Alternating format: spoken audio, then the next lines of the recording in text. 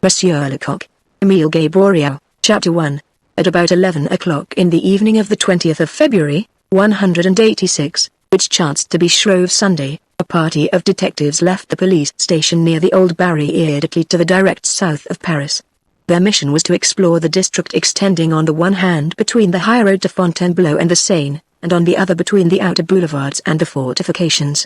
This quarter of the city had at that time anything but an enviable reputation. To venture there at night was considered so dangerous that the soldiers from the outlying forts who came into Paris with permission to go to the theatre, were ordered to halt at the barriere, and not to pass through the perilous district excepting in parties of 3 or 4. After midnight, these gloomy, narrow streets became the haunt of numerous homeless vagabonds, and escaped criminals and malefactors, moreover, made the quarter their rendezvous. If the day had been a lucky one, they made merry over their spoils, and when sleep overtook them, hid in doorways or among the rubbish in deserted houses. Every effort had been made to dislodge these dangerous guests, but the most energetic measures had failed to prove successful. Watched, hunted, and in imminent danger of arrest through they were. They always returned with idiotic obstinacy, obeying, as one might suppose, some mysterious law of attraction. Hence, the district was for the police an immense trap, constantly baited, and to which the game came of their own accord to be caught. The result of a tour of inspection of this locality was so certain, that the officer in charge of the police post called to the squad as they departed, "I will prepare lodgings for our guests. Good luck to you and much pleasure." This last wish was pure irony, for the weather was the most disagreeable that could be imagined. A very heavy snowstorm had prevailed for several days. It was now beginning to thaw, and on all the frequented thoroughfares the slush was ankle-deep. It was still cold, however. A damp chill filled the air, and penetrated to the very marrow of one's bones. Besides, there was a dense fog, so dense that one could not see one's hands before one's face. "What a beastly job!" growled one of the agents. "Yes," replied the inspector who commanded the squad, "if you had an income of 30,000 francs, I don't suppose you'd be here." The laugh that greeted this commonplace joke was not so much flattery as homage to a recognized and established superiority. The inspector was, in fact, one of the most esteemed members of the force, a man who had proved his worth. His powers of penetration were not, perhaps, very great, but he thoroughly understood his profession, its resources, its labyrinths, and its artifices. Long practice had given him imperturbable coolness, a great confidence in himself, and a sort of coarse diplomacy that supplied the place of shrewdness. To his failings and his virtues he added incontestable courage, and he would lay his hand upon the collar of the most dangerous criminal as tranquilly as a devotee dips his fingers in a basin of holy water. He was a man about 46 years of age, strongly built, with rugged features, a heavy moustache, and rather small, grey eyes, hidden by bushy eyebrows. His name was Gaboriau, but he was universally known as the General. This sobriquet was pleasing to his vanity, which was not slight, as his subordinates well knew, and, doubtless, he felt that he ought to receive from them the same consideration as was due to a person of that exalted rank. "If you begin to complain already," he added, gruffly, "what will you do by and by?" In fact, it was too soon to complain.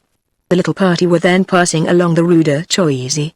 The people on the footways were orderly, and the lights of the wine shops illuminated the street. All these places were open. There is no fog or thaw that is potent enough to dismay lovers of pleasure. And a boisterous crowd of maskers filled each tavern, and public's ballroom. Through the open windows came alternately the sounds of loud voices and bursts of noisy music. Occasionally, a drunken man staggered along the pavement, or a masked figure crept by in the shadow cast by the houses. Before certain establishments Gaboriau commanded a halt. He gave a peculiar whistle, and almost immediately a man came out. This was another member of the force. His report was listened to, and then the squad passed on. "To the left, boys," ordered Gaboriau, "we will take the Rue d'Ivry, and then cut through the shortest way to the Rue de Chevaleret." From this point the expedition became really disagreeable. The way led through an unfinished, unnamed street, full of puddles and deep holes, and obstructed with all sorts of rubbish. There were no longer any lights or crowded wine shops. No footsteps, no voices were heard, solitude, gloom, and an almost perfect silence prevailed, and one might have supposed oneself 100 leagues from Paris, had it not been for the deep and continuous murmur that always arises from a large city, resembling the hollow roar of a torrent in some cavern depth. All the men had turned up their trousers and were advancing slowly, picking their way as carefully as an Indian when he is stealing upon his prey. They had just passed the Rue du Château des Rentes when suddenly a wild shriek rent the air. At this place, and at this hour, such a cry was so frightfully significant, that all the men paused as if by common impulse. "Did you hear that, General?" asked one of the detectives, in a low voice. "Yes, there is murder going on not far from here, but where?" Silence. "Let us listen." They all stood motionless, holding their breath, and anxiously listening. Soon a second cry, or rather a wild howl, resounded. "Ah!" exclaimed the inspector, "it is at the Poivre Ear." This peculiar appellation Poivre Ear or pepper box was derived from the term peppered, which in French slang is applied to a man who has left his good sense at the bottom of his glass. Hence, also, the sobriquet of pepper thieves given to the rascals whose specialty it is to plunder helpless, inoffensive drunkards. "What?" added Gevril to his companions. "Don't you know Mother Chupin's drinking shop there on the right? Run!" And, setting the example, he dashed off in the direction indicated. His men followed, and in less than a minute they reached a hovel of sinister aspect, standing alone, in a tract of waste ground. It was indeed from this den that the cries had proceeded. They were now repeated, and were immediately followed by 2 pistol shots. The house was hermetically closed, but through the cracks in the window shutters, gleamed a reddish light like that of a fire. One of the police agents darted to one of these windows, and raising himself up by clinging to the shutters with his hands, endeavored to peer through the cracks, and to see what was passing within. Gevril himself ran to the door. "Open!" he commanded, striking it heavily. No response came. But they could hear plainly enough the sound of a terrible struggle of fierce imprecations, hollow groans, and occasionally the sobs of the woman. "Horrible!" cried the police agent, who was peering through the shutters. "It is horrible!" This exclamation decided Gevril. "Open, in the name of the law!" he cried a third time, and no one responding, with a blow of the shoulder that was as violent as a blow from a battering ram, he dashed open the door. Then the horror-stricken accent of the man who had been peering through the shutters was explained. The room presented such a spectacle that all the agents, and even Gevril himself, remained for a moment rooted to the threshold, shuddering with unspeakable horror. Everything denoted that the house had been the scene of a terrible struggle, of one of those savage conflicts which only too often stain the Barriere drinking dens with blood. The lights had been extinguished at the beginning of the strife, but a blazing fire of pine logs illuminated even the furthest corners of the room. Tables, glasses, decanters, household utensils, and stools had been overturned, thrown in every direction, trodden upon, shivered into fragments. Near the fireplace 2 men lay stretched upon the floor. They were lying motionless upon their backs, with their arms crossed. A third was extended in the middle of the room. A woman crouched upon the lower steps of a staircase leading to the floor above. She had thrown her apron over her head, and was uttering inarticulate moans. Finally, facing the police, and with his back turned to an open door leading into an adjoining room, stood a young man, in front of whom a heavy oaken table formed, as it were, a rampart. He was of medium stature, and wore a full beard. His clothes, not unlike those of a railway porter, were torn to fragments, and soiled with dust and wine and blood. This certainly was the murderer. The expression on his face was terrible. A mad fury blazed in his eyes, and a convulsive sneer distorted his features. On his neck and cheek were 2 wounds which bled profusely. In his right hand, covered with a handkerchief, he held a pistol, which he aimed at the intruders. "Surrender!" cried Gevril. The man's lips moved, but in spite of a visible effort he could not articulate a syllable. "Don't do any mischief," continued the inspector. "We are in force, you cannot escape, so lay down your arms." "I am innocent," exclaimed the man, in a hoarse, strained voice. "Naturally, but we do not see it. I have been attacked. Ask that old woman. I defended myself. I have killed. I had a right to do so. It was in self-defense." The gesture with which he enforced these words was so menacing that one of the agents drew Gevril violently aside, saying, as he did so, "Take care, General, take care. The revolver has 5 barrels, and we have heard but 2 shots." But the inspector was inaccessible to fear. He freed himself from the grasp of his subordinate and again stepped forward, speaking in a still calmer tone. "No foolishness, my lad, if your case is a good one, which is possible, after all, don't spoil it." A frightful indecision betrayed itself on the young man's features. He held Gevril's life at the end of his finger. Was he about to press the trigger? No, he suddenly threw his weapon to the floor, exclaiming, "Come and take me." And turning as he spoke he darted into the adjoining room, hoping doubtless to escape by some means of egress which he knew of. Gevril had expected this movement. He sprang after him with outstretched arms, but the table retarded his pursuit. "Ah!" he exclaimed, "the wretch escapes us." But the fate of the fugitive was already decided. While Gaboriau parleyed, one of the agents who had peered through the shutters had gone to the rear of the house and effected an entrance through the back door. As the murderer darted out, this man sprang upon him, seized him, and with surprising strength and agility dragged him back. The murderer tried to resist, but in vain. He had lost his strength. He tottered and fell upon the table that had momentarily protected him, murmuring loud enough for everyone to hear, "Lost. It is the Prussians who are coming." This simple and decisive maneuver on the part of the subordinate had won the victory, and at first it greatly delighted the inspector. "Good, my boy," said he, "very good. Ah, you have a talent for your business, and you will do well if ever an opportunity." But he checked himself. All his followers so evidently shared his enthusiasm that a feeling of jealousy overcame him. He felt his prestige diminishing, and hastened to add, "The idea had occurred to me, but I could not give the order without warning the scoundrel himself." This remark was superfluous. All the police agents had now gathered around the murderer. They began by binding his feet and hands, and then fastened him securely to a chair. He offered no resistance.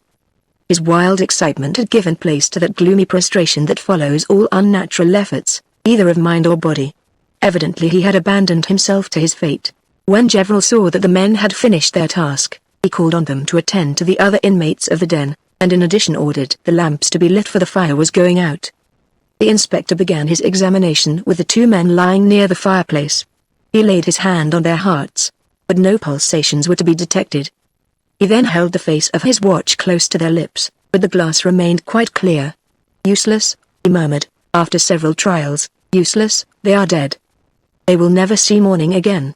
Leave them in the same position until the arrival of the public prosecutor, and let us look at the other one." The third man still breathed. He was a young fellow, wearing the uniform of a common soldier of the line. He was unarmed, and his large bluish-grey cloak was partly open, revealing his bare chest. The agents lifted him very carefully, for he groaned piteously at the slightest movement, and placed him in an upright position, with his back leaning against the wall. He soon opened his eyes, and in a faint voice asked for something to drink. They brought him a glass of water, which he drank with evident satisfaction. He then drew a long breath, and seemed to regain some little strength. "Where are you wounded?" asked Gaboriau. "In the head, there," he responded, trying to raise one of his arms. "Oh, how I suffer." The police agent, who had cut off the murderer's retreat, now approached, and with a dexterity that an old surgeon might have envied, made an examination of the gaping wound which the young man had received in the back of the neck. "It is nothing," declared the police agent, but as he spoke there was no mistaking the movement of his lower lip. It was evident that he considered the wound very dangerous, probably mortal. "It will be nothing," affirmed Gaboriau in his turn. "Wounds in the head, when they do not kill at once, are cured in a month." The wounded man smiled sadly. "I have received my death blow," he murmured. "Nonsense. Oh, it is useless to say anything. I feel it, but I do not complain. I have only received my just deserts." All the police agents turned toward the murderer on hearing these words, presuming that he would take advantage of this opportunity to repeat his protestations of innocence. But their expectations were disappointed. He did not speak, although he must certainly have heard the words. "It was that brigand, Lecoq, who enticed me here," continued the wounded man, in a voice that was growing fainter. "Lecoq? Yes, Jean Lecoq, a former actor, who knew me when I was rich, for I had a fortune, but I spent it all. I wished to amuse myself. He, knowing I was without a single sou in the world, came and promised me money enough to begin life over again. Fool that I was to believe him, for he brought me to die here like a dog. Oh, I will have my revenge on him." At this thought the wounded man clenched his hands threateningly. "I will have my revenge," he resumed. "I know much more than he believes. I will reveal everything." But he had presumed too much upon his strength. Anger had given him a moment's energy, but at the cost of his life, which was ebbing away. When he again tried to speak, he could not. Twice did he open his lips, but only a choking cry of impotent rage escaped them. This was his last manifestation of intelligence. A bloody foam gathered upon his lips, his eyes rolled back in their sockets, his body stiffened, and he fell face downward in a terrible convulsion. "It is over," murmured Gaboriau. "Not yet," replied the young police agent, who had shown himself so proficient, "but he cannot live more than 2 minutes. Poor devil. He will say nothing." The inspector of police had risen from the floor as if he had just witnessed the commonest incident in the world, and was carefully dusting the knees of his trousers. "Oh, well," he responded, "we shall know all we need to know. This fellow is a soldier, and the number of his regiment will be given on the buttons of his cloak." A slight smile curved the lips of the subordinate. "I think you are mistaken, General," said he. "How?" "Yes, I understand. Seeing him attired in a military coat, you supposed, but no, this poor wretch was no soldier. Do you wish for an immediate proof? Is his hair the regulation cut? Where did you ever see soldiers with their hair falling over their shoulders?" This objection silenced the general for a moment, but he replied brusquely, "Do you think that I keep my eyes in my pocket? What you have remarked did not escape my notice, only I said to myself, here is a young man who has profited by leave of absence to visit the wig maker, at least." But Gevril would permit no more interruptions. "Enough talk," he declared. "We will now hear what has happened. Mother Chupin, the old hussy, is not dead." As he spoke, he advanced toward the old woman, who was still crouching upon the stairs. She had not moved nor ventured so much as a look since the entrance of the police, but her moans had not been discontinued. With a sudden movement, Gevril tore off the apron which she had thrown over her head, and there she stood, such as years, vice, poverty, and drink had made her, wrinkled, shriveled, toothless, and haggard. Her skin as yellow and as dry as parchment and drawn tightly over her bones.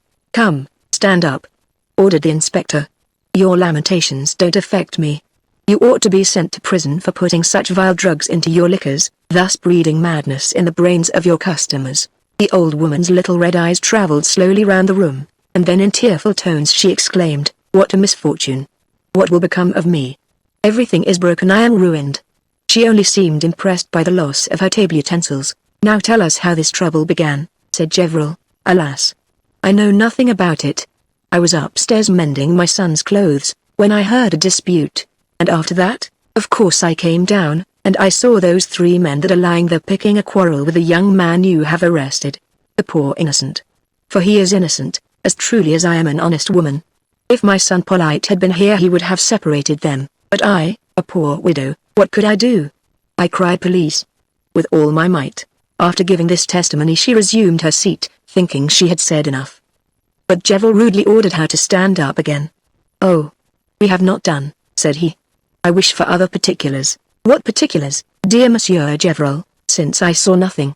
Anger crimsoned the inspector's ears. "What would you say, old woman, if I arrested you? It would be a great piece of injustice. Nevertheless, it is what will happen if you persist in remaining silent. I have an idea that a fortnight in Saint Lazare would untie your tongue." These words produced the effect of an electric shock on the widow Chupin.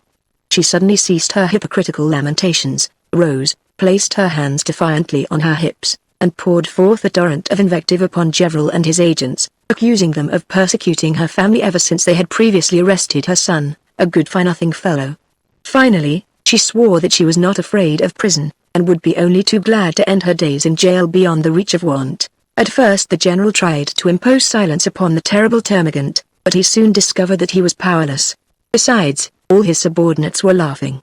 Accordingly he turned his back upon her, and, advancing toward the murderer, he said, "You, at least, will not refuse an explanation." The man hesitated for a moment. "I have already said all that I have to say," he replied, at last. "I have told you that I am innocent, and this woman and a man on the point of death who was struck down by my hand, have both confirmed my declaration. What more do you desire? When the judge questions me, I will, perhaps, reply. Until then do not expect another word from me." It was easy to see that the fellow's resolution was irrevocable, and that he was not to be daunted by any inspector of police. Criminals frequently preserve an absolute silence, from the very moment they are captured. These men are experienced and shrewd, and lawyers and judges pass many sleepless nights on their account. They have learned that a system of defense cannot be improvised at once, that it is, on the contrary, a work of patience and meditation, and knowing what a terrible effect an apparently insignificant response drawn from them at the moment of detection may produce on a court of justice, they remain obstinately silent. So as to see whether the present culprit was an old hand or not, Gevril was about to insist on a full explanation when someone announced that the soldier had just breathed his last. "As that is so, my boys," the inspector remarked, "two of you will remain here, and I will leave with the others. I shall go and arouse the commissary of police, and inform him of the affair. He will take the matter in hand. and we can then do whatever he commands. My responsibility will be over, in any case.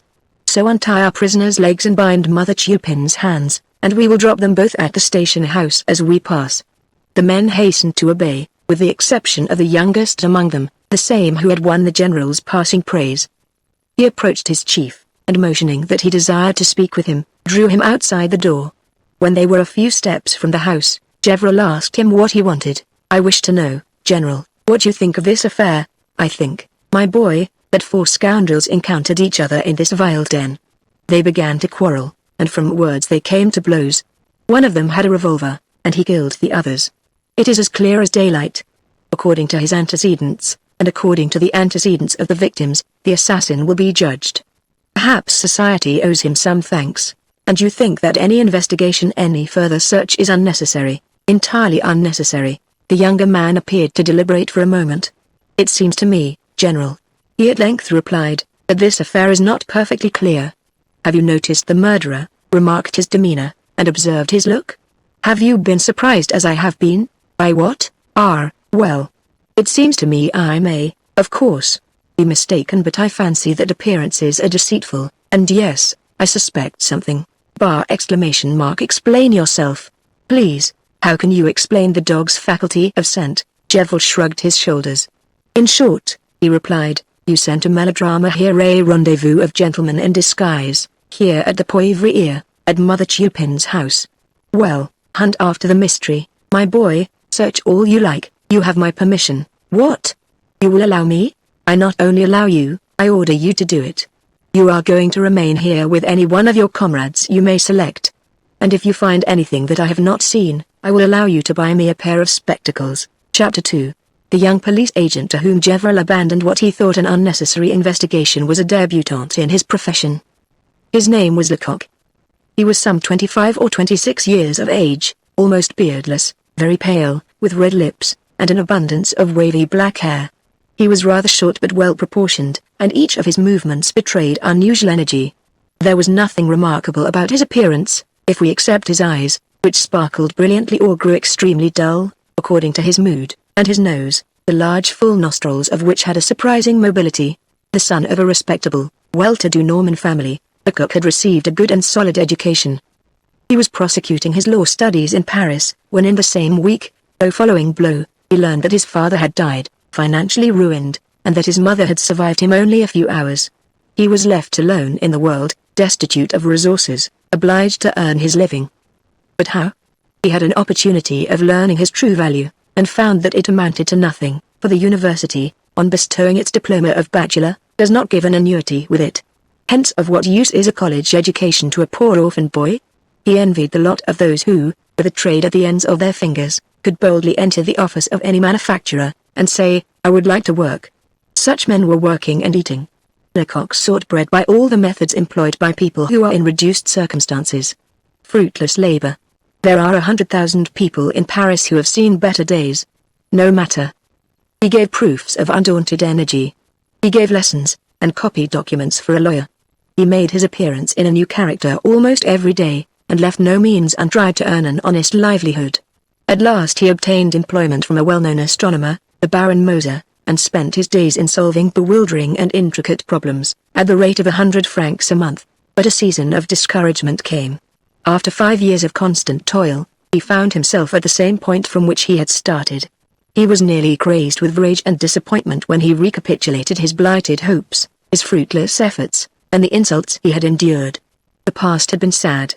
The present was intolerable, the future threatened to be terrible. Condemned to constant privations, he tried to escape from the horrors of his real life by taking refuge in dreams. Alone in his garret, after a day of unremitting toil, assailed by the 1,000 longings of youth, Lecoq endeavored to devise some means of suddenly making himself rich. All reasonable methods being beyond his reach, it was not long before he was engaged in devising the worst expedients. In short, this naturally moral and honest young man spent much of his time in perpetrating in fancy the most abominable crimes. Sometimes he himself was frightened by the work of his imagination, for an hour of recklessness might suffice to make him pass from the idea to the fact, from theory to practice. This is the case with all monomaniacs. An hour comes in which the strange conceptions that have filled their brains can be no longer held in check. One day he could not refrain from exposing to his patron a little plan he had conceived, which would enable him to obtain 500 or 600 francs from London. 2 letters and a telegram were all that was necessary, and the game was won. It was impossible to fail, and there was no danger of arousing suspicion. The astronomer, amazed at the simplicity of the plan, could but admire it. On reflection, however, he concluded that it would not be prudent for him to retain so ingenious a secretary in his service. This was why, on the following day, he gave him a month's pay in advance, and dismissed him, saying, "When one has your disposition, and is poor, one may either become a famous thief or a great detective. Choose." Lecoq retired in confusion, but the astronomer's words bore fruit in his mind. Why should I not follow good advice? He asked himself. Police service did not inspire him with repugnance, far from it. He had often admired that mysterious power whose hand is everywhere, and which, although unseen and unheard, still manages to hear and see everything. He was delighted with the prospect of being the instrument of such a power. He considered that the profession of detective would enable him to employ the talents with which he had been endowed in a useful and honorable fashion, besides opening out a life of thrilling adventure with fame as its goal. In short, this profession had a wonderful charm for him. So much so, that on the following week, thanks to a letter from Baron Moser, he was admitted into the service. A cruel disenchantment awaited him. He had seen the results, but not the means. His surprise was like that of a simple-minded frequenter of the theatre, when he is admitted for the first time behind the scenes, and is able to pry into the decorations and tinsel that are so dazzling at a distance. However, the opportunity for which he had so ardently longed, for which he had been waiting during many weary months, had come. He thought, at last, as he reached the Poivriere with Gevril and the other police agents. While he was clinging to the window shutters, he saw by the light of his ambition a pathway to success. It was at first only a presentiment, but it soon became a supposition, and then a conviction based upon actual facts, which had escaped his companions, but which he had observed and carefully noted. He recognized that fortune had, at last, turned in his favor when he saw Gevril neglect all but the merest formalities of examination, and when he heard him declare peremptorily that this triple murder was merely the result of one of those ferocious quarrels so frequent among vagrants in the outskirts of the city. Well, he thought, have it your own way, trust in appearances, since you will see nothing beneath them. But I will prove to you that my youthful theory is better than all your experience. The inspector's carelessness gave Lecoq a perfect right to secretly seek information on his own account, but by warning his superior officers before attempting anything on his own responsibility, he would protect himself against any accusation of ambition or of unduly taking advantage of his comrade. Such charges might prove most dangerous for his future prospects in a profession where so much rivalry is seen, and where wounded vanity has so many opportunities to avenge itself by resorting to all sorts of petty treason. Accordingly, he spoke to his superior officer, saying just enough to be able to remark, in case of success, "I warned you." Just enough so as not to dispel any of Gevril's doubts. The permission which Lecoq obtained to remain in charge of the bodies was his first triumph of the best possible augury, but he knew how to dissimulate, and it was in a tone of the utmost indifference that he requested one of his comrades to remain with him. Then, while the others were making ready to depart, he seated himself upon the corner of the table, apparently oblivious of all that was passing around. He did not dare to lift his head, for fear of betraying his joy, so much did he fear that his companions might read his hopes and plans in the expression of his face. Inwardly he was wild with impatience. Though the murderer submitted with good grace to the precautions that were taken to prevent his escape, it required some time to bind the hands of the widow Chupin, who fought and howled as if they were burning her alive. "They will never go," Lecoq murmured to himself. They did so at last, however. Gevril gave the order to start, and left the house, addressing a laughing goodbye to his subordinate. The latter made no reply. He followed his comrades as far as the threshold to make sure that they were really going, but he trembled at the thought that Gevril might reflect, change his mind, and return to solve the mystery, as was his right. His anxiety was needless, however. The squad gradually faded away in the distance, and the cries of Widow Chupin died away in the stillness of the night. It was only then that Lecoq re-entered the room. He could no longer conceal his delight. His eyes sparkled as might those of a conqueror taking possession of some vast empire. He stamped his foot upon the floor and exclaimed with exultation, "Now the mystery belongs to us two alone." Authorized by Gevril to choose one of his comrades to remain with him at the Poivriere, Lecoq had requested the least intelligent of the party to keep him company. He was not influenced by a fear of being obliged to share the fruits of success with his companion, but by the necessity of having an assistant from whom he could, in case of need, exact implicit obedience. The comrade Lecoq selected was a man of about 50, who, after a term of cavalry service, has become an agent of the prefecture. In the humble office that he occupied he had seen prefect succeed prefect, and might probably have filled an entire prison with the culprits he had arrested with his own hands. Experience had not, however, made him any the shrewder or any the more zealous. Still he had this merit: when he received an order he executed it with military exactitude, so far as he understood it. Of course if he had failed to understand it, so much the worse.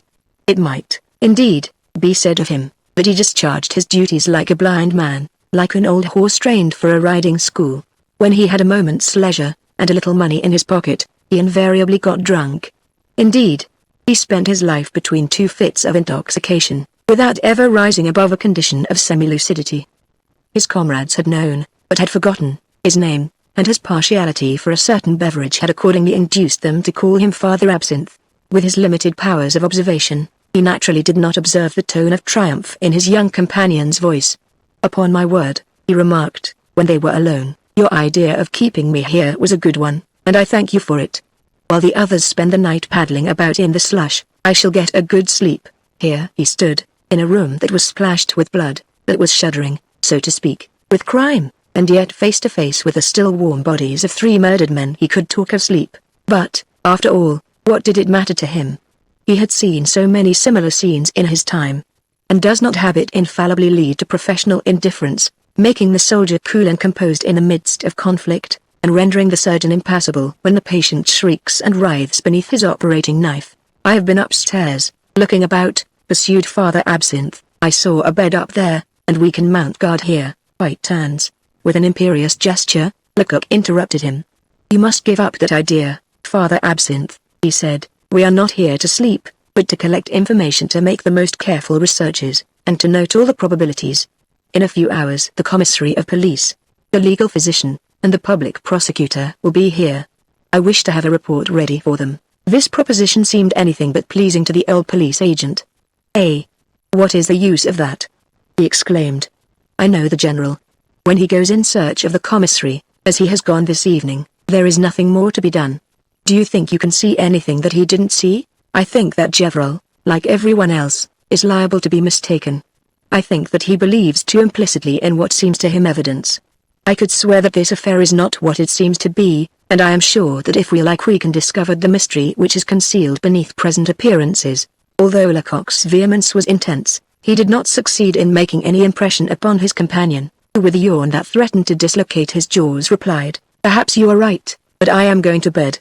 This need not prevent you from searching around, however, and if you find anything you can wake me." Lecoq made no sign of impatience, nor in reality was he impatient. These words afforded him the opportunity for which he was longing. "You will give me a moment first," he remarked. "In 5 minutes, by your watch, I promise to let you put your finger on the mystery that I suspect here. Well, go on for 5 minutes. After that you shall be free, Father Absinthe. Only it is clear that if I unravel the mystery alone, I alone ought to pocket the reward that a solution will certainly bring." At the word reward the old police agent pricked up his ears.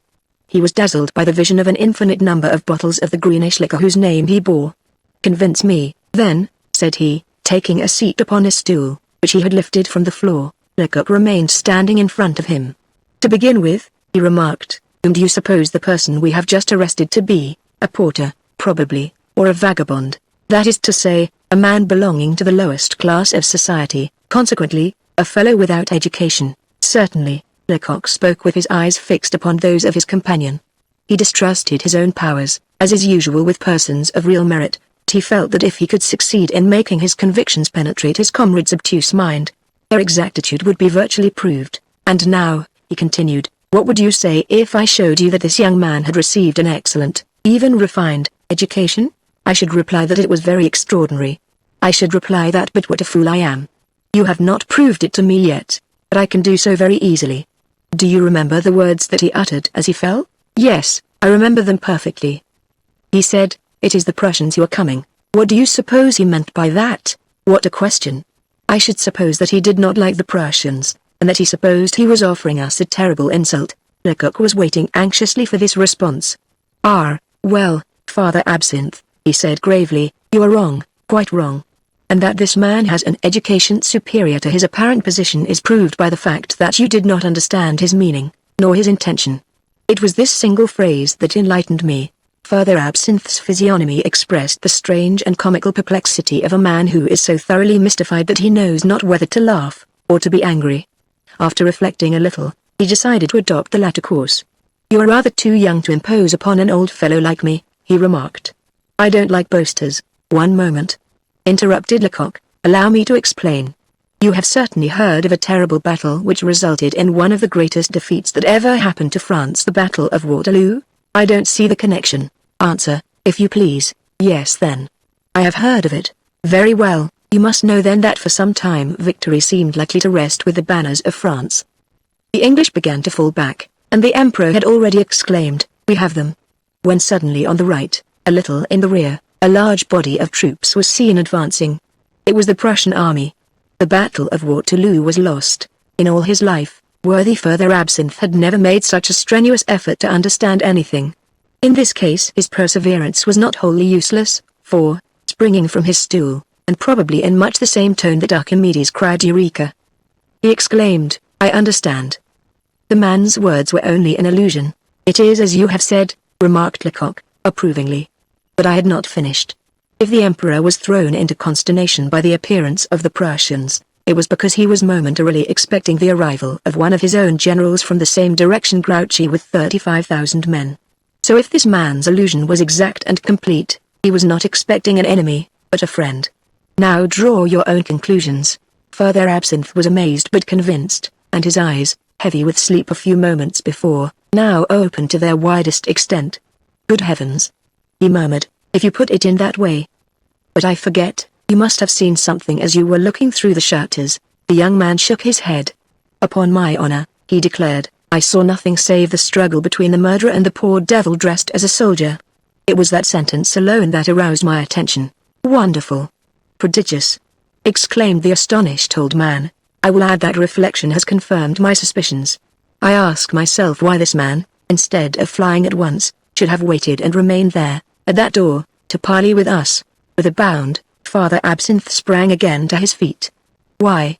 He interrupted, because he had accomplices, and he wished to give them time to escape. Ah! I understand it all now. A triumphant smile parted Lecoq's lips. That is what I said to myself, he replied, and now it is easy to verify my suspicions. There is snow outside, isn't there? It was not necessary to say any more. The elder officer seized the light, and followed by his companion, he hastened to the back door of the house, which opened into a small garden. In this sheltered enclosure the snow had not melted, and upon its white surface the dark stains of numerous footprints presented themselves. Without hesitation, Lecoq threw himself upon his knees in the snow. He rose again almost immediately. These indentations were not made by the men's feet, said he. There have been women here. Chapter 3. Obstinate men of Father Absinthe's stamp, who are at first always inclined to differ from other people's opinions, are the very individuals who end in madly adopting them. When an idea has at last penetrated their empty brains, they twist and turn it, dwell upon it, and develop it until it exceeds the bounds of reason. Hence, the police veteran was now much more strongly convinced than his companion that the usually clever Gerville had been mistaken, and accordingly he laughed the inspector to scorn. On hearing Lecoq affirm that women had taken part in the horrible scene at the Poivriere, his joy was extreme. A fine affair. He exclaimed, an excellent case. And suddenly recollecting a maxim that has been handed down from the time of Cicero, he added in sententious tones, who holds the woman holds the cause. Lecoq did not deign to reply. He was standing upon the threshold, leaning against the framework of the door, his hand pressed to his forehead, as motionless as a statue. The discovery he had just made, and which so delighted Father Absinthe, filled him with consternation. It was the death of his hopes, the annihilation of the ingenious structure which his imagination had built upon the foundation of a single sentence. There was no longer any mystery, so celebrity was not to be gained by a brilliant stroke, for the presence of two women in this vile den explained everything in the most natural and commonplace fashion. Their presence explained the quarrel, the testimony of Widow Chupin, the dying declaration of the pretended soldier. The behavior of the murderer was also explained.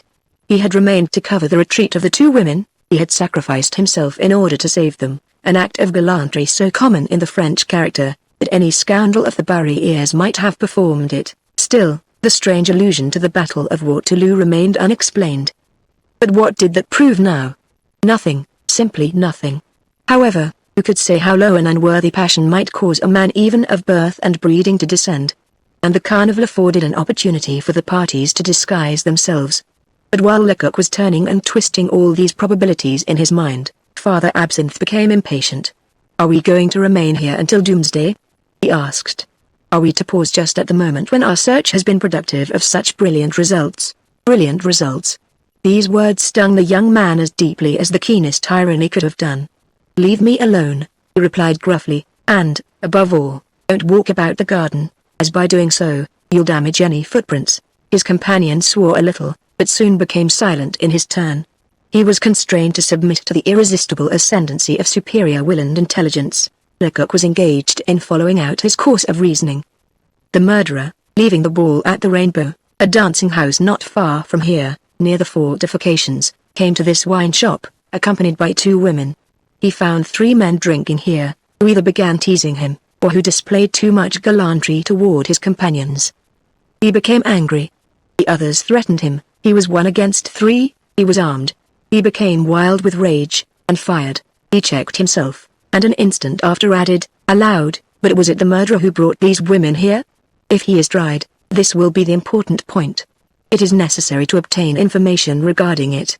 He immediately went back into the house, closely followed by his colleague, and began an examination of the footprints round about the door that Jevel had forced open. Labor lost. There was but little snow on the ground near the entrance of the hovel, and so many persons had passed in and out that Lecoq could discover nothing. What a disappointment after his patient hopes! Lecoq could have cried with rage.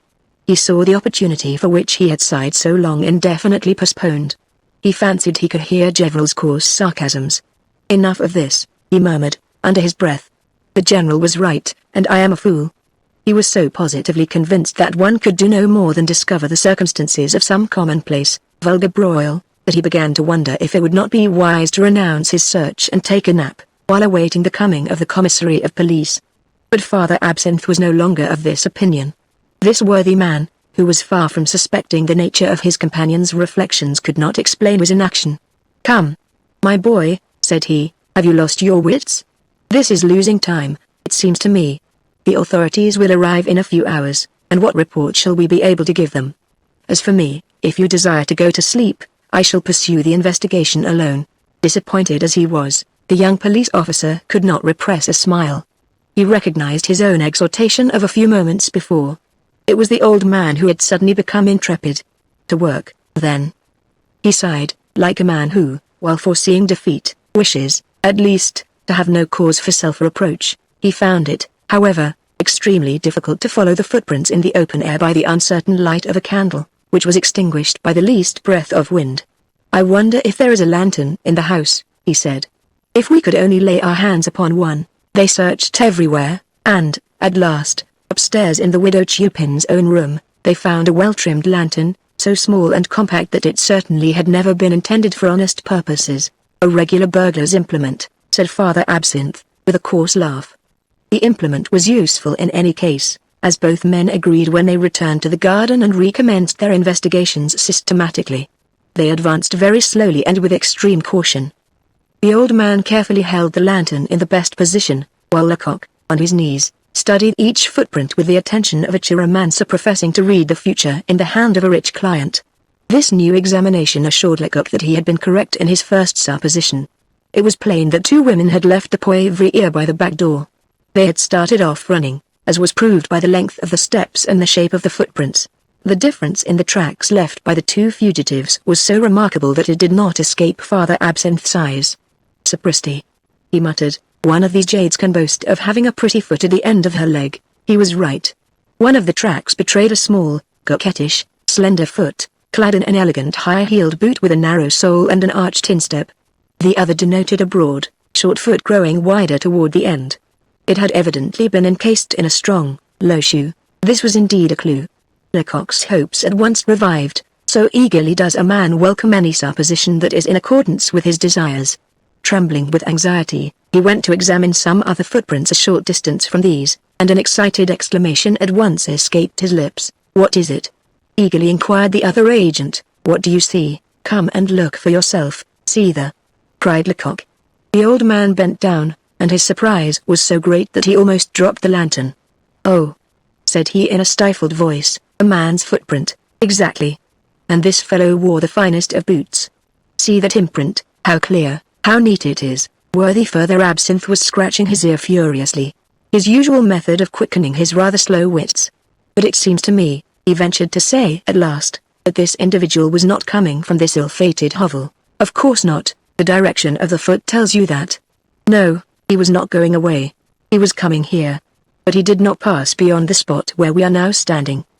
He was standing on tiptoe with outstretched neck and listening ears, when, on reaching this spot, he heard some noise, fear seized him, and he fled, or rather, the women were going out as he was coming, and, no, the women were outside the garden when he entered it." This assertion seemed far too audacious to suit Lecoq's companion, who remarked, "One cannot be sure of that." "I am sure of it, however, and can prove it conclusively. If you doubt it, it is because your eyes are growing old. Bring your lantern a little nearer. Yes, here it is." Our man placed his large foot upon one of the marks made by the woman with the small foot and almost effaced it. This unexceptionable piece of circumstantial evidence stupefied the old police agent. "Now," continued Lecoq, "could this man have been the accomplice whom the murderer was expecting? Might it not have been some strolling vagrant whose attention was attracted by the two pistol shots? This is what we must ascertain. And we will ascertain it. Come." A wooden fence of latticework, rather more than 3 feet high, was all that separated the widow Chapin's garden from the wasteland surrounding it.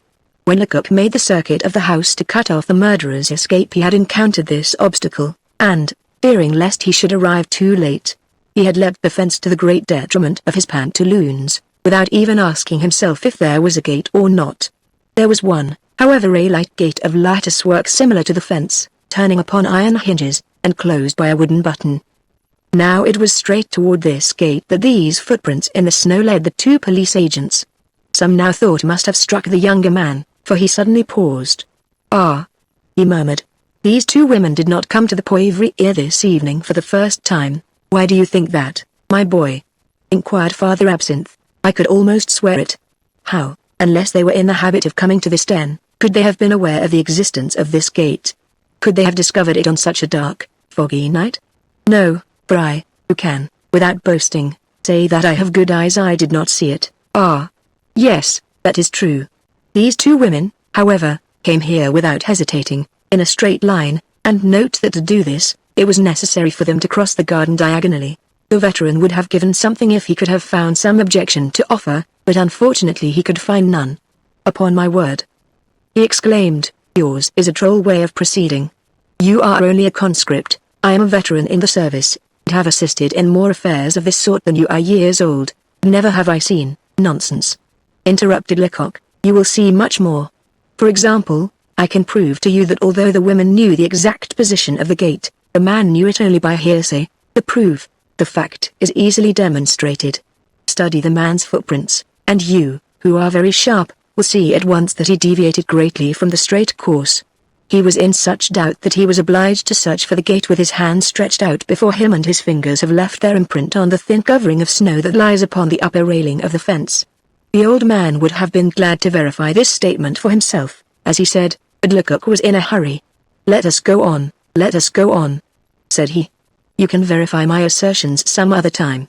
They left the garden and followed the footprints which led them toward the outer boulevards, inclining somewhat in the direction of the Rue de Patay. There was now no longer any need of close attention. No one save the fugitives had crossed this lonely waste since the last fall of snow. A child could have followed the track, so clear and distinct it was. 4 series of footprints, very unlike in character, formed the track. 2 of these had evidently been left by the women. The other 2, one going and one returning, had been made by the man. On several occasions the latter had placed his foot exactly on the footprints left by the 2 women, half effacing them, thus dispelling all doubt as to the precise moment of his approach. About 100 yards from the Poivriere, Lecoq suddenly seized his colleague's arm. "Halt!" he exclaimed, "we have reached a good place. I can see unmistakable proofs. The spot, all unenclosed as it was evidently utilized by some builder for the storage of various kinds of lumber. The ground was strewn with large blocks of granite, some chiseled, some in the rough, with numerous long planks and logs of wood in their midst. In front of one of these logs, the surface of which had been evidently wiped, all the various footprints came together, mingling confusedly. Here, declared the young detective, our fugitives met the man and took counsel with him. One of the women, the one with the little feet, sat down upon this log. We ought to make quite sure of that, said Father Absinthe, in an oracular tone, but his companion cut short his desire for verification. You, my old friend, said he, are going to do me the kindness to keep perfectly still. Pass me the lantern and do not move.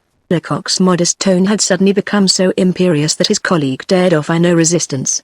Like a soldier at the command to halt, he remained erect, motionless, and mute, following his colleague's movements with an inquisitive, wondering eye. Quick in his motions, and understanding how to maneuver the lantern in accordance with his wishes, the young police agent explored the surroundings in a very short space of time. A bloodhound in pursuit of his prey would have been less alert, less discerning, less agile. He came and went, now turning, now pausing, now retreating, now hurrying on again without any apparent reason. He scrutinized. He questioned every surrounding object, the ground, the logs of wood, the blocks of stone. In a word, nothing escaped his glance. For a moment he would remain standing, then fall upon his knees, and at times lie flat upon his stomach with his face so near the ground that his breath must have melted the snow. He had drawn a tape line from his pocket, and using it with a carpenter's dexterity, he measured, and all his movements were accompanied with the wild gestures of a madman, interspersed with oaths or short laughs, with exclamations of disappointment or delight. After a quarter of an hour of this strange exercise, he turned to Father Absinthe, placed the lantern on a stone, wiped his hands with his pocket handkerchief, and said, "Now I know everything." Well, it is saying a great deal. When I say everything, I mean all that is connected with the episode of the drama which ended in that bloody bout in the hovel. This expanse of earth covered with snow is a white page upon which the people we are in search of have written, not only their movements, their goings, and comings, but also their secret thoughts, their alternate hopes and anxieties. What do these footprints say to you, Papa Absinthe? To me they are alive like the persons who made them. They breathe, speak, accuse. The old agent was saying to himself, certainly, this fellow is intelligent, undeniably shrewd, but he is very disagreeable. These are the facts as I have read them, pursued Lecoq. When the murderer repaired to the Poivriere with the two women, his companion, I should say his accomplice, came here to wait. He was a tall man of middle age. He wore a soft hat and a shaggy brown overcoat. He was, moreover, probably married, or had been so, as he had a wedding ring on the little finger of his right hand. His companion's despairing gestures obliged the speaker to pause. This description of a person whose existence had but just now been demonstrated, these precise details given in a tone of absolute certainty, completely upset all further Absinthe's ideas, increasing his perplexity beyond all bounds. "This is not right," he growled. "This is not kind. You are poking fun at me. I take the thing seriously, I listen to you, I obey you in everything, and then you mock me in this way. We find a clue, and instead of following it up, you stop to relate all these absurd stories." "No," replied his companion, "I am not jesting, and I have told you nothing of which I am not absolutely sure, nothing that is not strictly and indisputably true, and you would have me believe. Fear nothing, Papa, I would not have you do violence to your convictions. When I have told you my reasons, and my means of information, you will laugh at the simplicity of the theory that seems so incomprehensible to you now." "Go on, then," said the good man, in a tone of resignation. "We had decided," rejoined Lecoq, "that the accomplice mounted guard here." The time seemed long, and, growing impatient, he paced to and fro the length of this log of wood, occasionally pausing to listen. Hearing nothing, he stamped his foot, doubtless exclaiming, "What the deuce has happened to him down there?" He had made about 30 turns, I have counted them, when a sound broke the stillness. The two women were coming. On hearing Lecoq's recital, all the conflicting sentiments that are awakened in a child's mind by a fairy tale, doubt, faith, anxiety, and hope, filled further Absinthe's heart. What should he believe? What should he refuse to believe? He did not know. How was he to separate the true from the false among all these equally surprising assertions? On the other hand, the gravity of his companion, which certainly was not feigned, dismissed all idea of pleasantry. Finally, curiosity began to torture him. "We had reached the point where the women made their appearance," said he. "Yes, indeed," responded Lecoq, "but here all certainty ceases. No more proofs, only suppositions. Still, I have every reason to believe that our fugitives left the drinking den before the beginning of the fight, before the cries that attracted our attention. Who were they? I can only conjecture. I suspect, however, that they were not equals in rank. I am inclined to think that one was the mistress, the other her servant. That is proved, ventured the old man, by the great difference in their feet and in their shoes. This shrewd observation elicited a smile from Lecoq. The difference, he replied, seriously, is something, of course, but it was not that which decided me in my opinion. If greater or less perfection of the extremities regulated social distinctions, many mistresses would be servants. What struck me was this, and the two women rushed wildly from Mother Chapin's house. The woman with the small feet sprang across the garden with one bound. She darted on some distance in advance of the other. The terror of the situation, the vileness of the den, the horror of the scandal, the thought of safety, inspired her with marvelous energy. But her strength, as often happens with delicate and nervous women, lasted only a few seconds. She was not halfway from the Poivriere when her speed relaxed. Her limbs trembled. 10 steps farther on she tottered and almost fell. Some steps farther, and she became so exhausted that she let go her hold upon her skirts. They trailed upon the snow, tracing a faint circle there. Then the woman with the broad feet came to aid her. She seized her companion round the waist. She dragged her along, their footprints here mingled confusedly. Then, seeing that her friend was about to fall, she caught her up in her strong arms and carried her, for you will see that the footprints made by the woman with the small feet suddenly cease at this point. Was Lecoq merely amusing himself by inventing this story? Was this scene anything but a work of imagination? Was the accent of deep and sincere conviction which he imparted to his words only feigned? Father Absinthe was still in doubt, but he thought of a way in which he might satisfy his uncertainty. He caught up the lantern and hurried off to examine these footprints which he had not known how to read, which had been speechless to him, but which yielded their secret to another. He was obliged to agree with his companion. All that Lecoq had described was written there. He saw the confused footprints, the circle made by the sweeping skirts, the cessation of the tiny imprints. On his return, his countenance betrayed a respectful and astonished admiration, and it was with a shade of embarrassment that he said, "You can scarcely blame an old man for being a little like St. Thomas. I have touched it with my fingers, and now I am content to follow you." The young police agent could not, indeed, blame his colleague for his incredulity. Resuming his recital, he continued, "Then the accomplice, who had heard the fugitives coming, ran to meet them, and he aided the woman with large feet in carrying her companion. The latter must have been really ill, for the accomplice took off his hat and used it in brushing the snow off this log. Then, thinking the surface was not yet dry enough, he wiped it with the skirt of his overcoat. Were these civilities pure gallantry, or the usual attentions of an inferior? I have asked myself that question. This much, however, is certain: while the woman with the small feet was recovering her strength, half reclining upon this board, the other took the accomplice a little on one side, 5 or 6 steps away to the left, just beside that enormous block of granite. There she talked with him, and, as he listened, the man leaned upon the snow-covered stone. His hand left a very distinct imprint there. Then, as the conversation continued, he rested his elbow upon the snowy surface. Like all men of limited intelligence, Father Absinthe had suddenly passed from unreasoning distrust to unquestioning confidence. Henceforth, he could believe anything for the very same reason that had, at first, made him believe nothing. Having no idea of the bounds of human reasoning and penetration, he saw no limits to the conjectural genius of his companion. With perfect faith, therefore, he inquired, "And what was the accomplice saying to the woman with the broad shoes?" Lecoq smiled at this simplicity, but the other did not see him do so. "It is rather difficult for me to answer that question," replied the young detective. "I think, however, that the woman was explaining to the man the immensity and imminence of the danger that threatened his companion, and that they were trying to devise some means to rescue him from it. Perhaps she brought him orders given by the murderer. It is certain that she ended by beseeching the accomplice to run to the Poivriere and see what was passing there. And he did so, for his tracks start from this block of granite. And only to think," exclaimed Father Absinthe, "that we were in the hovel at that very moment. A word from Gevrol, and we might have had handcuffs on the whole gang. How unfortunate!" Lecoq was not sufficiently disinterested to share his companion's regret. On the contrary, he was very thankful for Gevrol's blunder. Had it not been for that, how would he ever have found an opportunity of investigating an affair that grew more and more mysterious as his search proceeded, but which he hoped to fathom finally? To conclude, he resumed, "The accomplice soon returned. He had witnessed the scene, and was evidently afraid. He feared that the thought of exploring the premises might enter the minds of the police. It was to the lady with small feet that he addressed himself. He explained the necessity of flight, and told her that even a moment's delay might be fatal. At his words, she summoned all her energy. She rose and hastened away, clinging to the arm of her companion. Did the man indicate the route they were to take, or did they know it themselves? This much is certain: he accompanied them some distance, in order to watch over them.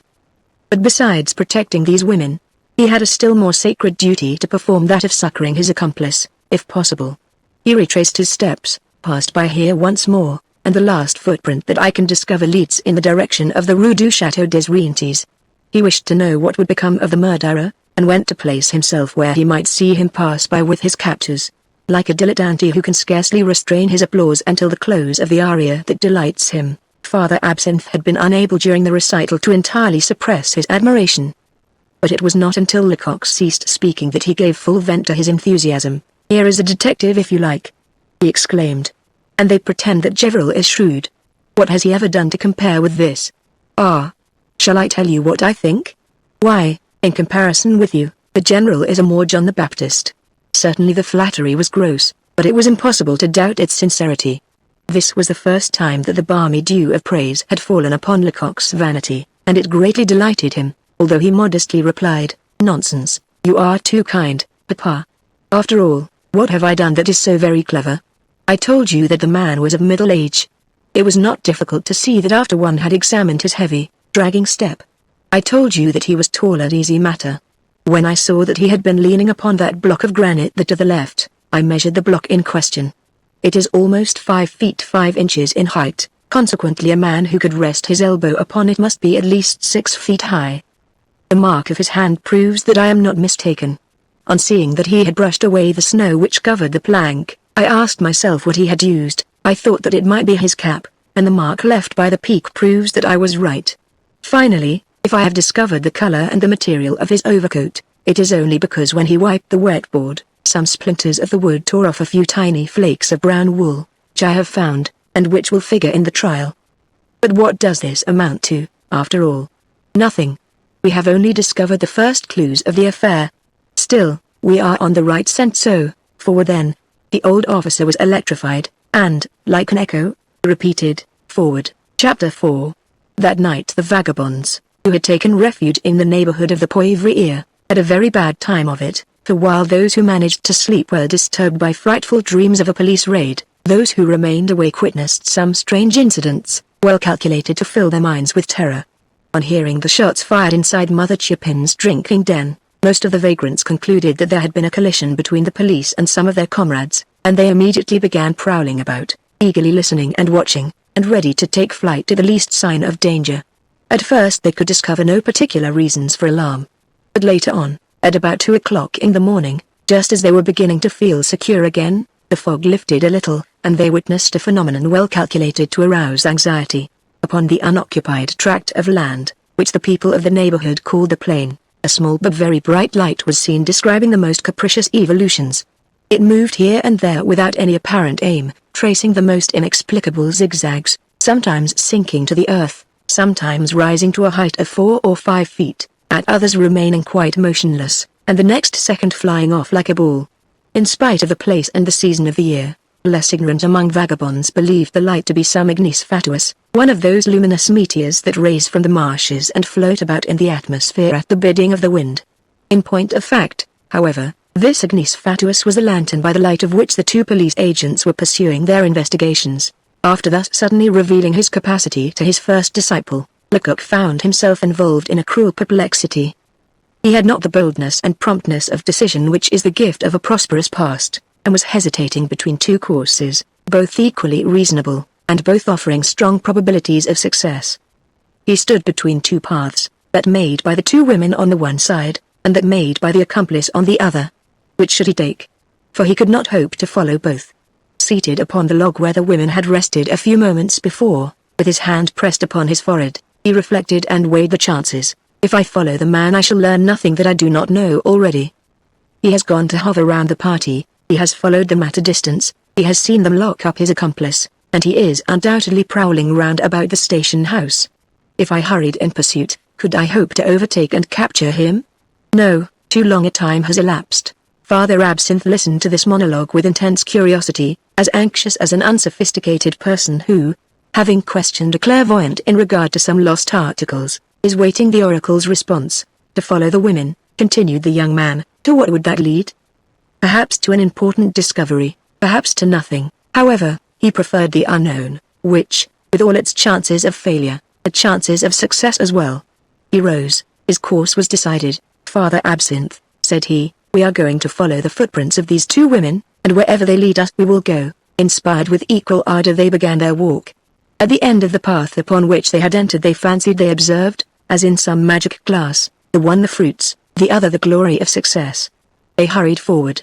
At first it was only play to follow the distinct footprints that led toward the Seine. But it was not long before they were obliged to proceed more slowly. On leaving the waste ground they arrived at the outer limits of civilization, so to speak, and strange footprints mingled constantly with the footprints of the fugitives, at times even effacing them. In many spots, either on account of exposure or the nature of the soil, the thaw had completed its work, and there were large patches of ground entirely free from snow. In such cases they lost the trail, and it required all Lecoq's sagacity and all his companions' goodwill to find it again.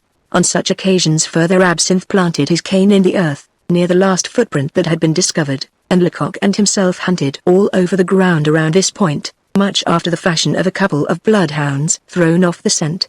Then it was that the lantern moved about so strangely. More than a dozen times, in spite of all their efforts, they would have lost the clue entirely had it not been for the elegant shoes worn by the lady with the little feet. These had such small and extremely high heels that the impression they left could not be mistaken. They sank down 3 or 4 inches in the snow, or the mud, and their telltale impress remained as clear and distinct as that of a seal. Thanks to these heels, the pursuers were able to discover that the two fugitives had not gone up the Rue de Pété, as might have been supposed.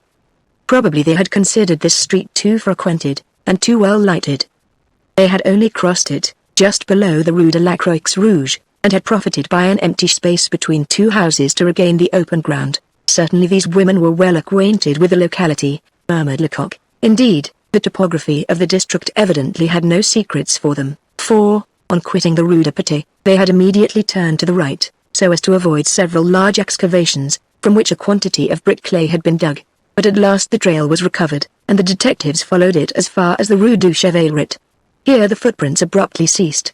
Lecoq discovered 8 or 10 footmarks left by the woman who wore the broad shoes, but that was all. Hereabout, moreover, the condition of the ground was not calculated to facilitate an exploration of this nature. There had been a great deal of passing to and fro in the Rue du Chevaleret, and not merely was there scarcely any snow left on the footpaths, but the middle of the street was transformed into the river of slush. Did these people recollect at last that the snow might betray them? Did they take the middle of the road? Grumbled the young police agent. Certainly they could not have crossed to a vacant space as they had done just before, for on the other side of the street extended a long factory wall. Ah! Sighed Father Absinthe, we have our labor for our pains. But Lecoq possessed a temperament that refused to acknowledge defeat. Animated by the cold anger of a man who sees the object which he was about to seize disappear from before his eyes, he recommenced his search, and was well repaid for his efforts. I understand, he cried suddenly. I comprehend, I see. Father Absinthe drew near. He did not see nor divine anything. But he no longer doubted his companion's powers. Look there, said Lecoq. What are those marks?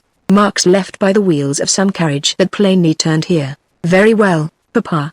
These tracks explain everything. When they reached this spot, our fugitives saw the light of an approaching cab, which was returning from the center of Paris. It was empty, and proved their salvation. They waited, and when it came nearer they hailed the driver. No doubt they promised him a handsome fare. This is indeed evident, since he consented to go back again. He turned round here, they got into the vehicle, and that is why the footprints go no further. This explanation did not please Lecoq's companion. Have we made any great progress now that we know that? He asked. Lecoq could not restrain an impulse to shrug his shoulders. Did you expect that the tracks made by the fugitives would lead us through Paris and up to their very doors? He asked. No, but, then what would you ask more?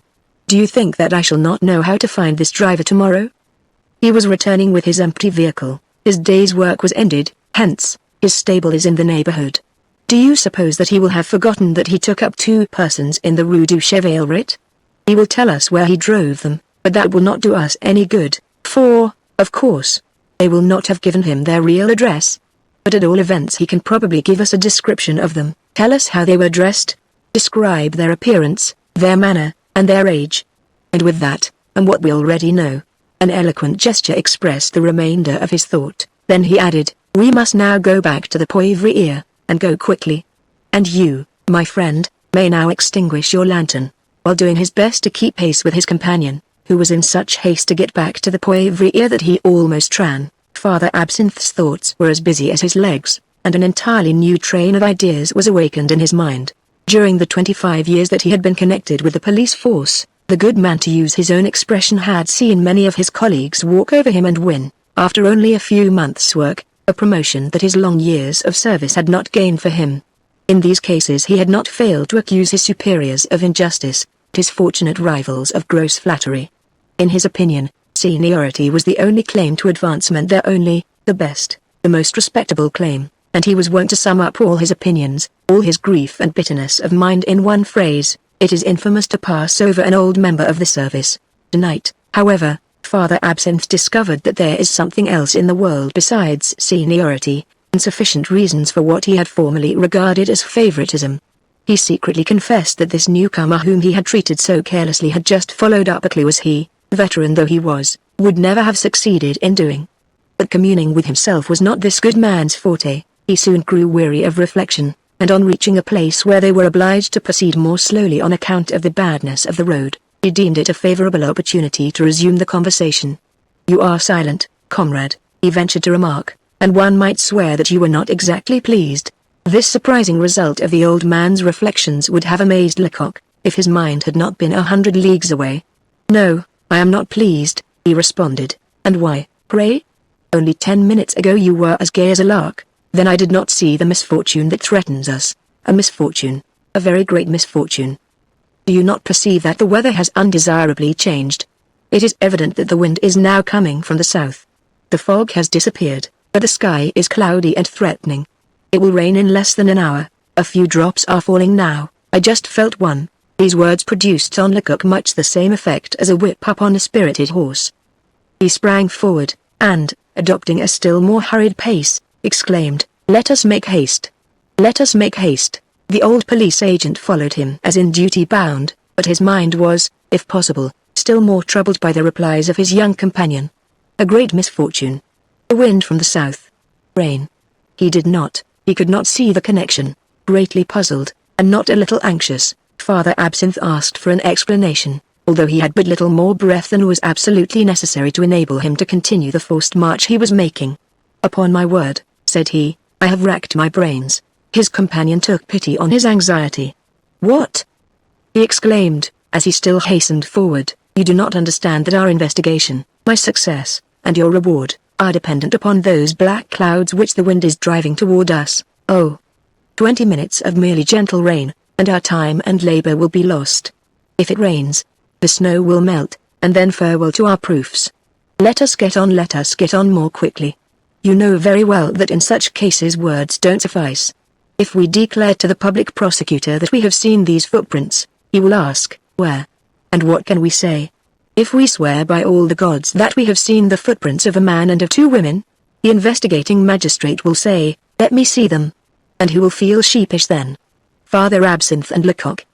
Besides, Gaboriau would not fail to declare that we were saying what was not true, in order to enhance our own value, and humiliate him. What an idea! Faster, Papa, faster, you will have all day tomorrow to be indignant. Perhaps it will not rain. In that case, these perfect, clear, and easily recognizable footprints will prove the culprit's ruin. How can we preserve them? By what process could we solidify them? I would deluge them with my blood if that could only cause them to congeal. Father Absinthe was just then thinking that his share of the labor had hitherto been the least important, for he had merely held the lantern. But here was a chance for him to acquire a real and substantial right to the prospective reward. I know a method, said he, by which one could preserve these marks in the snow. At these words the younger man stopped short. You? He interrupted. Yes, I know, replied the old detective, with the evident satisfaction of a man who has gained his revenge. They invented a way at the time of that affair at the Maison Blanche, last December, I recollect. Ah. Well, on the snow in the courtyard there was a footprint that attracted a detective's attention. He said that the whole evidence depended on that mark alone, that it was worth more than 10 years' hard work in following up the case. Naturally, he desired to preserve it. They sent for a great chemist. Go on, go on. I have never seen the method put into practice, but an expert told me all about it, and showed me the mold they obtained. He explained it to me precisely, on account of my profession. Lecoq was trembling with impatience. And how did they obtain the mold? He asked abruptly. Wait, I was just going to explain. They take some of the best gelatine, and allow it to soak in cold water. When it becomes thoroughly softened, they heat it until it forms a liquid, of moderate consistency. Then when it is just cool enough, they pour a nice little covering of it upon the footprint. Lecoq felt the irritation that is natural to a person who has just heard a bad joke, or who has lost his time in listening to a fool. Enough. He interrupted, angrily. That method can be found in all the manuals. It is excellent, no doubt. But how can it serve us? Have you any gelatine about you? No, nor have I. You might as well have counseled me to pour melted lead upon the footprints to fix them. They continued their way, and 5 minutes later, without having exchanged another word, they re-entered the widow Chapin's hovel. The first impulse of the older man would have been to rest to breathe, but Lecoq did not give him time to do so. Make haste, get me a dish, a plate, anything, cried the young detective, and bring me some water. Gather together all the boards and old boxes you can find lying about. While his companion was obeying him, Lecoq armed himself with a fragment of one of the broken bottles, and began scraping away furiously at the plastered wall that separated the two rooms. His mind, disconcerted at first by the imminence of this unexpected catastrophe, a fall of rain, had now regained its equilibrium. He had reflected. He had thought of a way by which failure might possibly be averted, and he hoped for ultimate success. When he had accumulated some 7 or 8 handfuls of fine plaster dust, he mixed one half with a little water so as to form a thin paste, leaving the rest untouched on the side of the plate. Now, Papa, said he, come and hold the light for me. When in the garden, the young man sought for the deepest and the most distinct of the footprints, knelt beside it, and began his experiment, trembling with anxiety. He first sprinkled upon the impression a fine coating of dry plaster, and then upon this coating, with infinite care, he poured his liquid solution drop by drop. What luck! The experiment was successful. The plaster united in a homogeneous mass, forming a perfect model of the impression. Thus, after an hour's labor, Lecoq possessed half a dozen of these casts, which might, perhaps, be a little wanting in clearness of outline, but which were quite perfect enough to be used as evidence. The young detective's alarm had been well founded, for it was already beginning to rain. Still, he had plenty of time to cover a number of the footprints with the boxes and pieces of board which Father Absinthe had collected, thus placing them, as it were, beyond the reach of a thaw. Now he could breathe. The authorities might come, for the most important part of his task was completed. Chapter 5. It was some distance from the Poivriere to the Rue de Chevaleret, even by way of the plain, and fully 4 hours has been occupied by Lecoq and his colleague in collecting their elements of information. All this while, the widow Chapin's abode had remained open, accessible to any chance visitor. Still, when, on his return, the young police agent remembered this neglect of elementary precautions, he did not feel alarmed.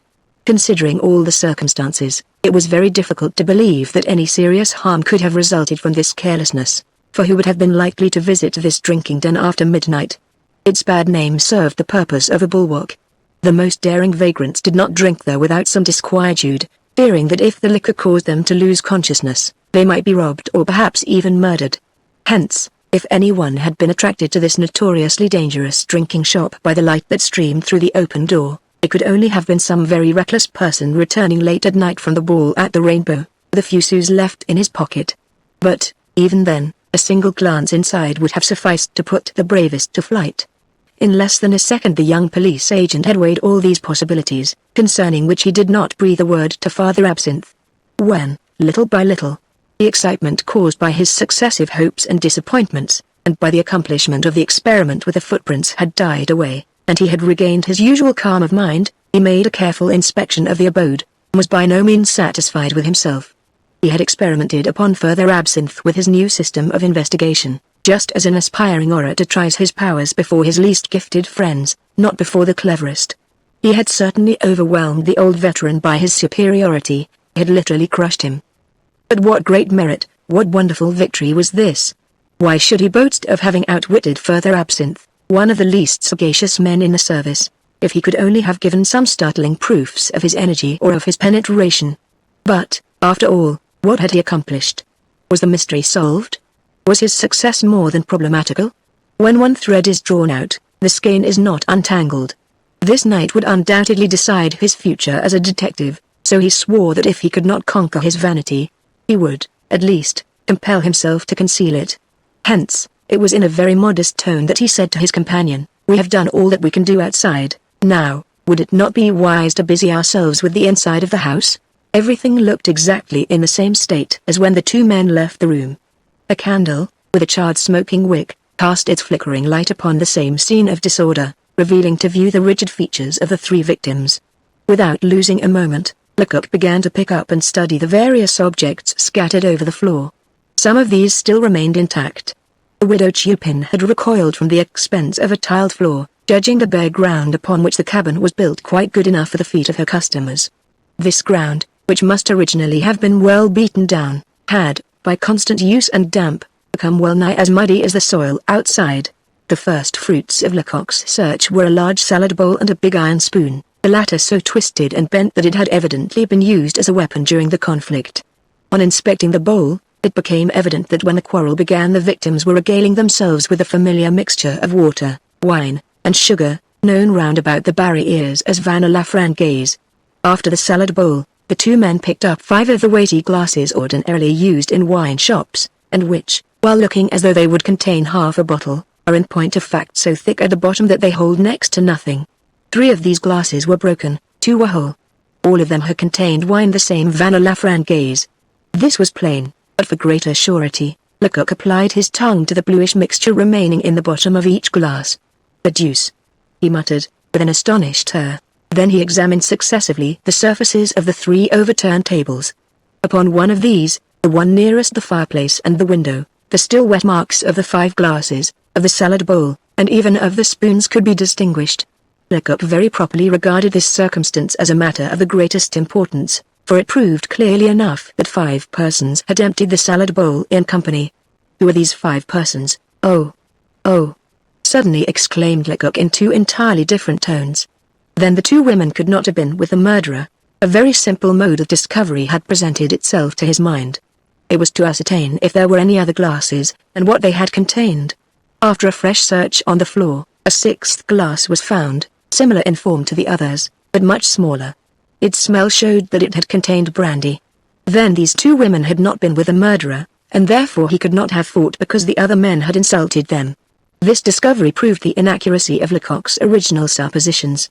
It was an unexpected check, and he was mourning over it in silence, when Father Absinthe, who had not ceased ferreting about, uttered a cry of surprise. The young man turned. He saw that his companion had become very pale. "What is it?" he asked. "Someone has been here in our absence." Impossible. It was not impossible, it was true. When Gevril had torn the apron off Widow Chupin's head he had thrown it upon the steps of the stairs. Neither of the police agents had since touched it. And yet the pockets of this apron were now turned inside out. This was a proof. This was evidence. At this discovery Lecoq was overcome with consternation, and the contraction of his features revealed the struggle going on in his mind. "Who could have been here?" he murmured. "Robbers?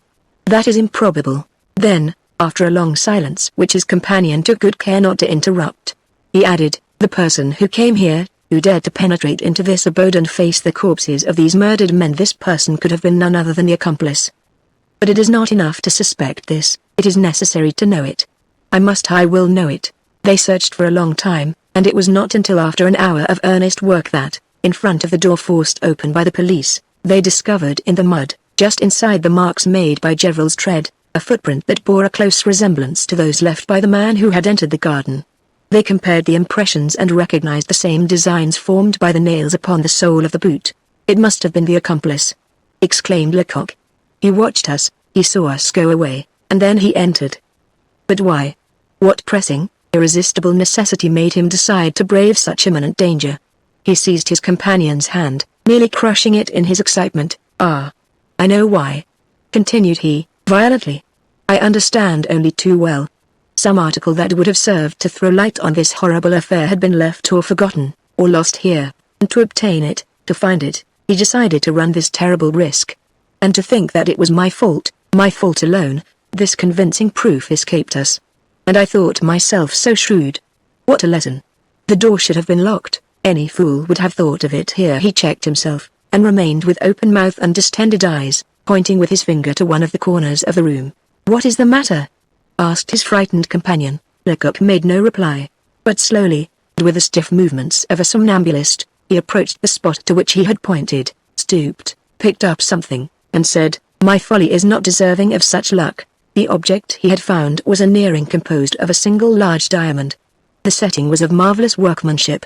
"This diamond," declared Lecoq, after a moment's examination, "must be worth at least 5 or 6,000 francs. Are you in earnest? I think I could swear to it."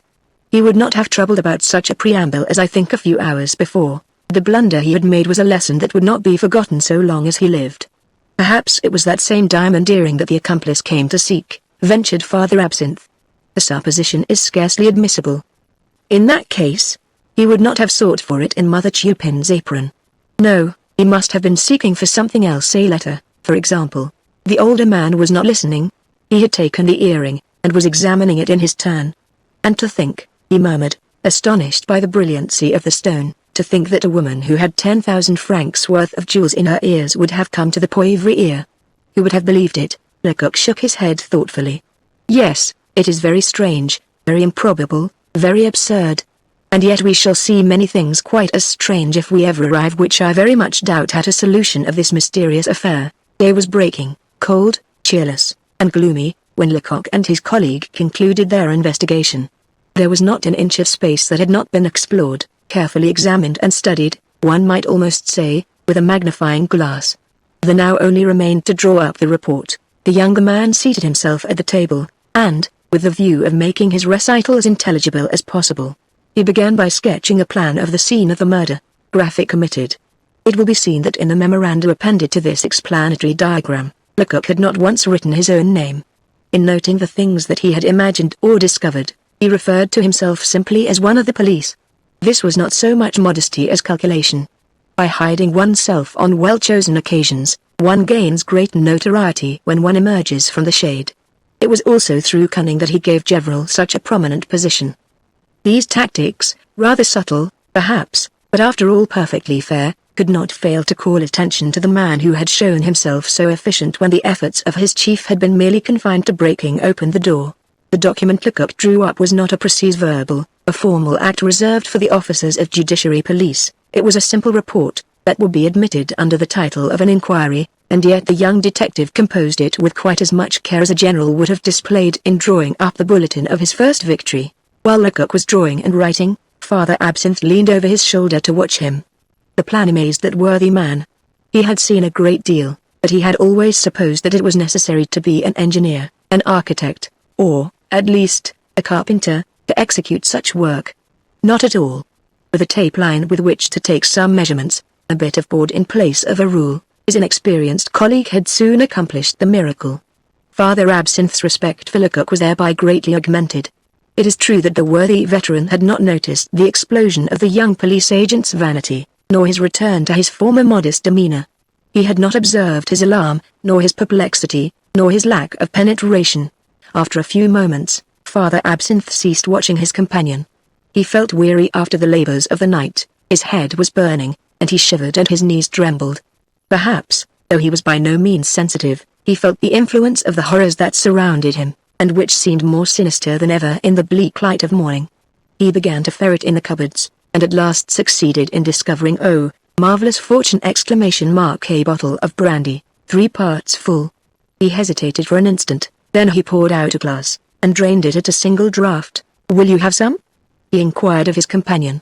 "It is not a very famous brand, to be sure, but it is just as good. It makes one's blood circulate and enlivens one." Lecoq refused. He did not need to be enlivened. All his faculties were hard at work. He intended that, after a single perusal of his report, the investigating magistrate should say, "Let the officer who drew up this document be sent for." It must be remembered that Lecoq's future depended upon such an order.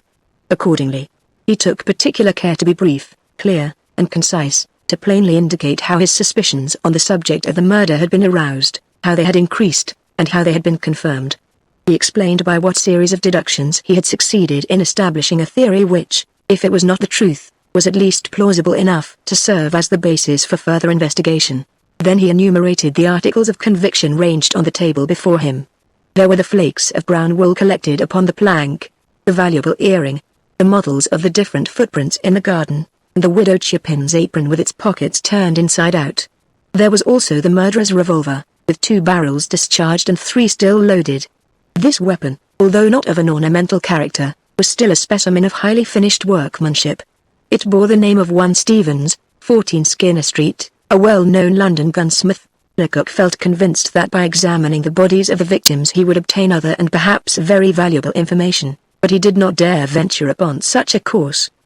Besides his own inexperience in such a matter, there was Gerald to be thought of, and the inspector, furious at his own mistake, would not fail to declare that, by changing the attitude of the bodies, Lecoq had rendered a satisfactory examination by the physicians impossible. The young detective accordingly tried to console himself for his forced inaction in this respect, and he was rereading his report, modifying a few expressions, when Father Absinthe, who was standing upon the threshold of the outer door, called to him. "Is there anything new?" asked Lecoq. "Yes," was the reply. "Here come Gerald and 2 of our comrades with the commissary of police and 2 other gentlemen." It was, indeed, the commissary who was approaching, interested but not disturbed by this triple murder which was sure to make his arrondissement the subject of Parisian conversation during the next few days. Why, indeed, should he be troubled about it?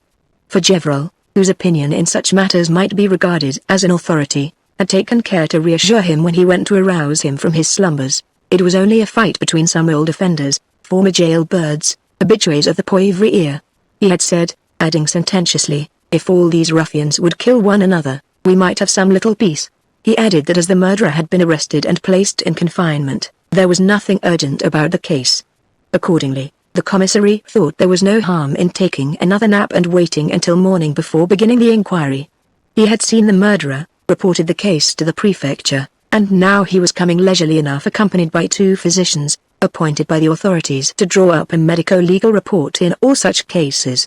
The party also comprised a sergeant major of the 53D Regiment of Infantry of the Line, who had been summoned by the commissary to identify, if possible, the murdered man who wore a uniform, for if one might believe the number engraved upon the buttons of his overcoat, he belonged to the 53D Regiment, now stationed at the neighboring fort.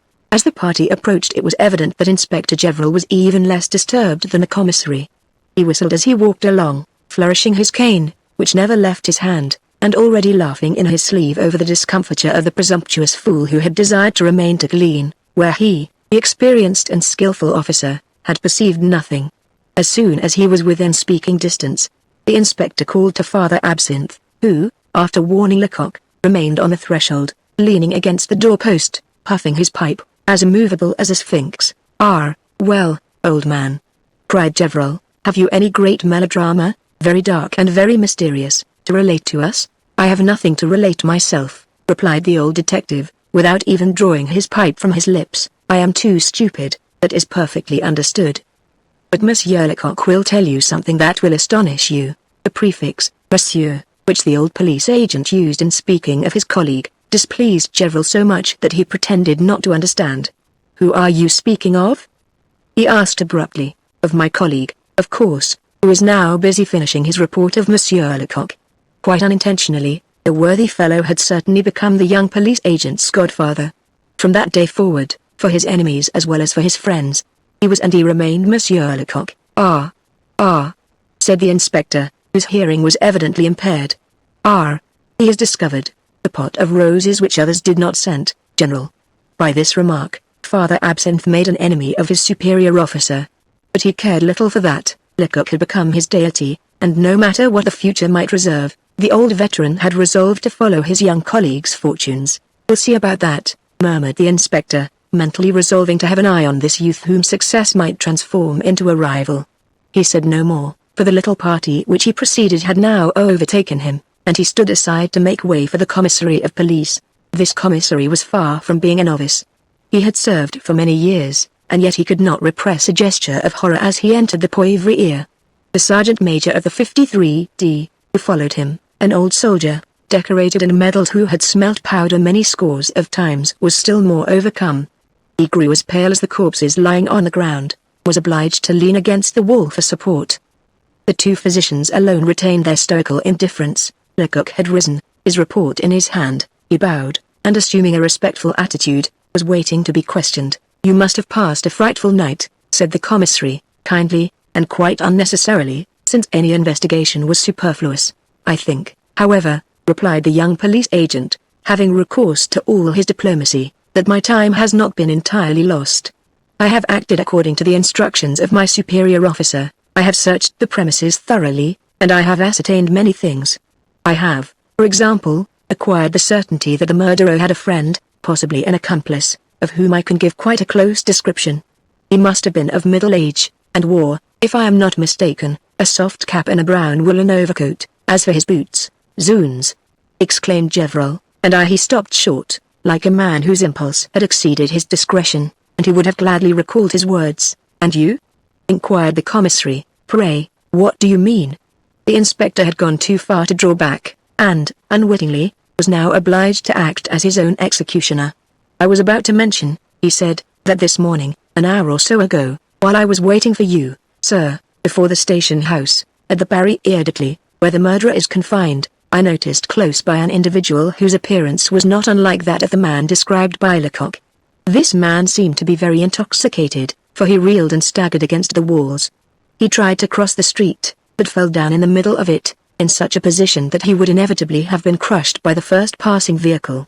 Lecoq turned away his head. He did not wish them to read in his eyes how perfectly he understood the whole game. "Seeing this," pursued Gaboriau, "I called 2 men and asked them to aid me in raising the poor devil. We went up to him. He had apparently fallen asleep. We shook him, we made him sit up. We told him that he could not remain there, but he immediately flew into a furious rage. He swore at us, threatened us, and began fighting us. And, on my word, we had to take him to the station house, and leave him there to recover from the effects of his drunken debauch." "Did you shut him up in the same cell with the murderer?" inquired Lecoq. "Naturally. You know very well that there are only 2 cages in the station house at the Barrière, one for men and the other for women, consequently." The commissary seemed thoughtful.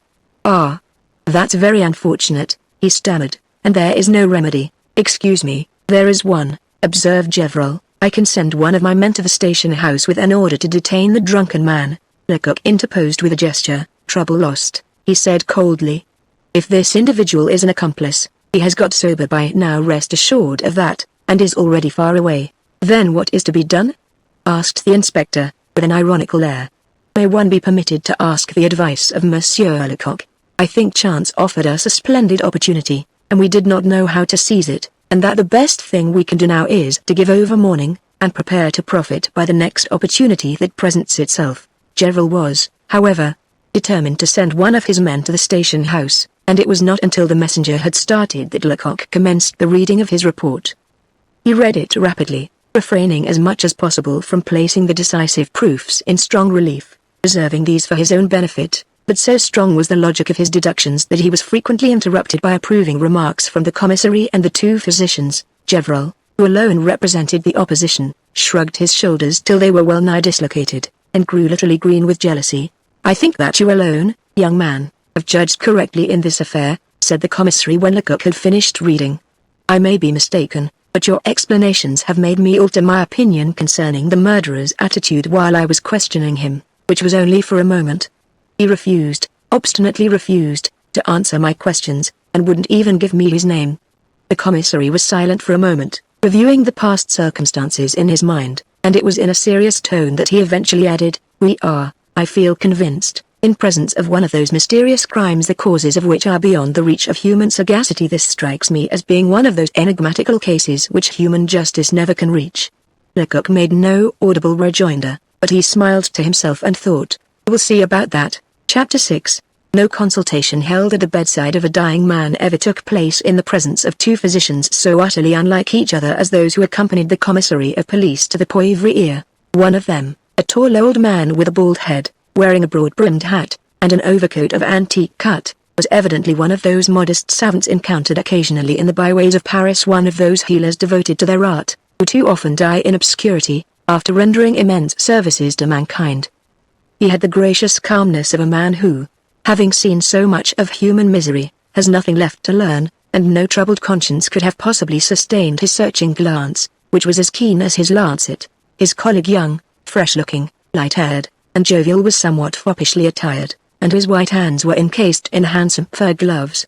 There was a soft self-satisfied smile on his face, and he had the manners of those practitioners who, for profit's sake, invariably recommend the infallible panaceas invented each month in chemical laboratories and advertised ad nauseum in the back pages of newspapers. He had probably written more than one article upon medicine for the use of the people, puffing various mixtures, pills, ointments, and plasters for the benefit of their respective inventors. "I will request you, gentlemen," said the commissary of police, "to begin your duties by examining the victim who wears a military costume.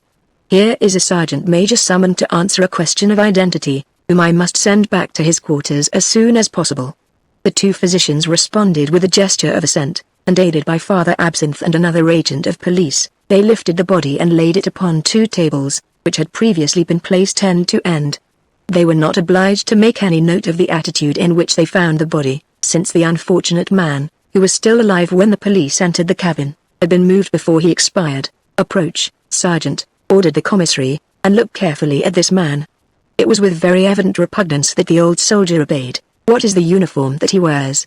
"It is the uniform of the 2D battalion of the 53D regiment of the line." "Do you recognize him?" "Not at all." "Are you sure that he does not belong to your regiment?" "I cannot say for certain. There are some conscripts at the depot whom I have never seen. But I am ready to swear that he had never formed part of the 2D battalion, which, by the way, is mine, and in which I am Sergeant Major." Lecoq, who had hitherto remained in the background, now stepped forward.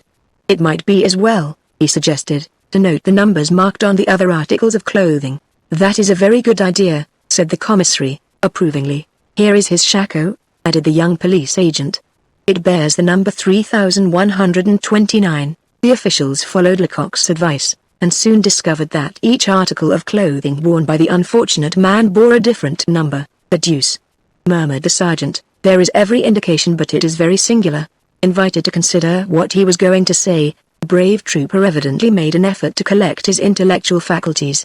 "I would stake my epaulets that this fellow never was a soldier," he said at last. "He must have disguised himself to take part in the Shrove Sunday Carnival." "Why do you think that?" "Oh, I know it better than I can explain it. I know it by his hair, by his nails, by his whole appearance, by a certain je ne sais quoi. In short, I know it by everything and by nothing. Why, look, the poor devil did not even know how to put on his shoes. He has laced his gaiters wrong side outwards." Evidently further doubt was impossible after this evidence, which confirmed the truth of Lecoq's first remark to Inspector Gevril. "Still, if this person was a civilian, how could he have procured this clothing?" insisted the commissary. "Could he have borrowed it from the men in your company?" "Yes, that is possible. But it is difficult to believe. Is there no way by which you could ascertain?" "Oh, very easily. I have only to run over to the fort and order an inspection of clothing." "Do so," approved the commissary. "It would be an excellent way of getting at the truth." But Lecoq had just thought of a method quite as convincing, and much more prompt. "One word, sergeant," said he. "Isn't cast-off military clothing sold by public auction?" "Yes, at least once a year, after the inspection." "And are not the articles thus sold marked in some way?" "Assuredly." "Then see if there isn't some mark of the kind on this poor wretch's uniform." The sergeant turned up the collar of the coat and examined the waistband of the pantaloons. "You are right," he said, "these are condemned garments." The eyes of the young police agent sparkled. "We must then believe that the poor devil purchased this costume," he observed. "Where?" "Necessarily at the temple, from one of the dealers in military clothing. There are only 5 or 6 of these establishments. I will go from one to another of them, and the person who sold these clothes will certainly recognize them by some trademark. And that will assist us very much," growled Gevril. The sergeant major, to his great relief, now received permission to retire, but not without having been warned that very probably the commissary would require his deposition. The moment had come to search the garments of the pretended soldier, and the commissary, who performed this duty himself, hoped that some clue as to the man's identity would be forthcoming. He proceeded with his task, at the same time dictating to one of the men a precise verbal of the search, that is to say, a minute description of all the articles he found upon the dead man's person. In the right-hand trousers pocket some tobacco, a pipe, and a few matches were found. In the left-hand one, a linen handkerchief of good quality, but unmarked, and a soiled leather pocketbook, containing 7 francs and 60 centimes. There appeared to be nothing more, and the commissary was expressing his regret, when, on carefully examining the pocketbook, he found a compartment which had at first escaped his notice, being hidden by a leather flap. This compartment contained a carefully folded paper. The commissary unfolded it and read the contents aloud. My dear Gustave, tomorrow, Sunday evening, do not fail to come to the ball at the Rainbow, according to our agreement. If you have no money, pass by my house, and I will leave some with the concierge, who will give it to you. Be at the ball by 8 o'clock. If I am not already there, it will not be long before I make my appearance. Everything is going on satisfactorily. Lacan. Alas! What did this letter reveal? Only that the dead man's name was Gustave, that he had some connection with a man named Lacan, who had advanced him money for a certain object, and that they had met at the Rainbow some hours before the murder. It was little, very little, but still it was something. It was a clue, and in this absolute darkness even the faintest gleam of light was eagerly welcomed. Lacan, growled Gevrol. The poor devil uttered that name in his last agony. Precisely, insisted Father Absinthe, and he declared that he wished to revenge himself upon him. He accused him of having drawn him into a trap. Unfortunately, death cut his story short. Lecoq was silent. The commissary of police had handed him the letter, and he was studying it with the closest attention. The paper on which it was written was of the ordinary kind. The ink was blue. In one of the corners was a half-effaced stamp, of which one could just distinguish the word Marquise. This was enough for Lecoq. This letter, he thought, was certainly written in a café on the boulevard Marquise. In which one? I must ascertain that point, for this Lacan must be found. While the agents of the prefecture were gathered around the commissary, holding council and deliberating, the physicians began their delicate and disagreeable task. With the assistance of Father Absinthe, they removed the clothing of the pretended soldier, and then, with sleeves rolled up, they bent over their subject like surgeons in the schools of anatomy, and examined, inspected, and appraised him physically. Very willingly would the younger doctor have dispensed with these formalities, which he considered very ridiculous, and entirely unnecessary, but the old physician had too high a regard for his profession, and for the duty he had been called upon to fulfill, to neglect the slightest detail. Minutely, and with the most scrupulous exactitude, he noted the height of the dead man, his supposed age, the nature of his temperament, the color and length of his hair, and the degree of development of his muscular system. Then the doctors passed to an examination of the wound. Lecoq had judged correctly. The medical men declared it to be a fracture of the base of the skull.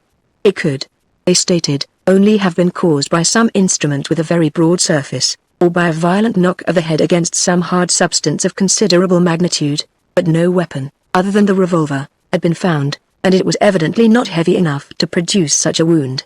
There must, then, necessarily, have been a hand-to-hand struggle between the pretended soldier and the murderer, and the latter, seizing his adversary by the throat, had dashed him violently against the wall. The presence of some very tiny but very numerous spots of extravasated blood about the neck made this theory extremely plausible. No other wound, not even a bruise or a scratch, was to be found.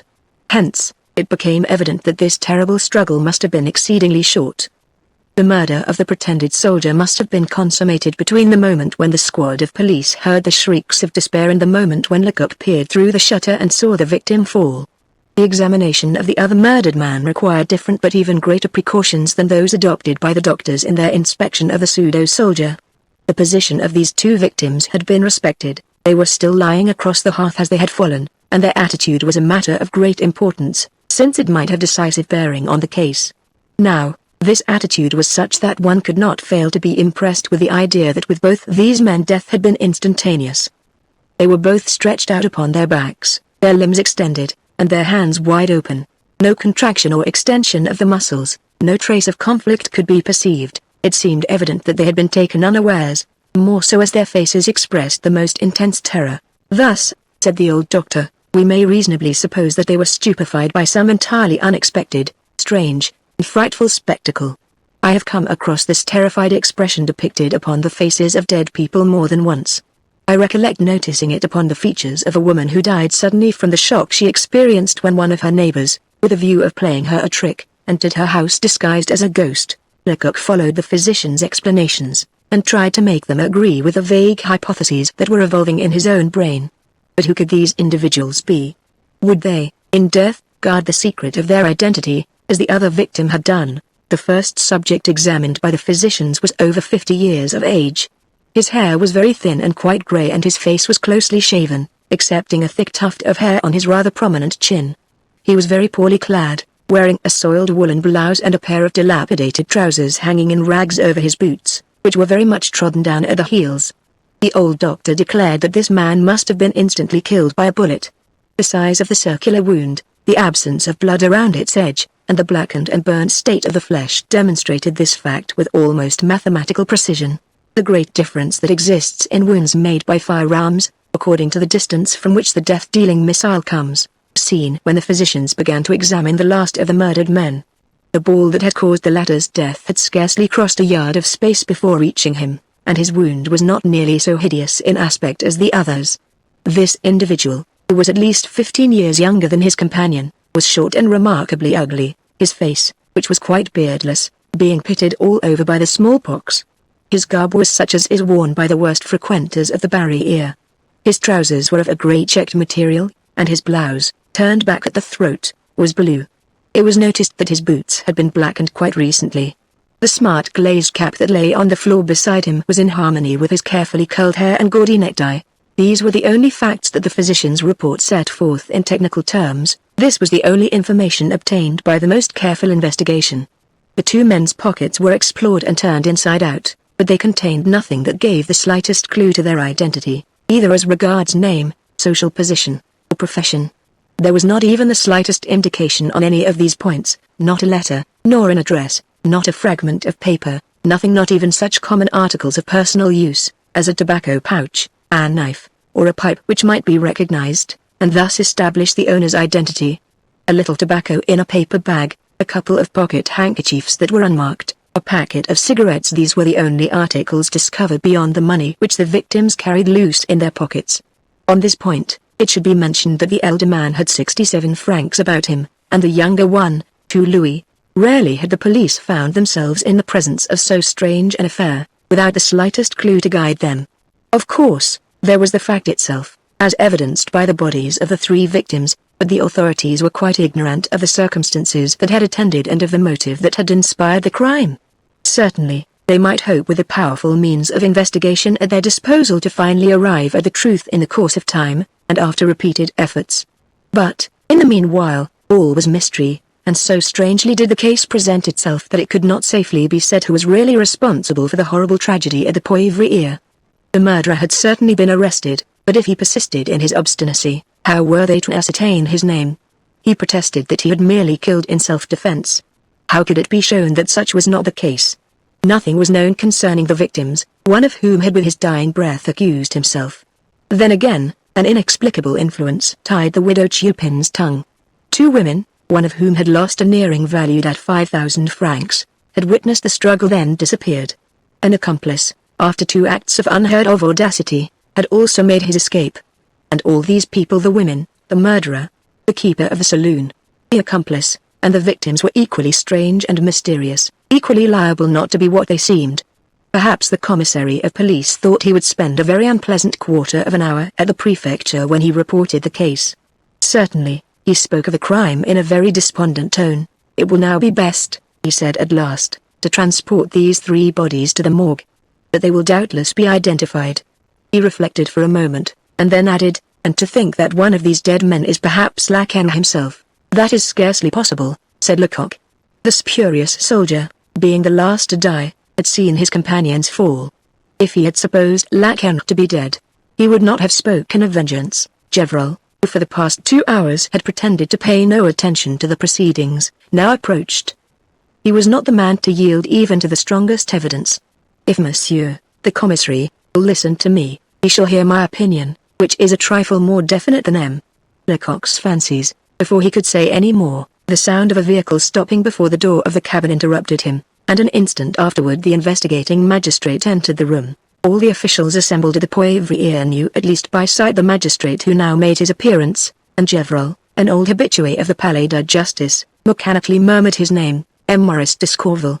He was the son of that famous Baron d'Escorval, who, in 1815, sealed his devotion to the empire with his blood, and upon whom Napoleon, in the memorial of Saint Helena, pronounced this magnificent eulogium: "Men as honest as he may, I believe, exist, but more honest, no, it is not possible." Having entered upon his duties as magistrate early in life, and being endowed with remarkable talents, it was at first supposed that the younger D'Escorval would rise to the most exalted rank in his profession. But he had disappointed all such prognostications by resolutely refusing the more elevated positions that were offered to him, in order to retain his modest but useful functions in the public prosecutor's offices at Paris. To explain his repeated refusals, he said that life in the capital had more charms for him than the most enviable advancement in provincial centers. But it was hard to understand this declaration, for in spite of his brilliant connections and large fortune, he had, ever since the death of his eldest brother, led a most retired life, his existence merely being revealed by his untiring labors and the good he did to those around him. He was now about 42 years of age, but appeared much younger, although a few furrows already crossed his brow. One would have admired his face, had it not been for the puzzling immobility that marred its beauty, the sarcastic curl of his thin lips, and the gloomy expression of his pale blue eyes. To say that he was cold and grave, did not express the truth, it was saying too little. He was gravity and coldness personified, with a shade of hauteur added. Impressed by the horror of the scene the instant he placed his foot upon the threshold, M. D'Escorval acknowledged the presence of the physicians and the commissary by a slight nod of the head. The others in the room had no existence so far as he was concerned. At once his faculties went to work. He studied the ground, and carefully noted all the surroundings with the attentive sagacity of a magistrate who realizes the immense weight of even the slightest detail, and who fully appreciates the eloquence of circumstantial evidence. "This is a serious affair," he said gravely, "very serious." The commissary's only response was to lift his eyes to heaven. A gesture that plainly implied, "I quite agree with you." The fact is, that for the past 2 hours the worthy commissary's responsibility had weighed heavily upon him, and he secretly blessed the investigating magistrate for relieving him of it. "The public prosecutor was unable to accompany me," resumed M. D'Escorval. "He has not the gift of omnipresence, and I doubt if it will be possible for him to join me here. Let us, therefore, begin operations at once." The curiosity of those present had become intense, and the commissary only expressed the general feeling when he said, "You have undoubtedly questioned the murderer, sir, and have learned—" "I have learned nothing," interrupted M. D'Escorval, apparently much astonished at the interruption. He took a chair and sat himself down, and while his clerk was busy in authenticating the commissary's precise verbal, he began to read the report prepared by Lecoq. Pale, agitated, and nervous, the young police agent tried to read upon the magistrate's impassive face the impression produced by the document.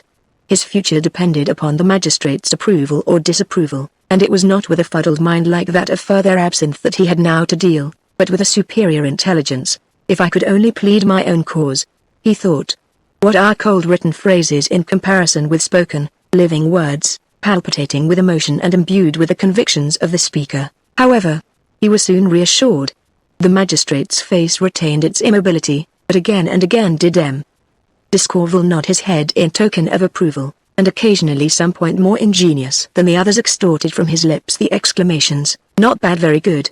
When he had finished the perusal he turned to the commissary and remarked, "All this is very unlike your report of this morning, which represented the affair as a low broil between a party of miserable vagabonds."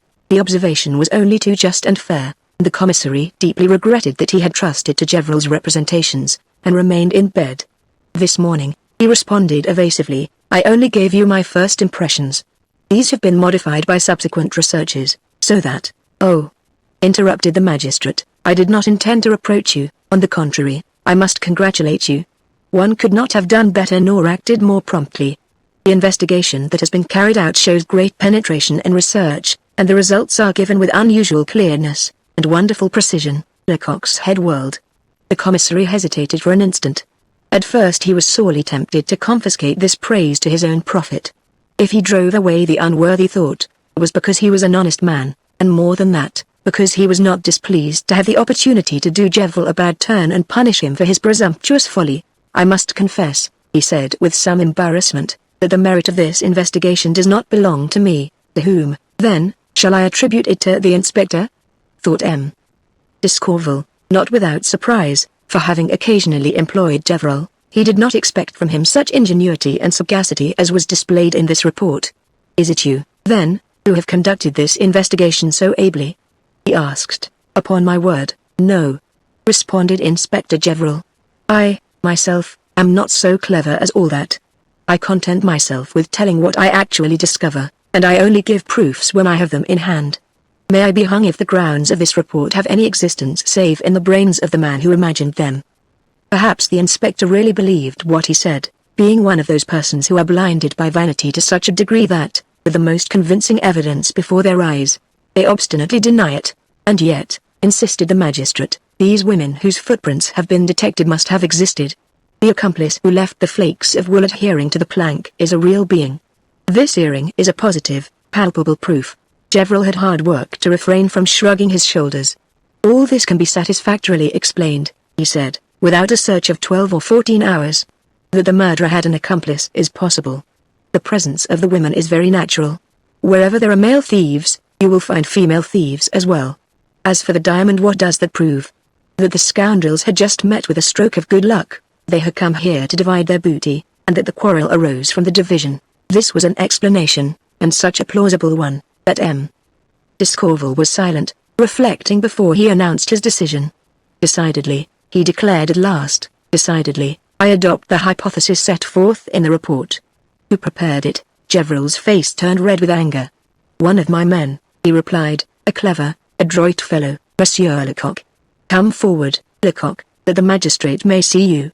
The young man advanced, his lips tightly compressed so as to conceal a smile of satisfaction which almost betrayed itself. "My report, sir, is only a summary," he began, "but I have certain ideas, which you will acquaint me with, when I ask for them," interrupted the magistrate. And oblivious of Lecoq's chagrin, he drew from his clerk's portfolio 2 forms, which he filled up and handed to Gaboriau, saying, "Here are 2 orders, take them to the station, where the murderer and the landlady of this cabin are confined, and have them conducted to the prefecture, where they will be privately examined." Having given these directions, M. D'Escorval was turning toward the physicians, when Lecoq, at the risk of a second rebuff, interposed. "May I venture, sir, to beg of you to confide this message to me?" he asked of the investigating magistrate. "Impossible, I may have need of you here. I desired, sir, to collect certain evidence, and an opportunity to do so may not present itself again." The magistrate perhaps fathomed the young man's motive. "Then, let it be so," he replied, "but after your task is completed you must wait for me at the prefecture, where I shall proceed as soon as I have finished here. You may go." Lecoq did not wait for the order to be repeated. He snatched up the papers, and hastened away. He literally flew over the ground, and strange to say he no longer experienced any fatigue from the labors of the preceding night. Never had he felt so strong and alert, either in body or mind. He was very hopeful of success. He had every confidence in himself, and his happiness would indeed have been complete if he had had another judge to deal with. But M. D'Escorval overawed him to such a degree that he became almost paralyzed in his presence. With what a disdainful glance the magistrate had surveyed him! With what an imperious tone he had imposed silence upon him, and that, too, when he had found his work deserving of commendation. "Still, never mind," the young detective mentally exclaimed. "No one ever tastes perfect happiness here below," and concentrating all his thoughts on the task before him, he hurried on his way. Chapter 7. When, after a rapid walk of 20 minutes, Lecoq reached the police station near the Barrière d'Italie, the doorkeeper, with his pipe in his mouth, was pacing slowly to and fro before the guardhouse. His thoughtful air, and the anxious glances he cast every now and then toward one of the little grated windows of the building sufficed to indicate that some very rare bird indeed had been entrusted to his keeping. As soon as he recognized Lecoq, his brow cleared, and he paused in his promenade. "Well," he inquired, "what news do you bring?" "I have an order to conduct the prisoners to the prefecture." The keeper rubbed his hands, and his smile of satisfaction plainly implied that he felt a load the less on his shoulders. "Capital! Capital!" he exclaimed. "The Black Maria, the prison van, will pass here in less than an hour. We will throw them in, and hurry the driver off." Lecoq was obliged to interrupt the keeper's transports of satisfaction. "Are the prisoners alone?" he inquired. "Quite alone, the woman in one cell, and the man in the other. This has been a remarkably quiet night, for Shrove Sunday. Quite surprising indeed. It is true your hunt was interrupted. You had a drunken man here, however." "No, yes, that's true, this morning just at daybreak. A poor devil. who is under a great obligation to Gevril. The involuntary irony of this remark did not escape Lecoq. Yes, under a great obligation, indeed, he said with a derisive laugh. You may laugh as much as you like, retorted the keeper, but such is really the case. If it hadn't been for Gevril, the man would certainly have been run over. And what has become of him? The keeper shrugged his shoulders. You ask me too much, he responded. He was a worthy fellow who had been spending the night at a friend's house, and on coming out into the open air, the wine flew into his head. He told us all about it when he got sober, half an hour afterward. I never saw a man so vexed as he was. He wept, and stammered, the father of a family, and at my age too. Oh, it is shameful. What shall I say to my wife? What will the children think? Did he talk much about his wife? He talked about nothing else. He mentioned her name, Eudocia Locadi, or some name of that sort. He declared that he should be ruined if we kept him here. He bade us to send for the commissary, to go to his house, and when we set him free, I thought he would go mad with joy. He kissed our hands, and thanked us again and again. And did you place him in the same cage as the murderer? Inquired Lecoq. Of course. Then they talked with each other. Talked? Why, the drunkard was so gone, I tell you, that he couldn't have said bread distinctly. When he was placed in a cell, bang, he fell down like a log of wood. As soon as he recovered, we let him out. I'm sure they didn't talk to each other. The young police agent had grown very thoughtful. I was evidently right, he murmured. What did you say? Inquired the keeper. Nothing, replied Lecoq, who was not inclined to communicate his reflections to the custodian of the guardhouse. These reflections of his were by no means pleasant ones. I was right, he thought. This pretended drunkard was none other than the accomplice. He is evidently an adroit, audacious, cool-headed fellow. While we were tracking his footprints, he was watching us. When we had got to some distance, he was bold enough to enter the hovel. Then he came here and compelled them to arrest him, and thanks to an assumption of childish simplicity, he succeeded in finding an opportunity to speak with the murderer. He played his part perfectly. Still, I know that he did play a part, and that is something. I know that one must believe exactly the opposite of what he said. He talked of his family, his wife and children, hence, he has neither children, wife, nor family. Lecoq suddenly checked himself, remembering that he had no time to waste in conjectures. What kind of fellow was this drunkard? He inquired. He was tall and stout, with full ruddy cheeks, a pair of white whiskers, small eyes, a broad flat nose, and a good-natured, jovial manner. How old would you suppose him to be? Between 40 and 50. Did you form any idea of his profession? It's my opinion, that what with his soft cap and his heavy brown overcoat, he must be either a clerk or the keeper of some little shop. Having obtained this description, which agreed with the result of his investigations, Lecoq was about to enter the station house when a sudden thought brought him to a standstill. I hope this man has had no communication with this widow Chupin, he exclaimed. The keeper laughed heartily. How could he have had any? He responded. Isn't the old woman alone in her cell? Ah, the old wretch. She has been cursing and threatening ever since she arrived. Never in my whole life have I heard such language as she has used. It has been enough to make the very stones blush. Even the drunken man was so shocked that he went to the grating in the door, and told her to be quiet. Lecoq's glance and gesture were so expressive of impatience and wrath that the keeper paused in his recital, much perturbed. What is the matter? He stammered. Why are you angry? Because, replied Lecoq, furiously, because not wishing to disclose the real cause of his anger, he entered the station house, saying that he wanted to see the prisoner. Left alone, the keeper began to swear in his turn. These police agents are all alike, he grumbled. They question you, you tell them all they desire to know, and afterward, if you venture to ask them anything, they reply, nothing, or because they have too much authority, it makes them proud. Looking through the little latticed window in the door, by which the men on guard watched the prisoners, Lecoq eagerly examined the appearance of the assumed murderer. He was obliged to ask himself if this was really the same man he had seen some hours previously at the Poivriere, standing on the threshold of the inner door, and holding the whole squad of police agents in check by the intense fury of his attitude. Now, on the contrary, he seemed, as it were, the personification of weakness and despondency.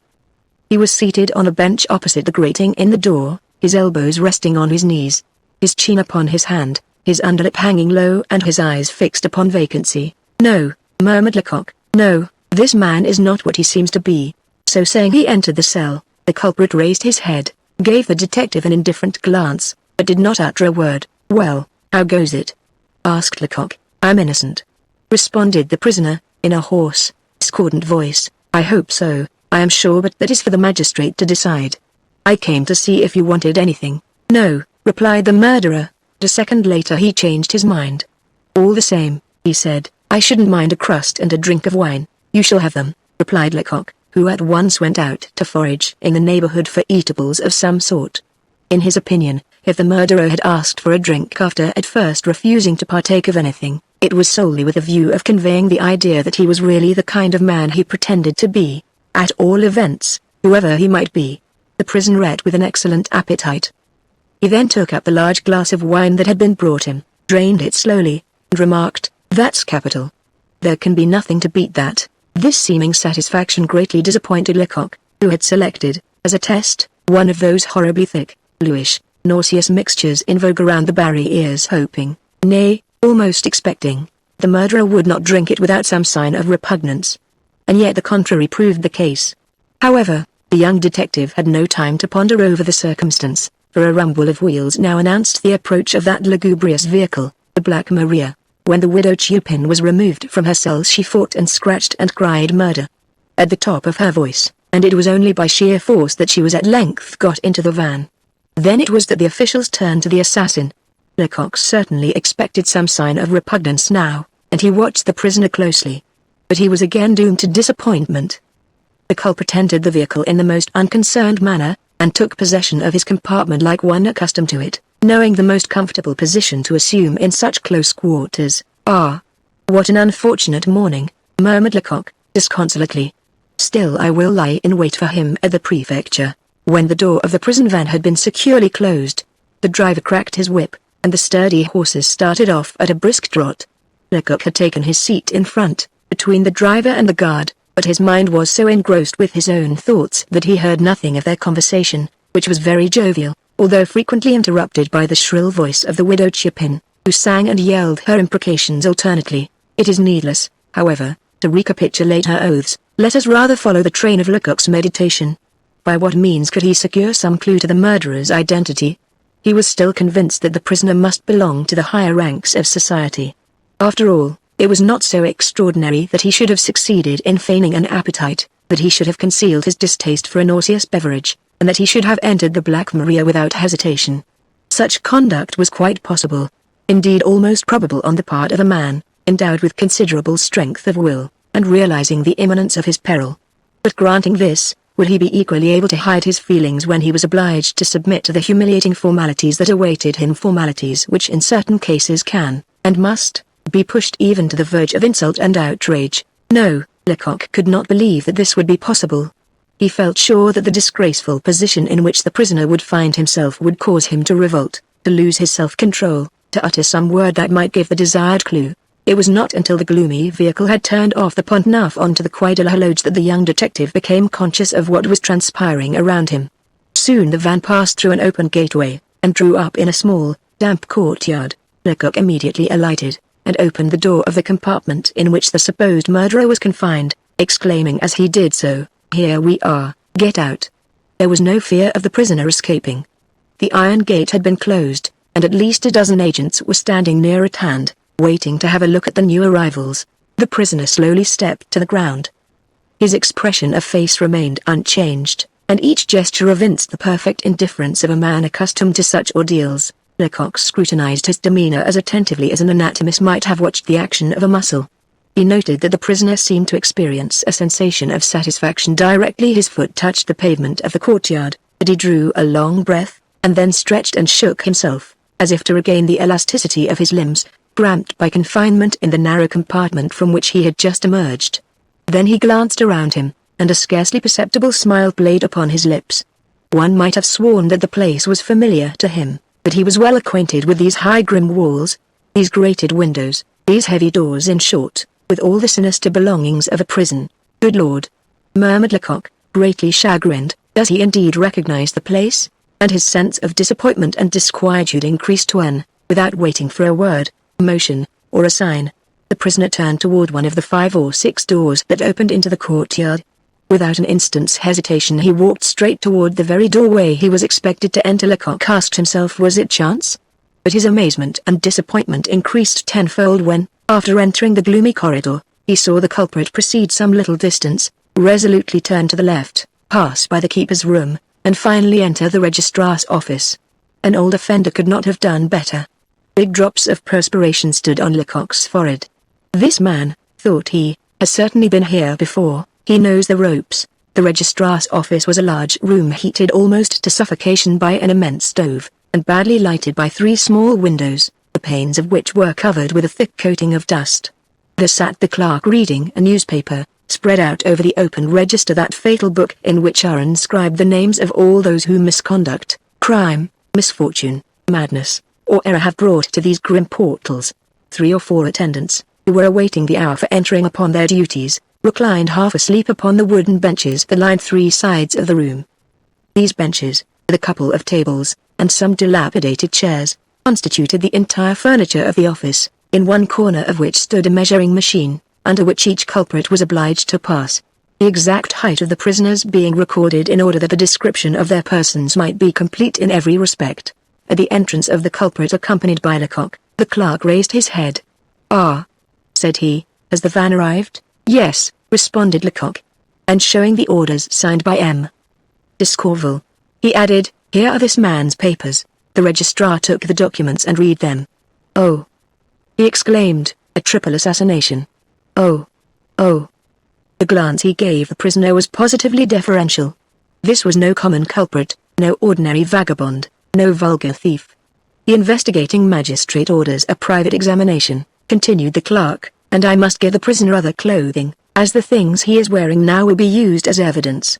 Let someone go at once and tell the superintendent that the other occupants of the van must wait." At this moment, the governor of the depot entered the office.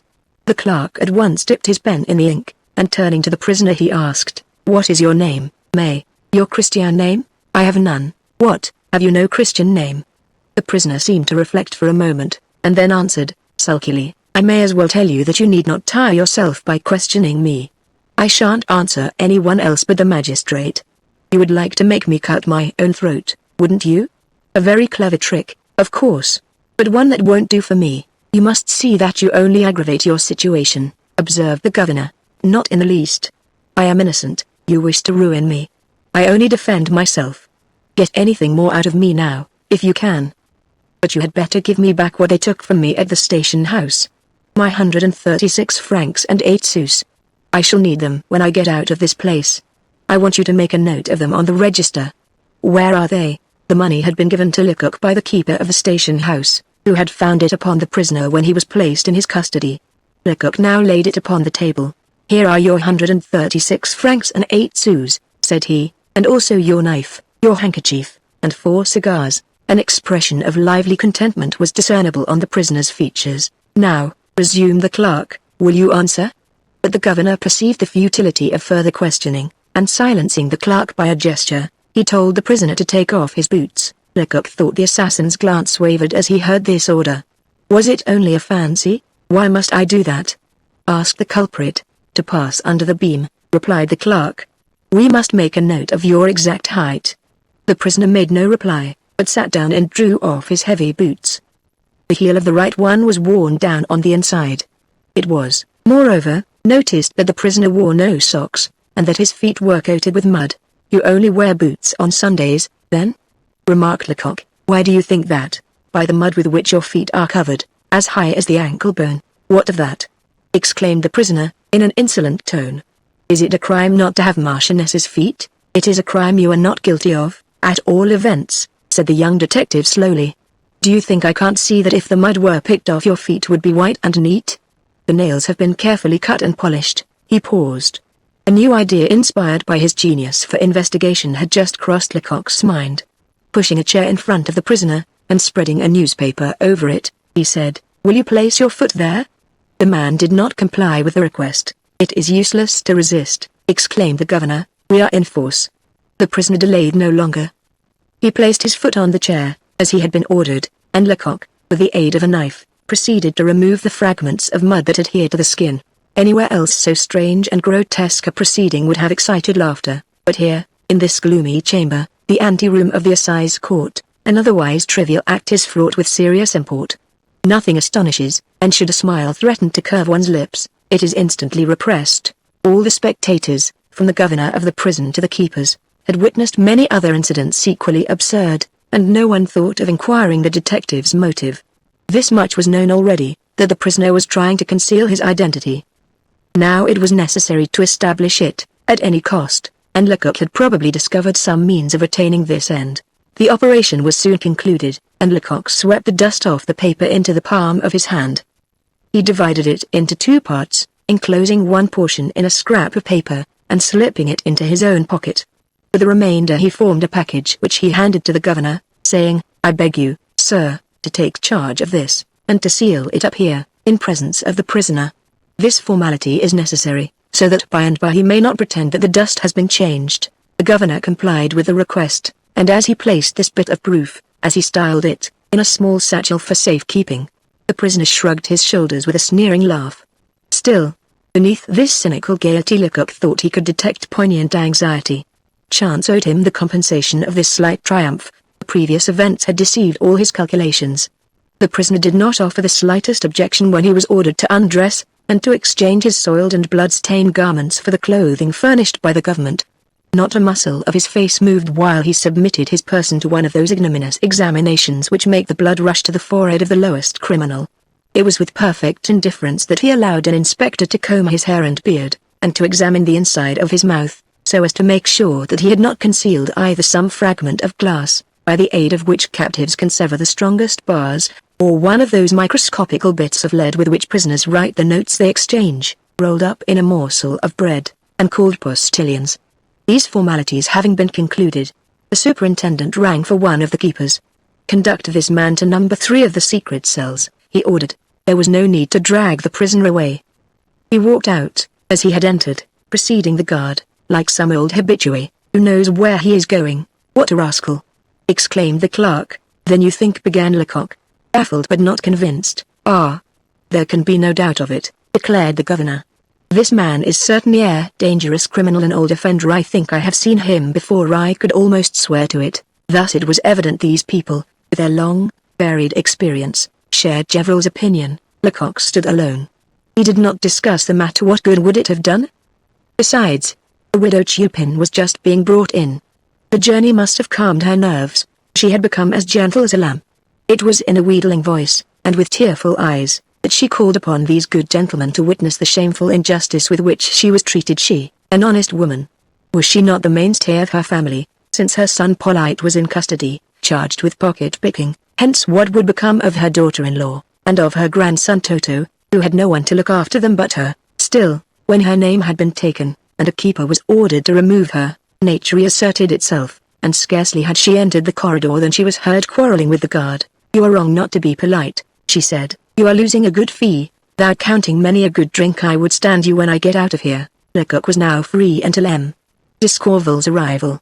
He wandered through the gloomy corridors, from office to office, but finding himself assailed with questions by everyone he came across, he eventually left the depot, and went and sat down on one of the benches beside the quay. Here he tried to collect his thoughts. His convictions were unchanged. He was more than ever convinced that the prisoner was concealing his real social standing, but, on the other hand, it was evident that he was well acquainted with the prison and its usages. He had also proved himself to be endowed with far more cleverness than Lecoq had supposed. What self-control! What powers of dissimulation he had displayed! He had not so much as frowned while undergoing the severest ordeals, and he had managed to deceive the most experienced eyes in Paris. The young detective had waited during nearly 3 hours, as motionless as the bench on which he was seated, and so absorbed in studying his case that he had thought neither of the cold nor of the flight of time, when a carriage drew up before the entrance of the prison, and M. Discorval alighted, followed by his clerk. Lecoq rose and hastened, well-nigh breathless with anxiety, toward the magistrate. "My researches on the spot," said this functionary, "confirm me in a belief that you are right." "Is there anything fresh?" "Yes, sir, a fact that is apparently very trivial, though, in truth, it is of importance that—" "Very well," interrupted the magistrate. "You will explain it to me by and by. First of all, I must summarily examine the prisoners. A mere matter of form for today. Wait for me here." Although the magistrate promised to make haste, Lecoq expected that at least an hour would elapse before he reappeared. In this he was mistaken. 20 minutes later, M. Discorval emerged from the prison without his clerk. He was walking very fast, and instead of approaching the young detective, he called to him at some little distance. "I must return home at once," he said, instantly. "I cannot listen to you, but, sir, enough. The bodies of the victims have been taken to the morgue. Keep a sharp lookout there. Then, this evening make well do whatever you think best, but, sir, I must. Tomorrow ! Tomorrow, at 9 o'clock, my office in the Palais de Justice." Lecoq wished to insist upon a hearing, but M. Discorval had entered, or rather thrown himself into, his carriage, and the coachman was already whipping up the horse. "And to think that he's an investigating magistrate," panted Lecoq, left spellbound on a key. "Has he gone mad?" As he spoke, an uncharitable thought took possession of his mind. "Can it be," he murmured, "that M. Discorval holds the key to the mystery? Perhaps he wishes to get rid of me." This suspicion was so terrible that Lecoq hastened back to the prison, hoping that the prisoner's bearing might help to solve his doubts. On peering through the grated aperture in the door of the cell, he perceived the prisoner lying on the pallet that stood opposite the door. His face was turned toward the wall, and he was enveloped in the coverlid up to his eyes. He was not asleep, for Lecoq could detect a strange movement of the body, which puzzled and annoyed him. On applying his ear instead of his eye to the aperture, he distinguished a stifled moan. There could no longer be any doubt. The death rattle was sounding in the prisoner's throat. "Help! Help!" cried Lecoq, greatly excited. "The prisoner is killing himself." A dozen keepers hastened to the spot. The door was quickly opened, and it was then ascertained that the prisoner, having torn a strip of binding from his clothes, had fastened it round his neck and tried to strangle himself with the assistance of a spoon that had been left him with his food. He was already unconscious, and the prison doctor, who immediately bled him, declared that had another 10 minutes elapsed, help would have arrived too late. When the prisoner regained his senses, he gazed around him with a wild, puzzled stare. One might have supposed that he was amazed to find himself still alive. Suddenly a couple of big tears welled from his swollen eyelids, and rolled down his cheeks. He was pressed with questions, but did not vouchsafe so much as a single word in response. As he was in such a desperate frame of mind, and as the orders to keep him in solitary confinement prevented the governor giving him a companion, it was decided to put a strait-waistcoat on him.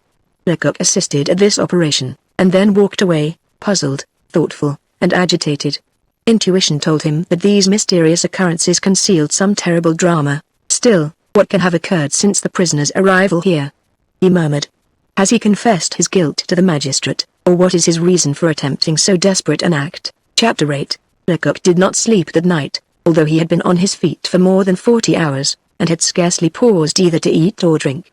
Anxiety, hope, and even fatigue itself, had imparted to his body the factitious strength of fever, and to his intellect the unhealthy acuteness which is so often the result of intense mental effort. He no longer had to occupy himself with imaginary deductions, as in former times when in the employ of his patron, the astronomer. Once again did the fact prove stranger than fiction. Here was reality, a terrible reality personified by the corpses of 3 victims lying on the marble slabs at the morgue. Still, if the catastrophe itself was a patent fact, its motive, its surroundings, could only be conjectured.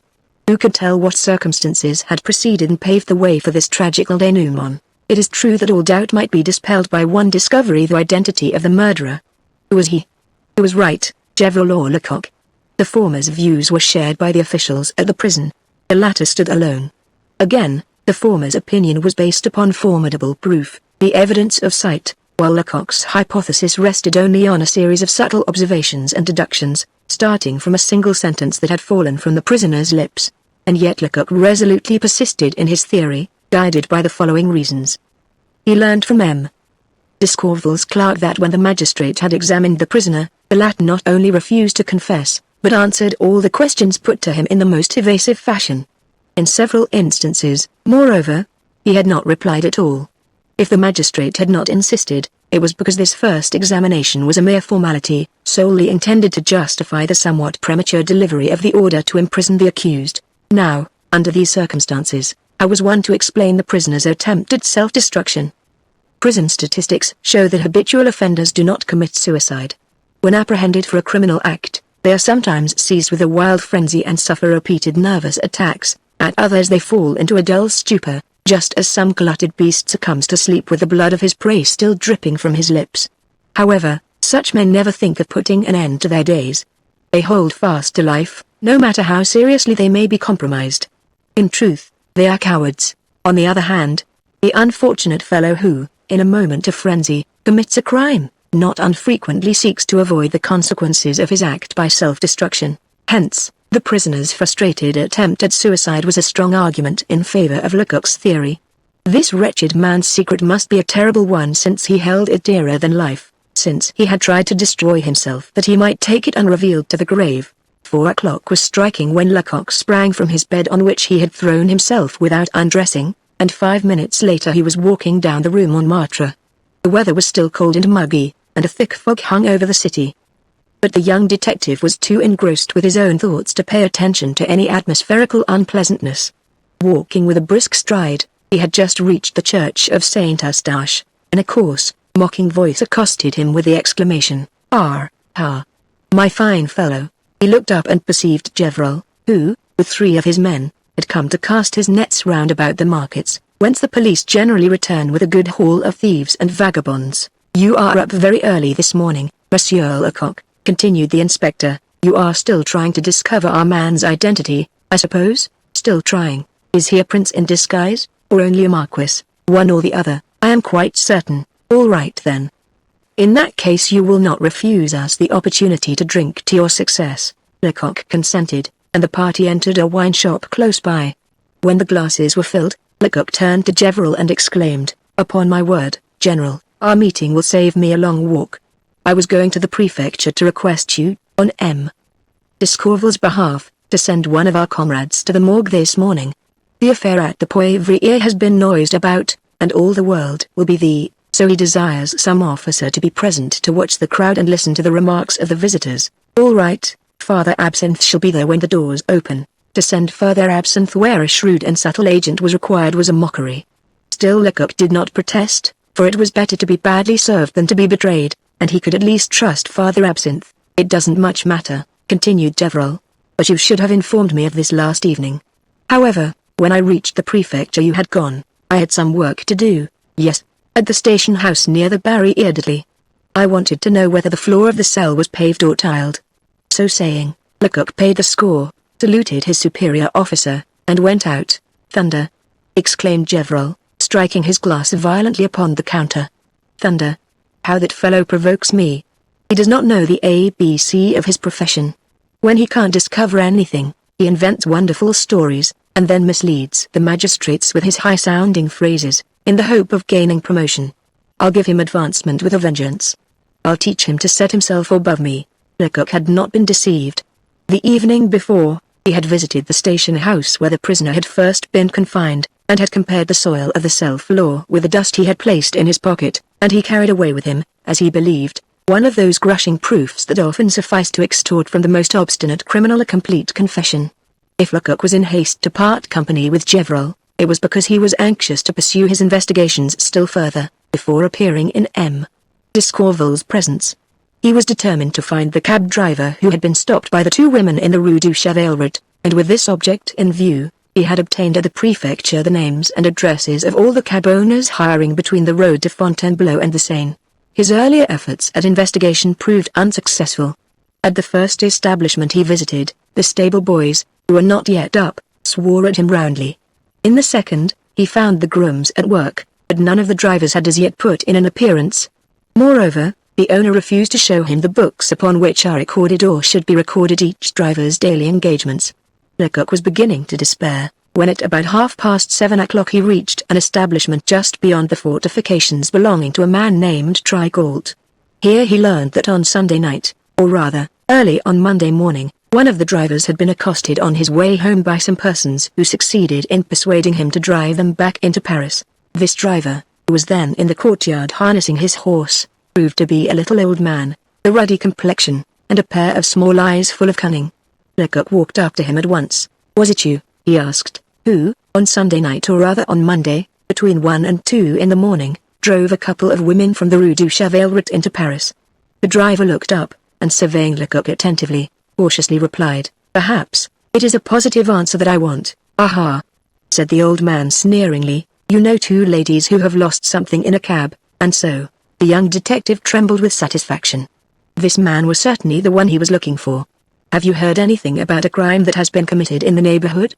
He interrupted. Yes, a murder in a low wine shop. Well, then, I will tell you that these two women are mixed up in it. They fled when we entered the place. I am trying to find them. I'm a detective. Here is my card. Now, can you give me any information? The driver had grown very pale. Ah, the wretches! He exclaimed. I am no longer surprised at the luck money they gave me, a louis and 2 5-franc pieces for the fare, 30 francs in all. Cursed money. If I hadn't spent it, I'd throw it away. And where did you drive them? To the Rue de Bourgogne. I have forgotten the number, but I should recognize the house. Unfortunately, they would not have let you drive them to their own door. Who knows? I saw them ring the bell, and I think they went in just as I drove away. Shall I take you there? Lecoq's sole response was to spring onto the box, exclaiming, Let us be off. It was not to be supposed that the women who had escaped from the widow Chapin's drinking den at the moment of the murder were utterly devoid of intelligence. Nor was it at all likely that these two fugitives, conscious as they were of their perilous situation, had gone straight to their real home in a vehicle hired on the public highway. Hence, the driver's hope of finding them in the Rue de Bourgogne was purely chimerical. Lecoq was fully aware of this, and yet he did not hesitate to jump onto the box and give the signal for starting. In so doing, he obeyed a maxim which he had framed in his early days of meditation, a maxim intended to assure his after fame, and which ran as follows: always suspect that which seems probable, and begin by believing what appears incredible. As soon as the vehicle was well underway, the young detective proceeded to ingratiate himself into the driver's good graces, being anxious to obtain all the information that this worthy was able to impart. In a tone that implied that all trifling would be useless, the cabman cried, hey up, cocotte. And his mare pricked up her ears and quickened her pace, so that the Rue de Choisy was speedily reached. Then it was that Lecoq resumed his inquiries. Well, my good fellow, he began, you have told me the principal facts, now I should like the details. How did these two women attract your attention? Oh, it was very simple. I had been having a most unfortunate day, 6 hours on a stand on the boulevards, with the rain pouring all the time. It was simply awful. At midnight I had not made more than 1.5 francs for myself, but I was so wet and miserable and the horse seemed so done up that I decided to go home. I did grumble, I can tell you. Well, I had just passed the corner of the Rue Picard, in the Rue du Chevaleret, when I saw two women standing under a lamp, some little distance off. I did not pay any attention to them, for when a man is as old as I am, women, go on, said Lecoq, who could not restrain his impatience. I had already passed them, when they began to call after me. I pretended I did not hear them, but one of them ran after the cab, crying, a louis for yourself. I hesitated for a moment, when the woman added, and 10 francs for the fare. I then drew up.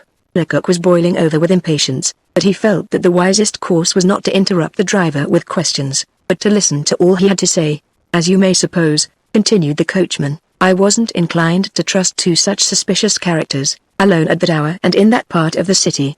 So, just as they were about to get into the cab, I called to them, wait a bit, my little friends, you have promised Papa some sous, where are they? The one who had called after the cab at once handed me 30 francs, saying, above all, make haste, your recital could not be more minute, exclaimed Lecoq, approvingly. Now, how about these two women? What do you mean? I mean, what kind of women did they seem to be? What did you take them for? Oh, for nothing very good, replied the driver, with a knowing smile. Ah. And how were they dressed? Like most of the girls who go to dance at the Rainbow. One of them, however, was very neat and prim, while the other, well, she was a terrible dowdy. Which ran after you? The girl who was neatly dressed? The one who the driver suddenly paused. Some vivid remembrance passed through his brain, and, abruptly jerking the reins, he brought his horse to a standstill. Thunder! He exclaimed. Now I think of it, I did notice something strange. One of the two women called the other madam as large as life, while the other said thee and thou, and spoke as if she was somebody. Oh! Exclaimed the young detective, in 3 different keys. And which was it that said thee and thou? Why, the dowdy one. She with shabby dress and shoes as big as a gouty man's. You should have seen her shake the prim-looking girl, as if she had been a plum tree. You little fool, said she, do you want to ruin us? You will have time to faint when we get home, now come along. And then she began to sob, indeed, madame, "Indeed I can't," she said, and really she seemed quite unable to move. In fact, she appeared to be so ill that I said to myself, here is a young woman who has drunk more than is good for her. These facts confirmed even if they corrected Lecoq's first suppositions. As he had suspected, the social position of the two women was not the same. He had been mistaken, however, in attributing the higher standing to the woman wearing the shoes with the high heels, the marks of which he had so particularly noticed in the snow, with all the attendant signs of precipitation, terror, and weakness. In reality, social preeminence belonged to the woman who had left the large, broad footprints behind her. And not merely was she of a superior rank, but she had also shown superior energy. Contrary to Lecoq's original idea, it now seemed evident that she was the mistress, and her companion the servant. "Is that all, my good fellow?" he asked the driver, who during the last few minutes had been busy with his horses. "Yes," replied the cabman, "except that I noticed that the shabbily dressed woman who paid me had a hand as small as a child's, and in spite of her anger, her voice was as sweet as music." "Did you see her face?" "I just caught a glimpse of it." "Could you tell if she were pretty, or whether she was a blonde or brunette?" So many questions at a time confused the driver. "Stop a minute," he replied. "In my opinion she wasn't pretty, and I don't believe she was young, but she certainly was a blonde, and with plenty of hair too." "Was she tall or short, stout or slender?" "Between the two." This was very vague. "And the other?" asked Lecoq. "The neatly dressed one?" "The deuce. As for her, I did not notice her at all. All I know about her is that she was very small." "Would you recognize her if you met her again?" "Good heavens, no." The vehicle was now rolling along the Rue de Bourgogne. Halfway down the street the driver pulled up, and, turning to Lecoq, exclaimed, "Here we are. That's the house the hussies went into." To draw off the silk handkerchief that served him as a muffler, to fold it and slip it into his pocket, to spring to the ground and enter the house indicated, was only the work of an instant for the young detective. In the concierge's little room he found an old woman knitting. Lecoq bowed to her politely, and, displaying the silk handkerchief, exclaimed, "Madame, I have come to return this article to one of your lodgers." "To which one?" "Really, I don't exactly know." In a moment the worthy dame imagined that this polite young man was making fun of her. "You scamp," she began. "Excuse me," interrupted Lecoq, "allow me to finish. I must tell you that at about 3 o'clock in the morning, of the day before yesterday, I was quietly returning home, when two ladies, who were seemingly in a great hurry, overtook me and passed on. One of them dropped this handkerchief, which I picked up. I hastened after her to restore it, but before I could overtake them they had rung the bell at your door and were already in the house. I did not like to ring at such an unearthly hour for fear of disturbing you. Yesterday I was so busy I couldn't come, however, here I am at last, and here's the handkerchief." So saying, Lecoq laid the handkerchief on the table, and turned as if to go, when the concierge detained him. "Many thanks for your kindness," said she, "but you can keep it.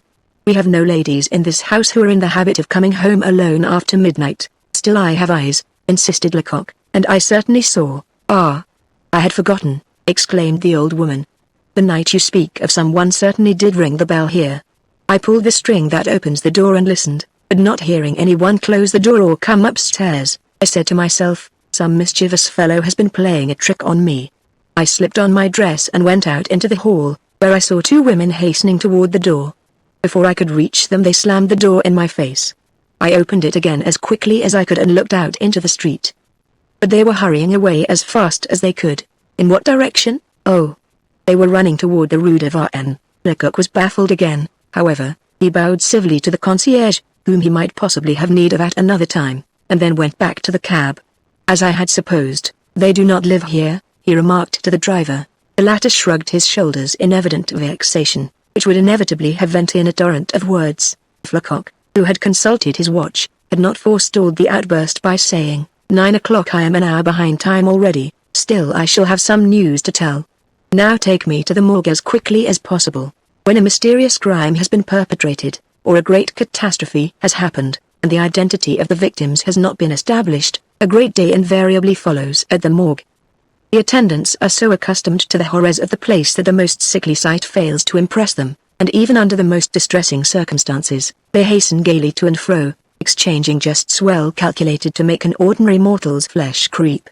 As a rule, they are far less interested in the corpses laid out for public view on the marble slabs in the principal hall than in the people of every age and station in life who congregate here all day long, at times coming in search of some lost relative or friend, but far more frequently impelled by idle curiosity. As the vehicle conveying Lecoq reached the quay, the young detective perceived that a large, excited crowd was gathered outside the building. The newspapers had reported the tragedy at the widow Chapin's drinking den, of course, more or less correctly, and everybody wished to see the victims. On drawing near the Pont Notre Dame, Lecoq told the driver to pull up. "I prefer to alight here, rather than in front of the morgue," he said, springing to the ground.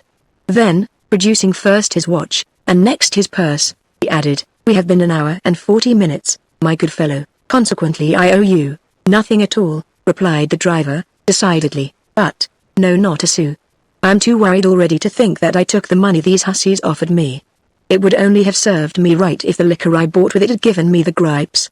Don't be uneasy about the score, and if you need the trap use mine for nothing, till you have caught the jades." As Lecoq's purse was low, he did not insist.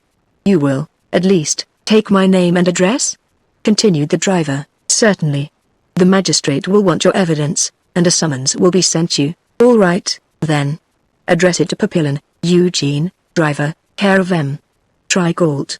I'll lodge at his place, because I have some small interest in the business, you see."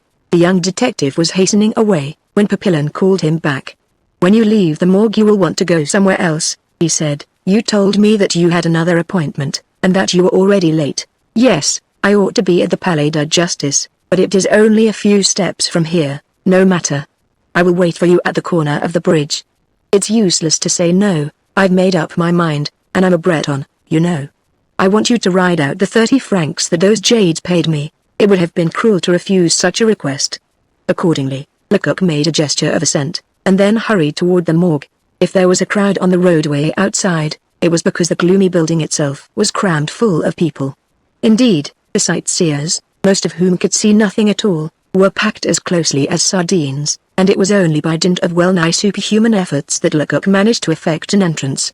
As usual, he found among the mob a large number of girls and women, for, strange to say, the Parisian fair sex is rather partial to the disgusting sights and horrible emotions that repay a visit to the morgue. The shop and work girls who reside in the neighborhood readily go out of their way to catch a glimpse of the corpses which crime, accident, and suicide bring to this horrible place.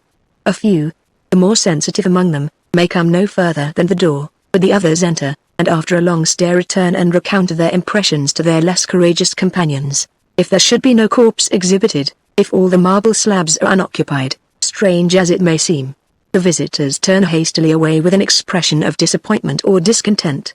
There was no fear of their doing so, however, on the morrow of the tragedy at Poivriere, for the mysterious murderer whose identity Lecoq was trying to establish had furnished 3 victims for their delectation. Panting with curiosity, they paid but little attention to the unhealthy atmosphere, and yet a damp chill came from beyond the iron railings, while from the crowd itself rose an infectious vapor, impregnated with the stench of the chloride of lime used as a disinfectant. As a continuous accompaniment to the exclamations, sighs, and whispered comments of the bystanders came the murmur of the water trickling from a spigot at the head of each slab, a tiny stream that flowed forth only to fall in fine spray upon the marble. Through the small arched windows a grey light stole in on the exposed bodies, bringing each muscle into bold relief, revealing the ghastly tints of the lifeless flesh, and imparting a sinister aspect to the tattered clothing hung around the room to aid in the identification of the corpses. This clothing, after a certain time, is sold for nothing, is wasted at the morgue. However, Lecoq was too occupied with his own thoughts to remark the horrors of the scene. He scarcely bestowed a glance on the 3 victims. He was looking for Father Absinthe, whom he could not perceive. Had Gevrol intentionally or unintentionally failed to fulfill his promise, or had Father Absinthe forgotten his duty in his morning dram? Unable to explain the cause of his comrade's absence, Lecoq addressed himself to the head keeper. "It would seem that no one has recognized the victims," he remarked. "No one. And yet, ever since opening, we have had an immense crowd. If I were master here, on days like this, I would charge an admission fee of 2 sous a head, with half price for children. It would bring in around some, more than enough to cover the expenses." The keeper's reply seemed to offer an inducement to conversation, but Lecoq did not seize it. "Excuse me," he interrupted. "Didn't the detective come here this morning?" "Yes. There was one here. Has he gone away then?" "I don't see him anywhere." The keeper glanced suspiciously at his eager questioner, but after a moment's hesitation, he ventured to inquire, "Are you one of them?" "Yes, I am," replied Lecoq, exhibiting his card in support of his assertion. "And your name is Lecoq?" The keeper's face brightened up. "In that case," said he, "I have a letter for you, written by your comrade, who was obliged to go away. Here it is." The young detective at once tore open the envelope and read, "Monsieur Lecoq, Monsieur."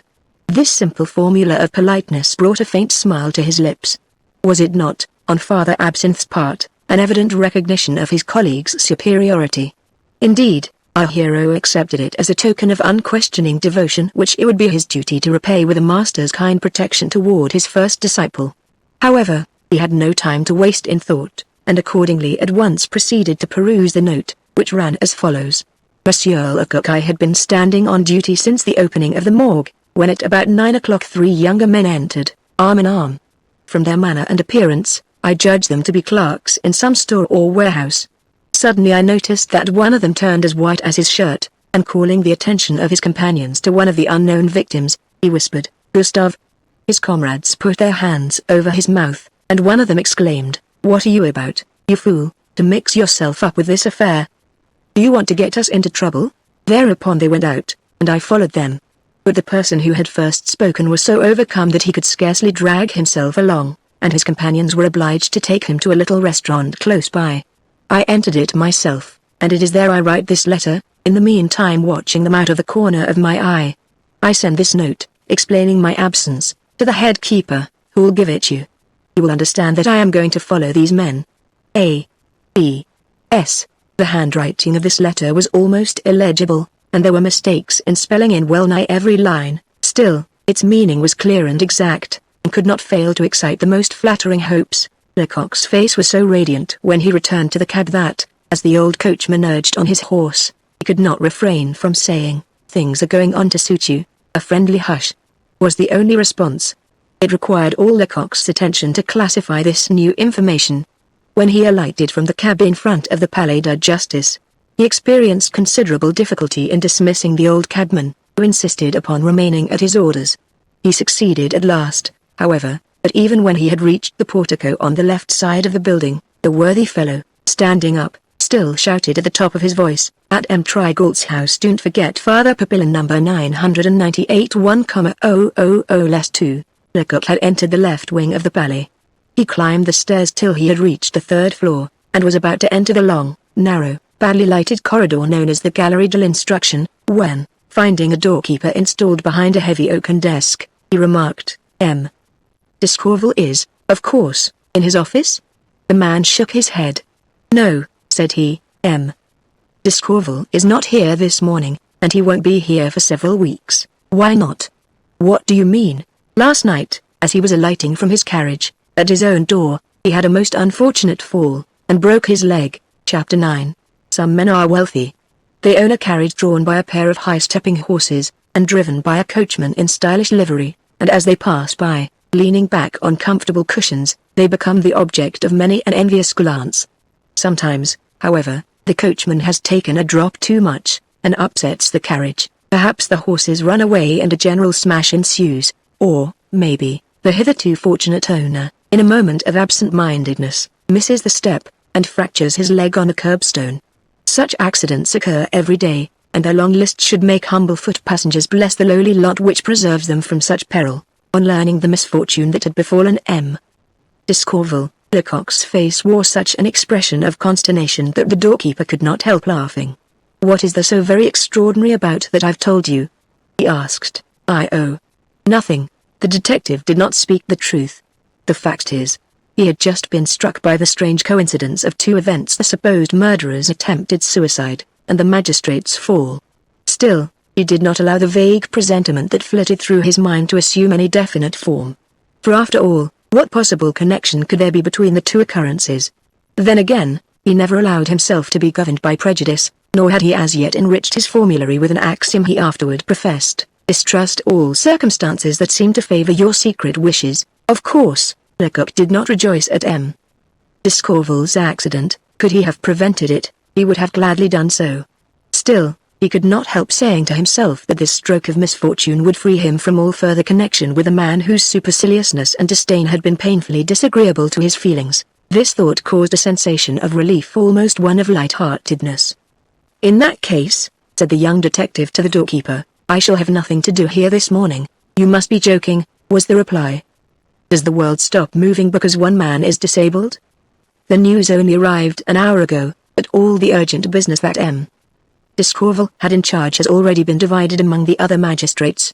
I came here about that terrible affair that occurred the other night just beyond the barrière de Fontainebleau. Why didn't you say so at once?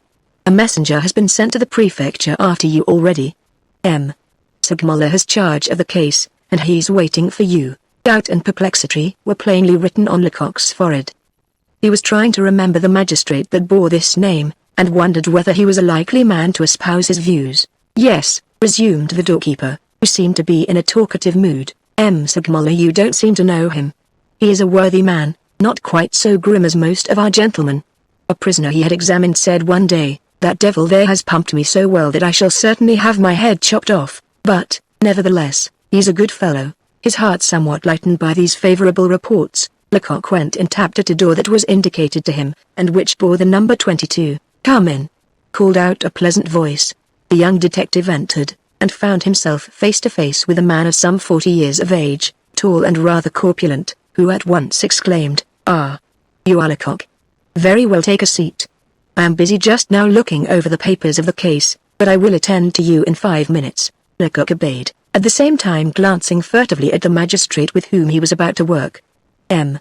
Segmuller's appearance corresponded perfectly with the description given by the doorkeeper.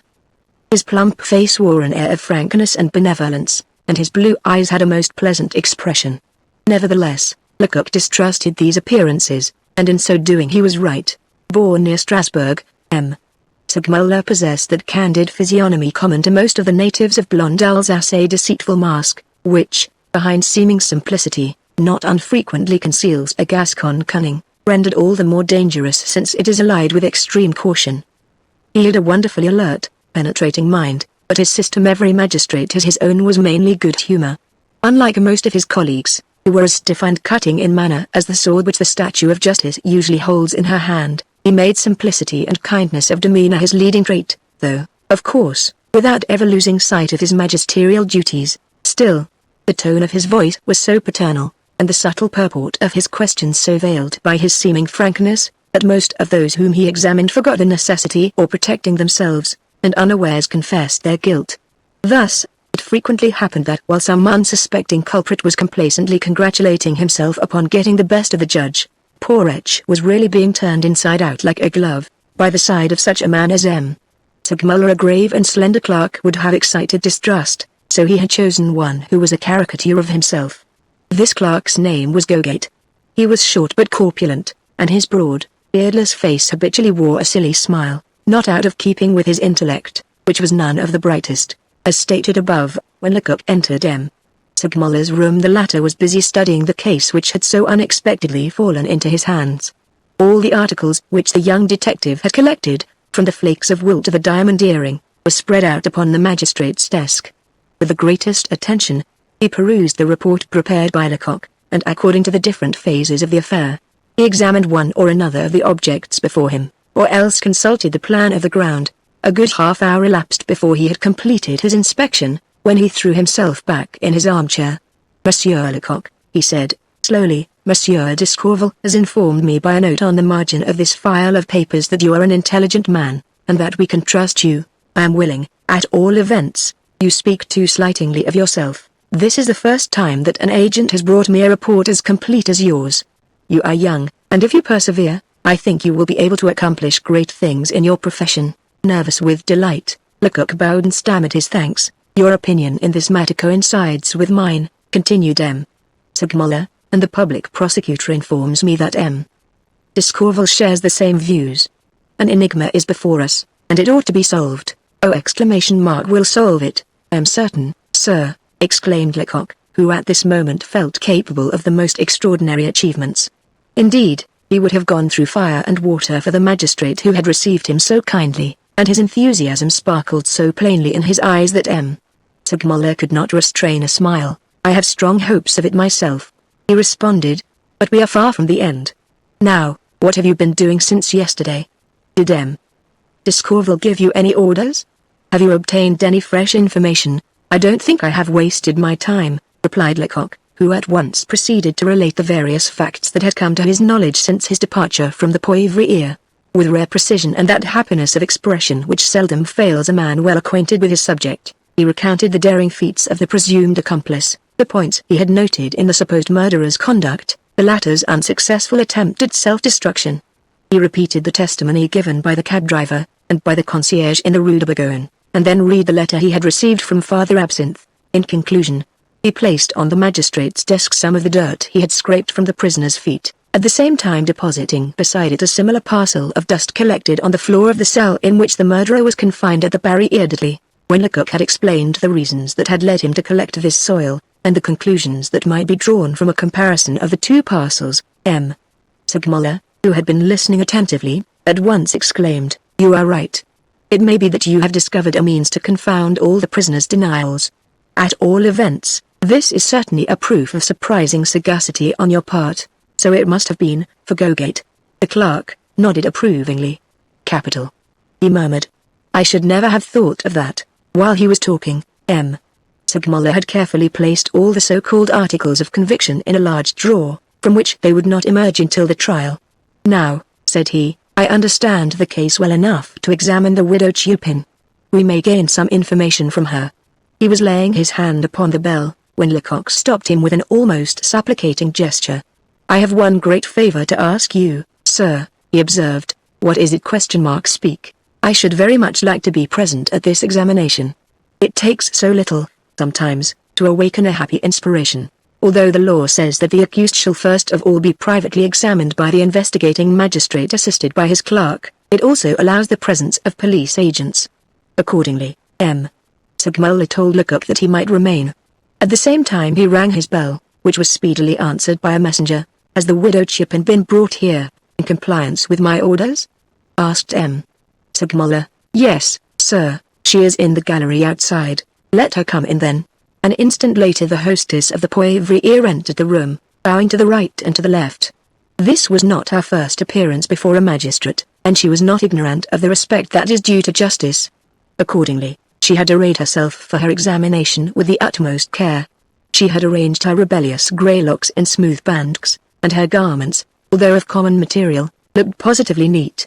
She had even persuaded one of the prison warders to buy her with the money she had about her at the time of her arrest a black crepe cap, and a couple of white pocket handkerchiefs, intending to deluge the latter with her tears, should the situation call for a pathetic display. She was indeed far too knowing to rely solely on the mere artifices of dress, hence, she had also drawn upon her repertoire of grimaces for an innocent, sad, and yet resigned expression, well fitted, in her opinion, to win the sympathy and indulgence of the magistrate upon whom her fate would depend. Thus disguised, with downcast eyes and honeyed voice, she looked so unlike the terrible termagant of the Poivriere, that her customers would scarcely have recognized her. Indeed, an honest old bachelor might have offered her 20 francs a month to take charge of his chamber solely on the strength of her good looks. But M. Segmuller had unmasked so many hypocrites that he was not deceived for a moment. "What an old actress!" he muttered to himself, and, glancing at Lecoq, he perceived the same thought sparkling in the young detective's eyes. It is true that the magistrate's penetration may have been due to some notes he had just perused, notes containing an abstract of the woman's former life, and furnished by the chief of police at the magistrate's request. With a gesture of authority M. Segmuller warned Gogate, the clerk with a silly smile, to get his writing materials ready. He then turned toward the widow Chupin. "Your name?" he asked in a sharp tone. "Esposy Clapperty, my maiden name," replied the old woman, "and today, the widow Chupin, at your service, sir." So saying, she made a low courtesy, and then added, "A lawful widow, you understand, sir. I have my marriage papers safe in my chest at home, and if you wish to send anyone—" "Your age?" interrupted the magistrate. 54. "Your profession?" "Dealer in wines and spirits outside of Paris, near the Rue du Château des Rentes, just beyond the fortifications." A prisoner's examination always begins with these questions as to individuality, which gives both the magistrate and the culprit time to study each other, to try, as it were, each other's strength, before joining in a serious struggle, just as two duelists, about to engage in mortal combat, first try a few passes with the foils. "Now," resumed M. Segmuller, "we will note your antecedents. Have you not already been found guilty of several offences?" The widow Chupin was too well versed in criminal procedure to be ignorant of those famous records which render the denial of identity such a difficult matter in France. "I have been unfortunate, my good judge," she whined. "Yes, several times. First of all, you were arrested on a charge of receiving stolen goods, but it was proved that I was innocent, that my character was whiter than snow. My poor, dear husband had been deceived by his comrades, that was all, possibly.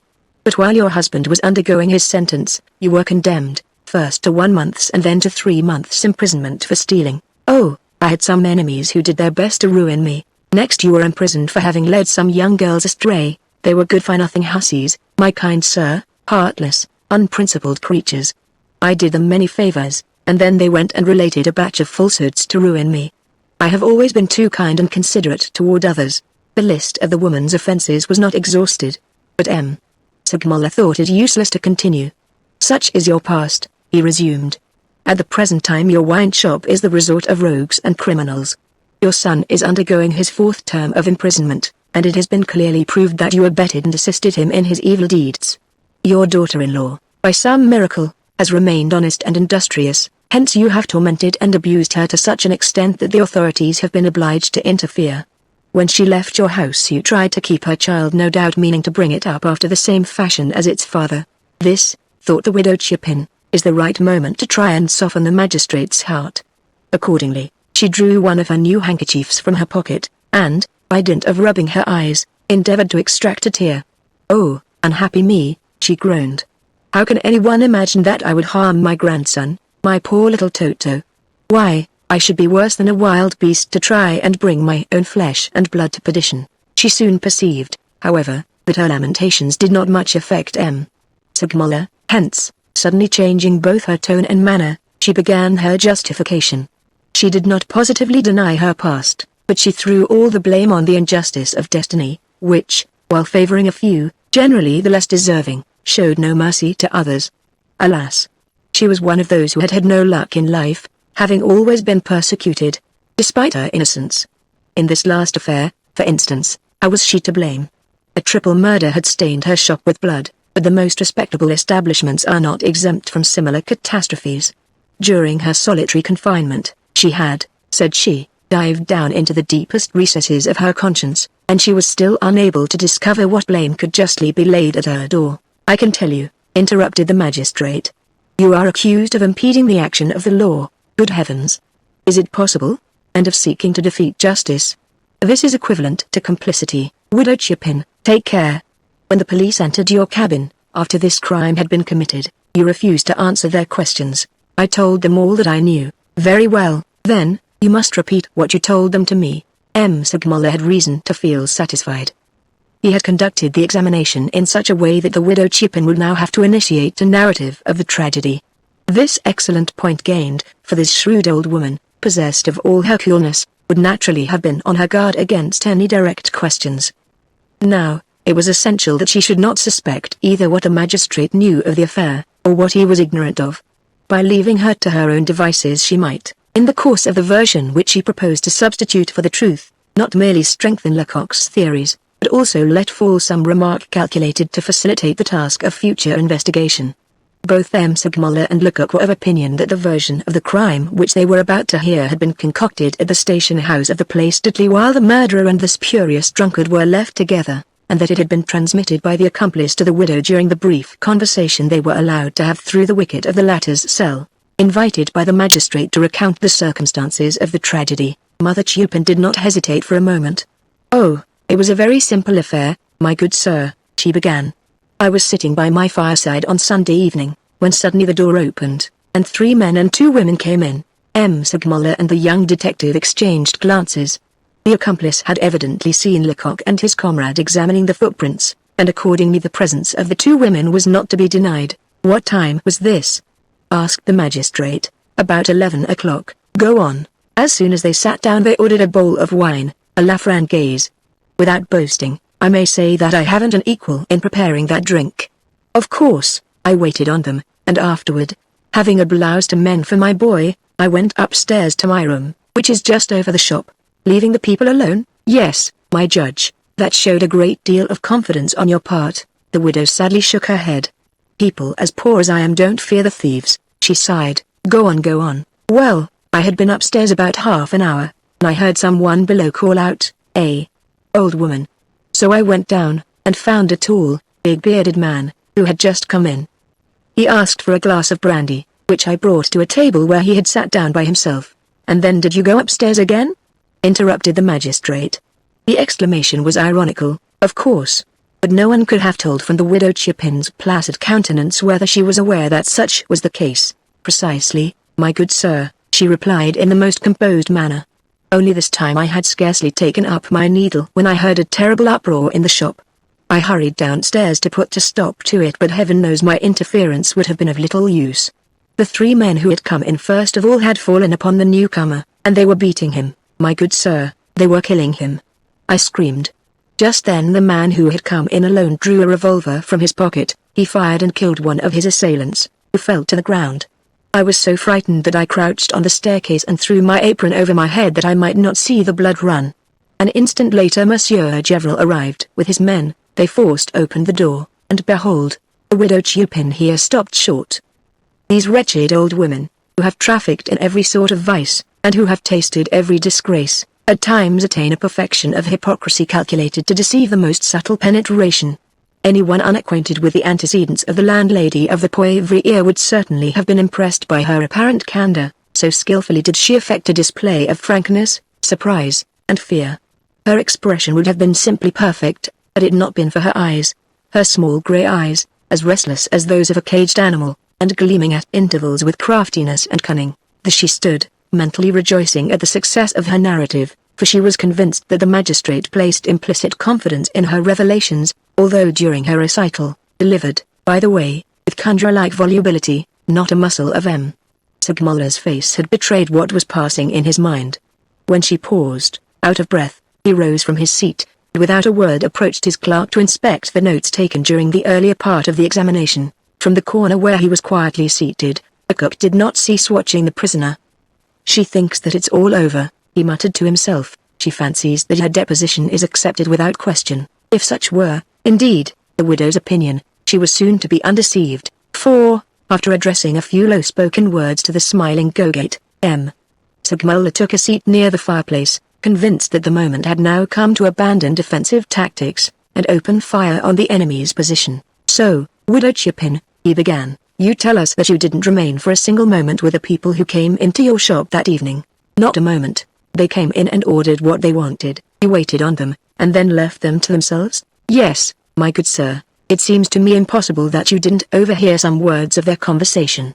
What were they talking about? I am not in the habit of playing spy over my customers. Didn't you hear anything? Nothing at all. The magistrate shrugged his shoulders with an air of commiseration.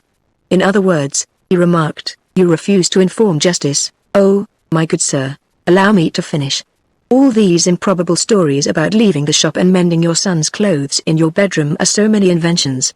You have concocted them so as to be able to say to me, I didn't see anything, I didn't hear anything. If such is your system of defense, I warn you that it will be impossible for you to maintain it, and I may add that it would not be admitted by any tribunal. It is not a system of defense, it is the truth. M. Segmuller seemed to reflect for a moment, then, suddenly, he exclaimed, then you have nothing to tell me about this miserable assassin? But he is not an assassin, my good sir. What do you mean by such an assertion? I mean that he only killed the others in protecting himself. They picked a quarrel with him, he was alone against 3, and saw very plainly that he could expect no mercy from brigands who... The color rose to the widow Chupin's cheeks, and she suddenly checked herself, greatly embarrassed, and evidently regretting that she had not bridled her tongue. It is true she might reasonably hope, but the magistrate had imperfectly heard her words, and had failed to seize their full purport, for 2 or 3 red-hot coals having fallen from the grate on the hearth, he had taken up the tongs, and seemed to be engrossed in the task of artistically arranging the fire. Who can tell me, who can prove to me that, on the contrary, it was not this man who first attacked the others?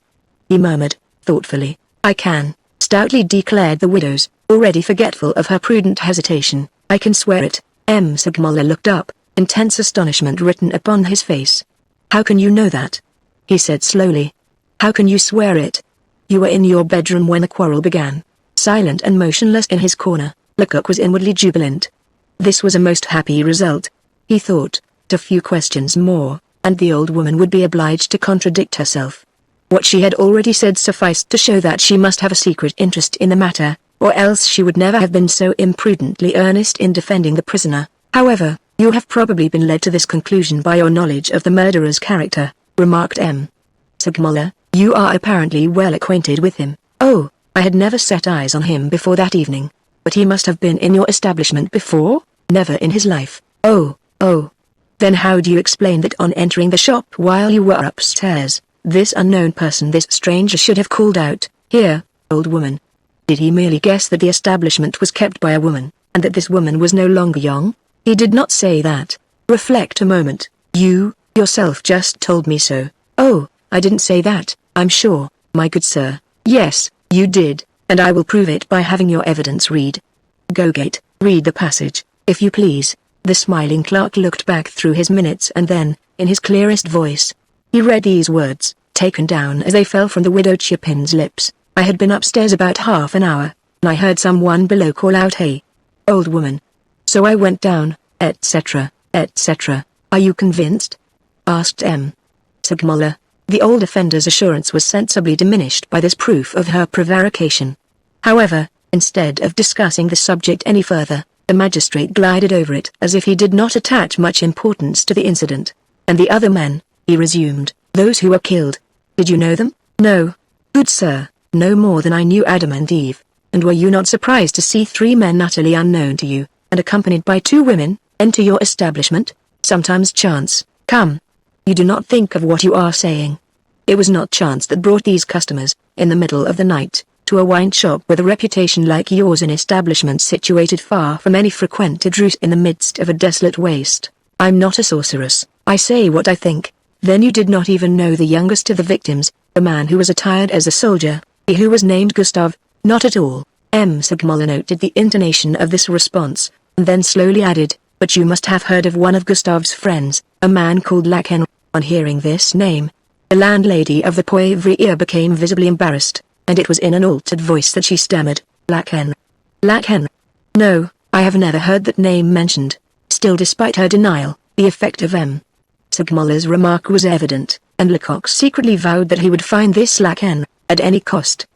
Did not the articles of conviction comprise a letter sent by this man to Gustave, and written, so Lecoq had reason to believe, in a café on the Boulevard Marquise? With such a clue and a little patience, the mysterious Lecoq might yet be discovered. Now, continued M. Segmuller, let us speak of the women who accompanied these unfortunate men. What sort of women were they? Oh, women of no account whatever. Were they well dressed? On the contrary, very miserably. Well, give me a description of them. They were tall and powerfully built, and indeed, as it was Shrove Sunday, I first of all took them for men in disguise. They had hands like shoulders of mutton, gruff voices, and very black hair. They were as dark as mulattoes. Enough, interrupted the magistrate, I require no further proof of your mendacity.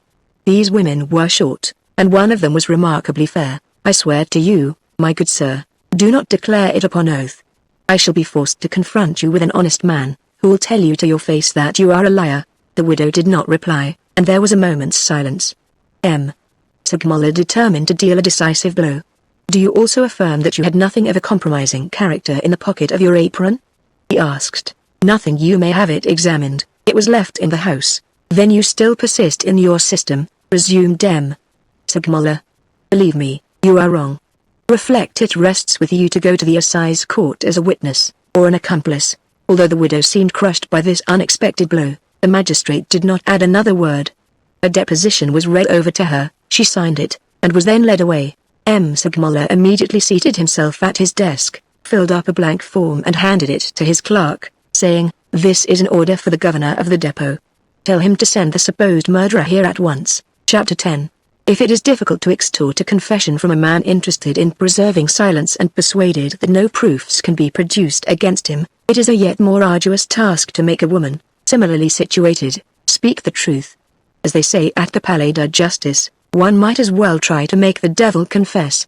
The examination of the widow Chupin had been conducted with the greatest possible care by M. Segmuller, who was as skillful in managing his questions as a tried general in maneuvering his troops. However, all that he had discovered was that the landlady of the Poivriere was conniving with the murderer. The motive of her connivance was yet unknown, and the murderer's identity still a mystery. Both M. Segmuller and Lecoq were nevertheless of the opinion that the old hag knew everything. "It is almost certain," remarked the magistrate, "that she was acquainted with the people who came to her house, with the women, the victims, the murderer, with all of them, in fact. I'm positive as regards that fellow Gustave. I read it in her eyes. I'm also convinced that she knows Lacan, the man upon whom the dying soldier breathed vengeance, the mysterious personage who evidently possesses the key to the enigma. That man must be found." "Ah," replied Lecoq, "and I will find him even if I have to question every one of the 1,100,000 men who constantly walk the streets of Paris." This was promising so much that the magistrate, despite his preoccupation, could not repress a smile. If this old woman would only decide to make a clean breast of it at her next examination, remarked Lecoq. "Yes, but she won't." The young detective shook his head despondently. Such was his own opinion. He did not delude himself with false hopes, and he had noticed between the widow Chupin's eyebrows those furrows which, according to physiognomists, indicate a senseless, brutish obstinacy. "Women never confess," resumed the magistrate, "and even when they seemingly resign themselves to such a course they are not sincere. They fancy they have discovered some means of misleading their examiner. On the contrary, evidence will crush the most obstinate man. He gives up the struggle, and confesses. Now, a woman scoffs at evidence. Show her the sun, tell her it's daytime, at once she will close her eyes and say to you, 'No, it's night.' Male prisoners plan and combine different systems of defense according to their social positions. The women, on the contrary, have but one system, no matter what may be their condition in life. They deny everything, persist in their denials even when the proof against them is overwhelming, and then they cry. When I worry the Chupin with disagreeable questions, at her next examination, you may be sure she will turn her eyes into a fountain of tears." In his impatience, M. Segmuller angrily stamped his foot.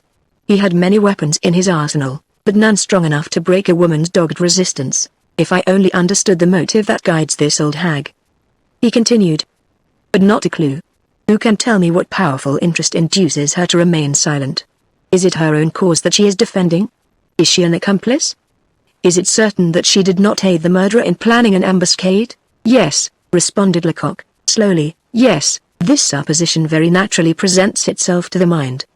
But think a moment, sir, such a theory would prove that the idea we entertained a short time since is altogether false. If the widow Chupin is an accomplice, the murderer is not the person we have supposed him to be.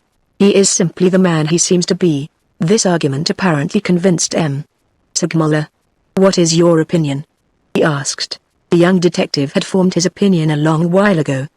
But how could he, a humble police agent, venture to express any decided views when the magistrate hesitated? He understood well enough that his position necessitated extreme reserve, hence, it was in the most modest tone that he replied, "Might not the pretended drunkard have dazzled Mother Chupin's eyes with the prospect of a brilliant reward? Might he not have promised her a considerable sum of money?" He paused. Gogate, the smiling clerk, had just returned. Behind him stood a private of the Garde de Paris who remained respectfully on the threshold, his heels in a straight line, his right hand raised to the peak of his shako, and his elbow on a level with his eyes, in accordance with the regulations. "The governor of the depot," said the soldier, "sends me to inquire if he is to keep the widow Chupin in solitary confinement. She complains bitterly about it." M. Segmuller reflected for a moment. "Certainly," he murmured, as if replying to an objection made by his own conscience, "certainly, it is an undoubted aggravation of suffering, but if I allow this woman to associate with the other prisoners, she will certainly find some opportunity to communicate with parties outside. This must not be. The interests of justice and truth must be considered first." The thought embodied in these last words decided him. "Despite her complaints, the prisoner must be kept in solitary confinement until further orders," he said. The soldier allowed his right hand to fall to his side. He carried his right foot 3 inches behind his left heel, and wheeled round. Gogate, the smiling clerk, then closed the door, and, drawing a large envelope from his pocket, handed it to the magistrate. "Here is a communication from the governor of the depot," said he. The magistrate broke the seal, and read aloud, as follows. "I feel compelled to advise M. Segmuller to take every precaution with a view of assuring his own safety before proceeding with the examination of the prisoner, May. Since his unsuccessful attempt at suicide, this prisoner has been in such a state of excitement that we have been obliged to keep him in a strait waistcoat. He did not close his eyes all last night, and the guards who watched him expected every moment that he would become delirious. However, he did not utter a word.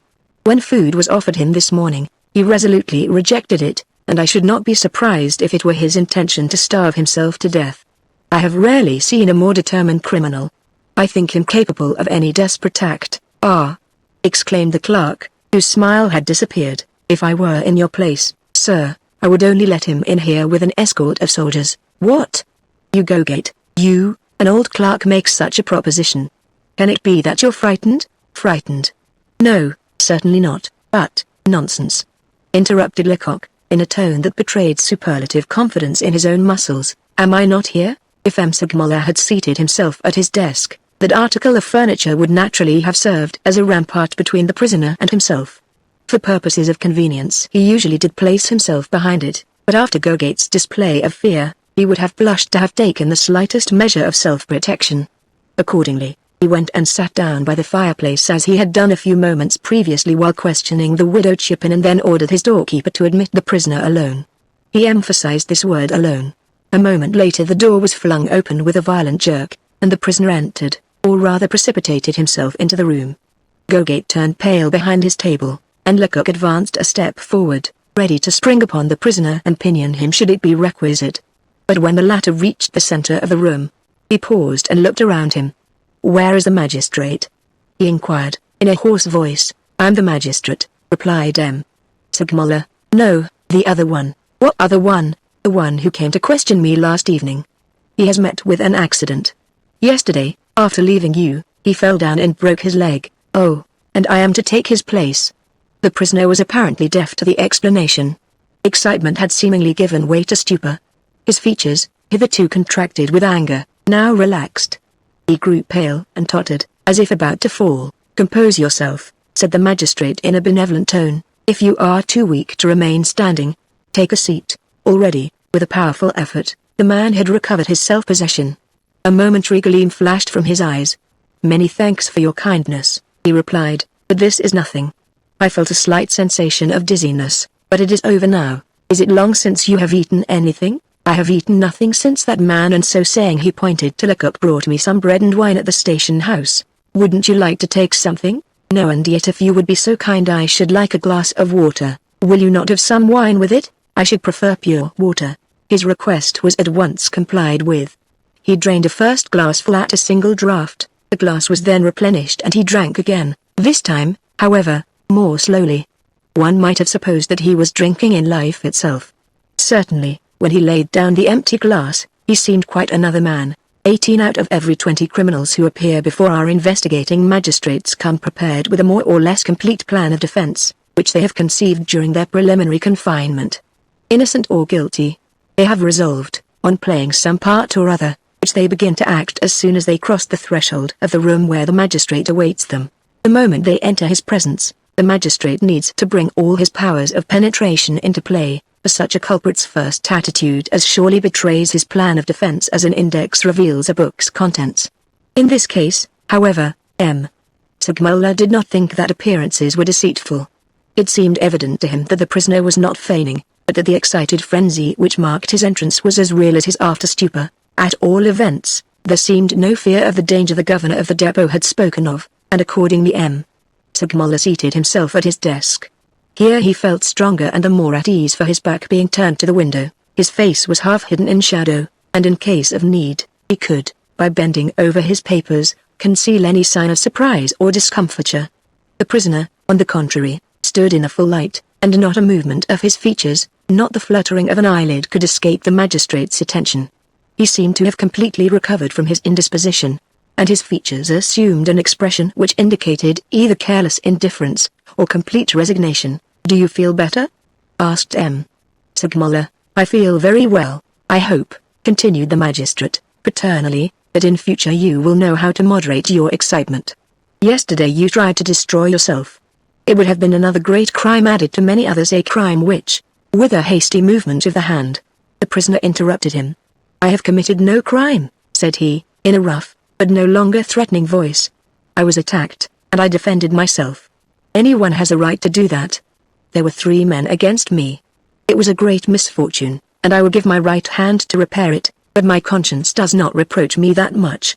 "The prisoners that much?" was a contemptuous snap of his finger and thumb. And yet I've been arrested and treated like an assassin. He continued. When I saw myself interred in that living tomb which you call a secret cell, I grew afraid. I lost my senses. I said to myself, my boy, they've buried you alive, and it is better to die quickly, if you don't wish to suffer. So I tried to strangle myself.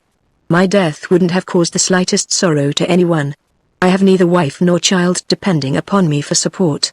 However, my attempt was frustrated. I was bled, and then placed in a strait waistcoat, as if I were a madman. Mad. I really believed I should become so. All night long the jailers sat around me, like children amusing themselves by tormenting a chained animal. They watched me, talked about me, and passed the candle to and fro before my eyes. The prisoner talked forcibly, but without any attempt at oratorical display. There was bitterness but not anger in his tone. In short, he spoke with all the seeming sincerity of a man giving expression to some deep emotion or conviction. As the magistrate and the detective heard him speak, they were seized with the same idea. This man, they thought, is very clever. It won't be easy to get the better of him. Then, after a moment's reflection, M. Segmuller added aloud, this explains your first act of despair, but later on, for instance, even this morning, you refused to eat the food that was offered you. As the prisoner heard this remark, his lowering face suddenly brightened. He gave a comical wink, and finally burst into a hearty laugh, gay, frank, and sonorous. That, said he, is quite another matter. Certainly, I refused all they offered me, and now I will tell you why. As I had my hands confined in the strait waistcoat, the jailer tried to feed me just as a nurse tries to feed a baby with pap. Now I wasn't going to submit to that, so I closed my lips as tightly as I could. Then he tried to force my mouth open and push the spoon in, just as one might force a sick dog's jaws apart and pour some medicine down its throat. The deuce take his impertinence. I tried to bite him, that's the truth, and if I had succeeded in getting his finger between my teeth, it would have stayed there. However, because I wouldn't be fed like a baby, all the prison officials raised their hands to heaven in holy horror, and pointed at me, saying, what a terrible man. What an awful rascal. The prisoner seemed to thoroughly enjoy the recollection of the scene he had described, for he now burst into another hearty laugh, to the great amazement of Lecoq, and the scandal of Gogate. The smiling clerk, M. Segmuller, also found it difficult to conceal his surprise. You are too reasonable, I hope, he said, at last, to attach any blame to these men, who, in confining you in a strait waistcoat, were merely obeying the orders of their superior officers with the view of protecting you from your own violent passions. Responded the prisoner, suddenly growing serious. I do blame them, however, and if I had one of them in a corner, but, never mind, I shall get over it. If I know myself aright, I have no more spite in my composition than a chicken. Your treatment depends on your own conduct, rejoined M. Segmuller. If you will only remain calm, you shan't be put in a strait waistcoat again. But you must promise me that you will be quiet and conduct yourself properly. The murderer sadly shook his head. I shall be very prudent hereafter, said he. But it is terribly hard to stay in prison with nothing to do.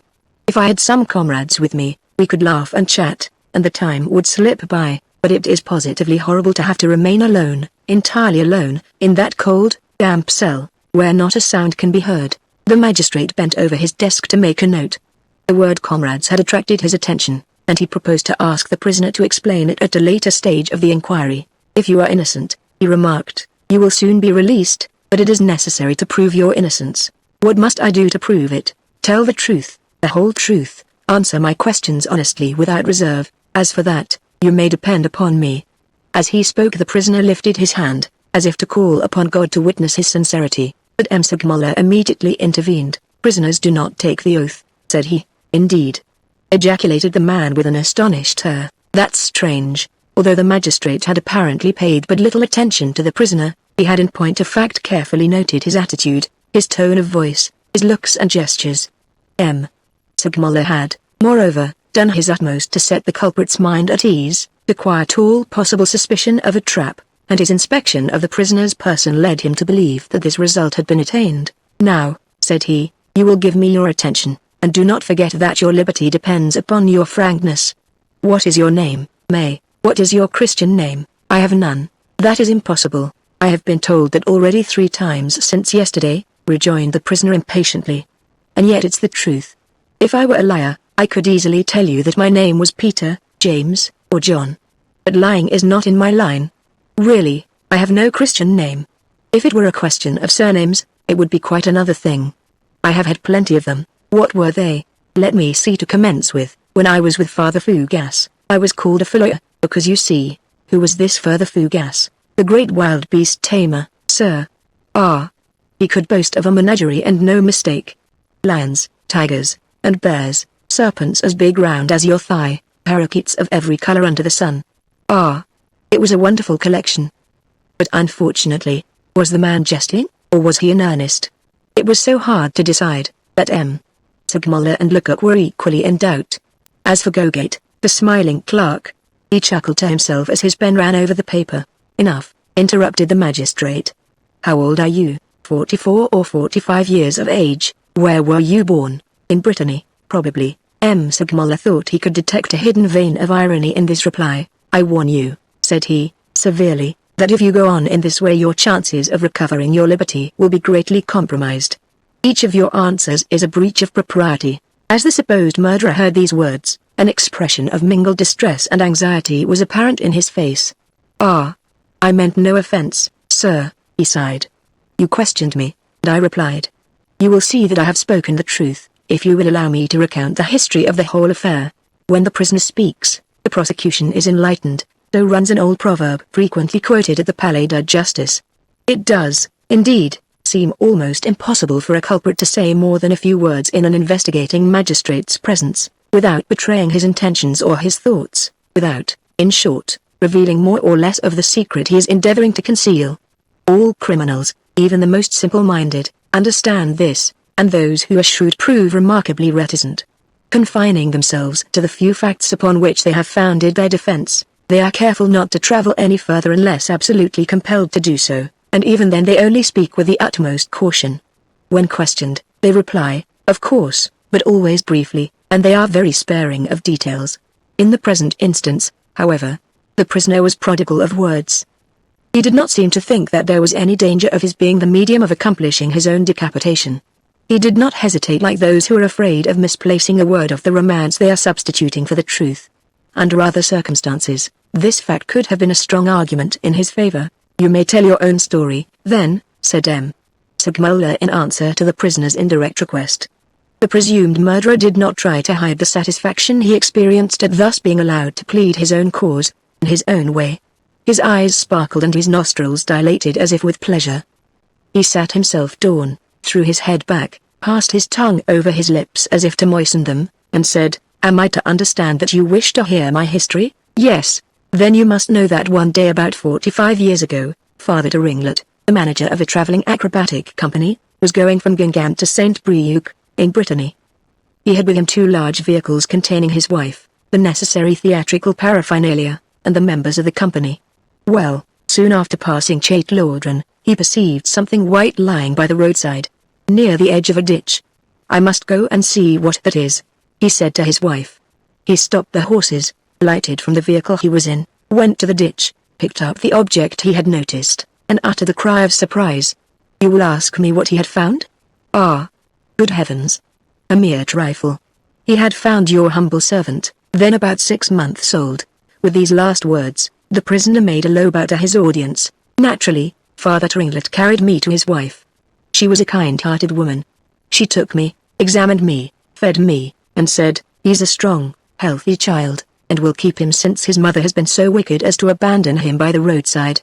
I will teach him, and in 5 or 6 years he will be a credit to us.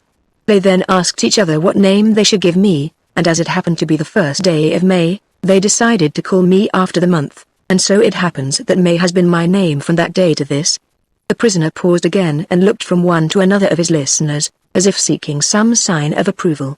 None being forthcoming, he proceeded with his story. Father Ringlet was an uneducated man, entirely ignorant of the law. He did not inform the authorities that he had found a child, and, for this reason, although I was living, I did not legally exist, for, to have a legal existence it is necessary that one's name, parentage, and birthplace should figure upon a municipal register. When I grew older, I rather congratulated myself on Father Ringlet's neglect. May, my boy, said I, you are not put down on any government register, consequently there's no fear of your ever being drawn as a soldier. I had a horror of military service, and a positive dread of bullets and cannon balls. Later on, when I had passed the proper age for the conscription, a lawyer told me that I should get into all kinds of trouble if I sought a place on the civil register so late in the day, and so I decided to exist surreptitiously. And this is why I have no Christian name, and why I can't exactly say where I was born, if truth has any particular accent of its own, as moralists have asserted. The murderer had found that accent. Voice, gesture, glance, expression, all were in accord. Not a word of his long story had rung false. Now, said M. Segmuller, coldly, what are your means of subsistence? By the prisoner's discomforted mien one might have supposed that he had expected to see the prison doors fly open at the conclusion of his narrative. I have a profession, he replied plaintively. The one that Mother England taught me. I subsist by its practice, and I have lived by it in France and other countries. The magistrate thought he had found a flaw in the prisoner's armor. You say you have lived in foreign countries? He inquired. Yes, during the 17 years that I was with M. Simpson's company, I traveled most of the time in England and Germany. Then you are a gymnast and an athlete. How is it that your hands are so white and soft? Far from being embarrassed, the prisoner raised his hands from his lap and examined them with evident complacency. It is true they are pretty, said he, but this is because I take good care of them and scarcely use them. Do they pay you, then, for doing nothing? Ah, no, indeed. But, sir, my duty consists in speaking to the public, in turning a compliment, in making things pass off pleasantly, as the saying is, and, without boasting, I flatter myself that I have a certain knack. M. Segmuller stroked his chin, according to his habit whenever he considered that a prisoner had committed some grave blunder.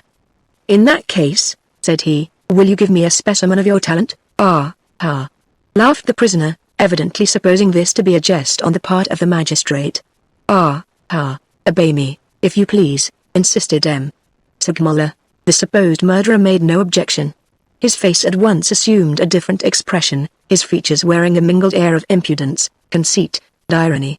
He caught up a ruler that was lying on the magistrate's desk, and, flourishing it wildly, began as follows, in a shrill falsetto voice, silence, music.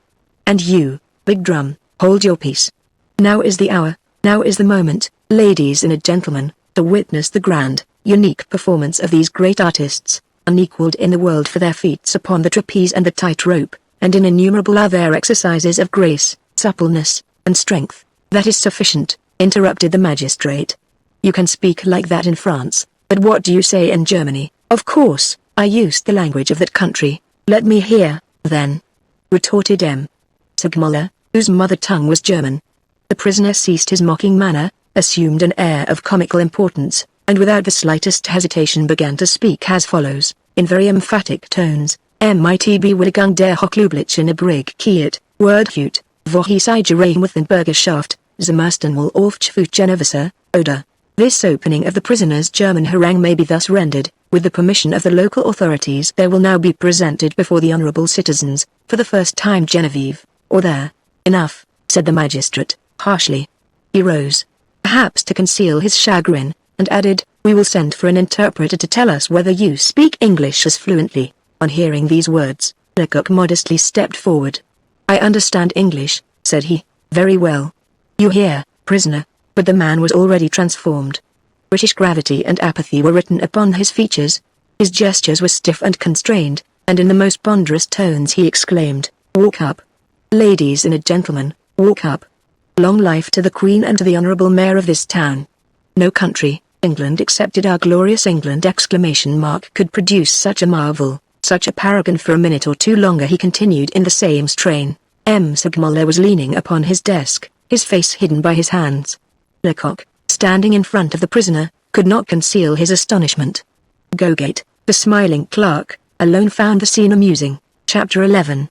The governor of the depot, a functionary who had gained the reputation of an oracle by 20 years' experience in prisons and with prisoners, a man whom it was most difficult to deceive, had advised the magistrate to surround himself with every precaution before examining the prisoner, and yet this man, characterized as a most dangerous criminal, and the very announcement of whose coming had made the clerk turn pale, had proved to be a practical, harmless, and jovial philosopher, vain of his eloquence, a bohemian whose existence depended upon his ability to turn a compliment, in short, a somewhat erratic genius. This was certainly strange. The seeming contradiction did not cause M. Segmuller to abandon the theory propounded by Lecoq. On the contrary, he was more than ever convinced of its truth. If he remained silent, with his elbows leaning on the desk, and his hands clasped over his eyes, it was only that he might gain time for reflection. The prisoner's attitude and manner were remarkable. When his English harangue was finished, he remained standing in the center of the room, a half-pleased, half-anxious expression on his face. Still, he was as much at ease as if he had been on the platform outside some stroller's booth, where, if one could believe his story, he had passed the greater part of his life. It was in vain that the magistrate sought for some indication of weakness on his features, which in their mobility were more enigmatical than the lineaments of the Sphinx. Thus far, M. Segmuller had been worsted in the encounter. It is true, however, that he had not as yet ventured on any direct attack, nor had he made use of any of the weapons which Lecoq had forged for his use. Still he was none the less annoyed at his defeat, as it was easy to see by the sharp manner in which he raised his head after a few moments' silence. "I see that you speak 3 European languages correctly," said he. "It is a rare talent." The prisoner bowed, and smiled complacently. "Still that does not establish your identity," continued the magistrate.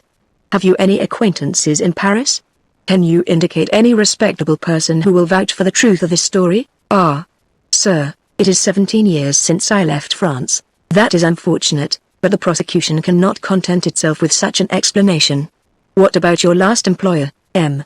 Simpson?" "Who is he?" "M. Simpson is a rich man," replied the prisoner, rather coldly, "worth more than 200,000 francs, and honest besides. In Germany he traveled with a show of marionettes, and in England with a collection of phenomena to suit the tastes of that country. Very well.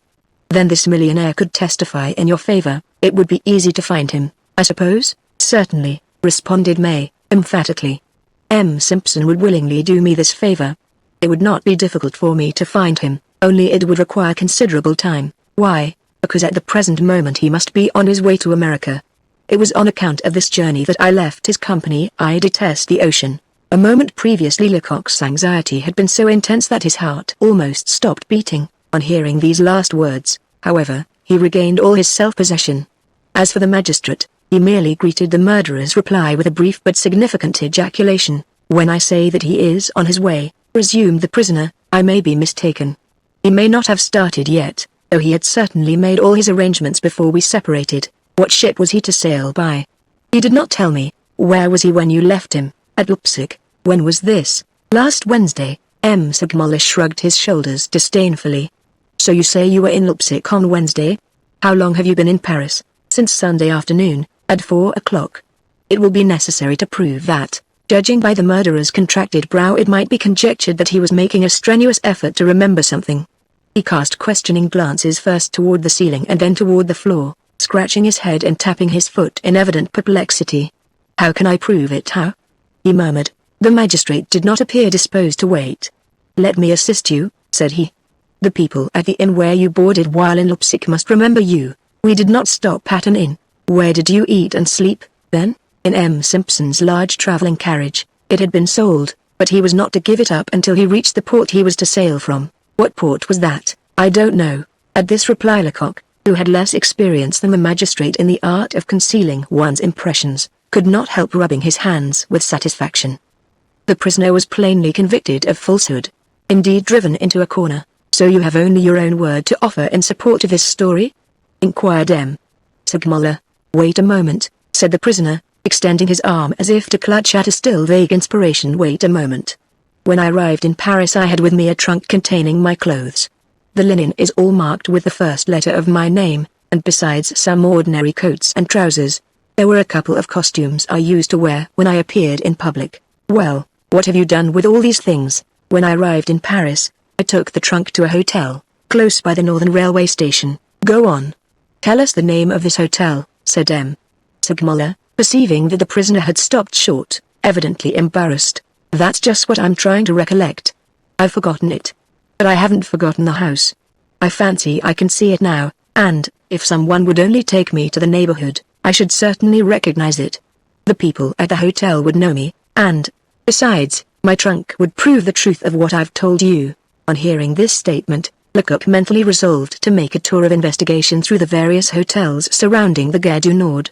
"Very well," retorted the magistrate. "Perhaps we will do as you request.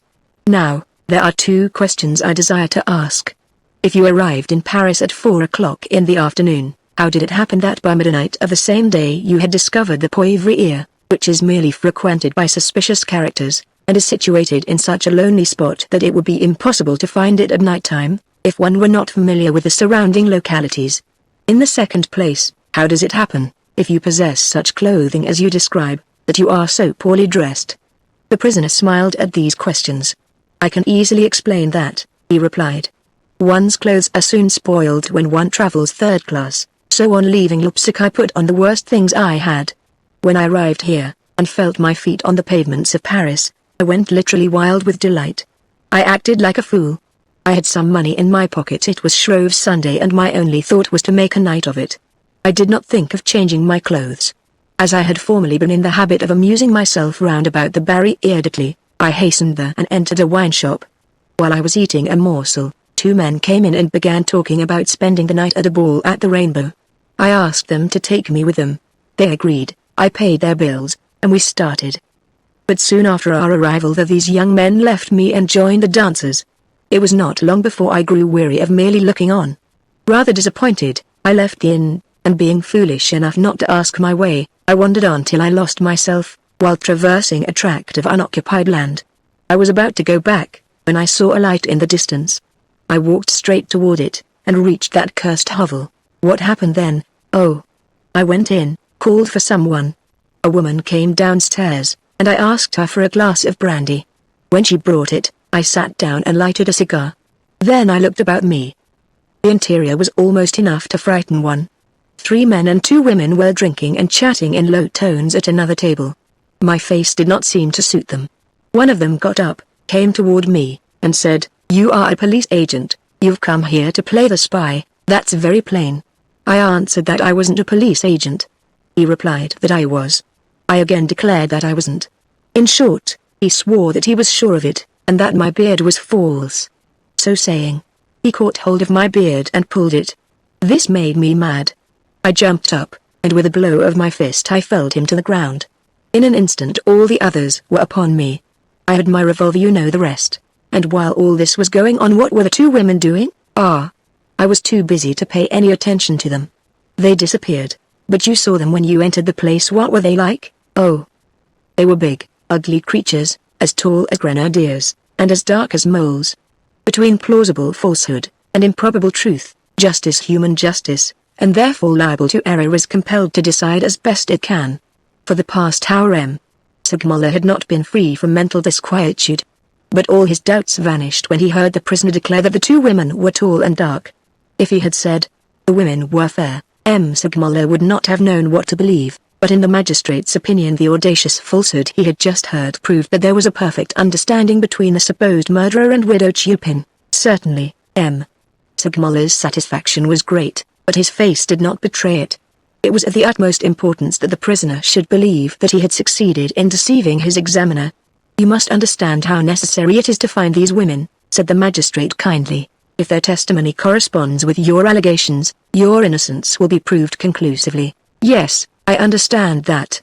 But how can I put my hand upon them? The police can assist you. Our agents are always at the service of prisoners who desire to make use of them in establishing their innocence." "Did you make any observations which might aid in the discovery of these women?" Lecoq, whose eyes never wandered from the prisoner's face, fancied that he saw the faint shadow of a smile on the man's lips. "I remarked nothing," said the prisoner coldly. Segmuller had opened the drawer of his desk a moment before. He now drew from it the earring which had been found on the scene of the tragedy, and handing it abruptly to the prisoner, he asked, "So you didn't notice this in the ear of one of the women?" The prisoner's imperturbable coolness of demeanor did not forsake him. He took the jewel in his hand, examined it attentively, held it up to the light, admired its brilliant scintillations, and said, "It is a very handsome stone, but I didn't notice it." "This stone," remarked the magistrate, "is a diamond." "Ah, yes, and worth several thousand francs, so much as that." This exclamation may have been in accordance with the spirit of the part assumed by the prisoner, though, at the same time, its simplicity was undoubtedly far-fetched. It was strange that a nomad, such as the murderer pretended to have been, acquainted with most of the countries and capitals of Europe, should have displayed this astonishment on learning the value of a diamond. Still, Segmuller did not seem to notice the discrepancy. Another thing, said he. When you threw down your pistol, crying, "Come and take me," what did you intend to do? I intended to make my escape. In what way? Why, of course, by the door, sir. Yes, by the back door, retorted the magistrate, with freezing irony. It remains for you to explain how you who had just entered that hovel for the first time could have known of this door's existence. For once, in the course of the examination, the prisoner seemed troubled. For an instant all his assurance forsook him. He evidently perceived the danger of his position, and after a considerable effort he contrived to burst out in a laugh. His laugh was a poor one, however, it rang false, and failed to conceal a sensation of deep anxiety. Growing gradually bolder, he at length exclaimed, "That's nonsense, I had just seen these two women go out by that very door." "Excuse me, you declared a minute ago that you did not see these women leave, that you were too busy to watch their movements." "Did I say that?" "Word for word. The passage shall be shown you. Go find it." The clerk at once read the passage referred to, whereupon the prisoner undertook to show that the remark had been misunderstood. He had not said, at least, he did not intend to say that, they had quite misinterpreted his words. With such remarks did he try to palliate the effect of his apparent blunders. In the meanwhile, Lecoq was jubilant. "Ah, my fine fellow," thought he, "you are contradicting yourself. You are in deep water already. You are lost. There's no hope for you." The prisoner's situation was indeed not unlike that of a bather, who, unable to swim, imprudently advances into the sea until the water rises above his chin. He may for a while have preserved his equilibrium, despite the buffeting of the waves, but now he totters, loses his footing another second, and he will sink. Enough, said the magistrate, cutting the prisoner's embarrassed explanation short. "Now, if you started out merely with the intention of amusing yourself, how did it happen that you took your revolver with you?" "I had it with me while I was traveling, and did not think of leaving it at the hotel any more than I thought of changing my clothes." "Where did you purchase it?" "It was given me by M. Simpson as a souvenir." "Confess that this M. Simpson is a very convenient personage," said the magistrate coldly. "Still, go on with your story."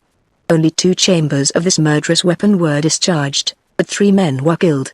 "You have not told me the end of the affair." "What's the use?" exclaimed the prisoner, in saddened tones. 2 of my assailants had fallen, the struggle became an equal one. I seized the remaining man, the soldier, round the body, and threw him down. He fell against a corner of the table, and did not rise again. M. Segmuller had unfolded upon his desk the plan of the poivrier drawn by Lecoq. "Come here," he said, addressing the prisoner, "and show me on this paper the precise spot you and your adversaries occupied." May obeyed, and with an assurance of manner a little surprising in a man in his position, he proceeded to explain the drama. "I entered," said he, "by this door, marked C. I seated myself at the table, H, to the left of the entrance. My assailants occupied the table between the fireplace, F, and the window, E. I must admit," said the magistrate, "that your assertions fully agree with the statements of the physicians, who say that one of the shots must have been fired about a yard off, and the other about 2 yards off." This was a victory for the prisoner, but he only shrugged his shoulders and murmured, "That proves that the physicians knew their business." Lecoq was delighted. This part of the prisoner's narrative not merely agreed with the doctor's statements, but also confirmed his own researches. The young detective felt that, had he been the examiner, he would have conducted the investigation in precisely the same way. Accordingly, he thanked heaven that M. Segmuller had supplied the place of M. Discorval. "This admitted," resumed the magistrate, "it remains for you to explain a sentence you uttered when the agent you see here arrested you." "What sentence?" "You exclaimed, 'Ah, it's the Prussians who are coming, I'm lost.' What did you mean by that?" A fleeting crimson tinge suffused the prisoner's cheek. It was evident that if he had anticipated the other questions, and had been prepared for them, this one, at least, was unexpected. "It's very strange," said he, with ill-disguised embarrassment, "that I should have said such a thing." 5 persons heard you," insisted the magistrate. The prisoner did not immediately reply. He was evidently trying to gain time, ransacking in his mind for a plausible explanation. "After all," he ultimately said, "the thing's quite possible. When I was with M. Simpson, we had with us an old soldier who had belonged to Napoleon's bodyguard and had fought at Waterloo. I recollect he was always repeating that phrase. I must have caught the habit from him." This explanation, though rather slow in coming, was nonetheless ingenious. At least, M. Segmuller appeared to be perfectly satisfied. "That's very plausible," said he, but there is one circumstance that passes my comprehension. Were you freed from your assailants before the police entered the place? Answer me, yes or no. Yes. Then why, instead of making your escape by the back door, the existence of which you had divined, did you remain on the threshold of the door leading into the back room, with a table before you to serve as a barricade, and your revolver leveled at the police, as if to keep them at bay? The prisoner hung his head, and the magistrate had to wait for his answer. I was a fool, he stammered at last. I didn't know whether these men were police agents or friends of the fellows I had killed. In either case your own interest should have induced you to fly. The prisoner remained silent. Well, resumed M. Segmuller, let me tell you my opinion. I believe you designedly and voluntarily exposed yourself to the danger of being arrested in order to protect the retreat of the two women who had just left. Why should I have risked my own safety for two hussies I did not even know? Excuse me. The prosecution is strongly inclined to believe that you know these two women very well. I should like to see anyone prove that. So saying, the prisoner smiled sneeringly, but at once changed countenance when the magistrate retorted in a tone of assurance, I will prove it. Chapter 12. M. Segmuller certainly wished that a number had been branded upon the enigmatical prisoner before him. And yet he did not by any means despair, and his confidence, exaggerated though it might be, was not at all feigned. He was of opinion that the weakest point of the prisoner's defense so far was his pretended ignorance concerning the two women. He proposed to return to this subject later on. In the meanwhile, however, there were other matters to be dealt with. When he felt that his threat as regards the women had had time to produce its full effect, the magistrate continued, So, prisoner, you assert that you were acquainted with none of the persons you met at the Poivriere. I swear it. Have you never had occasion to meet a person called Lecoq, an individual whose name is connected with this unfortunate affair? I heard the name for the first time when it was pronounced by the dying soldier. Poor fellow. I had just dealt him his death blow, and yet his last words testified to my innocence. This sentimental outburst produced no impression whatever upon the magistrate. In that case, said he, I suppose you are willing to accept this soldier's statement. The man hesitated, as if conscious that he had fallen into a snare, and that he would be obliged to weigh each answer carefully. I accept it, said he at last. Of course I accept it. Very well, then. This soldier, as you must recollect, wished to revenge himself on Lecoq, who, by promising him a sum of money, had inveigled him into a conspiracy. A conspiracy against whom? Evidently against you, and yet you pretend that you had only arrived in Paris that evening, and that mere chance brought you to the Poivriere. Can you reconcile such conflicting statements? The prisoner had the hardihood to shrug his shoulders disdainfully. I see the matter in an entirely different light, said he. These people were plotting mischief against I don't know whom, and it was because I was in their way that they sought to quarrel with me, without any cause whatever. Skillfully as the magistrate had delivered this thrust, it had been as skillfully parried, so skillfully, indeed, that Gogate, the smiling clerk, could not conceal an approving grimace. Besides, on principle, he always took the prisoner's part, in a mild, platonic way. Of course. Let us consider the circumstances that followed your arrest, resumed M. Segmuller. Why did you refuse to answer all the questions put to you? A gleam of real or assumed resentment shone in the prisoner's eyes. This examination, he growled, will alone suffice to make a culprit out of an innocent man. I advise you, in your own interest, to behave properly. Those who arrested you observed that you were conversant with all the prison formalities and rules. Sir. Haven't I told you that I have been arrested and put in prison several times, always on account of my papers? I told you the truth, and you shouldn't taunt me for having done so. The prisoner had dropped his mask of careless gaiety, and had assumed a surly, discontented tone. But his troubles were by no means ended. In fact, the battle had only just begun. Laying a tiny linen bag on his desk, M. Segmuller asked him if he recognized it. Perfectly. It is the package that the governor of the depot placed in his safe. The magistrate opened the bag, and poured the dust that it contained onto a sheet of paper. You are aware, prisoner, said he, that this dust comes from the mud that was sticking to your feet. The police agent who collected it has been to the station house where you spent the night of the murder, and has discovered that the composition of this dust is identical with that of the floor of the cell you occupied. The prisoner listened with gaping mouth.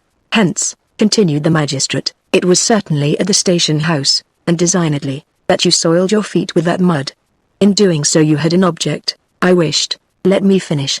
Being determined to keep your identity secret, and to assume the character of a member of the lower classes of a mountebank, If you please, you reflected that the care you bestow upon your person might betray you. You foresaw the impression that would be caused when the coarse, ill-fitting boots you wore were removed, and the officials perceived your trim, clean feet, which are as well kept as your hands. Accordingly, what did you do? You poured some of the water that was in the pitcher in your cell onto the ground and then dabbled your feet in the mud that had thus been formed. During these remarks the prisoner's face wore, by turns, an expression of anxiety, astonishment, irony, and mirth. When the magistrate had finished, he burst into a hearty laugh. So that's the result of 12 or 14 hours' research, he at length exclaimed, turning toward Lecoq. Ah, Mr. Agent, it's good to be sharp, but not so sharp as that. The truth is, that when I was taken to the station house, 48 hours 36 of them spent in a railway carriage had elapsed since I had taken off my boots. My feet were red and swollen, and they burned like fire. What did I do? I poured some water over them. As for your other suspicions, if I have a soft white skin, it is only because I take care of myself. Besides, as is usual with most men of my profession, I rarely wear anything but slippers on my feet. This is so true that, on leaving Leipzig, I only owned a single pair of boots, and that was an old cast-off pair given me by M. Simpson. Lecoq struck his chest. Fool, imbecile, idiot, that I am, he thought. He was waiting to be questioned about this circumstance. He is so wonderfully shrewd that, when he saw me take the dust, he divined my intentions, and since then he has managed to concoct this story, a plausible story enough and one that any jury would believe. M. Sigmuller was saying the same thing to himself. But he was not so surprised nor so overcome by the skill the prisoner had displayed in fencing with this point. Let us continue, said he. Do you still persist in your statements, prisoner? Yes, very well, then I shall be forced to tell you that what you are saying is untrue. The prisoner's lips trembled visibly, and it was with difficulty that he faltered. May my first mouthful of bread strangle me, if I have uttered a single falsehood, a single falsehood. Wait. The magistrate drew from the drawer of his desk the molds of the footprints prepared by Lecoq, and showing them to the murderer, he said, You told me a few minutes ago that the two women were as tall as grenadiers. Now, just look at the footprints made by these female giants. They were as dark as moles, you said. A witness will tell you that one of them was a small, delicate-featured blonde, with an exceedingly sweet voice. He sought the prisoner's eyes, gazed steadily into them, and added slowly, This witness is the driver whose cab was hired in the Rue de Chevaleret by the two fugitives, both short, fair-haired women. This sentence fell like a thunderbolt upon the prisoner. He grew pale, tottered, and leaned against the wall for support. Ah! You have told me the truth, scornfully continued the pitiless magistrate. Then, who is this man who was waiting for you while you were at the Poivriere? Who is this accomplice who, after your arrest, dared to enter the widow Chupin's den to regain possession of some compromising object, no doubt a letter which he knew he would find in the pocket of the widow Chupin's apron? Who is this devoted, courageous friend who feigned drunkenness so effectually that even the police were deceived, and thoughtlessly placed him in confinement with you? Dare you deny that you have not arranged your system of defense in concert with him? Can you affirm that he did not give the widow Chupin counsel as to the course she should pursue? But already, thanks to his power of self-control, the prisoner had mastered his agitation. All this, said he, in a harsh voice, is a mere invention of the police. However faithfully one may describe an examination of this kind, a narrative can convey no more idea of the real scene than a heap of cold ashes can give the effect of a glowing fire. One can note down each word, each ejaculation, but phraseology is powerless to portray the repressed animation, the impassioned movements, the studied reticence, the varied tones of voice, the now bold, now faltering glances, full of hatred and suspicion, which follow each other in rapid succession, mostly on the prisoner's side, but not entirely so, for although the magistrate may be an adept in the art of concealing his feelings, at times nature cannot be controlled. When the prisoner reeled beneath the magistrate's last words, the latter could not control his feelings. He yields, he thought, succumbs, he is mine, but all hope of immediate success vanished when M. Sigmuller saw his redoubtable adversary struggle against his momentary weakness, and arm himself for the fight with renewed, and, if possible, even greater energy. The magistrate perceived that it would require more than one assault to overcome such a stubborn nature. So, in a voice rendered still more harsh by disappointment, he resumed, It is plain that you are determined to deny evidence itself. The prisoner had recovered all his self-possession. He must have bitterly regretted his weakness, for a fiendish spite glittered in his eyes. What evidence? he asked, frowning. This romance invented by the police is very plausible, I don't deny it, but it seems to me that the truth is quite as probable. You talked to me about a cabman whose vehicle was hired by two short, fair-haired women, but who can prove that these women were the same that fled from the Poivriere? The police agent you see here followed the tracks they left across the snow, at night time across fields intersected by ditches, and up a long street, a fine rain falling all the while, and a thaw already beginning. Oh, your story is very probable. As he spoke, the murderer extended his arm toward Lecoq, and then, in a tone of crushing scorn, he added, a man must have great confidence in himself, or a wild longing for advancement, to try and get a man guillotined on such evidence as that. At these words, Gogate, the smiling clerk, whose pen was rapidly flying across the paper, could not help remarking to himself, the arrow has entered the bull's-eye this time. The comment was not without foundation, for Lecoq was evidently cut to the quick. Indeed, he was so incensed that, forgetful of his subordinate position, he sprang to his feet, exclaiming, this circumstance would be of slight importance if it were not one of a long chain. Be good enough to keep silent, interrupted the magistrate, who, turning to the prisoner, added, the court does not utilize the proofs and testimony collected by the police until it has examined and weighed them. No matter, murmured the prisoner. I should like to see this cab driver. Have no fear about that, he shall repeat his evidence in your presence. Very well. I am satisfied then. I will ask him how he can distinguish people's faces when it is as dark as... He checked himself, apparently enlightened by a sudden inspiration. How stupid I am! He exclaimed. I'm losing my temper about these people when you know all the while who they are. For of course the cabman drove them home. Segmuller saw that the prisoner understood him. He perceived, moreover, that the latter was doing all he could to increase the mystery that enshrouded this essential point of the case, a point upon which the prosecution was particularly anxious to obtain information. The prisoner was truly an incomparable comedian, for his last observation was made in a tone of remarkable candor, just tinged with sufficient irony to show that he felt he had nothing to fear in this direction. If you are consistent with yourself, remarked the magistrate, you will also deny the existence of an accomplice, of a comrade. What would be the use denying it, since you believe nothing that I say? Only a moment ago you insinuated that my former employer was an imaginary personage, so what need I say about my pretended accomplice? According to your agents, he's at all events a most faithful friend. Indeed, this wonderful being invented by Monsieur, with these words the prisoner pointed to Lecoq, was seemingly not satisfied at having once escaped the police, for, according to your account, he voluntarily placed himself in their clutches a second time. You gentlemen pretend that he conferred first of all with me, and next with the widow Chupin. How did that happen? Perhaps after removing him from my cell, some of your agents obligingly shut him up with the old woman, Gogate. The clerk wrote all this down admiringly. Here, thought he, is a man of brain, who understands his case. He won't need any lawyer's eloquence to put his defense favorably before a jury, and after all, continued the prisoner, what are the proofs against me? The name of Lacan faltered by a dying man, a few footprints on some melting snow, a sleepy cab driver's declaration, and a vague doubt about a drunkard's identity. If that is all you have against me, it certainly doesn't amount to much. Enough. Interrupted Segmuller. Your assurance is perfect now, though a moment ago your embarrassment was most remarkable. What was the cause of it? The cause? Indignantly exclaimed the prisoner, whom this query had seemingly enraged. The cause? Can't you see, sir, that you are torturing me frightfully, pitilessly? I am an innocent man, and you are trying to deprive me of my life. You have been turning me this way and that way for so many hours that I begin to feel as if I were standing on the guillotine. Each time I open my mouth to speak I ask myself, is it this answer that will send me to the scaffold? My anxiety and dismay surprise you, do they? Why, since this examination began, I've felt the cold knife graze my neck at least 20 times. I wouldn't like my worst enemy to be subjected to such torture as this. The prisoner's description of his sufferings did not seem at all exaggerated.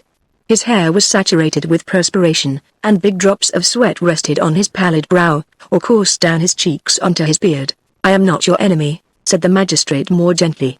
A magistrate is neither a prisoner's friend nor enemy, he is simply the friend of truth and the executor of the law.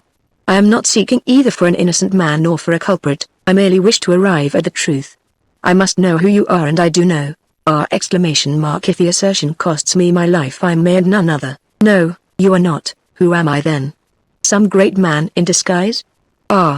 I wish I were. In that case, I should have satisfactory papers to show you, then you would set me free, for you know very well, my good sir, that I am as innocent as you are." The magistrate had left his desk, and taken a seat by the fireplace within a yard of the prisoner. "Do not insist," said he. Then, suddenly changing both manner and tone, he added with the urbanity that a man of the world displays when addressing an equal. "Do me the honor, sir, to believe me gifted with sufficient perspicuity to recognize, under the difficult part you play to such perfection, a very superior gentleman, a man endowed with remarkable talents." Lecoq perceived that this sudden change of manner had unnerved the prisoner. He tried to laugh, but his merriment partook somewhat of the nature of a sob, and big tears glistened in his eyes. "I will not torture you any longer," continued the magistrate. "In subtle reasoning I confess that you have conquered me. However, when I return to the charge I shall have proofs enough in my possession to crush you." He reflected for a moment, then lingering over each word, he added, "Only do not then expect from me the consideration I have shown you today. Justice is human, that is, she is indulgent towards certain crimes. She has fathomed the depth of the abyss into which blind passion may hurl even an honest man. Today I freely offer you any assistance that will not conflict with my duty. Speak, shall I send this officer of police away? Would you like me to send my clerk out of the room, on an errand?" He said no more, but waited to see the effect of this last effort. The prisoner darted upon him one of those searching glances that seem to pierce an adversary through. His lips moved, one might have supposed that he was about to make a revelation. But no. Suddenly he crossed his arms over his chest, and murmured, "You are very frank, sir. Unfortunately for me, I'm only a poor devil, as I've already told you. My name is May, and I earn my living by speaking to the public and turning a compliment. I am forced to yield to your decision," said the magistrate sadly. "The clerk will now read the minutes of your examination. Listen, while Gogate read the evidence aloud." The prisoner listened without making any remark, but when asked to sign the document, he obstinately refused to do so, fearing, he said, some hidden treachery. A moment afterward the soldiers who had escorted him to the magistrate's room conducted him back to the depot. Chapter 13. When the prisoner had gone, M. Segmuller sank back in his armchair, literally exhausted. He was in that state of nervous prostration which so often follows protracted but fruitless efforts.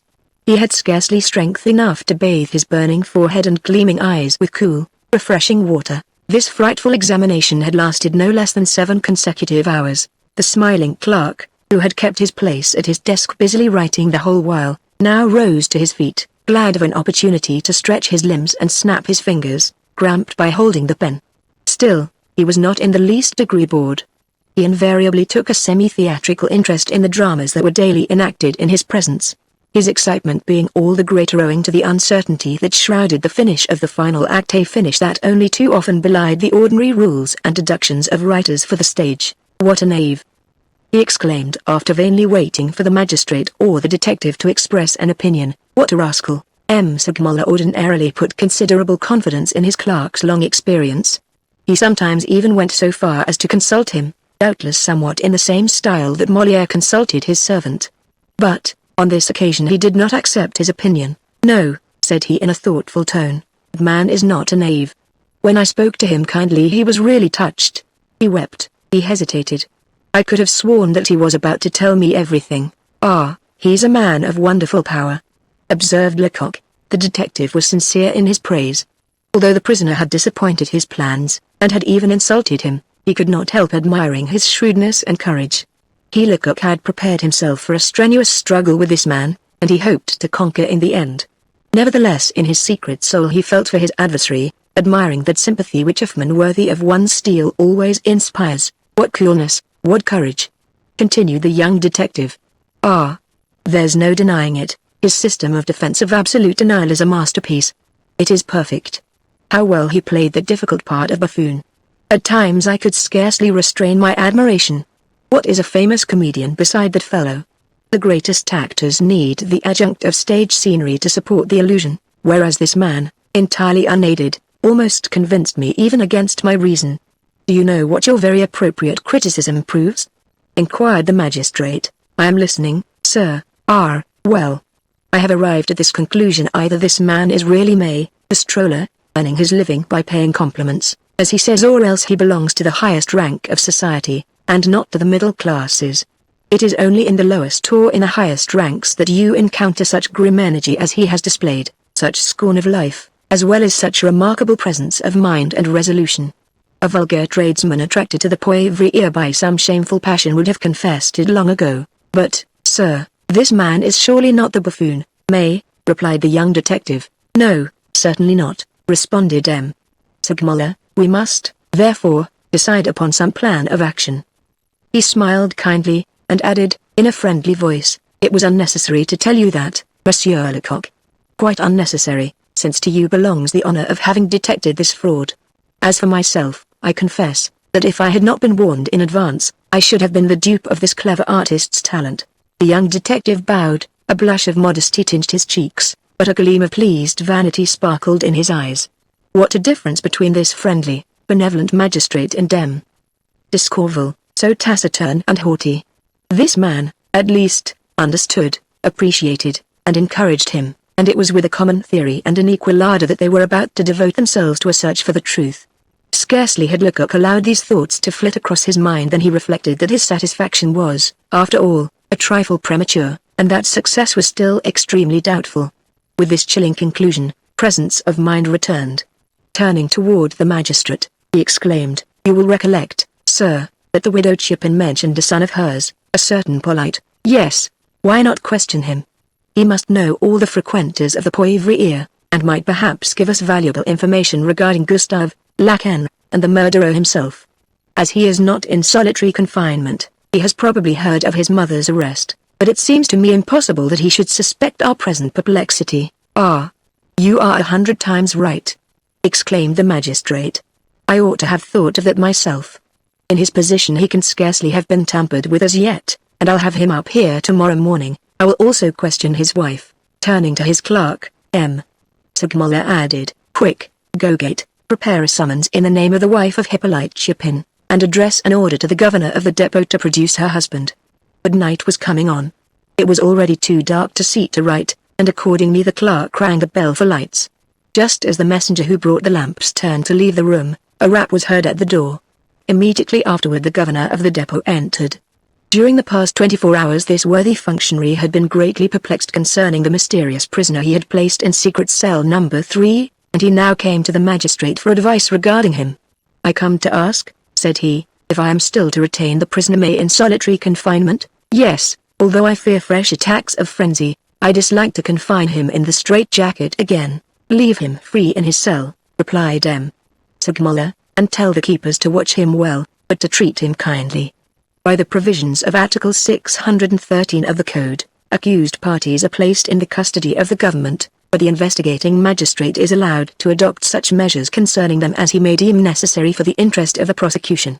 The governor bowed assent to M. Segmuller's instructions, and then added, "You have doubtless succeeded in establishing the prisoner's identity." "Unfortunately, I have not." The governor shook his head with a knowing air. "In that case," said he, "my conjectures were correct. It seems to me evident that this man is a criminal of the worst description, an old offender certainly, and one who has the strongest interest in concealing his identity. You will find that you have to deal with a man who has been sentenced to the galleys for life, and who has managed to escape from K.N. Perhaps you are mistaken, I shall be greatly surprised if such should prove the case. I must admit that my opinion in this matter is identical with that of M.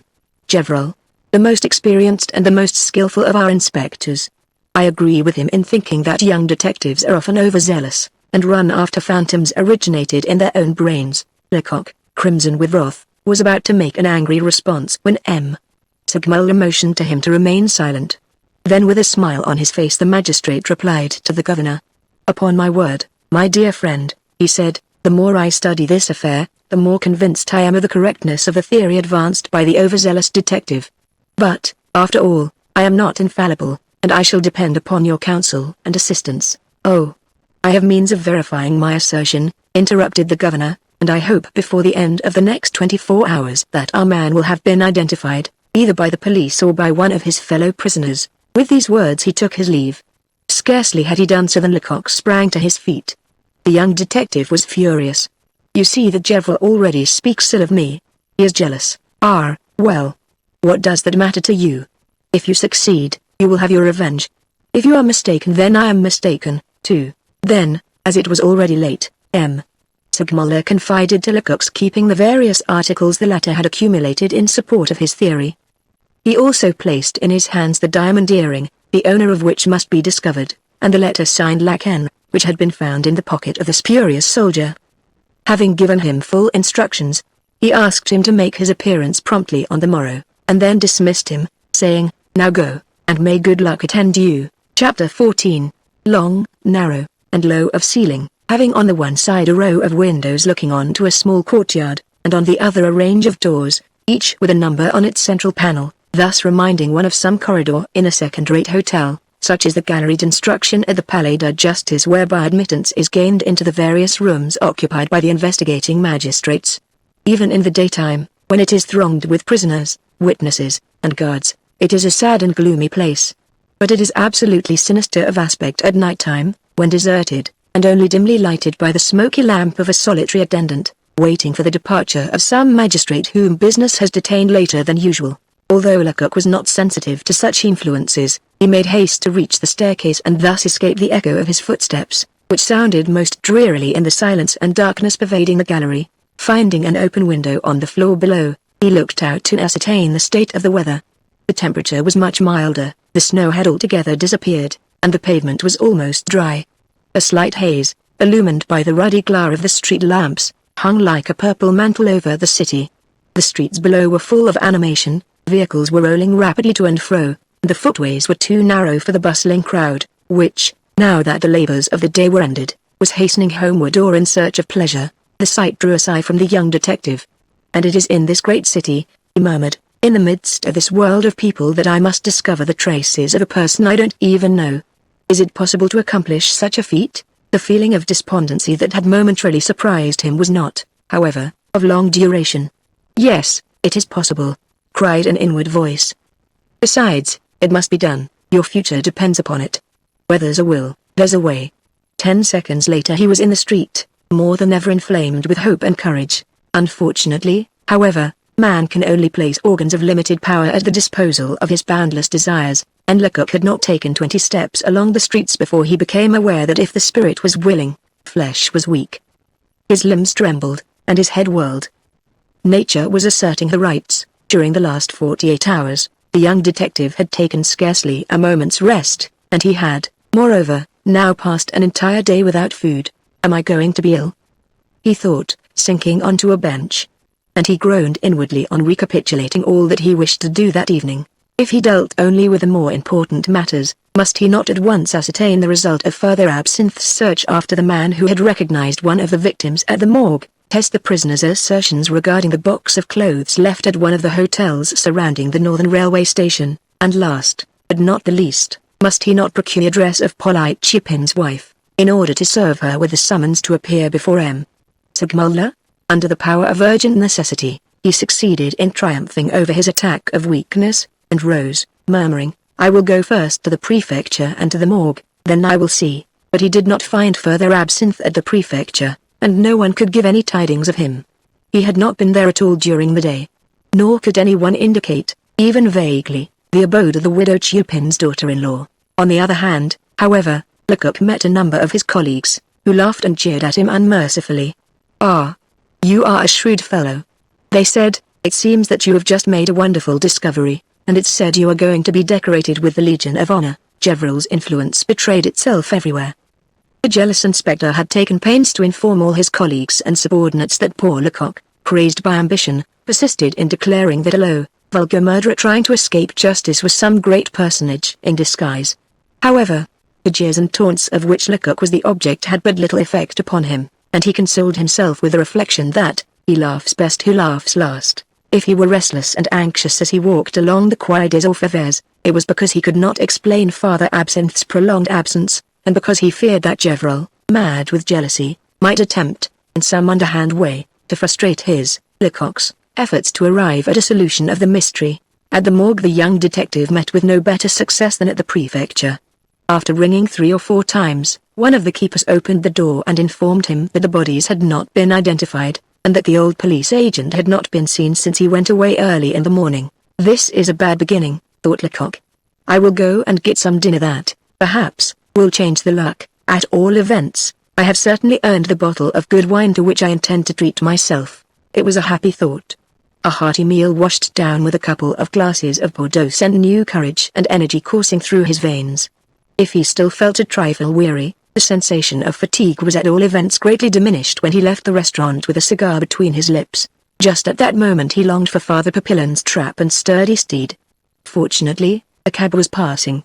He hired it, and as 8 o'clock was striking, alighted at the corner of the square inches front of the Northern Railway Station.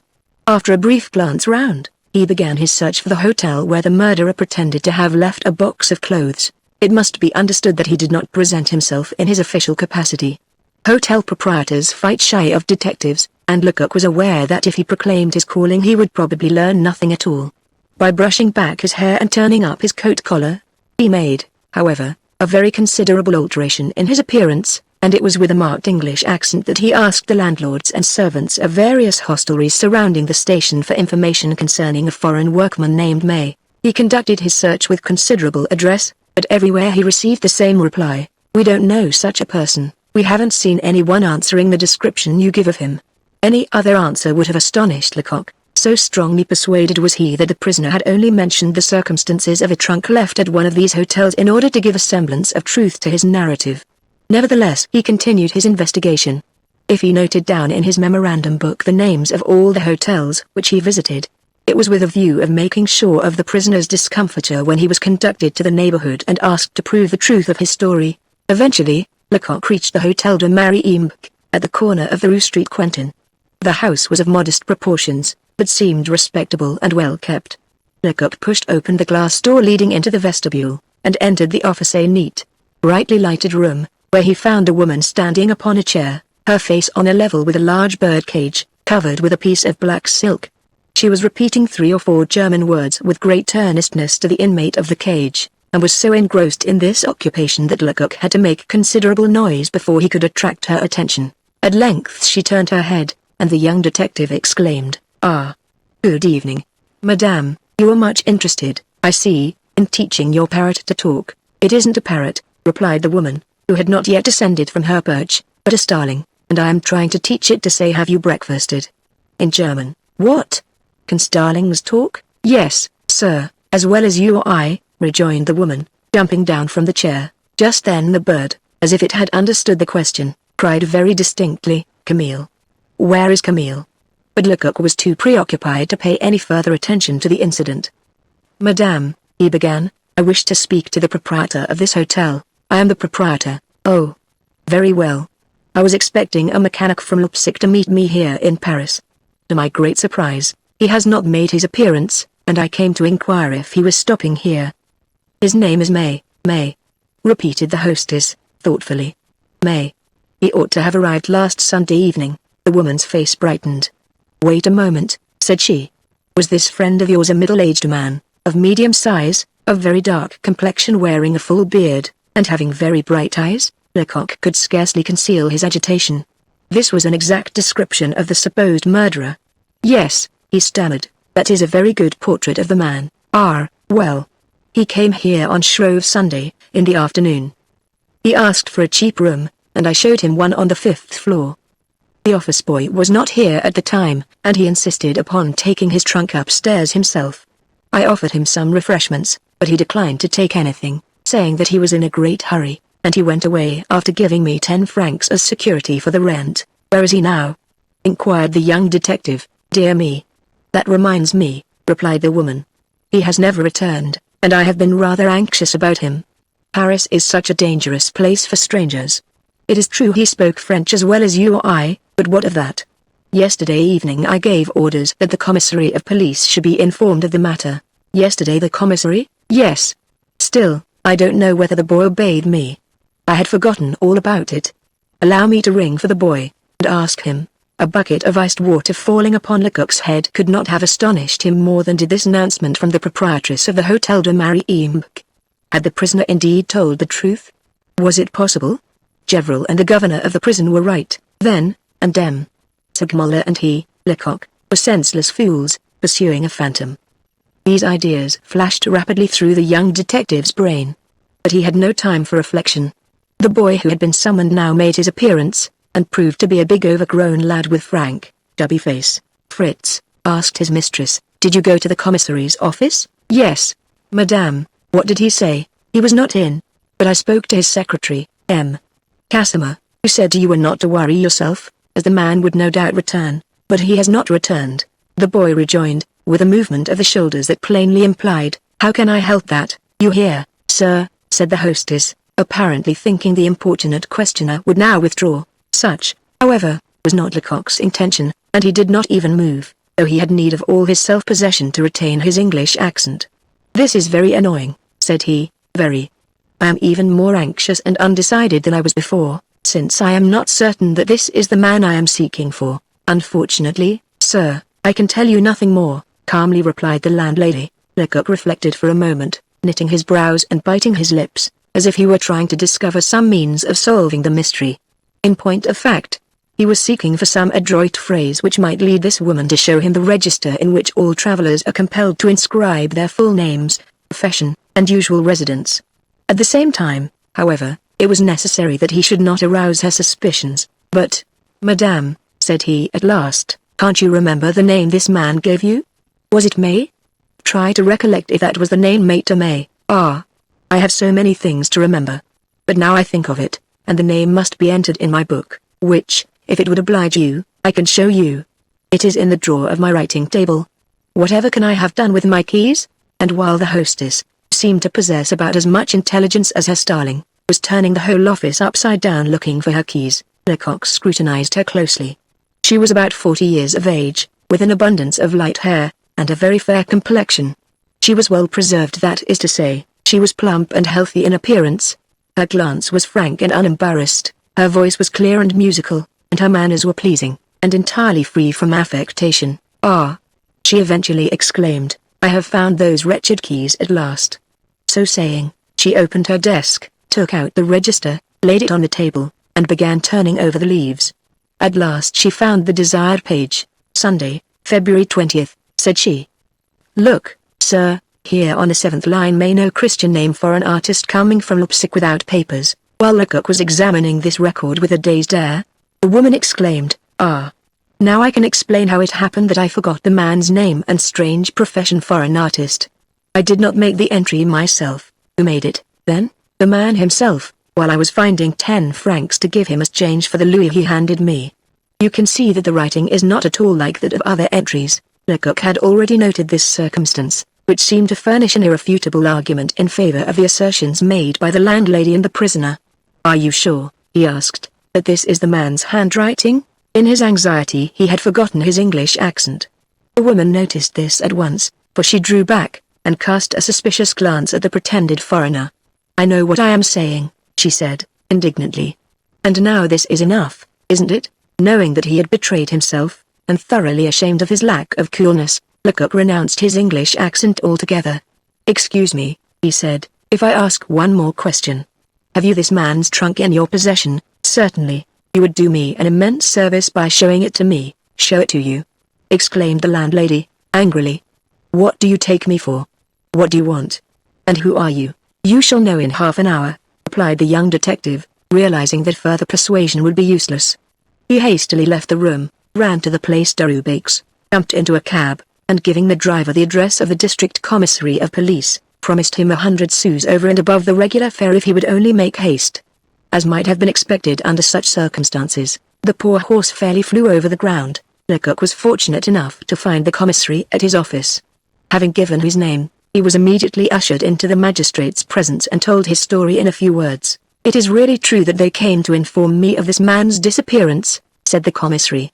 "Casimir told me about it this morning." "They came to inform you?" faltered Lecoq. "Yes, yesterday, but I have had so much to occupy my time. Now, my man, how can I serve you?" "Come with me, sir, compel them to show us the trunk, and send for a locksmith to open it. Here is the authority a search warrant given me by the investigating magistrate to use in case of necessity. Let us lose no time. I have a cab at the door, we will start at once," said the commissary. The driver whipped up his horse once more, and they were soon rapidly rolling in the direction of the Rue Street Quentin. "Now, sir," said the young detective, "permit me to ask if you know this woman who keeps the Hotel de MagneonBooks?" "Yes, indeed, I know her very well." When I was first appointed to this district, 6 years ago, I was a bachelor, and for a long while I took my meals at her table d'hôte. Casimir, my secretary, boards there even now, and what kind of woman is she? Why, upon my word, my young friend, Madame Milner, for such is her name, is a very respectable widow, highly esteemed by her neighbors, and having a very prosperous business. If she remains a widow's, it is only from choice, for she is very prepossessing and has plenty of suitors. Then you don't think her capable of serving, for the sake of a good round sum, the interests of some wealthy culprit? Have you gone mad? Interrupted the commissary. What, Madame Milner perjure herself for the sake of money?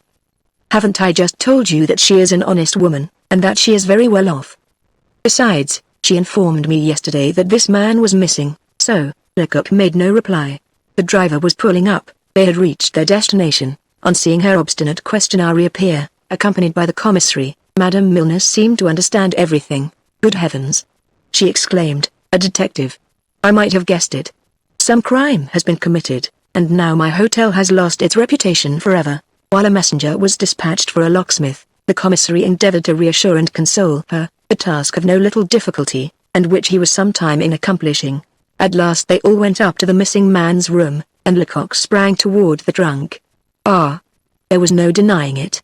It had, indeed, come from Leipzig, as the labels pasted upon it by the different railroad companies only too plainly proved.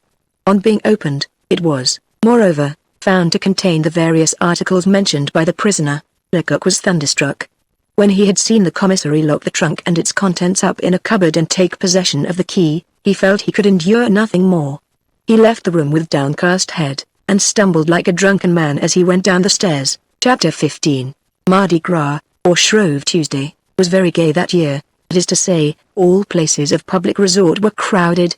When Lecoq left the Hotel de MagneonBooks about midnight, the streets were as full as if it had been noonday. The cafes were thronged with customers.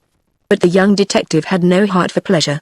He mingled with the crowd without seemingly seeing it, and jostled against groups of people chatting at the corners, without hearing the implications occasioned by his awkwardness. Where was he going? He had no idea. He walked aimlessly, more disconsolate and desperate than the gambler who had staked his last hope with his last louis, and lost. I must yield, he murmured, this evidence is conclusive. My presumptions were only chimeras, my deductions the playthings of chance. All I can now do is to withdraw, with the least possible damage and ridicule, from the false position I have assumed.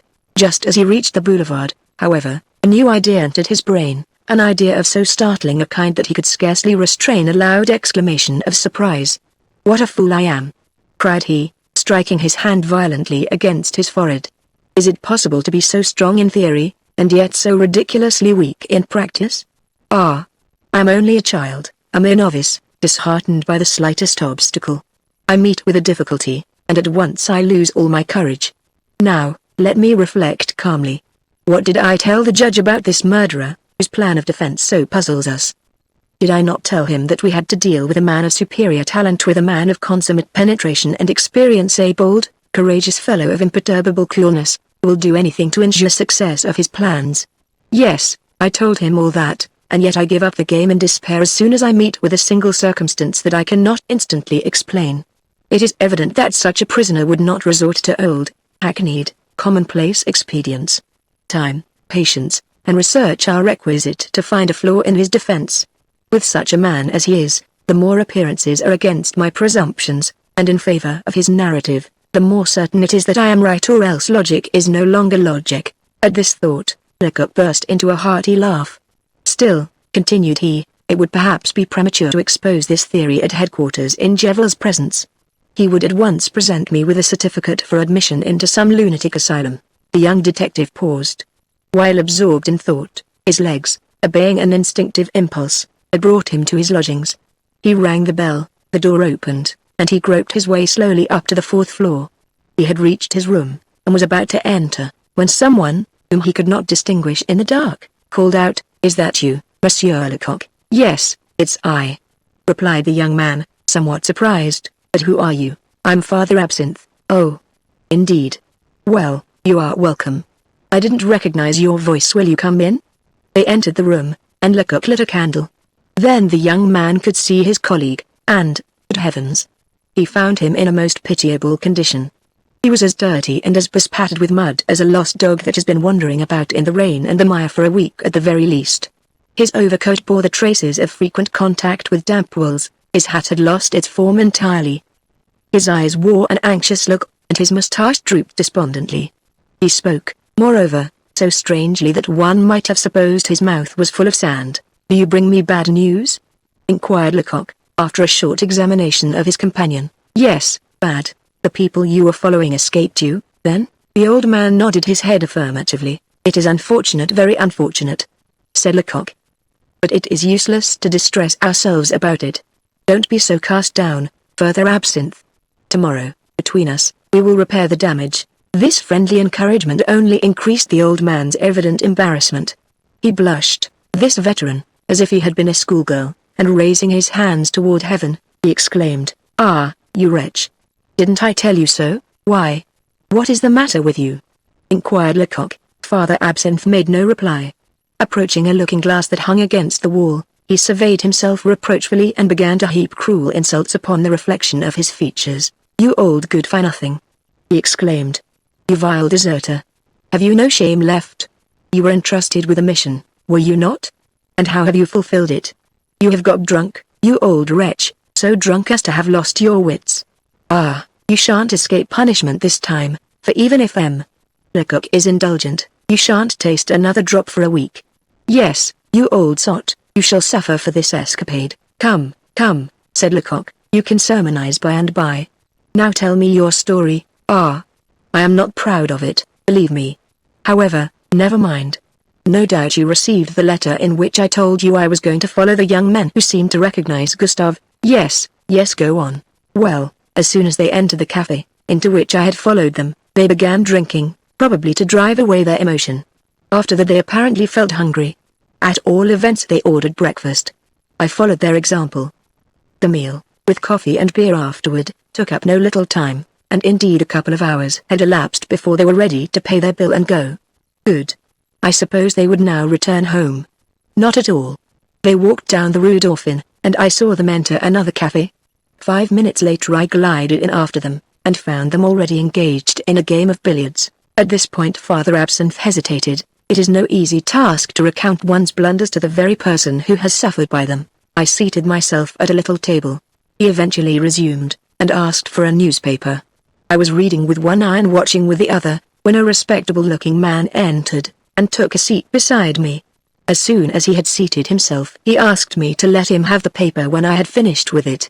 I handed it to him, and then we began talking about the weather. At last he proposed a game of bezique. I declined, but we afterward compromised the matter by having a game of piquet. The young men, you understand, were still knocking the balls about. We began by playing for a glass of brandy each. I won. My adversary asked for his revenge, and we played 2 games more. I still kept on winning. He insisted upon another game, and again I won, and still I drank and drank again. Go on, go on. Ah, here's the rub. After that I remember nothing either about the man I had been playing with or the young men.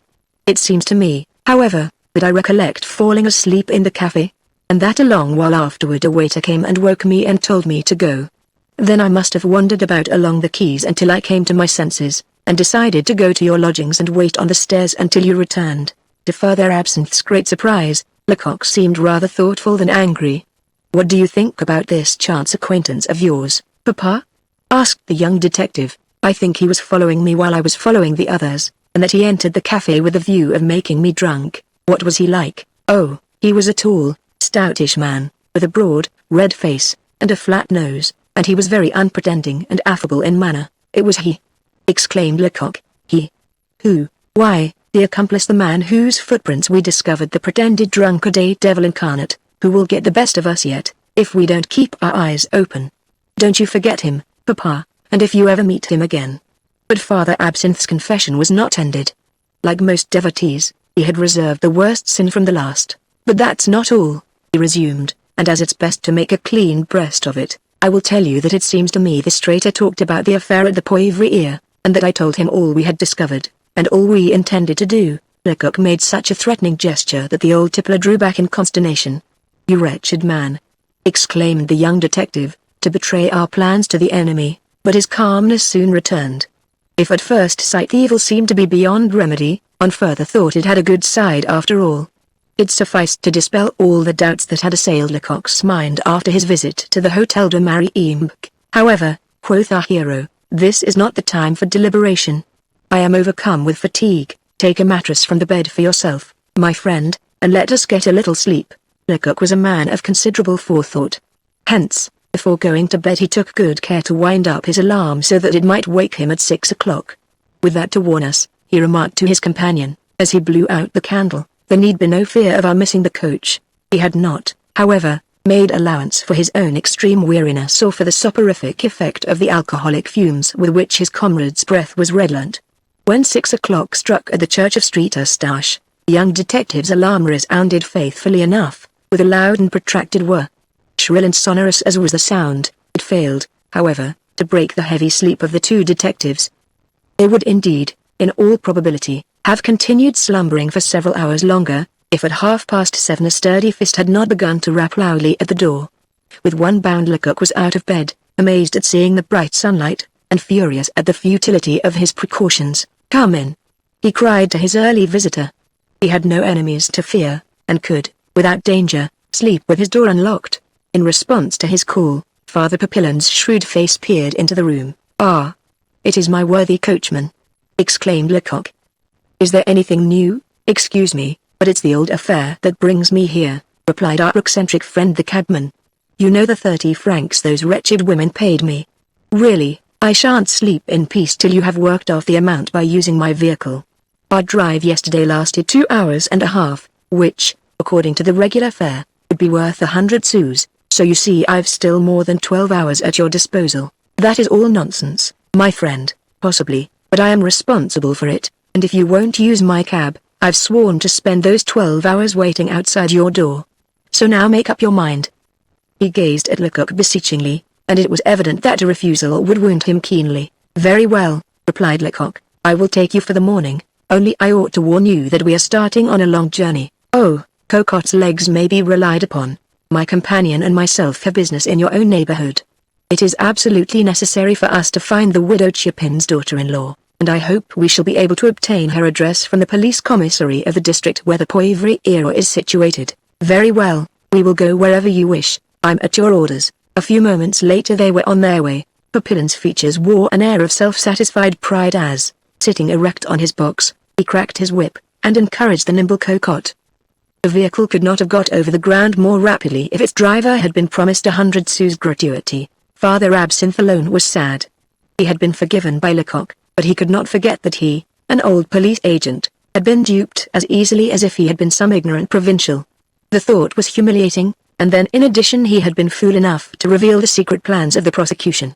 He knew but too well that this act of folly had doubled the difficulties of Lecoq's task. The long drive in Father Papillin's cab was not a fruitless one. The secretary of the commissary of police for the 13th arrondissement informed Lecoq that Polyte Chupin's wife lived with her child, in the suburbs, in the Rue de la Butte aux Gales.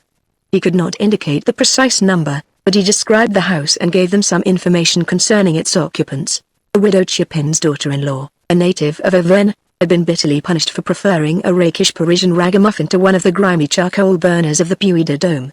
She was hardly more than 12 years of age when she first came to Paris and obtained employment in a large factory. After 10 years' privation and constant toil, she had managed to amass, sou by sou, the sum of 3,000 francs. Then her evil genius threw Polyte Chupin across her path. She fell in love with this dissipated, selfish rascal, and he married her for the sake of her little hoard. As long as the money lasted, that is, for some 3 or 4 months, matters went on pleasantly enough. But as soon as the last franc had been spent, Polyte left his wife, and complacently resumed his former life of idleness, thieving, and debauchery. When at times he returned home, it was merely with a view of robbing his wife of what little money she might have saved in the meanwhile, and periodically she uncomplainingly allowed him to despoil her of the last penny of her earnings. Horrible to relate, this unworthy rascal even tried to trade on her good looks. Here, however, he met with a strenuous resistance, a resistance which excited not merely his own ire, but also the hatred of the villain's mother, that old hag, the widow Chupin. The result was that Polyte's wife was subjected to such incessant cruelty and persecution that one night she was forced to fly with only the rags that covered her. The Chupin's mother and son believed, perhaps, that starvation would effect what their horrible threats and insidious counsel had failed to accomplish. Their shameful expectations were not, however, gratified. In mentioning these facts to Lecoq, the commissary's secretary added that they had become widely known, and that the unfortunate creature's force of character had won for her general respect among those she frequented. Moreover, she was known by the nickname of Toinon the Virtuous, a rather vulgar but, at all events, sincere tribute to her worth. Grateful for this information, Lecoq returned to the cab. The Rue de la Butte aux Gales, whither Papillon was now directed to drive, proved to be very unlike the Boulevard Malesherbes, and one brief glance sufficed to show that opulence had not here fixed its abode. Luck seemed for the moment to have turned in Lecoq's favor. At all events, when he and Further Absinthe alighted at the corner of the street, it so happened that the very first person the young detective questioned concerning the virtuous Toinon was well acquainted with her whereabouts. The house in which she resided was pointed out, and Lecoq was instructed to go upstairs to the top floor, and knock at the door in front of him. With such precise directions the two detectives speedily reached Madame Polyte Chupin's abode. This proved to be a cold and gloomy attic of medium size, windowless, but provided with a small skylight. A straw pallet, a broken table, 2 chairs, and a few plain kitchen utensils constituted the sole appointments of this miserable garret. But in spite of the occupants' evident poverty, everything was neat and clean, and to use a forcible expression that fell from Father Absinthe, one could have eaten off the floor. The two detectives entered, and found a woman busily engaged in making a heavy linen sack. She was seated in the center of the room, directly under the skylight, so that the sun's rays might fall upon her work. At the sight of two strangers, she half rose from her chair, surprised, and perhaps a little frightened, but when Lecoq had explained that they desired a few moments' conversation with her, she gave up her own seat, and drawing the second chair from a corner, invited both detectives to sit down. Lecoq complied, but Father Absinthe declared that he preferred to remain standing. With a single glance Lecoq took an inventory of the humble abode, and, so to speak, appraised the woman. She was short, stout, and of commonplace appearance. Her forehead was extremely low, being crowned by a forest of coarse, black hair, while the expression of her large, black eyes, set very close together, recalled the look of patient resignation one so often detects in ill-treated and neglected animals. Possibly, in former days, she might have possessed that fleeting attraction called the beauty du diable, but now she looked almost as old as her wretched mother-in-law. Sorrow and privation, excessive toil and ill-treatment, had imparted to her face a livid hue, reddening her eyes and stamping deep furrows round about her temples. Still, there was an attribute of native honesty about her which even the foul atmosphere in which she had been compelled to live had not sufficed to taint. Her little boy furnished a striking contrast. He was pale and puny, his eyes gleamed with a phosphorescent brilliancy, and his hair was of a faded flaxen tint.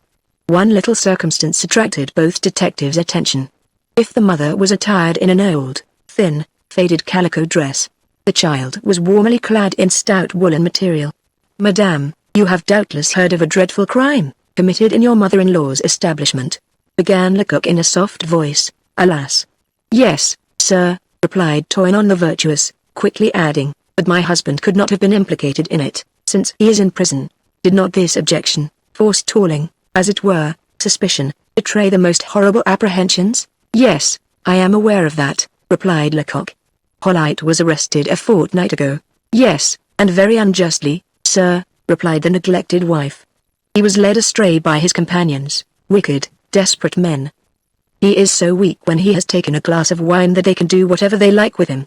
If he were only left to himself he would not harm a child. You have only to look at him." As she spoke, the virtuous Toinon turned her red and swollen eyes to a miserable photograph hanging against the wall. This blotchy smudge portrayed an exceedingly ugly, dissipated-looking young man, afflicted with a terrible squint, and whose repulsive mouth was partially concealed by a faint moustache. This rake of the Barry ears was Polyte Chupin. And yet despite his unprepossessing aspect there was no mistaking the fact that this unfortunate woman loved him, had always loved him. Besides, he was her husband. A moment's silence followed her indication of the portrait, an act which clearly revealed how deeply she worshipped her persecutor, and during this pause the attic door slowly and softly opened. Not of itself, however, for suddenly a man's head peered in. The intruder, whoever he was, instantly withdrew, uttering as he did so a low exclamation. The door was swiftly closed again, the key which had been left on the outside grated in the lock, and the occupants of the garret could hear hurried steps descending the stairs. Lecoq was sitting with his back to the door, and could not, therefore, see the intruder's face. Quickly as he had turned, he had failed to see who it was, and yet he was far from being surprised at the incident. Intuition explained its meaning. That must have been the accomplice, he cried. Thanks to his position, Father Absinthe had seen the man's face.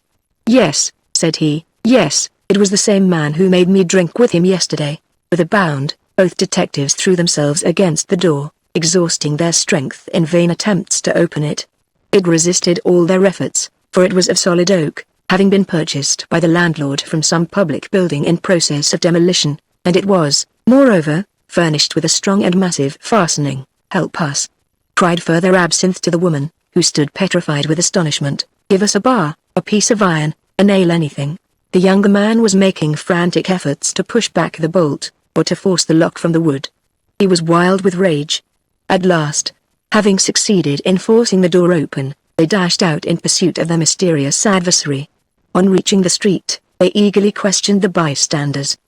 Having described the man as best they could, they found 2 persons who had seen him enter the house of Toinon the Virtuous, and a third who had seen him as he left.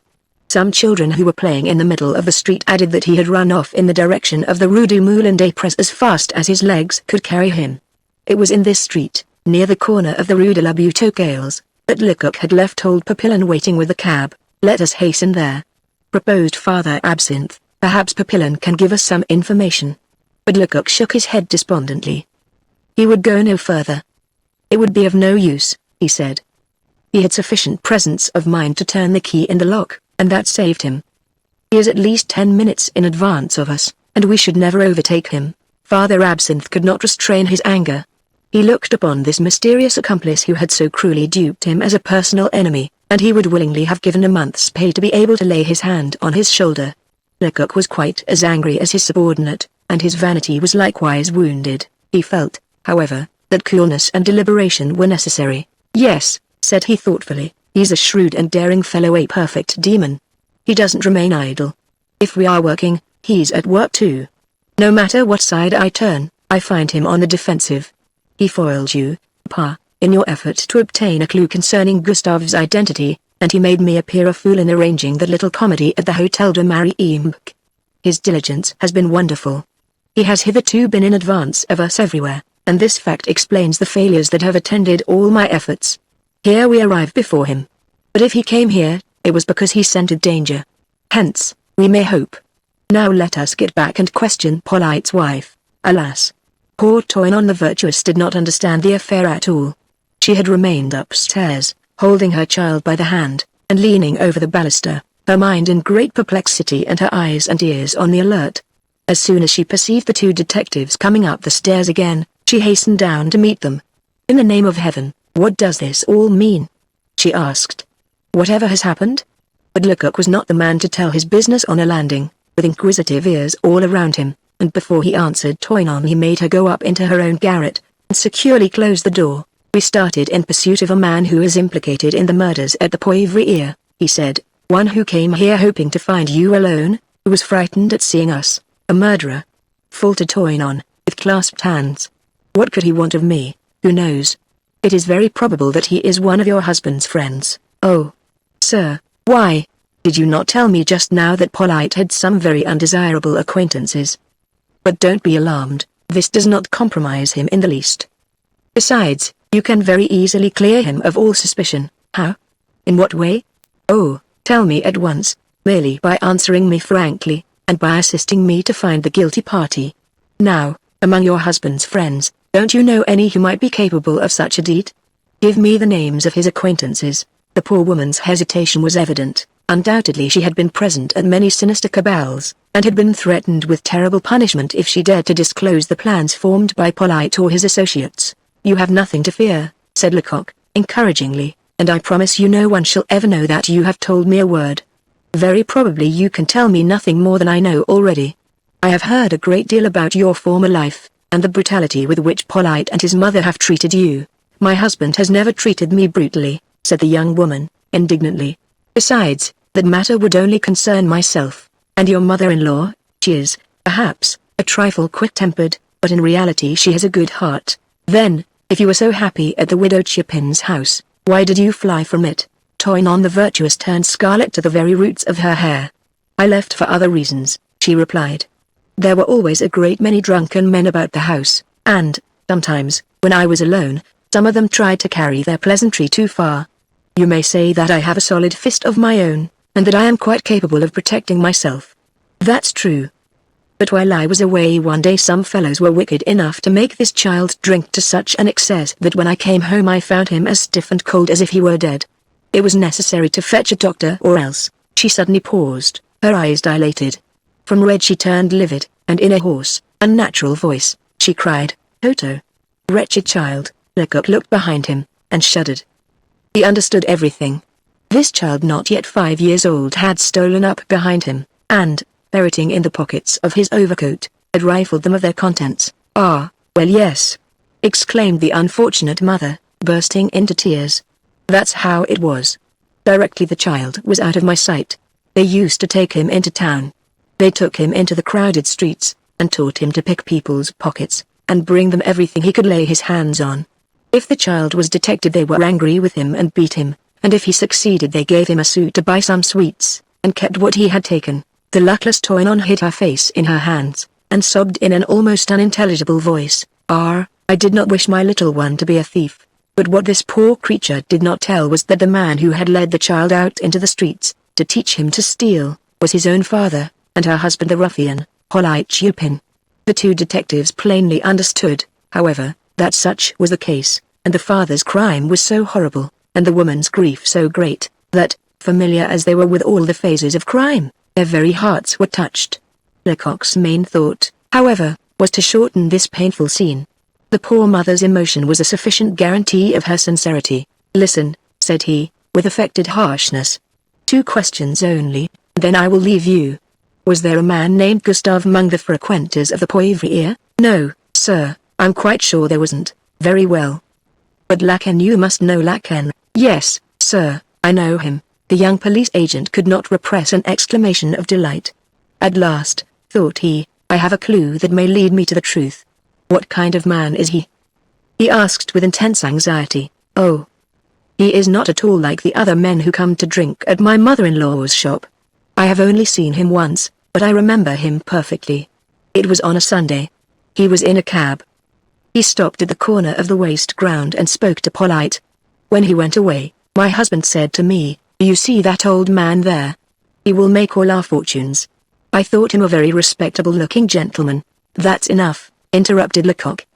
Now it is necessary for you to tell the investigating magistrate all you know about him. I have a cab downstairs. Take your child with you, if you like, but make haste. Come quickly. Chapter 16. The extreme uncertainty of the result was another attraction for M. Segmuller's investigating mind. Given the magnitude of the difficulties that were to be overcome, he rightly considered that if his efforts proved successful, he would have achieved a really wonderful victory. And, assisted by such a man as Lecoq, who had a positive genius for his calling, and in whom he recognized a most valuable auxiliary, he really felt confident of ultimate success. Even on returning home after the fatiguing labors of the day he did not think of freeing himself from the burden of responsibility in relation to the business he had on hand, or of driving away care until the morrow. He dined in haste, and as soon as he had swallowed his coffee began to study the case with renewed ardor. He had brought from his office a copy of the prisoner's narrative, which he attentively perused, not once or twice, but several times, seeking for some weak point that might be attacked with a probability of success. He analyzed every answer, and weighed one expression after another, striving, as he did so, to find some flaw through which he might slip a question calculated to shatter the structure of defense.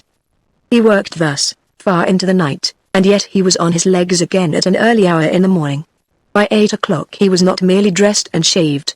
He had not merely taken his matutinal chocolate and arranged his papers, but he was actually on his way to the Palais de Justice.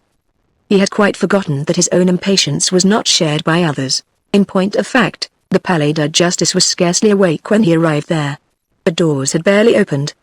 The attendants were busy sweeping and dusting, or changing their ordinary garments for their official costumes.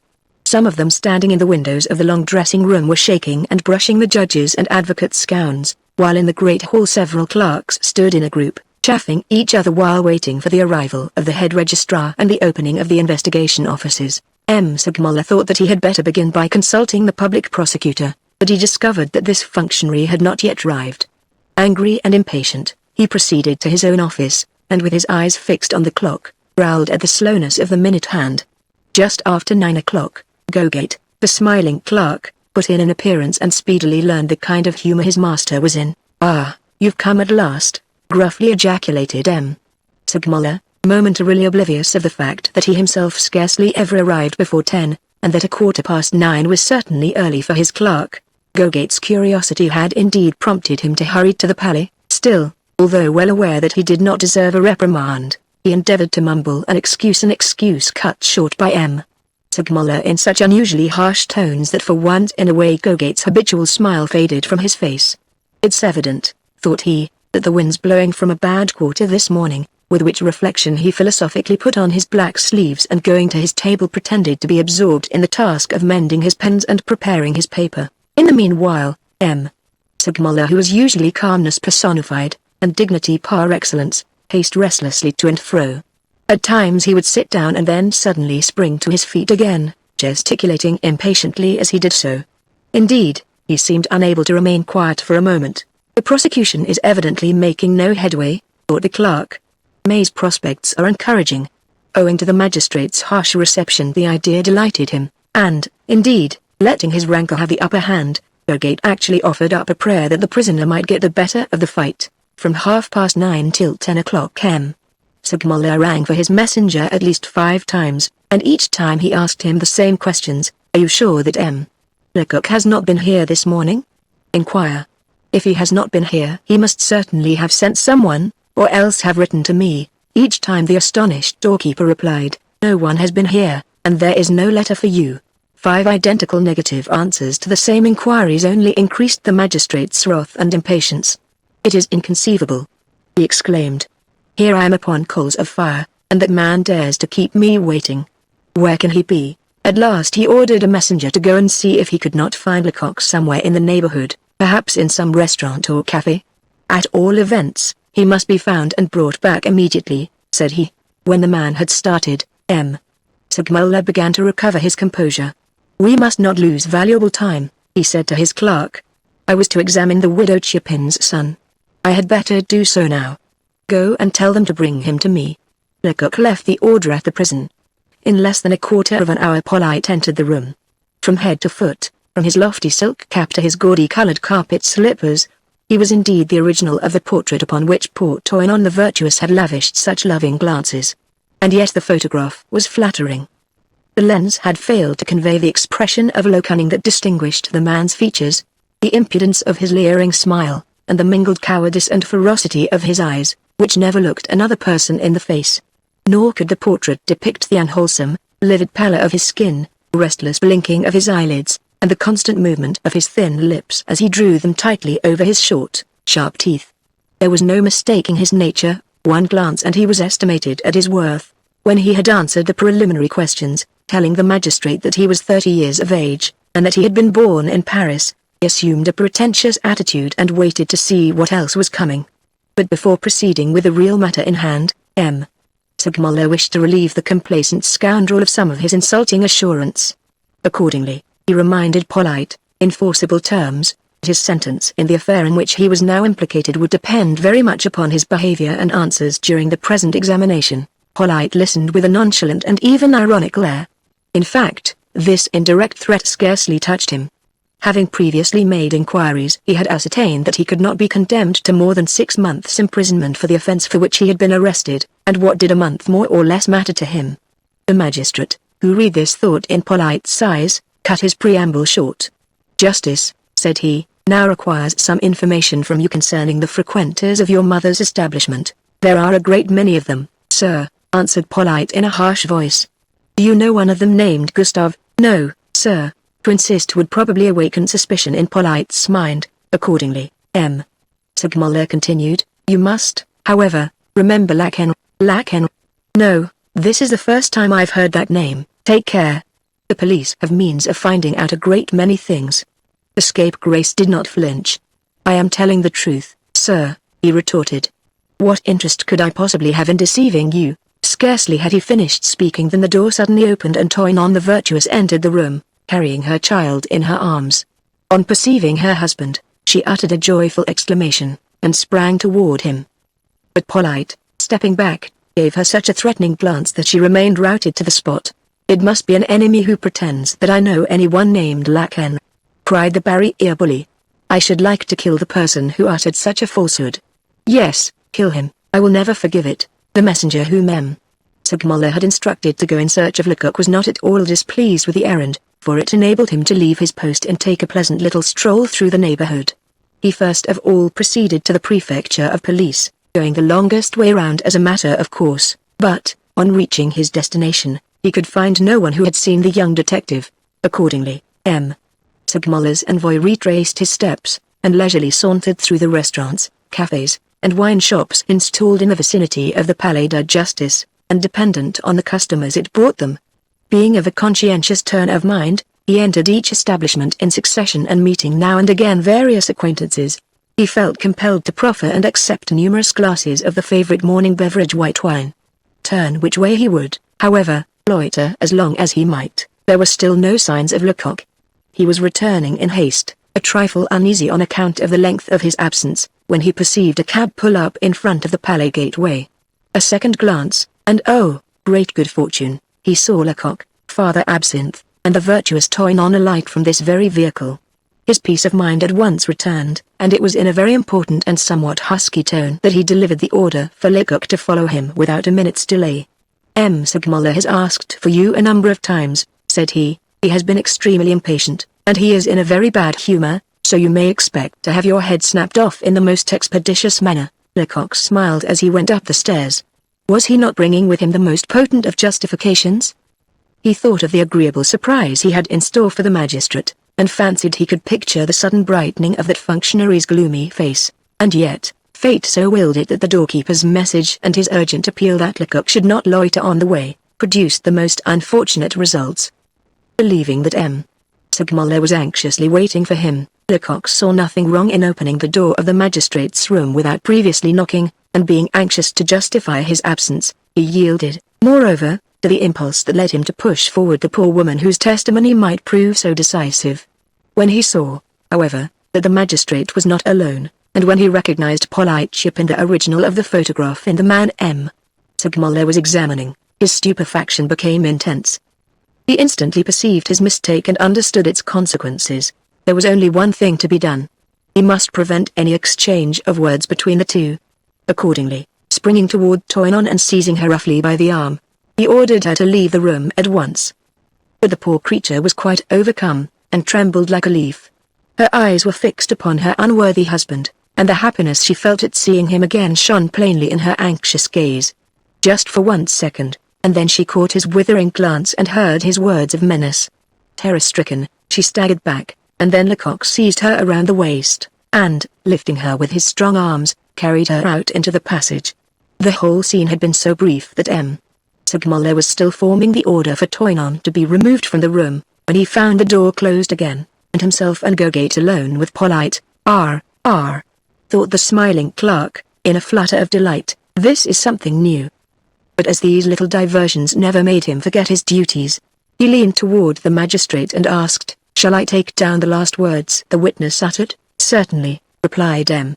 Segmuller, "and word for word, if you please." He paused. The door opened again, this time to admit the magistrate's messenger, timidly, and with a rather guilty air, handed his master a note, and then withdrew. This note, scribbled in pencil by Lecoq on a leaf torn from his memorandum book, gave the magistrate the name of the woman who had just entered his room, and recapitulated briefly but clearly the information obtained in the Rue de la Butte aux Gales. "That young fellow thinks of everything," murmured M. Segmuller. The meaning of the scene that had just occurred was now explained to him. He understood everything. He bitterly regretted this unfortunate meeting, at the same time casting the blame on his own impatience and lack of caution, which, as soon as the messenger had started in search of Lecoq, had induced him to summon Polite Chupin.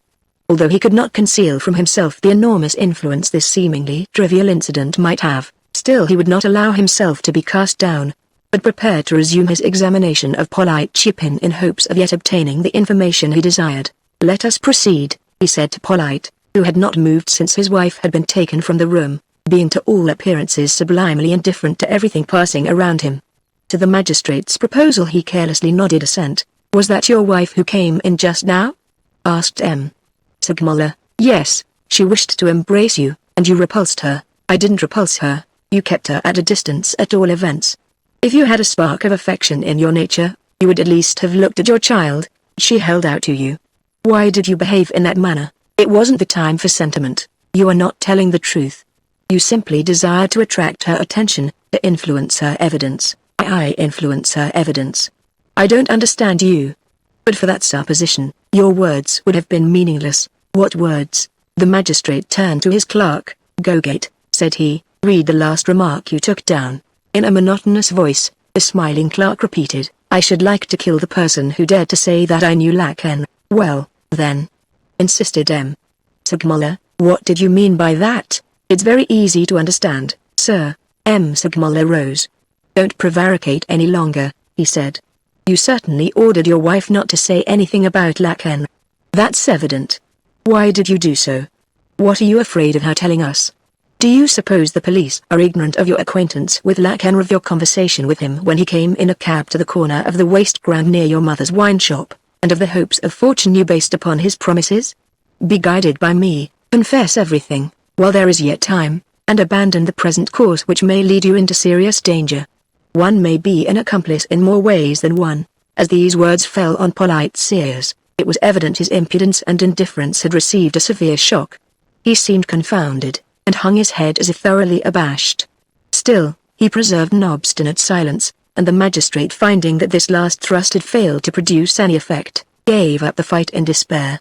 He rang the bell, and ordered the guard to conduct the witness back to prison, and to take every precaution to prevent him seeing his wife again. When Polite had departed, Lecoq re-entered the room. "Ah, sir," said he, despondently, "to think that I didn't draw out of this woman everything she knew, when I might have done so easily. But I thought you would be waiting for me, and made haste to bring her here. I thought I was acting for the best. Never mind, the misfortune can be repaired." "No, sir, no. Since she has seen her husband, it is quite impossible to get her to speak. She loves that rascal intensely, and he has a wonderful influence over her. You heard what he said. He threatened her with death if she breathed a word about Lacan, and she is so terrified that there is no hope of making her speak." Lecoq's apprehension was based on fact, as M. Segmuller himself perceived the instant Toyn on the virtuous again set foot in his office. The poor creature seemed nearly heartbroken, and it was evident she would have given her life to retract the words that had escaped her when first questioned by Lecoq. Polite's threat had aroused the most sinister apprehensions in her mind. Not understanding his connection with the affair, she asked herself if her testimony might not prove his death warrant. Accordingly, she answered all M. Segmuller's questions with no or "I don't know," and retracted everything she had previously stated to Lecoq. She swore that she had been misunderstood, that her words had been misconstrued, and vowed on her mother's memory that she had never heard the name of Lacan before. At last, she burst into wild, despairing sobs, and pressed her frightened child against her breast. What could be done to overcome this foolish obstinacy, as blind and unreasoning as a brute's? M. Segmuller hesitated. "You may retire, my good woman," said he kindly, after a moment's pause, "but remember that your strange silence injures your husband far more than anything you could say." She left the room, or rather she rushed wildly from it, as though only too eager to escape, and the magistrate and the detective exchanged glances of dismay and consternation. "I said so before," thought Gogate. "The prisoner knows what he's about. I would be willing to bet 100 to 1 in his favor. A French investigating magistrate is possessed of almost unlimited powers. No one can hamper him, no one can give him orders. The entire police force is at his disposal. One word from him and 20 agents, or 100 if need be, search Paris, ransack France, or explore Europe.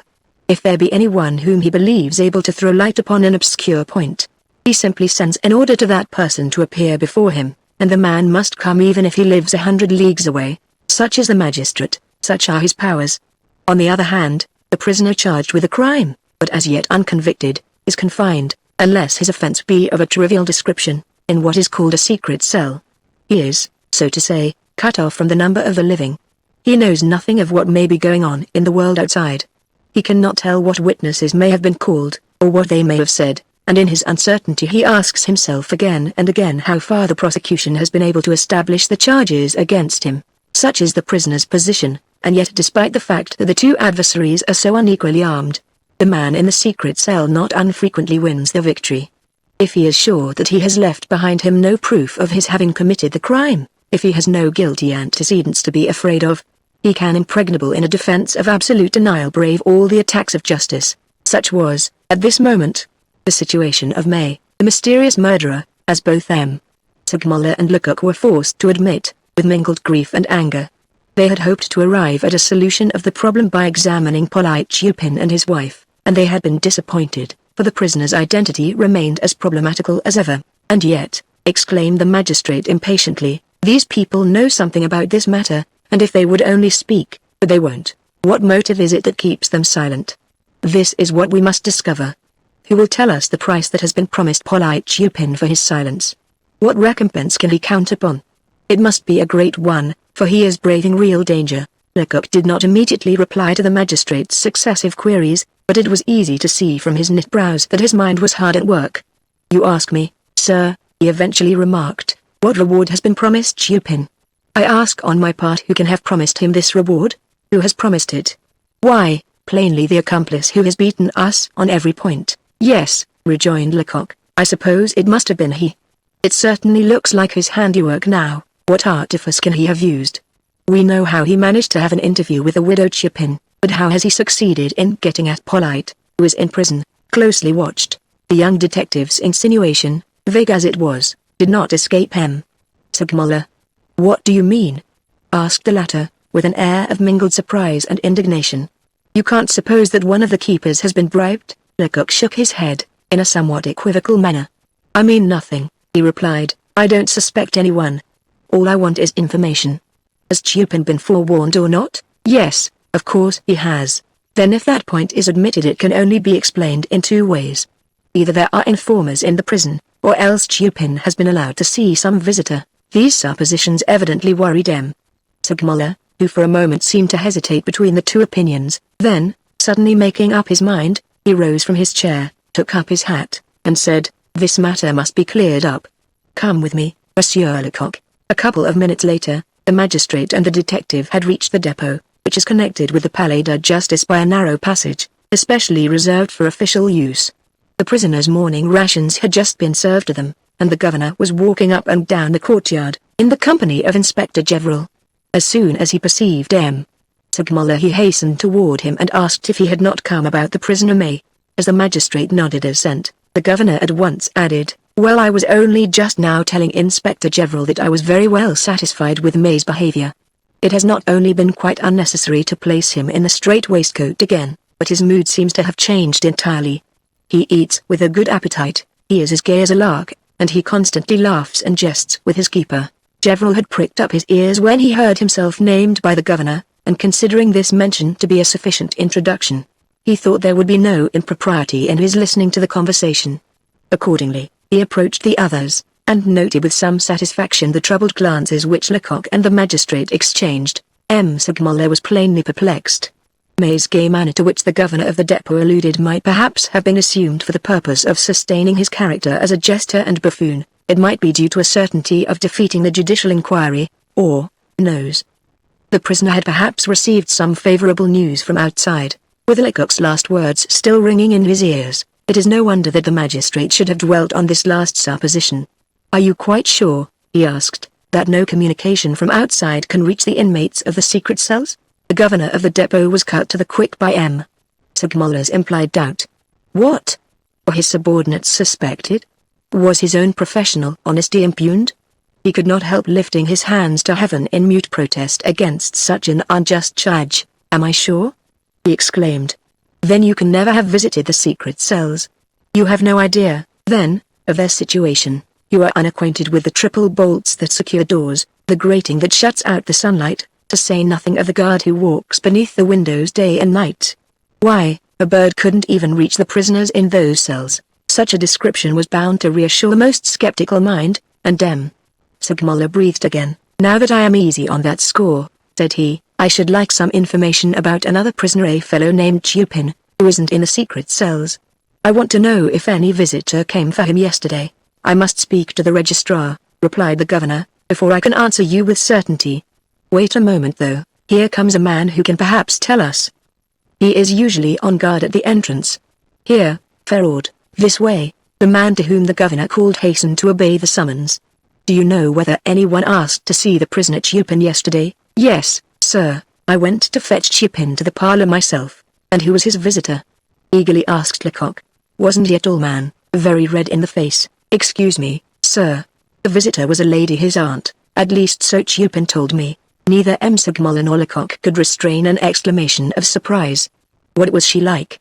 They both asked at the same time. She was short, replied the attendant, with a very fair complexion and light hair. She seemed to be a very respectable woman. It must have been one of the female fugitives who escaped from the widow Chupin's hovel, exclaimed Lecoq. Gevrol, hitherto an attentive listener, burst into a loud laugh. Still that Russian princess, said he. Neither the magistrate nor the young detective relished this unseasonable jest. You forget yourself, sir, said M. Segmuller severely. You forget that the sneers you addressed to your comrade also applied to me. The general saw that he had gone too far, and while glancing hatefully at Lecoq, he mumbled an apology to the magistrate. The latter did not apparently hear him, for, bowing to the governor, he motioned Lecoq to follow him away. Run to the prefecture of police, he said as soon as they were out of hearing, and ascertain how and under what pretext this woman obtained permission to see Polyte Chupin. Chapter 17. On his way back to his office, M. Segmuller mentally reviewed the position of affairs, and came to the conclusion that as he had failed to take the citadel of defense by storm, he must resign himself to a regular protracted siege. He was exceedingly annoyed at the constant failures that had attended all Lecoq's efforts, but time was on the wing, and he knew that in a criminal investigation delay only increased the uncertainty of success. The more promptly a crime is followed by judicial action, the easier it is to find the culprit, and prove his guilt. The longer investigation is delayed, the more difficult it becomes to adduce conclusive evidence. In the present instance there were various matters that M. Segmuller might at once attend to. With which should he begin? Ought he not to confront May, the widow Chupin, and Polyte with the bodies of their victims? Such horrible meetings have at times the most momentous results, and more than one murderer when unsuspectedly brought into the presence of his victim's lifeless corpse has changed color and lost his assurance. Then there were other witnesses whom M. Segmuller might examine. Papillon, the cab driver, the concierge of the house in the Rue de Bourgogne where the two women flying from the Poivriere had momentarily taken refuge, as well as a certain Madame Milner, landlady of the Hotel de MagneonBooks. In addition, it would also be advisable to summon, with the least possible delay, some of the people residing in the vicinity of the Poivriere, together with some of Polyte's habitual companions, and the landlord of the Rainbow, where the victims and the murderer had apparently passed the evening of the crime. Of course, there was no reason to expect any great revelations from any of these witnesses, still they might know something, they might have an opinion to express, and in the present darkness one single ray of light, however faint, might mean salvation. Obeying the magistrate's orders, Gogate, the smiling clerk, had just finished drawing up at least a dozen summonses, when Lecoq returned from the prefecture. M. Segmuller at once asked him the result of his errand. "Ah, sir," replied the young detective, "I have a fresh proof of that mysterious accomplice's skill. The permit that was used yesterday to see young Chupin was in the name of his mother's sister, a woman named Rose Pittard. A visiting card was given her more than a week ago, in compliance with a request endorsed by the commissary of police of her district. The magistrate's surprise was so intense that it imparted to his face an almost ludicrous expression. "Is this aunt also in the plot?" he murmured. "I don't think so," replied Lecoq, shaking his head. "At all events, it wasn't she who went to the prison parlor yesterday. The clerks at the prefecture remember the widow's sister very well, and gave me a full description of her. She's a woman over 5 feet high, with a very dark complexion, and very wrinkled and weather-beaten about the face. She's quite 60 years old, whereas yesterday's visitor was short and fair, not more than 45, if that's the case," interrupted M. Segmuller. "This visitor must be one of our fugitives." "I don't think so. Who do you suppose she was, then?" "Why, the landlady of the Hotel de MagneonBooks, that clever woman who succeeded so well in deceiving me. But she had better take care. There are means of verifying my suspicions." The magistrate scarcely heard Lecoq's last words, So enraged was he at the inconceivable audacity and devotion displayed by so many people, all of whom were apparently willing to run the greatest risks so long as they could only assure the murderers incognito. But how could the accomplice have known of the existence of this permit? He asked after a pause. "Oh, nothing could be easier, sir," replied Lecoq. When the widow Chupin and the accomplice had that interview at the station house near the Barriere d'Italy, they both realized the necessity of warning Polite. While trying to devise some means of getting to him, the old woman remembered her sister's visiting card, and the man made some excuse to borrow it. "Yes, such must be the case," said M. Segmuller, approvingly. "It will be necessary to ascertain, however, and I will ascertain," interrupted Lecoq, with a resolute air, "if you will only entrust the matter to me, sir. If you will authorize me, I will have 2 spies on the watch before tonight, one in the Rue de Lane Buteau-Gales, and the other at the door of the Hotel de MagneonBooks. If the accomplice ventured to visit Toinon or Madame Milner, he would be arrested, and then we should have our turn." However, there was no time to waste in vain words and idle boasting. Lecoq therefore checked himself, and took up his hat preparatory to departure. "Now," said he, "I must ask you, sir, for my liberty. If you have any orders, you will find a trusty messenger in the corridor, Father Absinthe, one of my colleagues. I want to find out something about Lacan's letter and the diamond earring." "Go, then," replied M. Segmuller, "and good luck to you." "Good luck." "Yes, indeed." Lecoq looked for it. If up to the present moment he had taken his successive defeats good-humoredly, it was because he believed that he had a talisman in his pocket which was bound to ensure ultimate victory. "I shall be very stupid if I can't discover the owner of such a valuable jewel," he soliloquized, referring to the diamond earring. "And when I find the owner, I shall at the same time discover our mysterious prisoner's identity." The first step to be taken was to ascertain whom the earring had been bought from. It would naturally be a tedious process to go from jeweler to jeweler and ask, "Do you know this jewel? Was it set by you? And if so, whom did you sell it to?" But fortunately Lecoq was acquainted with a man whose knowledge of the trade might at once throw light on the matter. This individual was an old Hollander, named Van Neumann, who as a connoisseur in precious stones, was probably without his rival in Paris. He was employed by the prefecture of police as an expert in all such matters. He was considered rich. Despite his shabby appearance, he was rightly considered rich, and, in point of fact, he was indeed far more wealthy than people generally supposed. Diamonds were his especial passion, and he always had several in his pocket, in a little box which he would pull out and open at least a dozen times an hour, just as a snuff-taker continually produces his snuff-box. This worthy man greeted Lecoq very affably. He put on his glasses, examined the jewel with a grimace of satisfaction, and, in the tone of an oracle, remarked, "That stone is worth 8,000 francs, and it was set by Doisty, in the Rue de la Paix." 20 minutes later Lecoq entered this well-known jeweler's establishment. Van Neumann had not been mistaken.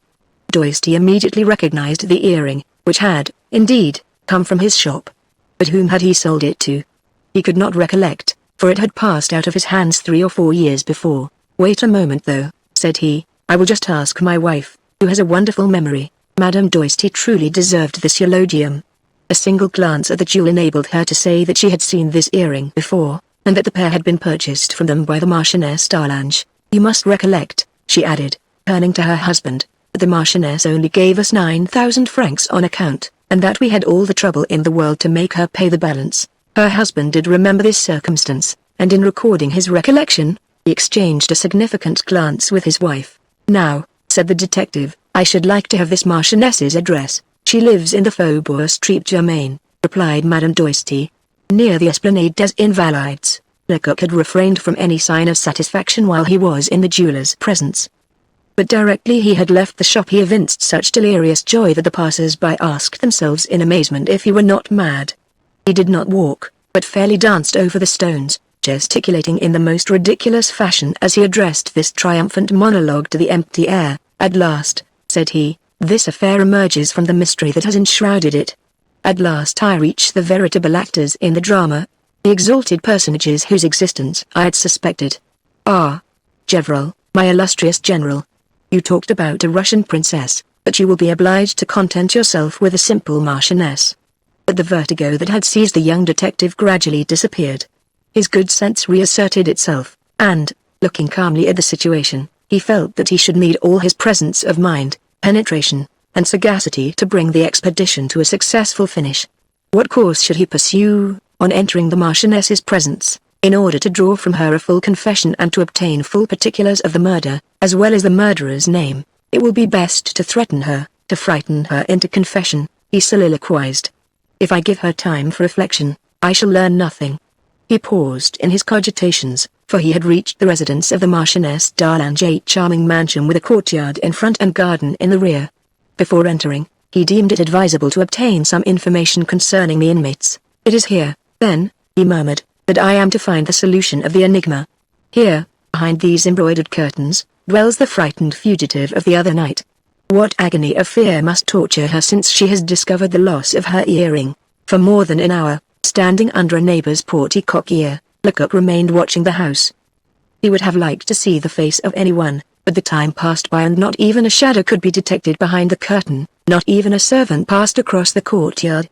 At last, losing patience, the young detective determined to make inquiries in the neighborhood, for he could not take a decisive step without obtaining some knowledge of the people he was to encounter. While wondering where he could obtain the information he required, he perceived, on the opposite side of the street, the keeper of a wine shop smoking on his doorstep. At once approaching and pretending that he had forgotten an address, Lecoq politely asked for the house where Marchioness d'Arlange resided. Without a word, and without condescending to take his pipe from his mouth, the man pointed to the mansion which Lecoq had previously watched. There was a way, however, to make him more communicative, namely, to enter the shop, call for something to drink, and invite the landlord to drink as well. This was what Lecoq did, and the sight of two well-filled glasses unbound, as by enchantment, the man's hitherto silent tongue. The young detective could not have found a better person to question, for this same individual had been established in the neighborhood for 10 years, and enjoyed among the servants of the aristocratic families here residing a certain amount of confidence. I pity you if you are going to the Marchioness's house to collect a bill, he remarked to Lecoq. You will have plenty of time to learn the way here before you see your money. You will only be another of the many creditors who never let her bell alone. The deuce. Is she as poor as that? Poor? Why, everyone knows that she has a comfortable income, without counting this house. But when one spends double one's income every year, you know. The landlord stopped short, to call Lecoq's attention to two ladies who were passing along the street, one of them, a woman of 40, dressed in black. The other, a girl halfway through her teens. There, quoth the wine seller, goes the Marchioness's granddaughter, Mademoiselle Claire, with her governess, Mademoiselle Smith. Lecoq's head whirled. Her granddaughter. He stammered. Yes, the daughter of her deceased son, if you prefer it. How old is the Marchioness, then? At least 60, but one would never suspect it. She is one of those persons who live 100 years. And what an old wretch she is too. She would think no more of knocking me over the head than I would of emptying this glass of wine. Excuse me, interrupted Lecoq, but does she live alone in that great house? Yes, that is with her granddaughter, the governess, and 2 servants. But what is the matter with you? This last question was not uncalled for Lecoq had turned deadly white. The magic edifice of his hopes had crumbled beneath the weight of this man's words as completely as if it were some frail house of cards erected by a child. He had only sufficient strength to murmur, nothing at all. Then, as he could endure this torture of uncertainty no longer, he went toward the Marchioness's house and rang the bell. The servant who came to open the door examined him attentively, and then announced that Madame d'Arlange was in the country. He evidently fancied that Lecoq was a creditor. But the young detective insisted so adroitly, giving the lackey to understand so explicitly that he did not come to collect money, and speaking so earnestly of urgent business, that the servant finally admitted him to the hall, saying that he would go and see if Madame had really gone out. Fortunately for Lecoq, she happened to be at home, and an instant afterward the valet returned requesting the young detective to follow him. After passing through a large and magnificently furnished drawing-room, they reached a charming boudoir, hung with rose-colored curtains, where, sitting by the fireside, in a large easy-chair, Lecoq found an old woman, tall, bony, and terrible of aspect, her face loaded with paint, and her person covered with ornaments. The aged coquette was Madame, the Marchioness, who, for the time being, was engaged in knitting a strip of green wool. She turned toward her visitor just enough to show him the rouge on one cheek, and then, as he seemed rather frightened, a fact flattering to her vanity, she spoke in an affable tone. "Ah, well, young man," said she, "what brings you here?" In point of fact, Lecoq was not frightened, but he was intensely disappointed to find that Madame d'Arlange could not possibly be one of the women who had escaped from the widow Chupin's hovel on the night of the murder. There was nothing about her appearance that corresponded in the least degree with the descriptions given by Papillon. Remembering the small footprints left in the snow by the two fugitives, the young detective glanced, moreover, at the Marchioness's feet, just perceivable beneath her skirt, and his disappointment reached its climax when he found that they were truly colossal in size. "Well, are you dumb?" inquired the old lady, raising her voice. Without making a direct reply, Lecoq produced the precious earring, and, placing it upon the table beside the Marchioness, remarked, "I bring you this jewel, madame, which I have found, and which, I am told, belongs to you." Madame d'Arlange laid down her knitting and proceeded to examine the earring. "It is true," she said, after a moment, "that this ornament formerly belonged to me. It was a fancy I had, about 4 years ago, and it cost me dear, at least 20,000 francs. Ah! Doisty, the man who sold me those diamonds, must make a handsome income. But I had a granddaughter to educate, and pressing need of money compelled me to sell them." "To whom?" asked Lecoq, eagerly. "Eh?" exclaimed the old lady, evidently shocked at his audacity. "You are very inquisitive, upon my word. Excuse me, madame, but I am anxious to find the owner of this valuable ornament." Madame d'Arlange regarded her visitor with an air of mingled curiosity and surprise. "Such honesty," said she. Oh. And of course you don't hope for a sou by way of reward." "Madame, good. There is not the least need for you to turn as red as a poppy, young man. I sold these diamonds to a great Austrian lady, the Baroness de Watcha, and where does this lady reside? At the Père Lachaise, probably, since she died about a year ago. Ah! These women of the present day an extra waltz, or the merest draught, and it's all over with them. In my time, after each gallop, we girls used to swallow a tumbler of sweetened wine, and sit down between two open doors.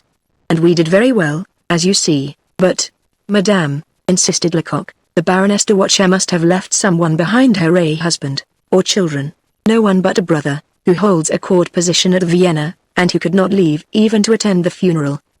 He sent orders that all his sister's personal property should be sold, not even excepting her wardrobe and the money sent to him." Lecoq could not repress an exclamation of disappointment. "How unfortunate," he murmured. "Why?" asked the old lady. "Under these circumstances, the diamond will probably remain in your hands, and I am rejoiced that it should be so.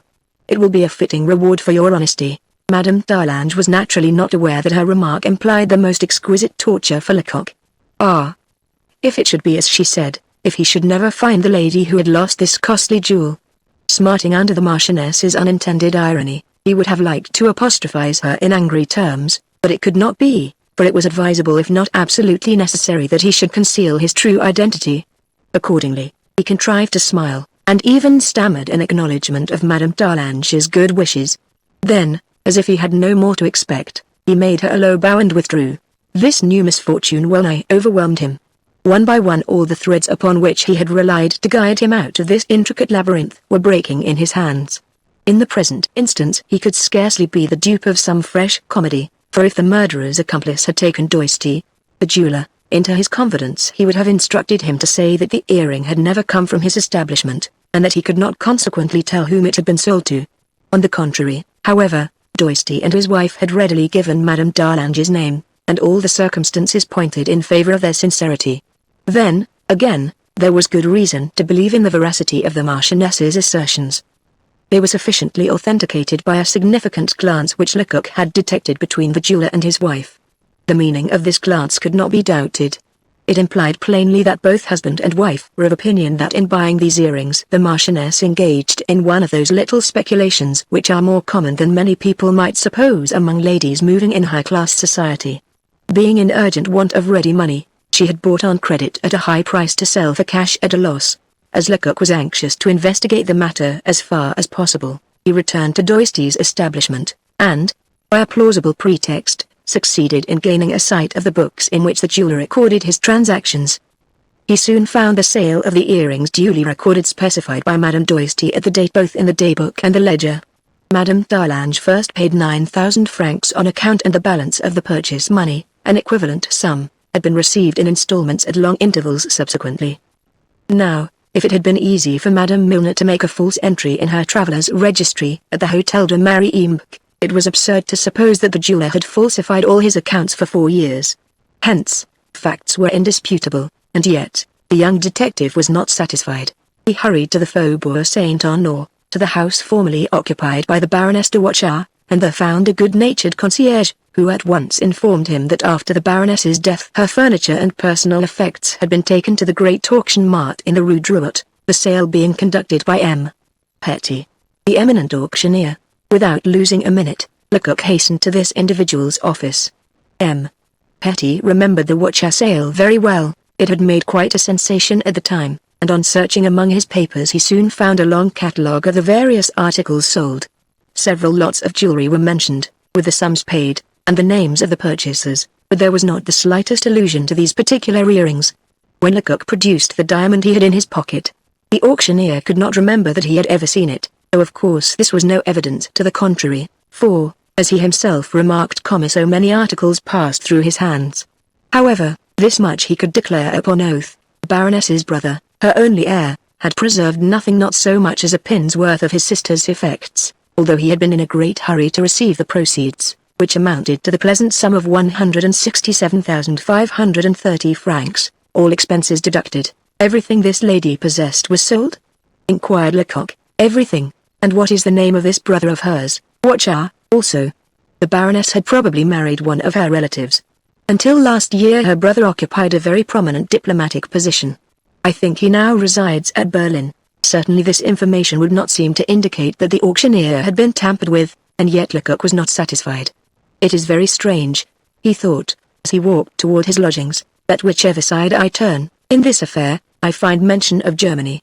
The murderer comes from Leipzig, Madame Milner must be a Bavarian, and now here is an Austrian baroness. It was too late to make any further inquiries that evening, and Lecoq went to bed, but the next morning, at an early hour, he resumed his investigations with fresh ardor.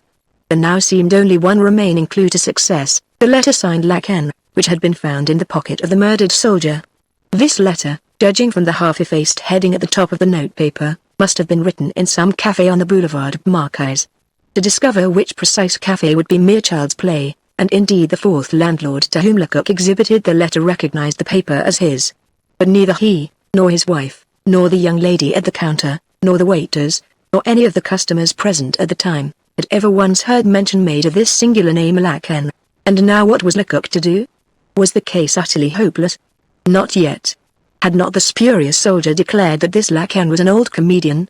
Seizing upon this frail clue, as a drowning man clutches at the merest fragment of the floating wreck, Lecoq turned his steps in another direction, and hurried from theater to theater, asking everyone, from doorkeeper to manager, "Don't you know an actor named Lacan?" Alas! One and all gave a negative reply, at times indulging in some rough joke at the oddity of the name. And when anyone asked the young detective what the man he was seeking was like, what could he reply? His answer was necessarily limited to the virtuous Toynon's phrase, "I thought him a very respectable-looking gentleman." This was not a very graphic description, however, and, besides, it was rather doubtful what a woman like Polite Chipin's wife might mean by the word respectable. Did she apply it to the man's age, to his personal aspect, or to his apparent fortune? Sometimes those whom Lecoq questioned would ask what parts this comedian of his was in the habit of playing, and then the young detective could make no reply whatever. He kept for himself the harassing thought that the role now being performed by the unknown Lacan was driving him Lecoq wild with despair. Eventually our hero had recourse to a method of investigation which, strange to say, the police seldom employ, save in extreme cases, although it is at once sensible and simple, and generally fraught with success. It consists in examining all the hotel and lodging house registers, in which the landlords are compelled to record the names of their tenants, even should the latter merely sojourn under their roofs for a single night. Rising long before daybreak and going to bed late at night, Lecoq spent all his time in visiting the countless hotels and furnished lodgings in Paris. But still and ever his search was vain. He never once came across the name of Lacan, and at last he began to ask himself if such a name really existed, or if it were not some pseudonym invented for convenience.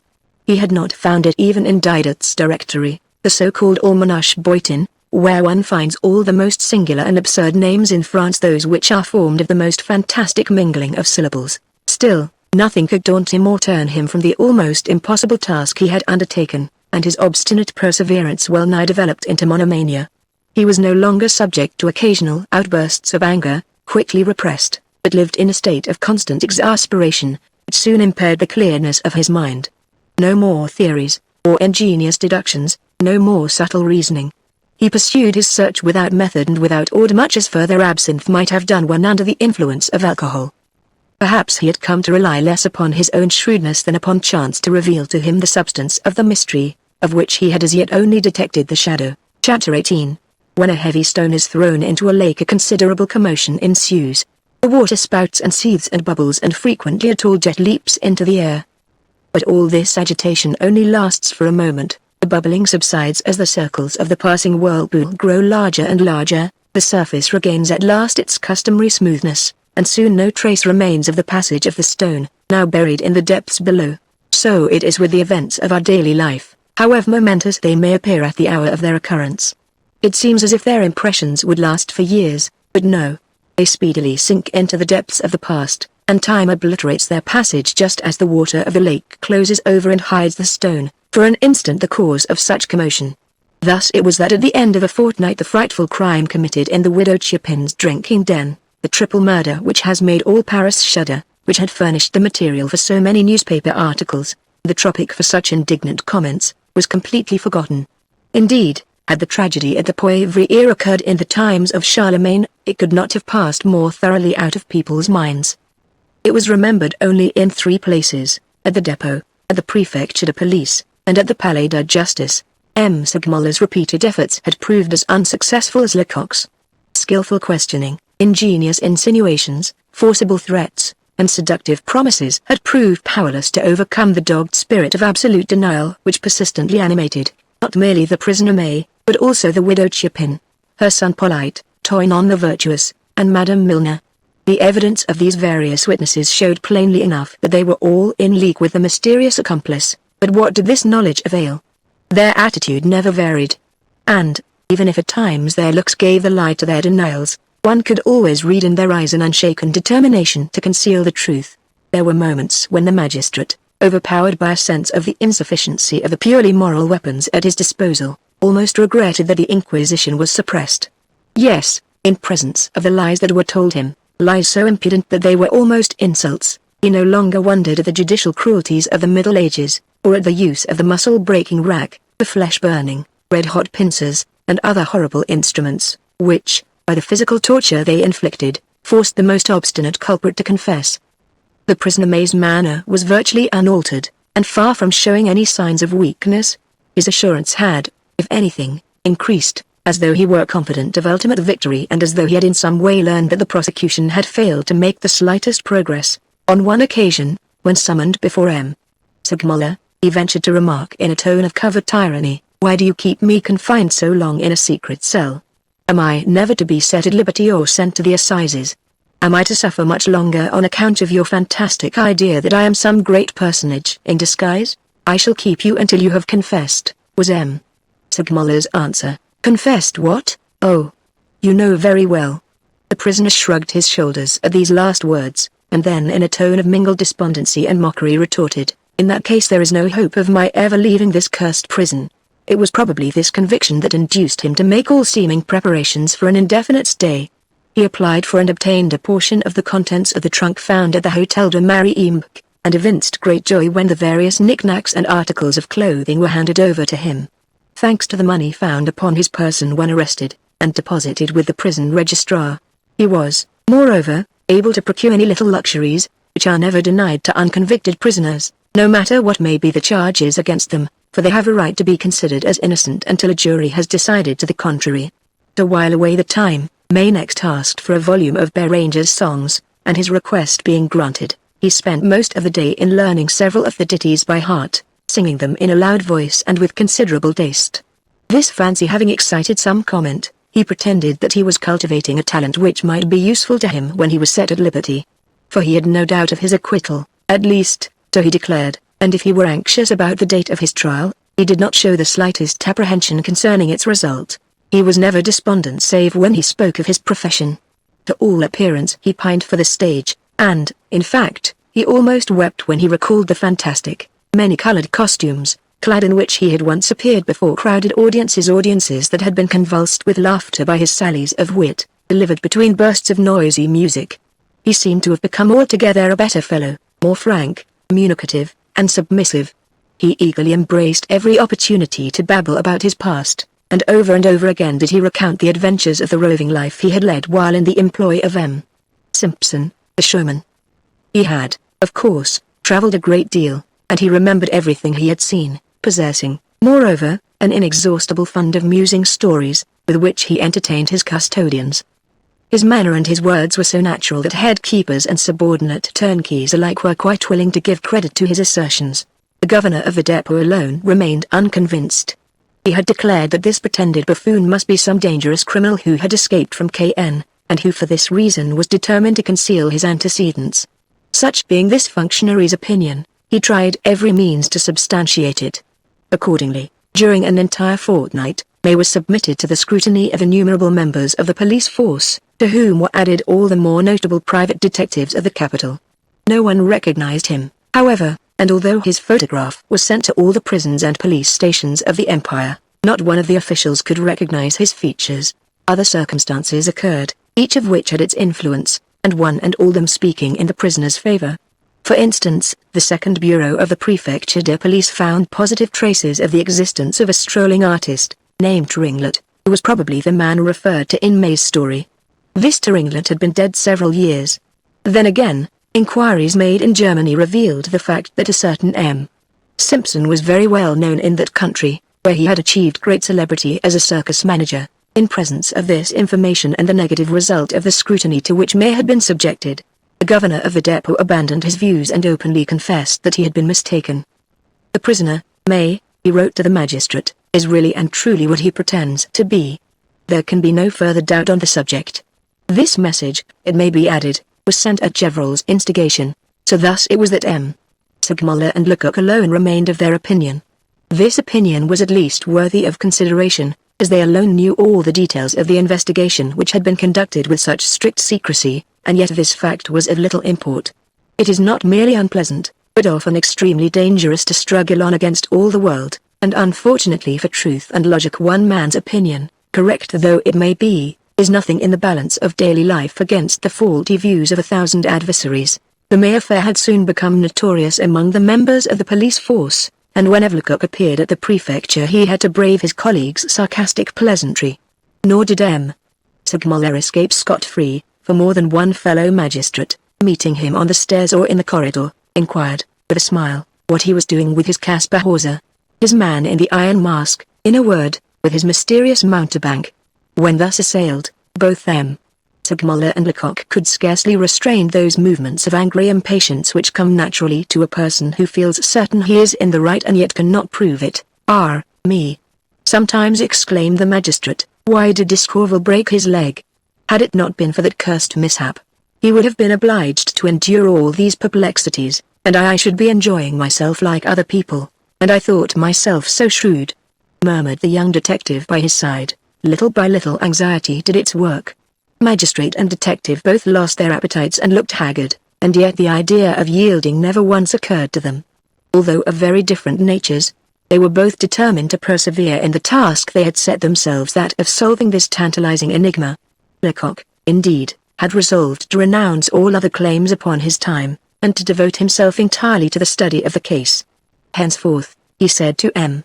Segmuller, I also will constitute myself a prisoner, and although the suspected murderer will be unable to see me, I shall not lose sight of him. It so happened that there was a loft between the cell occupied by May and the roof of the prison, a loft of such diminutive proportions that a man of average height could not stand upright in it. This loft had neither window nor skylight, and the gloom would have been intense, had not a few faint sun rays struggled through the interstices of some ill-adjusted tiles.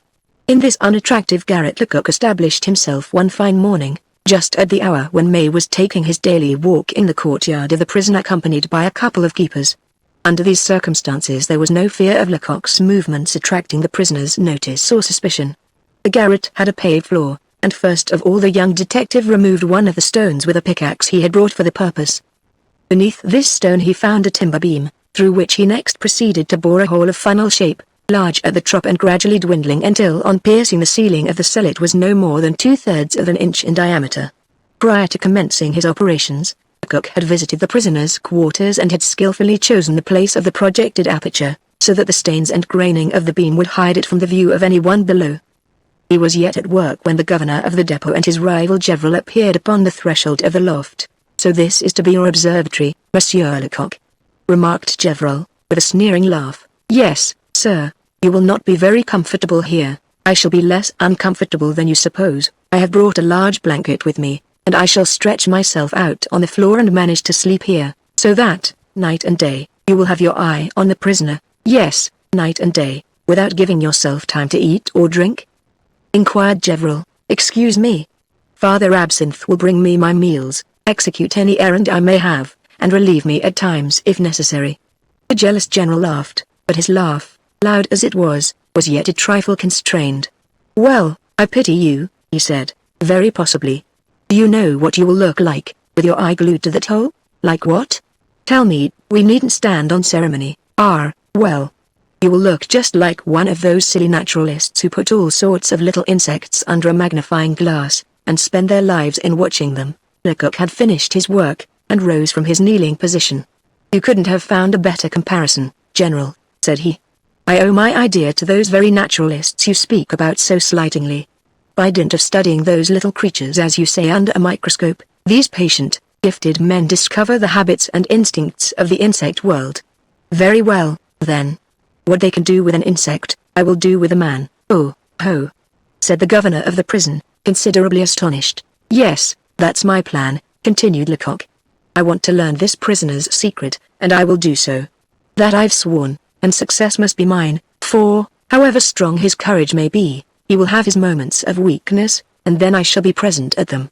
I shall be present if ever his will fails him, if, leaving himself alone, he lets his mask fall, or forgets his part for an instant, if an indiscreet word escapes him in his sleep, if his despair elicits a groan, a gesture, or a look. I shall be there to take note of it." The tone of resolution with which the young detective spoke made a deep impression upon the governor's mind. For an instant he was a believer in Lecoq's theory, and he was impressed by the strangeness of this conflict between a prisoner, determined to preserve the secret of his identity, and the agent for the prosecution, equally determined to wrest it from him. "Upon my word, my boy, you are not wanting in courage and energy," said he. "Misdirected as it may be," growled Gaboriau, who, although he spoke very slowly and deliberately, was in his secret soul by no means convinced of what he said. Faith is contagious. And he was troubled in spite of himself by Lecoq's imperturbable assurance. What if this debutante in the profession should be right, and he, Gaboriau, the oracle of the prefecture, wrong? What shame and ridicule would be his portion, then? But once again he inwardly swore that this inexperienced youngster could be no match for an old veteran like himself, and then added aloud, "The prefect of police must have more money than he knows what to do with. Pay 2 men for such a nonsensical job as this." Lecoq disdained to reply to this slighting remark. For more than a fortnight the general had profited of every opportunity to make himself as disagreeable as possible, and the young detective feared he would be unable to control his temper if the discussion continued. It would be better to remain silent, and to work and wait for success.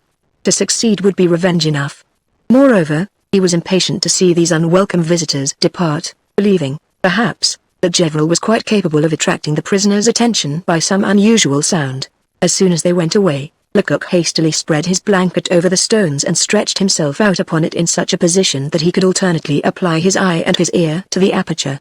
In this position he had an admirable view of the cell below. He could see the door, the bed, the table, and the chair. Only the small space near the window and the window itself were beyond his range of observation. He had scarcely completed his survey, when he heard the bolts rattle. The prisoner was returning from his walk. He seemed in excellent spirits, and was just completing what was, undoubtedly, a very interesting story, since the keeper who accompanied him lingered for a moment to hear the finish. Lecoq was delighted with the success of his experiment. He could hear as easily as he could see. Each syllable reached his ear distinctly, and he had not lost a single word of the recital, which was amusing, though rather coarse. The turnkey soon left the cell, the bolts rattled once more, and the key grated in the lock. After walking once or twice across his cell, May took up his volume of Beranger and for an hour or more seemed completely engrossed in its contents. Finally, he threw himself down upon his bed. Here he remained until meal-time in the evening, when he rose and ate with an excellent appetite. He next resumed the study of his book, and did not go to bed until the lights were extinguished. Lecoq knew well enough that during the night his eyes would not serve him, but he trusted that his ears might prove of use, hoping that some telltale word might escape the prisoner's lips during his restless slumber. In this expectation he was disappointed. He tossed to and fro upon his pallet, he sighed, and one might have thought he was sobbing, but not a syllable escaped his lips. He remained in bed until very late the next morning, but on hearing the bell sound the hour of breakfast, 11 o'clock, he sprang from his couch with a bound, and after capering about his cell for a few moments, began to sing, in a loud and cheerful voice, the old ditty. Diogene, Sustan libret content. J'eris, boys, sans Jean. The prisoner did not stop singing until a keeper entered his cell carrying his breakfast.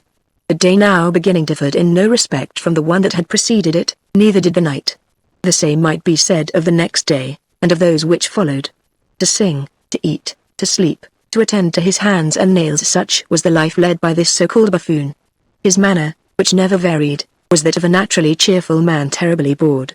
Such was the perfection of his acting that, after 6 days and nights of constant surveillance, Lecoq had detected nothing decisive, nor even surprising. And yet he did not despair. He had noticed that every morning, while the employees of the prison were busy distributing the prisoners' food, they invariably began to sing the same ditty. Evidently this song is a signal, thought Lecoq. What can be going on by the window I can't see? I must know tomorrow. Accordingly on the following morning he arranged that May should be taken on his walk at 10:30 o'clock, and he then insisted that the governor should accompany him to the prisoner's cell. That worthy functionary was not very well pleased with the change in the usual order of things. "What do you wish to show me?" he asked. "What is there so very curious to see?" "Perhaps nothing," replied Lecoq, "but perhaps something of great importance." 11 o'clock sounding soon after, he began singing the prisoner's song, and he had scarcely finished the second line, when a bit of bread, no larger than a bullet, adroitly thrown through the window, dropped at his feet. A thunderbolt falling in May's cell would not have terrified the governor as much as did this inoffensive projectile. He stood in silent dismay, his mouth wide open, his eyes starting from their sockets, as if he distrusted the evidence of his own senses. What a disgrace! An instant before he would have staked his life upon the inviolability of the secret cells, and now he beheld his prison dishonored. A communication. A communication. He repeated, with a horrified air. Quick as lightning, Lecoq picked up the missile. "Ah," murmured he, "I guessed that this man was in communication with his friends." The young detective's evident delight changed the governor's stupor into fury. "Ah! My prisoners are writing!" he exclaimed, wild with passion. "My warders are acting as postmen. By my faith, this matter shall be looked into." So saying, he was about to rush to the door when Lecoq stopped him. "What are you going to do, sir?"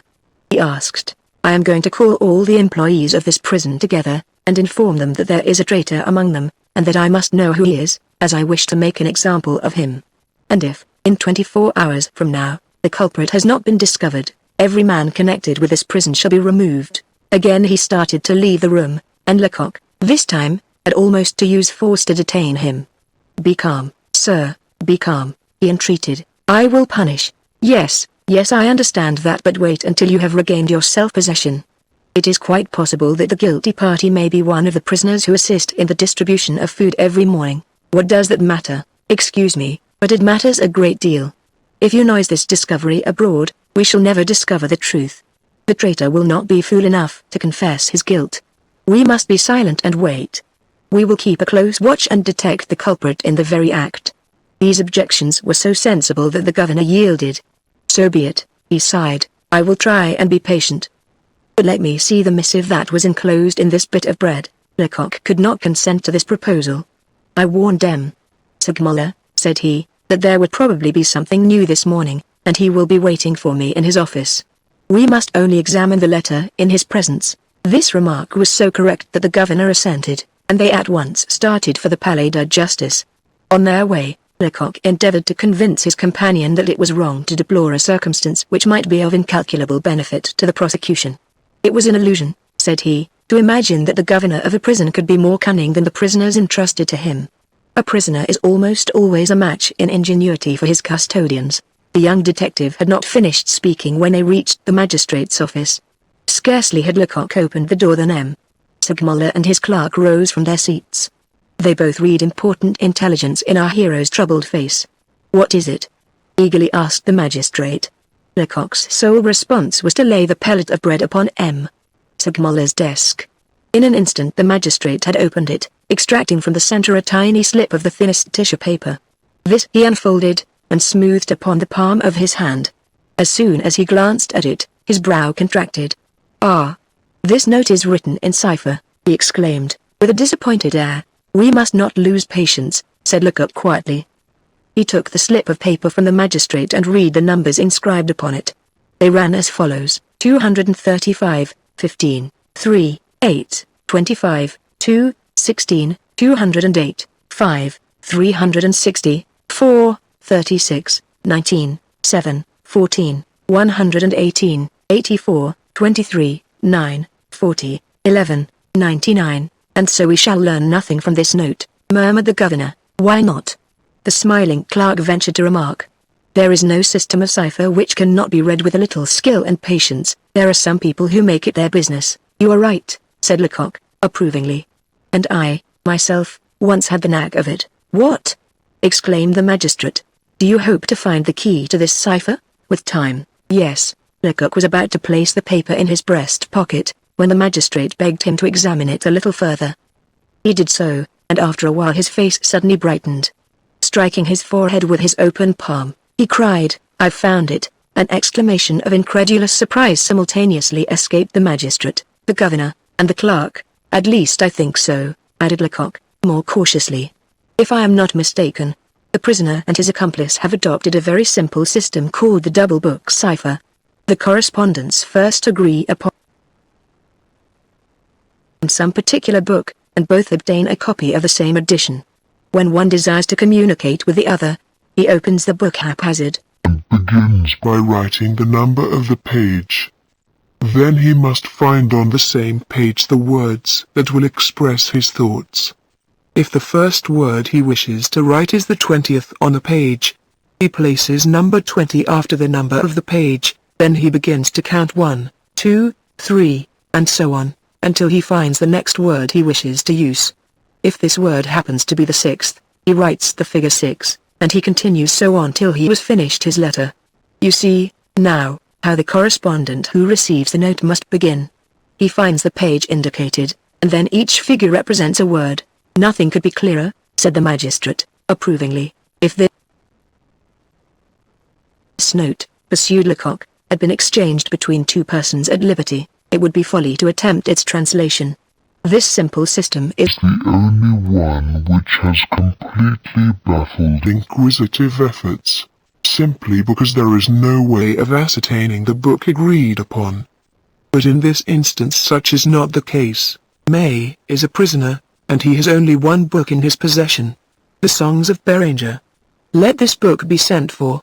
The governor of the depot was actually enthusiastic. I will run and fetch it myself, he interrupted, but Lecoq, with a gesture, detained him. Above all, sir, said he, take care that May doesn't discover his book has been tampered with. If he has returned from his promenade, make some excuse to have him sent out of his cell again, and don't allow him to return there while we are using his book. Oh. Trust me, replied the governor, hastily leaving the room. Less than a quarter of an hour afterward he returned, carrying in triumph a little volume in 32 Mo. With a trembling hand Lecoq turned to page 235, and began to count. The 15th word on the page was I, the 3rd afterward, have, the 8th following, told, the 25th, her, the 2nd, your, the 16th, wishes. Hence, the meaning of those 6 numbers was, I have told her your wishes. The 3 persons who had witnessed this display of shrewdness could not restrain their admiration. Bravo, Lecoq, exclaimed the magistrate. I will no longer bet 100 to 1 on May, thought the smiling clerk. But Lecoq was still busily engaged in deciphering the missive, and soon, in a voice trembling with gratified vanity, he read the entire note aloud. It ran as follows. I have told her your wishes, she submits. Our safety is assured, we are waiting your orders to act. Hope. Courage. Chapter 19. Yet what a disappointment it produced after the fever of anxiety and expectation that had seized hold of everybody present. This strange epistle furnished no clue whatever to the mystery, and the ray of hope that had sparkled for an instant in M. Segmuller's eyes speedily faded away. As for the versatile Gogate, he returned with increased conviction to his former opinion, that the prisoner had the advantage over his accusers. How unfortunate, remarked the governor of the depot, with a shade of sarcasm in his voice, that so much trouble, and such marvelous penetration, should be wasted. So you think, sir, that I have wasted my time? Rejoined Lecoq in a tone of angry banter, scarlet flush mantling at the same time over his features. Such is not my opinion. This scrap of paper undeniably proves that if anyone has been mistaken as regards the prisoner's identity, it is certainly not I. Very well, was the reply. M. Gevril and myself may have been mistaken, no one is infallible. But have you learned anything more than you knew before? Have you made any progress? Why, yes. Now that people know the prisoner is not what he pretends to be, instead of annoying and hampering me, perhaps they will assist us to discover who he really is. Lecoq's tone, and his allusion to the difficulties he had encountered, cut the governor to the quick. The knowledge that the reproof was not altogether undeserved increased his resentment and determined him to bring this discussion with an inferior to an abrupt close. You are right, said he, sarcastically. This must be a very great and illustrious personage. Only, my dear Monsieur Lecoq, but there is an only, do me the favor to explain how such an important personage could disappear, and the police not be advised of it? A man of rank, such as you suppose this prisoner to be, usually has a family, friends, relatives, protégés, and numerous connections, and yet not a single person has made any inquiry during the 3 weeks that this fellow May has been under my charge. Come, admit you never thought of that. The governor had just advanced the only serious objection that could be found to the theory adopted by the prosecution. He was wrong, however, in supposing that Lecoq had failed to foresee it, for it had never once been out of the young detective's mind, and he had racked his brain again and again to find some satisfactory explanation. At the present moment he would undoubtedly have made some angry retort to the governor's sneering criticism, as people are wont to do when their antagonists discover the weak spot in their armor, had not M. Segmuller opportunely intervened. All these recriminations do no good, he remarked, calmly. We can make no progress while they continue. It would be much wiser to decide upon the course that is now to be pursued. Thus reminded of the present situation of affairs, the young detective smiled. All his rancor was forgotten. There is, I think, but one course to pursue, he replied in a modest tone, and I believe it will be successful by reason of its simplicity.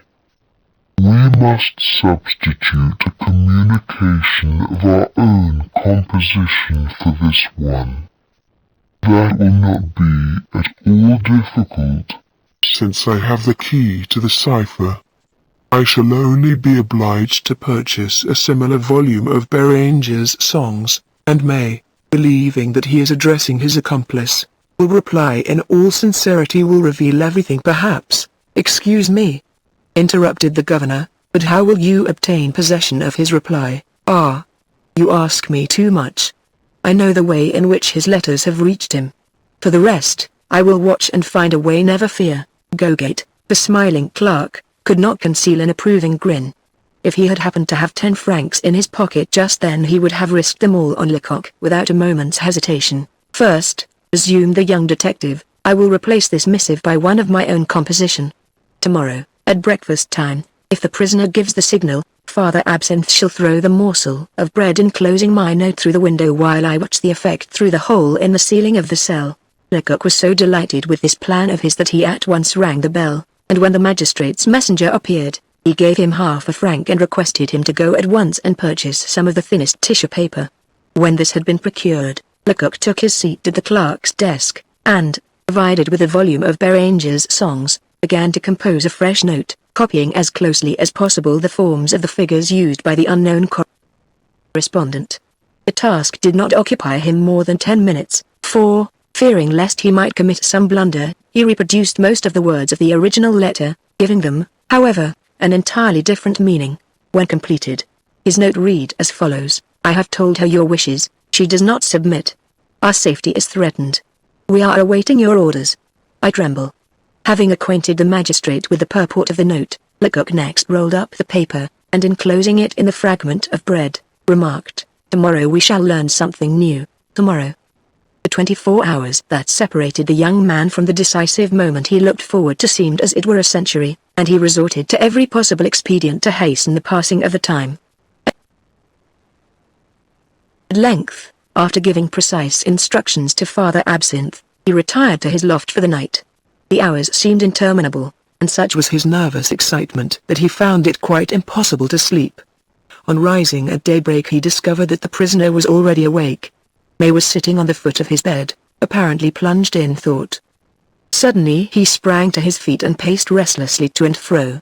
He was evidently in an unusually agitated frame of mind, for he gesticulated wildly, and at intervals repeated, "What misery!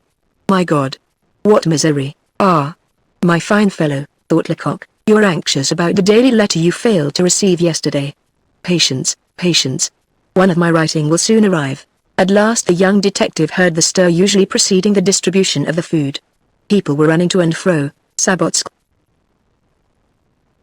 clicked noisily in the corridors, and the keepers could be heard engaged in loud conversation. By and by the prison bell began to toll. It was 11 o'clock, and soon afterward the prisoner commenced to sing his favorite song, Diogenes, Sustain libret content. Before he commenced the third line the slight sound caused by the fragment of bread as it fell upon the stone floor caused him to pause abruptly. Lecoq, at the opening in the ceiling above, was holding his breath and watching with both eyes. He did not miss one of the prisoner's movements, not so much as the quiver of an eyelid. May looked first at the window, and then all round the cell, as if it were impossible for him to explain the arrival of this projectile. It was not until some little time had elapsed that he decided to pick it up. He held it in the hollow of his hand, and examined it with apparent curiosity. His features expressed intense surprise, and anyone would have sworn that he was innocent of all complicity. Soon a smile gathered round his lips, and after a slight shrug of the shoulders, which might be interpreted, "Am I a fool?" he hastily broke the pellet in half. The sight of the paper which it contained seemed to amaze him. "What does all this mean?" wondered Lecoq. The prisoner had opened the note, and was examining with knitted brows the figures which were apparently destitute of all meaning to him. Then, suddenly rushing to the door of his cell, and hammering upon it with clenched fists, he cried at the top of his voice, "Here! Keeper! Here! What do you want?" shouted the turnkey, whose footsteps Lecoq could hear hastening along the adjoining passage. "I wish to speak to the magistrate." "Very well. He shall be informed, immediately, if you please. I have a revelation to make. He shall be sent for immediately." Lecoq waited to hear No more.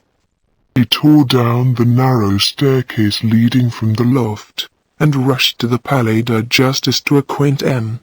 Segmuller with what had happened. What can all this mean? He wondered as he darted over the pavement. Are we indeed approaching a denouement? This much is certain. The prisoner was not deceived by my note. He could only decipher it with the aid of his volume of Beranger, and he did not even touch the book, plainly. Then, he hasn't read the letter. M. Segmuller was no less amazed than the young detective. They both hastened to the prison, followed by the smiling clerk, who was the magistrate's inevitable shadow. On their way they encountered the governor of the depot. Arriving all in a flutter, having been greatly excited by that important word revelation, the worthy official undoubtedly wished to express an opinion.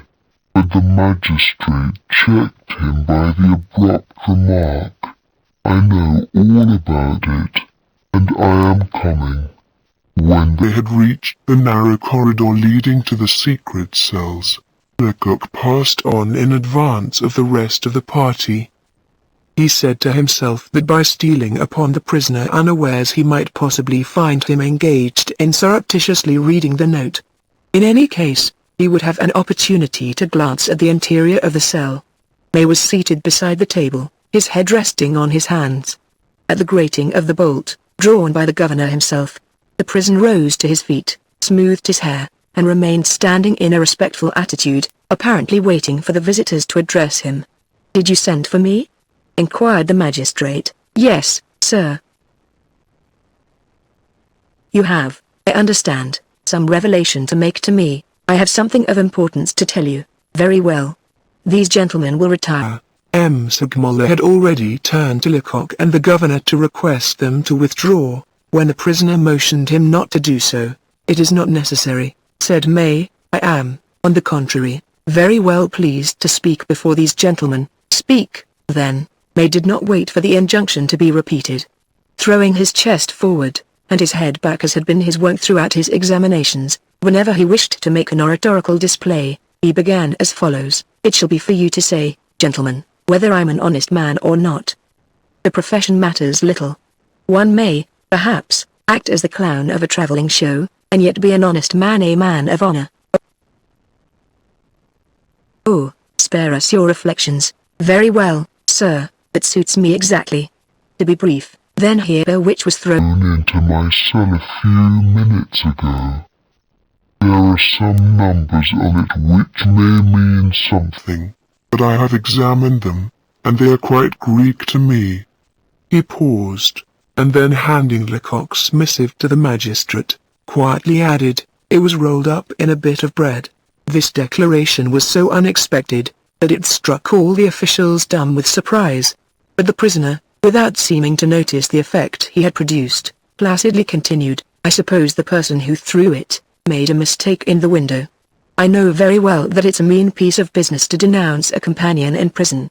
It's a cowardly act and one may get into trouble by doing so. Still, a fellow must be prudent when he's charged with murder as I am, and with something very unpleasant, perhaps, in store for him." A terribly significant gesture of severing the head from the body left no doubt whatever as to what May meant by the something very unpleasant. "And yet I am innocent," continued May, in a sorrowful, reproachful tone. The magistrate had by this time recovered the full possession of his faculties. Fixing his eyes upon the prisoner and concentrating in one magnetic glance all his power of will, he slowly exclaimed, "You speak falsely. It was for you that this note was intended, for me. Then I must be the greatest of fools. Or why should I have sent for you to show it you? For me? In that case, why didn't I keep it? Who knew, who could know that I had received it?" These words were uttered with such a marvelous semblance of honesty. May's gaze was frank and open, his voice rang so true, and his reasoning was so specious, that all the governor's doubts returned.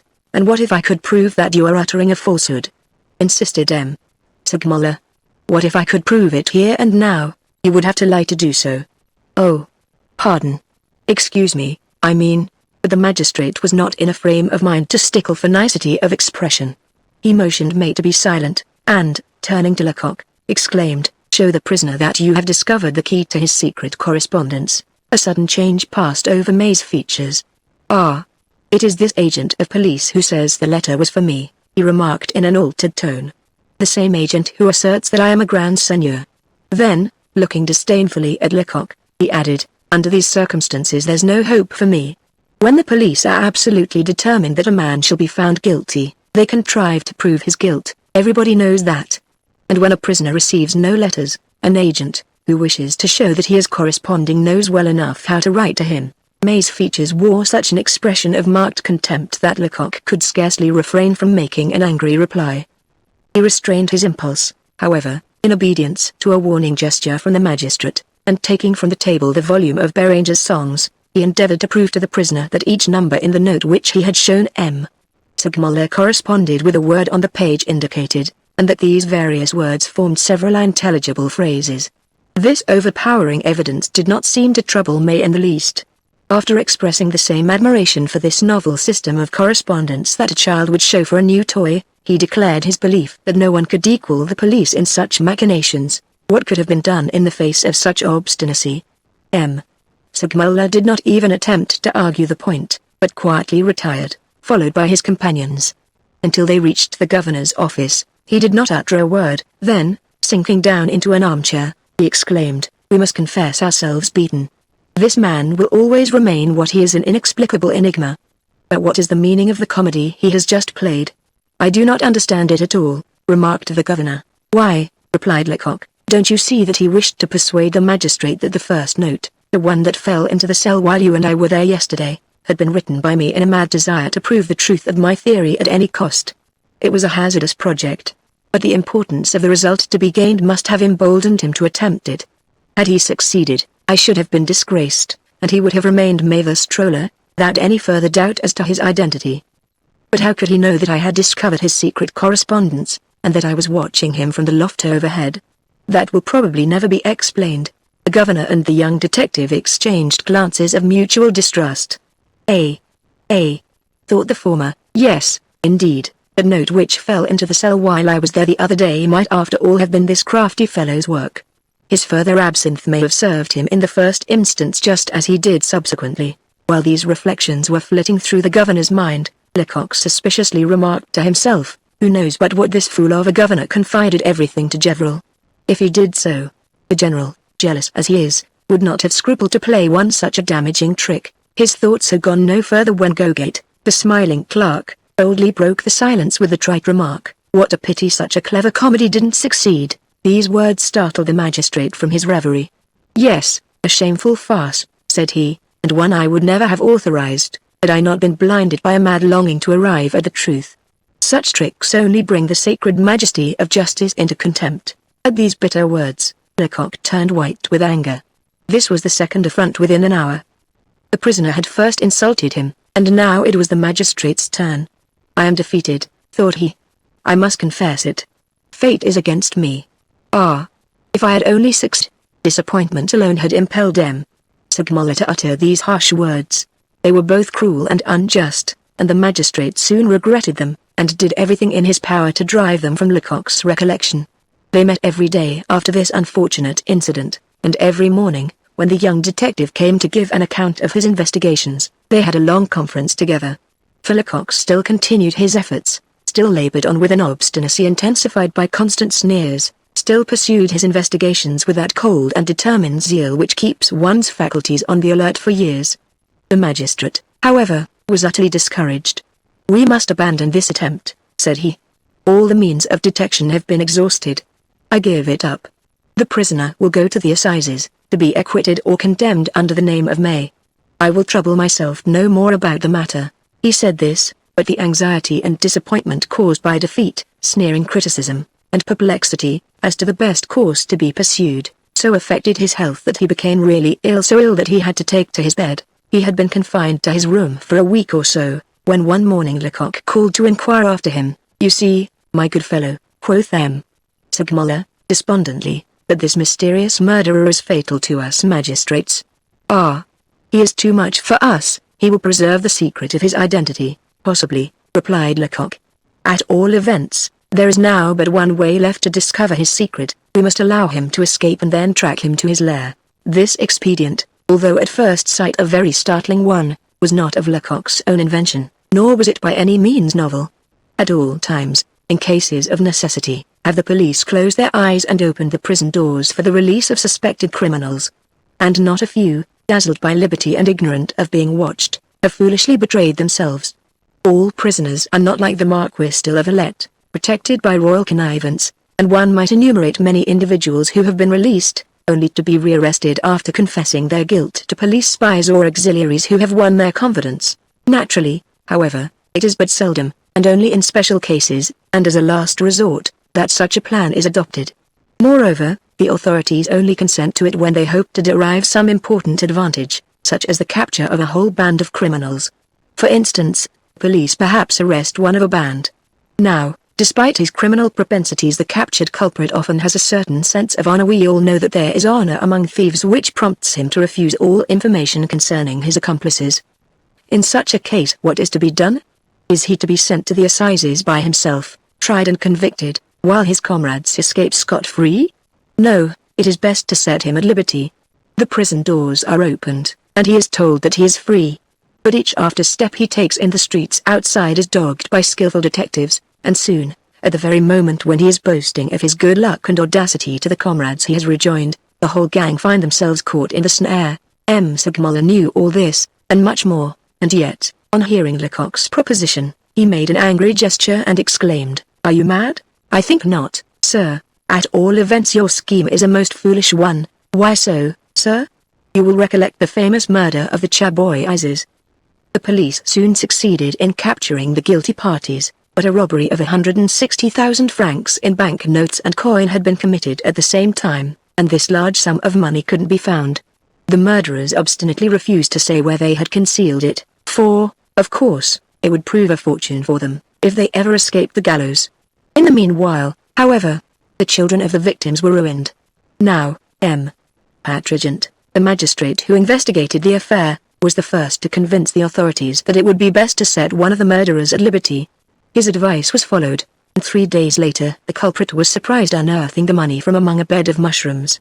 Now, I believe that our prisoner— Enough, interrupted M. Segmuller. I wish to hear no more on the matter. I have, it seems to me, forbidden you to broach the subject. The young detective hung his head with a hypocritical air of submission. But all the while he watched the magistrate out of the corner of his eye and noted his agitation. I can afford to be silent, he thought. He will return to the subject of his own accord, and in fact M. Segmuller did return to it only a moment afterward. Suppose this man were released from prison, said he, what would you do? What would I do, sir? I would follow him like grim death. I would not once let him out of my sight. I would be his shadow. And do you suppose he wouldn't discover this surveillance? I should take my precautions, but he would recognize you at a single glance. No, sir. He wouldn't, for I should disguise myself. A detective who can't equal the most skillful actor in the matter of makeup is no better than an ordinary policeman.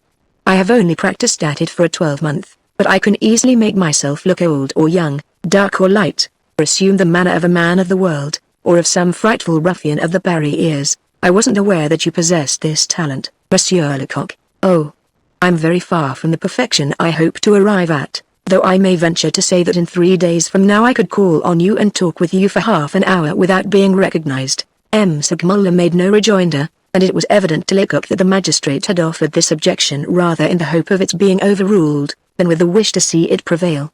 I think, my poor fellow, he at length observed, that you are strangely deceived. We have both been equally anxious to penetrate the mystery that enshrouds this strange man. We have both admired his wonderful acuteness, for his sagacity is wonderful, so marvelous, indeed, that it exceeds the limits of imagination. Do you believe that a man of his penetration would betray himself like an ordinary prisoner? He will understand at once, if he is set at liberty, that his freedom is only given him so that we may surprise his secret. I don't deceive myself, sir. May will guess the truth, of course. I'm quite aware of that. Very well.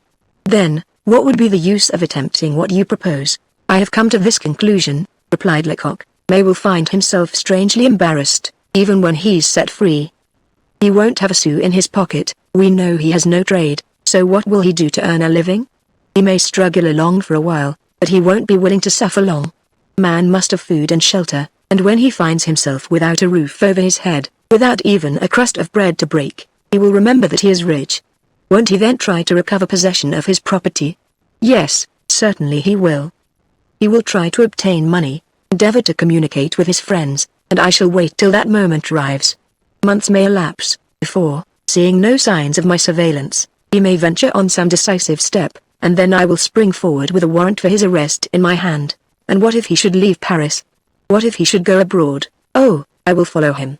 One of my aunts has left me a little land in the provinces worth about 12,000 francs. I will sell it, and spend the last sou, if necessary, so long as I only have my revenge. This man has outwitted me as if I were a child, and I must have my turn. And what if he should slip through your fingers? Lecoq laughed like a man that was sure of himself. Let him try, he exclaimed. I will answer for him with my life. Your idea is not a bad one, said M. Segmuller, eventually.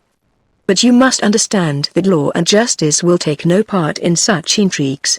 All I can promise you is my tacit approval. Go, therefore, to the prefecture, see your superiors. With a really despairing gesture, the young man interrupted M. Segmuller. What good would it do for me to make such a proposition? He exclaimed. They would not only refuse my request, but they would dismiss me on the spot, if my name is not already erased from the roll. What, dismissed, after conducting this case so well? Ah, sir, unfortunately everyone is not of that opinion. Tongues have been wagging busily during your illness. Somehow or other, my enemies have heard of the last scene we had with May, and impudently declare that it was I who imagined all the romantic details of this affair, being eager for advancement. They pretend that the only reasons to doubt the prisoner's identity are those I have invented myself. To hear them talk at the depot, one might suppose that I invented the scene in the widow Chapin's cabin, imagined the accomplices, suborned the witnesses, manufactured the articles of conviction, wrote the first note in cipher as well as the second, duped Father Absinthe, and mystified the governor. "The deuce!" exclaimed M. Segmuller. "In that case, what do they think of me?" The wily detective's face assumed an expression of intense embarrassment. "Ah, sir," he replied with a great show of reluctance, "they pretend that you have allowed yourself to be deceived by me, and that you haven't weighed at their proper worth the proofs I furnished." A fleeting flush mantled over M. Segmuller's forehead. "In a word," said he, "they think I'm your dupe and a fool besides." The recollection of certain sarcastic smiles he had often detected on the faces of colleagues and subordinates alike, the memory of numerous covert allusions to Caspar Hauser, and the man with the iron mask allusions which had stung him to the quick induced him to hesitate no longer. "Very well. I will aid you, Monsieur Lecoq," he exclaimed. "I should like you to triumph over your enemies. I will get up at once and accompany you to the Palais de Justice. I will see the public prosecutor myself. I will speak to him, and plead your case for you." Lecoq's joy was intense. Never, no never, had he dared to hope for such assistance. After this he would willingly go through fire on M. Segmuller's behalf. And yet, despite his inward exultation, he had sufficient control over his feelings to preserve a sober face. This victory must be concealed under penalty of forfeiting the benefits that might accrue from it. Certainly, the young detective had said nothing that was untrue, but there are different ways of presenting the truth, and he had, perhaps, exaggerated a trifle in order to excite the magistrate's rancor, and win his needful assistance, "I suppose," remarked M. Segmuller, who was now quite calm again, no outward sign of wounded vanity being perceptible. "I suppose you have decided what stratagem must be employed to lull the prisoner's suspicions if he is permitted to escape." "I must confess I haven't given it a thought," replied Lecoq. "Besides, what good would any such stratagem do? He knows too well that he is the object of suspicion not to remain on the alert. Still, there is one precaution which I believe absolutely necessary, indispensable indeed, if we wish to be successful." "What precaution do you mean?"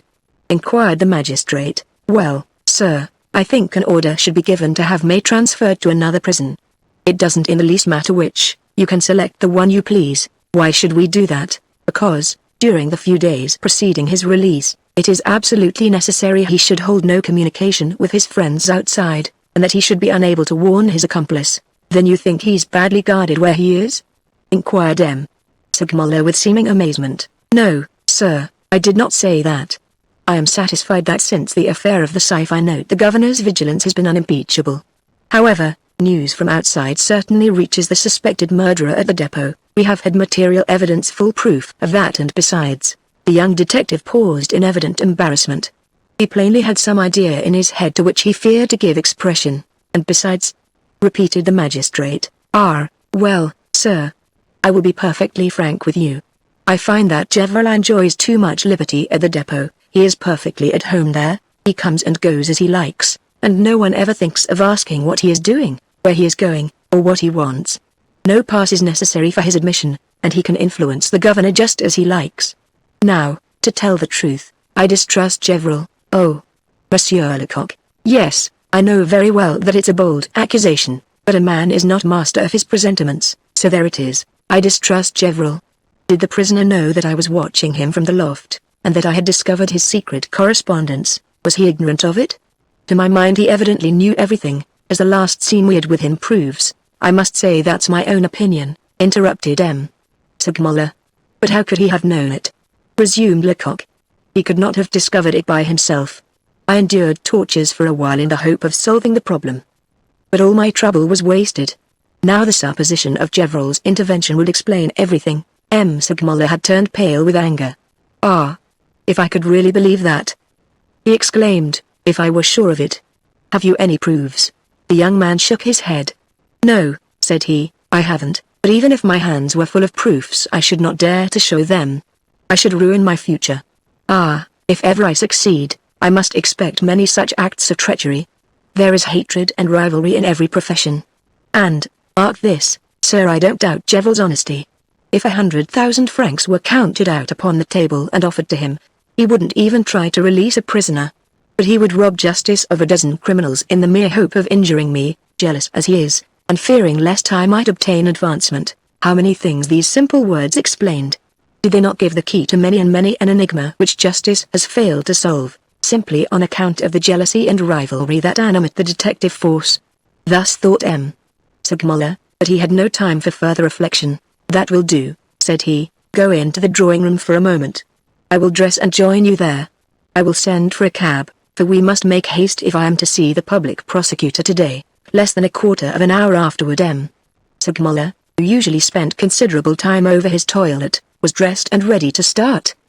He and Lecoq were just getting into the cab that had been summoned when a footman in a stylish livery was seen approaching. "Ah, Jean," exclaimed the magistrate, "how's your master?" "Improving, sir," was the reply. "He sent me to ask how you were, and to inquire how that affair was progressing. There has been no change since I last wrote to him. Give him my compliments, and tell him that I am out again." The servant bowed. Lecoq took a seat beside the magistrate and the cab started off. "That fellow is one of D'Escorval's servants," remarked Segmuller. "He's richer than I, and can well afford to keep a footman." "D'Escorval's," ejaculated Lecoq, "the magistrate who, precisely?" "He sent his man to me 2 or 3 days ago to ascertain what we were doing with our mysterious May." "Then D'Escorval is interested in the case, prodigiously. I conclude it is because he opened the prosecution, and because the case rightfully belongs to him. Perhaps he regrets that it passed out of his hands, and thinks that he could have managed the investigation better himself. We would have done better with it if we could. I would give a good deal to see him in my place. But this change would not have been at all to Lecoq's taste. Ah, thought he, such a fellow as D'Escorval would never have shown me such confidence as Segmuller. He had, indeed, good reason to congratulate himself, for that very day Segmuller, who was a man of his word, a man who never rested until he had carried his plan into execution, actually induced the authorities to allow May to be set at liberty. The details of this measure only remained to be decided upon. As regards the proposed transfer of the suspected murderer to another prison, this was immediately carried into effect, and May was removed to Mazes, where Lecoq had no fear of Gevrel's interference. That same afternoon, moreover, the widow Chupin received her conditional release. There was no difficulty as regards her son, Hippolyte. He had, in the meantime, been brought before the correctional court on a charge of theft, and, to his great astonishment, had heard himself sentenced to 13 months' imprisonment.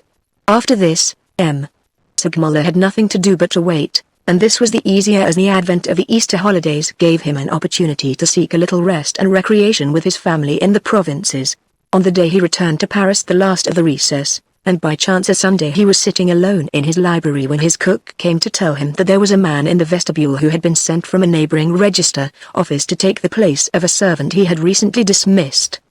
The newcomer was ushered into the magistrate's presence and proved to be a man of 40 or thereabouts, very red in the face and with carroty hair and whiskers. He was, moreover, strongly inclined to corpulence, and was clad in clumsy, ill-fitting garments. In a complacent tone, and with a strong Norman accent, he informed the magistrate that during the past 20 years he had been in the employment of various literary men, as well as of a physician and notary. He was familiar with the duties that would be required of him at the Palais de Justice, and that he knew how to dust papers without disarranging them. In short, he produced such a favorable impression that, although Segmuller reserved 24 hours in which to make further inquiries, he drew a 20-franc piece from his pocket on the spot and tendered it to the Norman valet as the first installment of his wages. But instead of pocketing the proffered coin, the man, with a sudden change of voice and attitude, burst into a hearty laugh, exclaiming, "Do you think, sir, that May will recognize me, Monsieur Lecoq?" cried the astonished magistrate. "The same, sir, and I have come to tell you that if you are ready to release May, all my arrangements are now completed." Chapter 20. When one of the investigating magistrates of the Tribunal of the Seine wishes to examine a person confined in one of the Paris prisons, he sends by his messenger to the governor of that particular jail a so-called order of extraction, a concise, imperative formula, which reads as follows: "The keeper of prison will give into the custody of the bearer of this order the prisoner known as, in order that he may be brought before us in our cabinet at the Palais de Justice." No more, no less, a signature, a seal, and everybody is bound to obey. But from the moment of receiving this order until the prisoner is again incarcerated, the governor of the prison is relieved of all responsibility. Whatever may happen, his hands are clear. Minute precautions are taken, however, so that a prisoner may not escape during his journey from the prison to the Palais. He is carefully locked up in a compartment of one of the lugubrious vehicles that may be often seen waiting on the Quai de l'Horloge, or in the courtyard of the Sainte-Chapelle. This van conveys him to the Palais, and while he is awaiting examination, He is immured in one of the cells of the gloomy jail, familiarly known as La Souricière or the Mousetrap. On entering and leaving the van, the prisoner is surrounded by guards, and on the road, in addition to the mounted troopers who always accompany these vehicles, there are prison warders or linesmen of the Garde de Paris installed in the passage between the compartments of the van and seated on the box with the driver. Hence, the boldest criminals ordinarily realize the impossibility of escaping from this ambulatory prison. Indeed, statistics record only 30 attempts at escape in a period of 10 years. Of these 30 attempts, 25 were ridiculous failures, 4 were discovered before their authors had conceived any serious hope of success, and only one man actually succeeded in alighting from the vehicle, and even he had not taken 50 steps before he was recaptured. Lecoq was well acquainted with all these facts, and in preparing everything for May's escape, his only fear was lest the murderer might decline to profit of the opportunity. Hence, it was necessary to offer every possible inducement for flight. The plan the young detective had eventually decided on consisted in sending an order to Mazas for May to be dispatched to the Palais de Justice. He could be placed in one of the prison vans, and at the moment of starting the door of his compartment would not be perfectly secured. When the van reached the Palais de Justice and discharged its load of criminals at the door of the Mousetrap, May would purposely be forgotten and left in the vehicle, while the latter waited on the Quai de la Loge until the hour of returning to Mazas. It was scarcely possible that the prisoner would fail to embrace this apparently favorable opportunity to make his escape. Everything was, therefore, prepared and arranged according to Lecoq's directions on the Monday following the close of the Easter holidays, the requisite order of extraction being entrusted to an intelligent man with the most minute instructions. Now, although the van in which May would journey was not to be expected at the Palais de Justice before noon, it so happened that at 9 o'clock that same morning a queer-looking loafer having the aspect of an overaged gamin de Paris might have been seen hanging about the Prefecture de Police. He wore a tattered black woolen blouse and a pair of wide, ill-fitting trousers, fastened about his waist by a leather strap. His boots betrayed a familiar acquaintance with the puddles of the Barry ears, and his cap was shabby and dirty, though, on the other hand, his necktie, a pretentious silk scarf of flaming hue, was evidently quite fresh from some haberdasher's shop. No doubt it was a present from his sweetheart. This uncomely being had the unhealthy complexion, hollow eyes, slouching mien, and straggling beard common to his tribe. His yellow hair, cut closely at the back of the head, as if to save the trouble of brushing, was long in front and at the sides, being plastered down over his forehead and advancing above his ears in extravagant corkscrew ringlets. What with his attire, his affected jaunty step, his alternate raising of either shoulder, and his way of holding his cigarette and of ejecting a stream of saliva from between his teeth, Polite Chapin, had he been at liberty, would undoubtedly have proffered a paw, and greeted this Barry-ear beauty as a pal. It was the 14th of April, the weather was lovely, and, on the horizon, the youthful foliage of the chestnut trees in the Tuileries Gardens stood out against a bright blue sky. The ethereal mildness of gentle spring seemed to have a positive charm for the tattered loafer who lazily loitered in the sunlight, dividing his attention between the passers-by and some men who were hauling sand from the banks of the Seine. Occasionally, however, he crossed the roadway, and, strange to say, exchanged a few remarks with a neatly dressed, long-bearded gentleman, who wore gold-rimmed spectacles over his nose and drab silk gloves on his hands. This individual exhibited all the outward characteristics of eminent respectability, and seemed to take a remarkable interest in the contents of an optician's shop window. Every now and then a policeman or an agent of a detective corps passed by on his way to the prefecture, and the elderly gentleman or the loafer would at times run after these officials to ask for some trifling information. The person addressed replied and passed on, and then the loafer and the gentleman would join each other and laughingly exclaim, "Good exclamation mark, there's another who doesn't recognize us," and in truth the pair had just cause for exultation, good reason to be proud, for of some 12 or 15 comrades they accosted, not one recognized the two detectives, Lecoq and Father Absinthe. For the loafer was none other than our hero, and the gentleman of such eminent respectability his faithful lieutenant. "Ah," quoth the latter with admiration, "I am not surprised they don't recognize me, since I can't recognize myself. No one but you, Monsieur Lecoq, could have so transformed me." Unfortunately for Lecoq's vanity, the good fellow spoke at a moment when the time for idle conversation had passed. The prison van was just crossing the bridge at a brisk trot. "Attention!" exclaimed the young detective, "there comes our friend. Quick exclamation mark to your post, remember my directions, and keep your eyes open." Near them, on the quay, was a large pile of timber, behind which Father Absinthe immediately concealed himself, while Lecoq, seizing a spade that was lying idle, hurried to a little distance and began digging in the sand. They did well to make haste. The van came onward and turned the corner. It passed the two detectives, and with a noisy clang rolled under the heavy arch leading to La Souricière. May was inside, as Lecoq assured himself on recognizing the keeper sitting beside the driver. The van remained in the courtyard for more than a quarter of an hour. When it reappeared, the driver had left his perch and the quay opposite the Palais de Justice, threw a covering over his horses, lighted his pipe, and quietly walked away. The moment for action was now swiftly approaching. For a few minutes the anxiety of the two watchers amounted to actual agony. Nothing stirred, nothing moved. But at last the door of the van was opened with infinite caution, and a pale, frightened face became visible. It was the face of May. The prisoner cast a rapid glance around him. No one was in sight. Then as swiftly and as stealthily as a cat he sprang to the ground, noiselessly closed the door of the vehicle, and walked quietly toward the bridge. Lecoq breathed again. He had been asking himself if some trifling circumstance could have been forgotten or neglected, thus disarranging all his plans. He had been wondering if this strange man would refuse the dangerous liberty which had been offered him. But he had been anxious without cause. May had fled, not thoughtlessly, but with premeditation, from the moment when he was left alone, apparently forgotten, in the insecurely locked compartment, until he opened the door and glanced around him. Sufficient time had elapsed for a man of his intellect and discernment to analyze and calculate all the chances of so grave a step. Hence, if he had stepped into the snare laid for him, it must be with a full knowledge of the risks he had to run. He and Lecoq were alone together, free in the streets of Paris, armed with mutual distrust, equally obliged to resort to strategy, and forced to hide from each other. Lecoq, it is true, had an auxiliary, Father Absinthe. But who could say that May would not be aided by his redoubtable accomplice? Hence, it was a veritable duel, the result of which depended entirely upon the courage, skill, and coolness of the antagonists. All these thoughts flashed through the young detective's brain with the quickness of lightning. Throwing down his spade, and running toward a Sergeant Derville, who was just coming out of the Palais de Justice, he gave him a letter which was ready in his pocket. "Take this to M. Segmuller at once, it is a matter of importance," said he.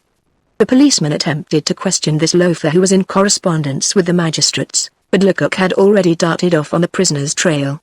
May had covered but a short distance. He was sauntering along with his hands in his pockets, his head high in the air, his manner composed and full of assurance.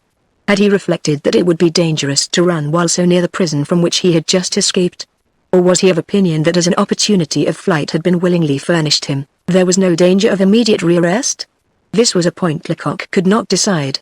At all events, May showed no signs of quickening his pace even after crossing the bridge, and it was with the same tranquil manner that he next crossed the Quai aux Fous and turned into the Rue de la Cité. Nothing in his bearing or appearance proclaimed him to be an escaped prisoner. Since his trunk, that famous trunk which he pretended to have left at the Hôtel de Mariembourg, had been returned to him, he had been well supplied with clothing, and he never failed, when summoned before the magistrate, to array himself in his best apparel. The garments he wore that day were black cloth, and their cut, combined with his manner, gave him the appearance of a working man of the better class taking a holiday. His tread, hitherto firm and decided, suddenly became uncertain when, after crossing the Seine, he reached the Rue Saint-Jacques. He walked more slowly, frequently hesitated, and glanced continually at the shops on either side of the way. Evidently he is seeking something, thought Lecoq, but what? It was not long before he ascertained. Seeing a second-hand clothes shop close by, May entered in evident haste. Lecoq at once stationed himself under a gateway on the opposite side of the street, and pretended to be busily engaged lighting a cigarette. The criminal being momentarily out of sight, Father Absinthe thought he could approach without danger. "Ah, well," said he, "there's our man changing his fine clothes for coarser garments. He will ask for the difference in money, and they will give it him. You told me this morning, May, without a sou, that's the trump card in our game. Nonsense. Before we begin to lament, let us wait and see what happens. It is not likely that shopkeeper will give him any money. He won't buy clothing of the first passer-by." Father Absinthe withdrew to a little distance. He distrusted these reasons, but not Lecoq who gave them. In the meanwhile, in his secret soul, Lecoq was cursing himself. Another blunder, thought he, another weapon left in the hands of the enemy. How was it that he, who fancied himself so shrewd, had not foreseen this emergency? Calmness of mind returned, however, a moment afterward when he saw May emerge from the shop attired as when he entered it. Luck had for once been in the young detective's favor. May actually staggered when he stepped out on the pavement. His bitter disappointment could be read in his countenance, which disclosed the anguish of a drowning man who sees the frail plank which was his only hope of salvation snatched from his grasp by the ruthless waves. What could have taken place? This Lecoq must know without a moment's delay. He gave a peculiar whistle, to warn his companion that he momentarily abandoned the pursuit of him, and having received a similar signal in response, he entered the shop. The owner was still standing behind the counter.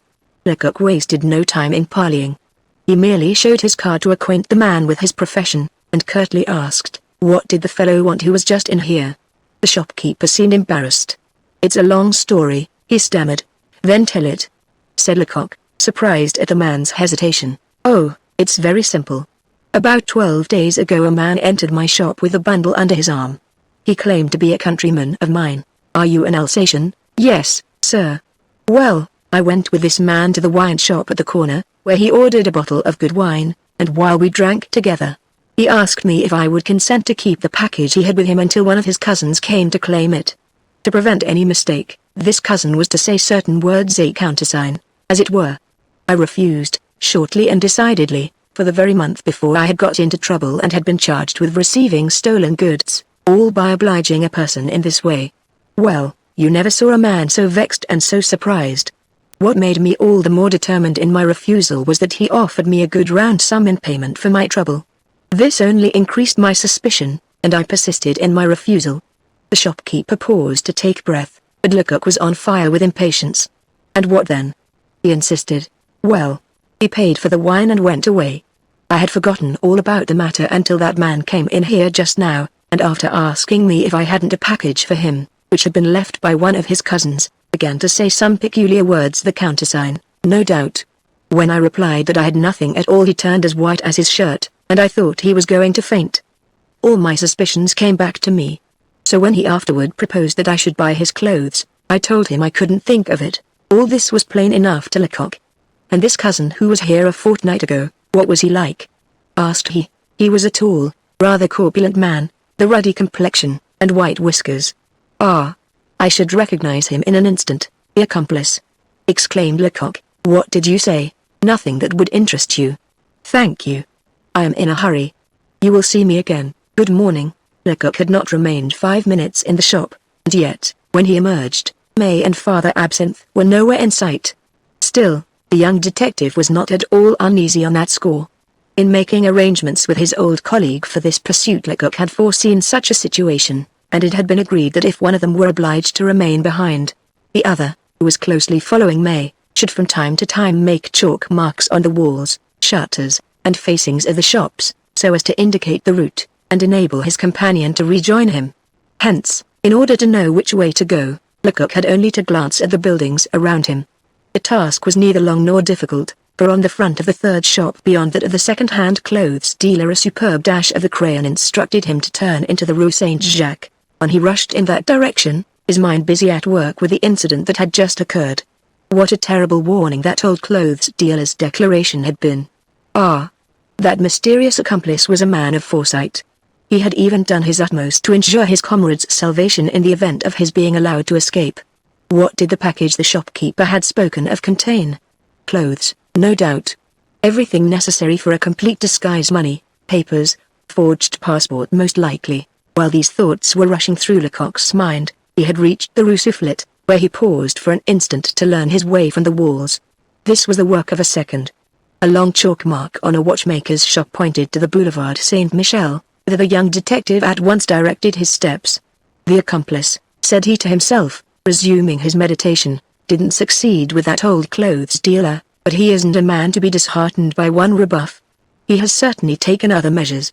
How shall I divine what they are in order to defeat them? The supposed murderer had crossed the Boulevard Saint-Michel, and had then taken to the Rue Monsieur le Prince, as further Absinthe stashes of the crayon proclaimed with many eloquent flourishes. One circumstance reassures me, the young detective murmured, May's going to this shop, and his consternation on finding that there was nothing for him there.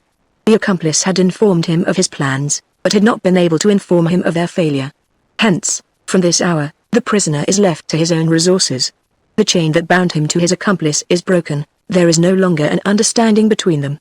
Everything depends now upon keeping them apart. Yes, everything lies in that. Ah!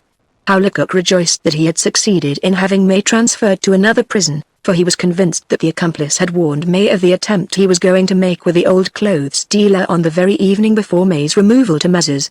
Hence, it had not been possible to acquaint him with the failure of this scheme or the substitution of another. Still following the chalk marks, Lecoq now reached the Odeon Theatre. Here were fresh signs, and what was more, Father Absinthe could be perceived under the colonnade, standing in front of one of the bookstalls, apparently engrossed in the contemplation of a print. Assuming the nonchalant manner of the loafer whose garb he wore, Lecoq took his stand beside his colleague. "Where is he?" asked the young detective. "There," replied his companion, with a slight movement of his head in the direction of the steps. The fugitive was, indeed, seated on one of the steps at the side of the theatre, his elbows resting on his knees and his face hidden in his hands, as if he felt the necessity of concealing the expression of his face from the passers-by. Undoubtedly, at that moment, he gave himself up for lost. Alone in the midst of Paris, without a penny, what was to become of him? He knew beyond the shadow of a doubt that he was being watched, that his steps were being dogged, that the first attempt he made to inform his accomplice of his whereabouts would cost him his secret, their secret which he plainly held as more precious than life itself, and which, by immense sacrifices, he had so far been able to preserve. Having for some short time contemplated in silence this unfortunate man whom after all he could but esteem and admire, Lecoq turned to his old companion. "What did he do on the way?" he asked. "He went into the shops of 5 dealers in second-hand clothing without success. Then he addressed a man who was passing with a lot of old rubbish on his shoulder, but the man wouldn't even answer him." Lecoq nodded his head thoughtfully. "The moral of this is, that there's a vast difference between theory and practice," he remarked. "Here's a fellow who has made some most discerning men believe that he's only a poor devil, a low buffoon. Well, now he's free, and this so-called bohemian doesn't even know how to go to work to sell the clothes on his back. The comedian who could play his part so well on the stage has disappeared, while the man remains the man who has always been rich, and knows nothing of the vicissitudes of life." The young detective suddenly ceased moralizing, for May had risen from his seat. Lecoq was only 10 yards distant, and could see that his face was pallid.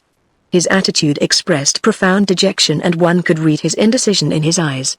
Perhaps he was wondering if it would not be best to return and place himself again in the hands of his jailers, since he was without the resources upon which he had depended.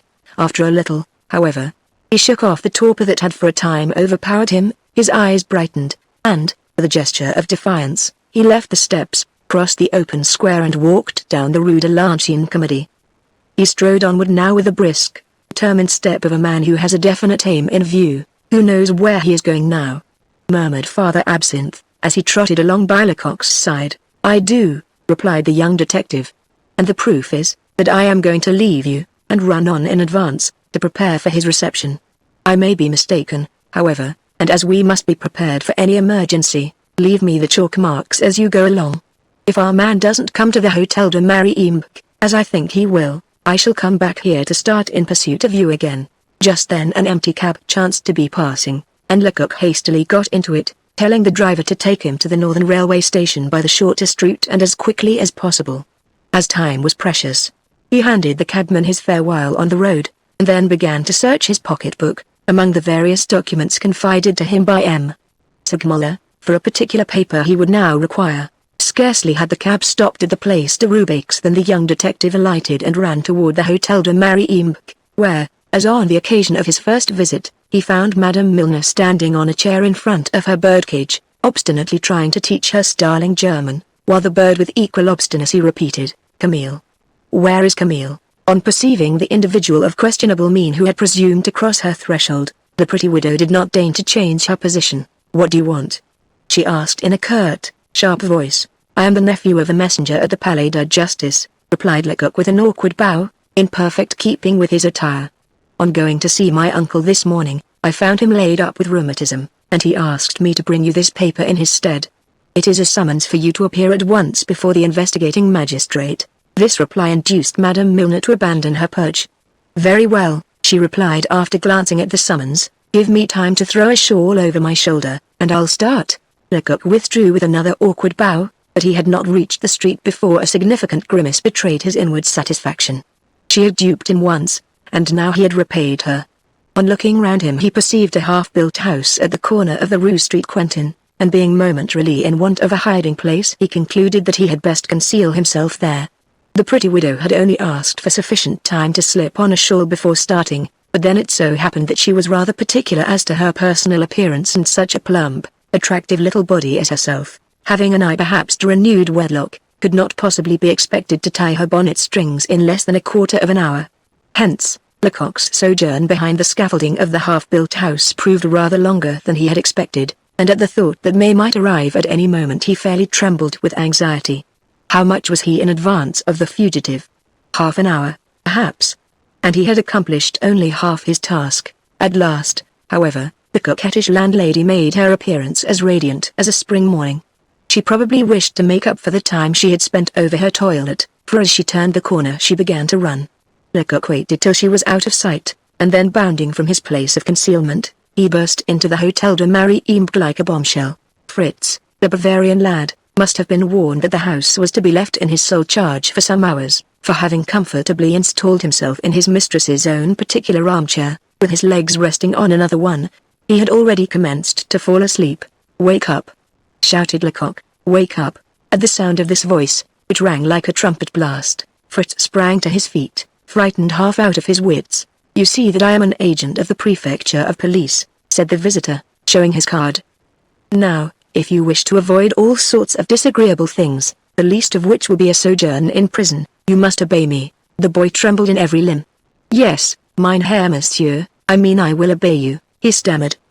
"But what am I to do?" "Oh, very little. A man is coming here in a moment. You will know him by his black clothes and his long beard. You must answer him word for word as I tell you. And remember, if you make any mistake, you will suffer for it. You may rely upon me, sir," replied Fritz. "I have an excellent memory." The prospect of imprisonment had terrified him into abject submission. He spoke the truth. He would have been willing to say or do anything just then.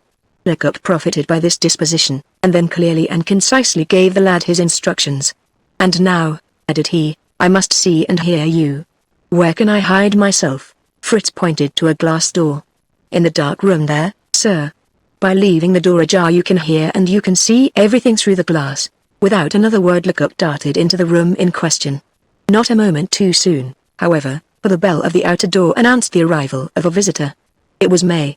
"I wish to speak to the landlady," he said. "What landlady?" replied the lad. "The person who received me when I came here 6 weeks ago." "Oh, I understand," interrupted Fritz. "It's Madame Milner you want to see. But you have come too late. She sold the house about a month ago, and has gone back to Alsace." May stamped his foot and uttered a terrible oath.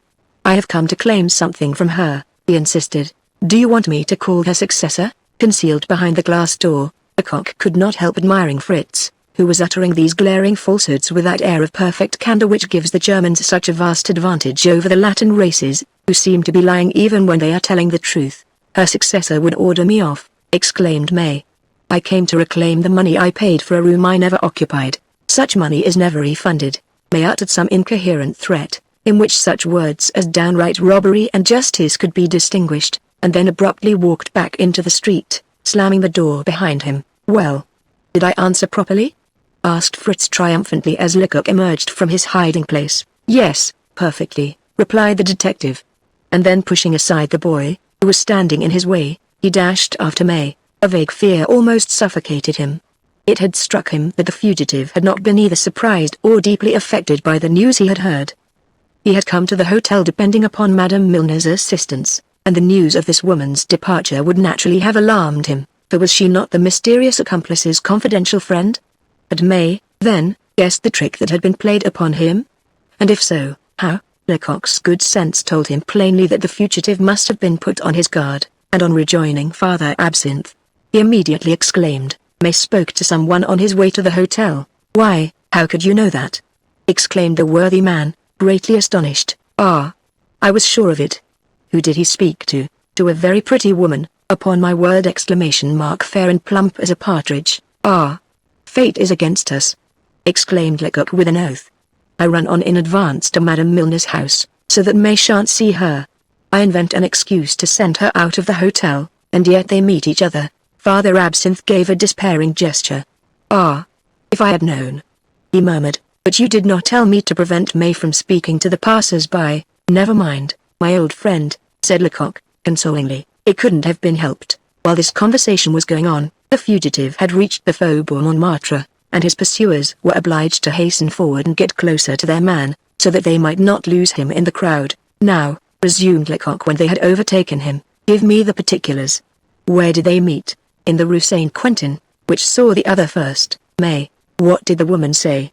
Did you hear any cry of surprise? I heard nothing, for I was quite 50 yards off, but by the woman's manner I could see she was stupefied. Ah! If Lecoq could have witnessed the scene, what valuable deductions he might have drawn from it. Did they talk for a long time? He asked. For less than a quarter of an hour. Do you know whether Madame Milner gave May money or not? I can't say. They gesticulated like mad so violently, indeed, that I thought they were quarreling. They knew they were being watched, and were endeavoring to divert suspicion. If they would only arrest this woman and question her, suggested Father Absinthe, what good would it do? Hasn't M. Segmuller examined and cross-examined her a dozen times without drawing anything from her. Ah! She's a cunning one. She would declare that May met her and insisted that she should refund the 10 francs he paid her for his room. We must do our best, however. If the accomplice has not been warned already, he will soon be told, so we must try to keep the two men apart. What ruse they will employ, I can't divine. But I know that it will be nothing hackneyed. Lecoq's presumptions made Father Absinthe nervous. The surest way, perhaps, ventured the latter, would be to lock him up again. No, replied the young detective. I want his secret, and I'll have it.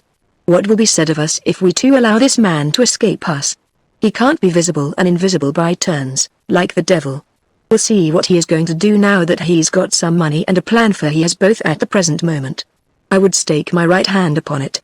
At that same instant, as if May intended to convince Lecoq of the truth of his suspicion, he entered a tobacconist's shop and emerged an instant afterward with a cigar in his mouth. Chapter 21. So the landlady of the Hotel de Marie-Imp had given May money. There could be no further doubt on that point after the purchase of this cigar. But had they agreed upon any plan? Had they had sufficient time to decide on the method that May was to employ with the view of baffling his pursuit? It would seem so, since the fugitive's manner had now changed in more respects than one. If hitherto he had seemed to care little for the danger of pursuit and capture, at present he was evidently uneasy and agitated. After walking so long in the full sunlight, with his head high in the air, he now slunk along in the shadow of the houses, hiding himself as much as possible. It is evident that his fears have increased in proportion with his hopes, said Lecoq to his companion. He was quite unnerved when we saw him at the Odeon, and the merest trifle would have decided him to surrender. Now, however, he thinks he has a chance to escape with his secret. The fugitive was following the boulevards, but suddenly he turned into a side street and made his way toward the temple, where, soon afterward, Father Absinthe and Lecoq found him conversing with one of those importunate dealers in cast-off garments who consider every passer-by their lawful prey. The vendor and May were evidently debating a question of price, but the latter was plainly no skillful bargainer, for with a somewhat disappointed air he soon gave up the discussion and entered the shop. Ah, so now he has some coin he has determined on a costume, remarked Lecoq. Isn't that always an escaped prisoner's first impulse? Soon afterward May emerged into the street. His appearance was decidedly changed, for he wore a pair of dark blue linen trousers, of the type French navvies habitually affect, and a loosely fitting coat of rough woolen material. A gay silk kerchief was knotted about his throat, and a black silk cap was set on one side of his head. Thus attired, he was scarcely more prepossessing in appearance than Lecoq, and one would have hesitated before deciding which of the two it would be preferable to meet at night on a deserted highway. May seemed very well pleased with his transformation, and was evidently more at ease in his new attire. On leaving the shop, however, he glanced suspiciously around him, as if to ascertain which of the passers-by were watching his movements. He had not parted with his broadcloth suit, but was carrying it under his arm, wrapped up in a handkerchief. The only thing he had left behind him was his tall chimney-pot hat. Lecoq would have liked to enter the shop and make some inquiries, but he felt that it would be imprudent to do so, for May had settled his cap on his head with a gesture that left no doubt as to his intentions. A second later he turned into the Rue du Temple, and now the chase began in earnest, for the fugitive proved as swift and agile as a stag, and it was no small task to keep him well in sight. He had no doubt lived in England and Germany, since he spoke the language of these countries like a native, but one thing was certain: he knew Paris as thoroughly as the most expert Parisian. This was shown by the way in which he dashed into the Rue des Gravelliers, and by the precision of his course through the many winding streets that lie between the Rue du Temple and the Rue Beaubourg. He seemed to know this quarter of the capital by heart, as well, indeed, as if he had spent half his life there. He knew all the wine shops communicating with two streets, all the byways, passages, and tortuous alleys. Twice he almost escaped his pursuers, and once his salvation hung upon a thread.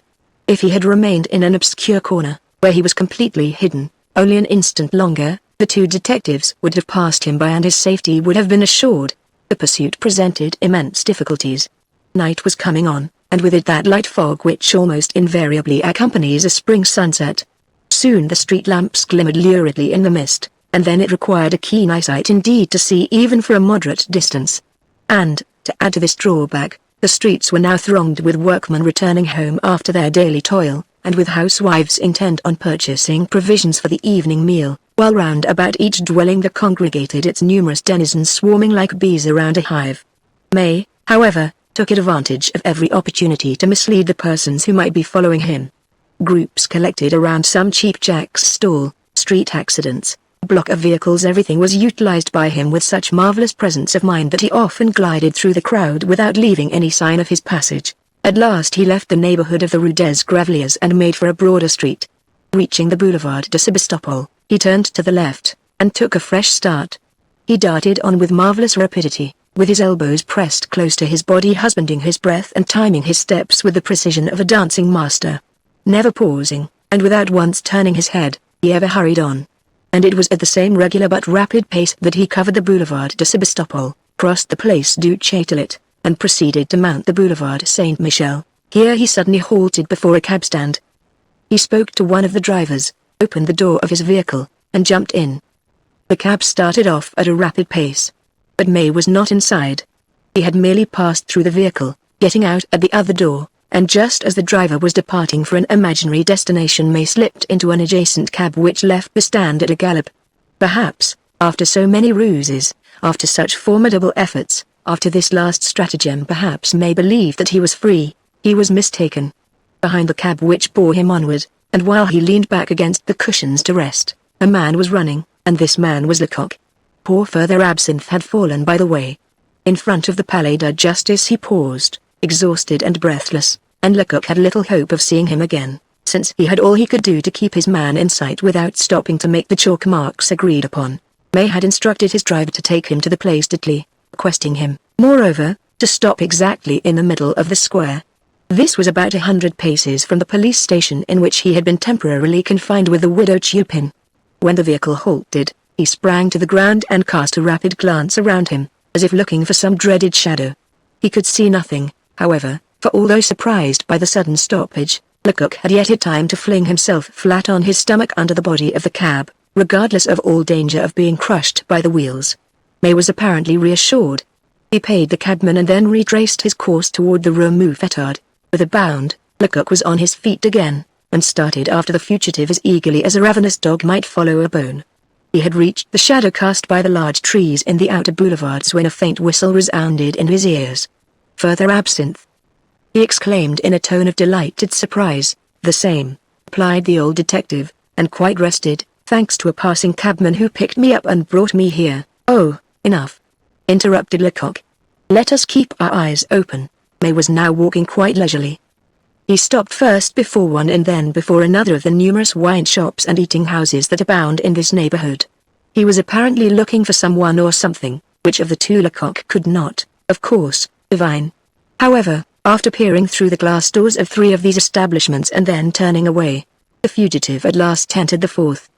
The 2 detectives, who were unable to obtain a good view of the shop inside, saw the supposed murderer cross the room and seat himself at a table where a man of unusually stalwart build, ruddy-faced and grey-whiskered, was already seated. "The accomplice," murmured Father Absinthe.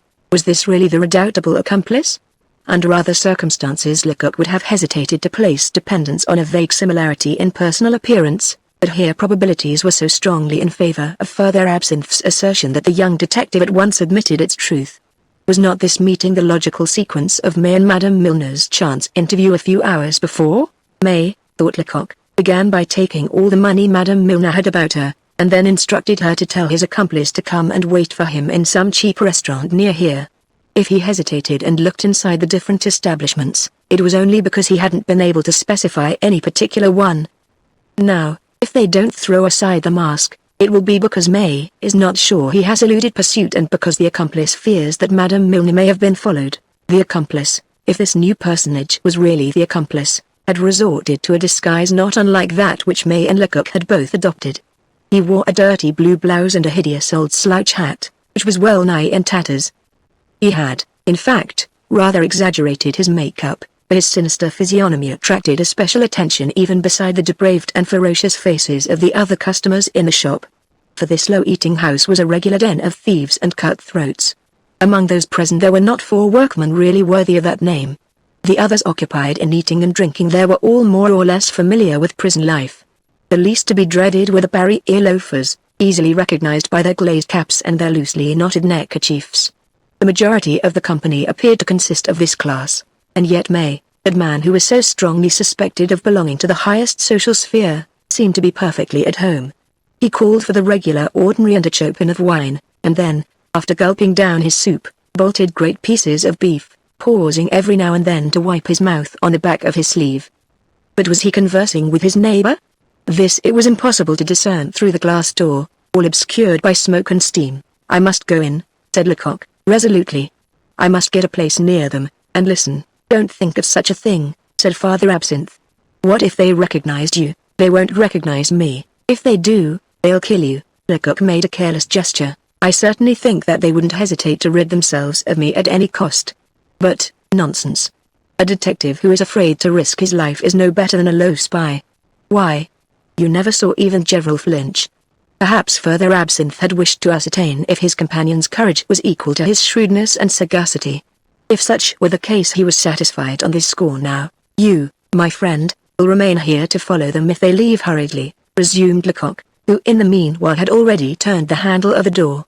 Entering with a careless air and taking a seat at a table near that occupied by the fugitive and the man in the slouch hat, he called for a plate of meat and a chopin of wine in a guttural voice. The fugitive and the ruffian opposite him were talking, but like strangers who had met by chance, and not at all after the fashion of friends who have met at a rendezvous. They spoke in the jargon of their pretended rank in life, not that puerile slang met with in romances descriptive of low life, but that obscene, vulgar dialect which it is impossible to render, so changeable and diverse is the signification of its words. "What wonderful actors!" thought Lecoq. "What perfection! What method! How I should be deceived if I were not absolutely certain." For the moment the man in the slouch hat was giving a detailed account of the different prisons in France. He described the governors of the principal houses of detention, explained the divergencies of discipline in different establishments, and recounted that the food at Poissy was 10 times better than that at Fontevrault. Lecoq, having finished his repast, ordered a small glass of brandy, and, leaning his back against the wall and closing his eyes, pretended to fall asleep. His ears were wide open, however, and he carefully listened to the conversation. Soon May began talking in his turn, and he narrated his story exactly as he had related it to the magistrate, from the murder up to his escape, without forgetting to mention the suspicions attached to his identity, suspicions which afforded him great amusement, he said. He added that he would be perfectly happy if he had money enough to take him back to Germany, but unfortunately he only had a few sous and didn't know where or how to procure any more. He had not even succeeded in selling some clothing which belonged to him, and which he had with him in a bundle. At these words the man in the tattered felt hat declared that he had too good a heart to leave a comrade in such embarrassment. He knew, in the very same street, an obliging dealer in such articles, and he offered to take May to his place at once. May's only response was to rise, saying, "Let us start." And they did start, with Lecoq at their heels. They walked rapidly on until passing the Rue Fer-à-Moulin, when they turned into a narrow, dimly lighted alley, and entered a dingy dwelling. "Run and ask the concierge if there are not 2 doors by which anyone can leave this house," said Lecoq, addressing Father Absinthe. The latter instantly obeyed. He learned, however, that the house had only 1 street door, and accordingly the 2 detectives waited. "We are discovered," murmured Lecoq. "I am sure of it. May must have recognized me, or the boy at the Hotel de Mariembourg has described me to the accomplice." Father Absinthe made no response, for just then the 2 men came out of the house. May was jingling some coins in his hand, and seemed to be in a very bad temper. "What infernal rascals these receivers are!" he grumbled. However, although he had only received a small sum for his clothing, He probably felt that his companion's kindness deserved some reward, for immediately afterward he proposed they should take a drink together, and with the object in view they entered a wine shop close by. They remained here for more than an hour, drinking together, and only left this establishment to enter one 100 paces distant. Turned out by the landlord, who was anxious to shut up. The two friends now took refuge in the next one they found open. Here again they were soon turned out, and then they hurried to another boozing den and yet again to a fifth. And so, after drinking innumerable bottles of wine, they contrived to reach the place Saint Michel at about 1 o'clock in the morning. Here, however, they found nothing to drink, for all the wine shops were closed. The two men then held a consultation together, and, after a short discussion, they walked arm in arm toward the Faubourg Saint-Germain, like a pair of friends. The liquor they had imbibed was seemingly producing its effect, for they often staggered in their walk, and talked not merely loudly but both at the same time. In spite of the danger, Lecoq advanced near enough to catch some fragments of their conversation, and the words "a good stroke," and "money enough to satisfy one," reached his ears. Father Absinthe's confidence wavered.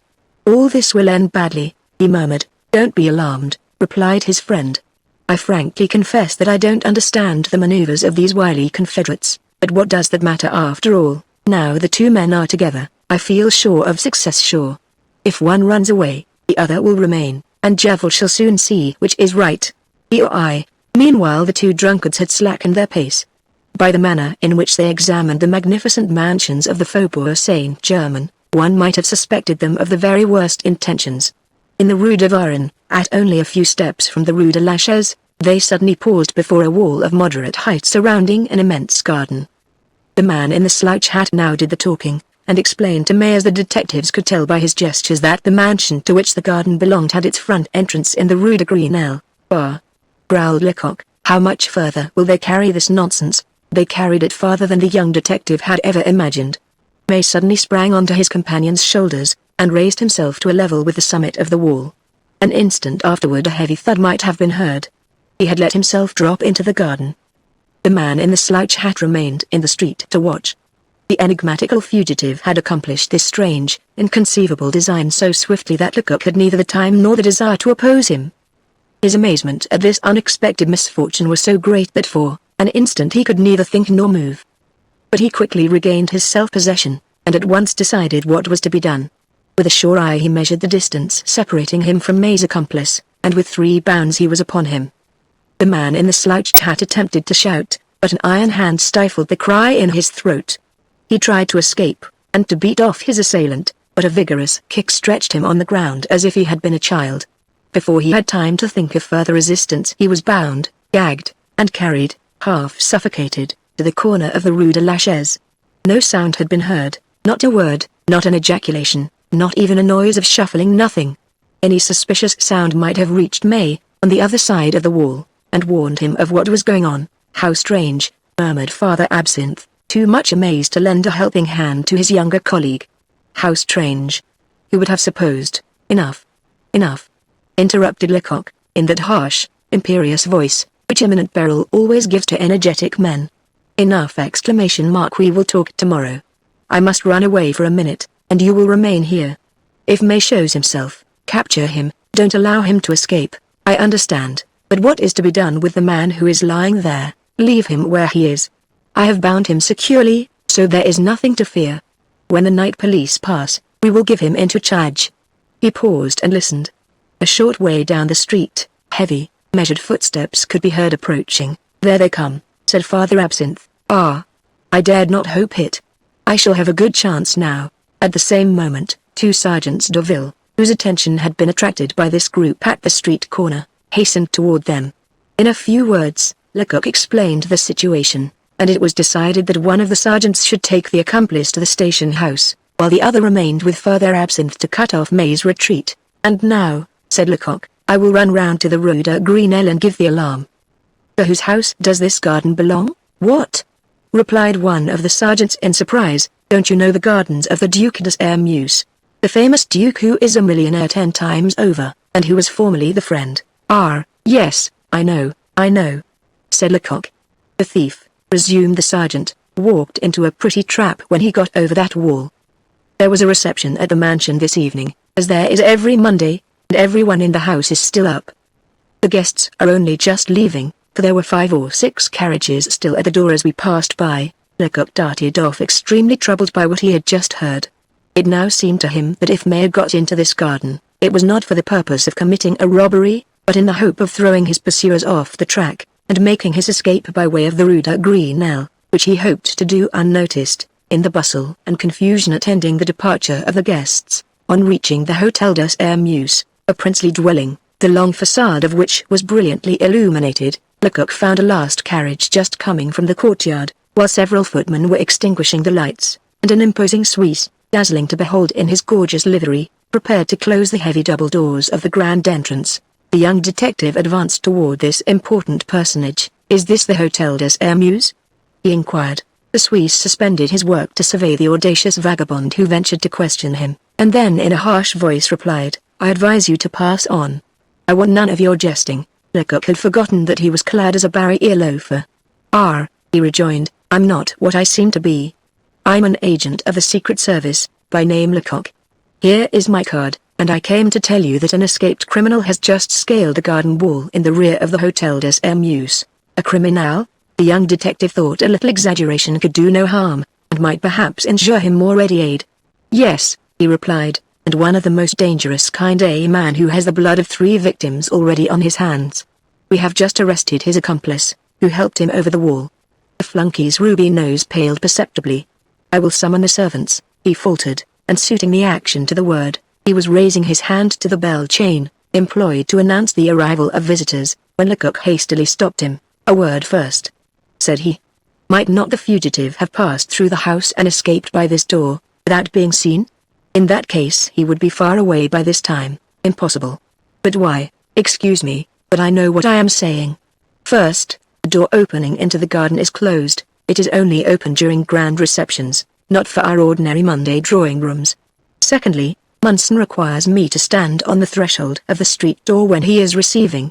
Today he repeated this order, and you may be sure that I haven't disobeyed him." "Since that's the case," said Lecoq, slightly reassured, "we shall perhaps succeed in finding our man. Warn the servants, but without ringing the bell. The less noise we make, the greater will be our chance of success." In a moment the 50 servants who peopled the anterooms, stables, and kitchens of the Hôtel des Hermeuses were gathered together. The great lanterns in the coach houses and stables were lighted, and the entire garden was illuminated as by enchantment. "If May is concealed here," thought Lecoq, delighted to see so many auxiliaries, "it will be impossible for him to escape." But it was in vain that the gardens were thoroughly explored over and over again. No one could be found. The sheds where gardening tools were kept, the conservatories, the summer houses, the 2 rustic pavilions at the foot of the garden, even the dog kennels, were scrupulously visited, but all in vain. The trees, with the exception of some horse chestnuts at the rear of the garden, were almost destitute of leaves. They were not neglected on that account. An agile boy, armed with a lantern, climbed each tree, and explored even the topmost branches. "The murderer must have left by the way he came," obstinately repeated the Suisse, who had armed himself with a huge pistol, and he would not let go his hold on Lecoq, fearing an accident perhaps. To convince the Suisse of his error it was necessary for the young detective to place himself in communication with Further Absinthe and the Sergeant Daville on the other side of the wall. As Lecoq had expected, the latter both replied that they had not once taken their eyes off the wall, and that not even a mouse had crossed into the street. The exploration had hitherto been conducted after a somewhat haphazard fashion, each of the servants obeying his own inspiration. The necessity of a methodically conducted search was now recognized. Accordingly, Lecoq took such measures that not a corner, not a recess, could possibly escape scrutiny, and he was dividing the task between his willing assistants, when a newcomer appeared upon the scene. This was a grave, smooth-faced individual in the attire of a notary, Monsieur Otto, Munson's first valet de chambre. The Suisse murmured in Lecoq's ear. This important personage came on behalf of Monsieur Lecoq. He did not say Munson, to inquire the meaning of all this uproar. When he had received an explanation, M. Otto condescended to compliment Lecoq on his efficiency, and to recommend that the house should be searched from garret to cellar. These precautions alone would allay the fears of Madame la Duchess. He then departed, and the search began again with renewed ardor. A mouse concealed in the gardens of the Hôtel des Hermeuses could not have escaped discovery, so minute were the investigations. Not a single object of any size was left undisturbed. The trees were examined leaf by leaf, one might almost say. Occasionally the discouraged servants proposed to abandon the search, but Lecoq urged them on. He ran from one to the other, entreating and threatening by turns, swearing that he asked only one more effort, and that this effort would assuredly be crowned with success. Vain promises. The fugitive could not be found. The evidence was now conclusive. To persist in searching the garden any longer would be worse than folly. Accordingly, the young detective decided to recall his auxiliaries. "That's enough," he said, in a despondent voice. "It is now certain that the criminal is no longer in the garden. Was he cowering in some corner of the great house, white with fear, and trembling at the noise made by his pursuers? One might reasonably suppose this to be the case, and such was the opinion of the servants. Above all, such was the opinion of the Swiss, who renewed with growing assurance his affirmations of a few moments before. "I have not moved from the threshold of the house tonight," he said, "and I should certainly have seen any person who passed out." "Let us go into the house, then," said Lecoq. "But first let me ask my companion, who is waiting for me in the street, to join me. It is unnecessary for him to remain any longer where he is." When Father Absinthe had responded to the summons, all the lower doors were carefully closed and guarded, and the search recommenced inside the house, one of the largest and most magnificent residences of the Faubourg Saint-Germain. But at this moment all the treasures of the universe could not have won a single glance or a second's attention from Lecoq. All his thoughts were occupied with the fugitive. He passed through several superb drawing rooms, along an unrivaled picture gallery, across a magnificent dining room, with sideboards groaning beneath their load of massive plate, without paying the slightest attention to the marvels of art and upholstery that were offered to his view. He hurried on, accompanied by the servants who were guiding and lighting him. He lifted heavy articles of furniture as easily as he would have lifted a feather. He moved each chair and sofa from its place. He explored each cupboard and wardrobe, and drew back in turns all the wall hangings, window curtains, and portieres. A more complete search would have been impossible. In each of the rooms and passages that Lecoq entered not a nook was left unexplored, not a corner was forgotten. At length, after 2 hours' continuous work, Lecoq returned to the first floor. Only 5 or 6 servants had accompanied him on his tour of inspection. The others had dropped off one by one, weary of this adventure, which had at first possessed the attractions of a pleasure party. "You have seen everything, gentlemen," declared an old footman. "Everything," interrupted the Swiss. "Everything." "Certainly not. There are the private apartments of Monsieur and those of Madame la Duchess still to be explored." "Alas," murmured Lecoq, "what good would it be?" But the Swiss had already gone to rap gently at one of the doors opening into the hall. His interest equaled that of the detectives. They had seen the murderer enter. He had not seen him go out, therefore the man was in the house and he wished him to be found. The door at which he had knocked soon opened, and the grave, clean-shaven face of Otto, the Duke's first valet de chambre, showed itself. "What the deuce do you want?" he asked in surly tones. "To enter Munson's room," replied the Swiss, "in order to see if the fugitive has not taken refuge there." "Are you crazy?" exclaimed the head valet de chambre. "How could anyone have entered here? Besides, I can't suffer Monsieur le Duc to be disturbed. He has been at work all night, and he is just going to take a bath before going to bed." The Swiss seemed very vexed at this rebuff, and Lecoq was presenting his excuses, when another voice was heard exclaiming, "Let these worthy men do their duty, Otto." "Ah! Do you hear that?" exclaimed the Swiss triumphantly. "Very well, since Monsieur le Duc permits it. Come in, I will light you through the apartments." Lecoq entered, but it was only for form's sake that he walked through the different apartments, a library, an admirable study, and a charming smoking room. As he was passing through the bedchamber, he had the honor of seeing the Duc de Sairmeuse through the half-open door of a small, white, marble bathroom. "Ah, well," cried the Duke, affably, "is the fugitive still invisible?" "Still invisible, Monsieur," Lecoq respectfully replied. The valet de chambre did not share his master's good humor. "I think, gentlemen," said he, "that you may spare yourselves the trouble of visiting the apartments of the Duchess. It is a duty we have taken upon ourselves, the women, and we have looked even in the bureau drawers." Upon the landing the old footman, who had not ventured to enter his master's apartments, was awaiting the detectives. He had doubtless received his orders, for he politely inquired if they desired anything, and if, after such a fatiguing night, they would not find some cold meat and a glass of wine acceptable. Father Absinthe's eyes sparkled. He probably thought that in this royal abode they must have delicious things to eat and drink, such viands, indeed, as he had never tasted in his life. But Lecoq civilly refused, and left the Hotel de Sairmeuse, reluctantly followed by his old companion. He was eager to be alone. For several hours he had been making immense efforts to conceal his rage and despair. May escaped. Vanished. Evaporated. The thought drove him almost mad. What he had declared to be impossible had nevertheless occurred. In his confidence and pride, he had sworn to answer for the prisoner's head with his own life, and yet he had allowed him to slip between his fingers. When he was once more in the street, he paused in front of Father Absinthe, and crossing his arms, inquired, "Well, my friend, what do you think of all this?" The old detective shook his head, and in serene unconsciousness of his want of tact, responded, "I think that Gevril will chuckle with delight." At this mention of his most cruel enemy, Lecoq bounded from the ground like a wounded bull. "Oh!" he exclaimed. "Gevril has not won the battle yet. We have lost May. It is a great misfortune, but his accomplice remains in our hands. We hold the crafty man who has hitherto defeated all our plans, no matter how carefully arranged. He is certainly shrewd and devoted to his friend, but we will see if his devotion will withstand the prospect of hard labor in the penitentiary. And that is what awaits him, if he is silent, and if he thus accepts the responsibility of aiding and abetting the fugitive's escape. Oh, I've no fears. Sigmuller will know how to draw the truth out of him."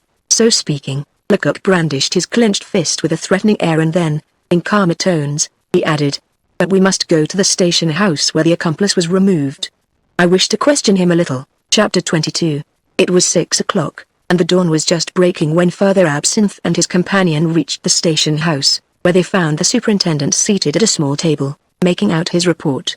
He did not move when they entered, failing to recognize them under their disguises. But when they mentioned their names, he rose with evident cordiality, and held out his hand. "Upon my word," said he, "I congratulate you on your capture last night." Father Absinthe and Lecoq exchanged an anxious look. "What capture?" they both asked in a breath. "Why, that individual you sent me last night so carefully bound." "Well, what about him?" The superintendent burst into a hearty laugh. "So you are ignorant of your good fortune," said he. "Ah, luck has favored you, and you will receive a handsome reward. Pray tell us what we've captured?" asked Father Absinthe, impatiently. "A scoundrel of the deepest dye, an escaped convict, who has been missing for 3 months. You must have a description of him in your pocket, Joseph Couturier." In short, on hearing these words, Lecoq became so frightfully pale that Father Absinthe, fearing he was going to faint, raised his arms to prevent his falling. A chair stood close by, however, and on this Lecoq allowed himself to drop. "Joseph Couturier," he faltered, evidently unconscious of what he was saying. "Joseph Couturier. An escaped convict."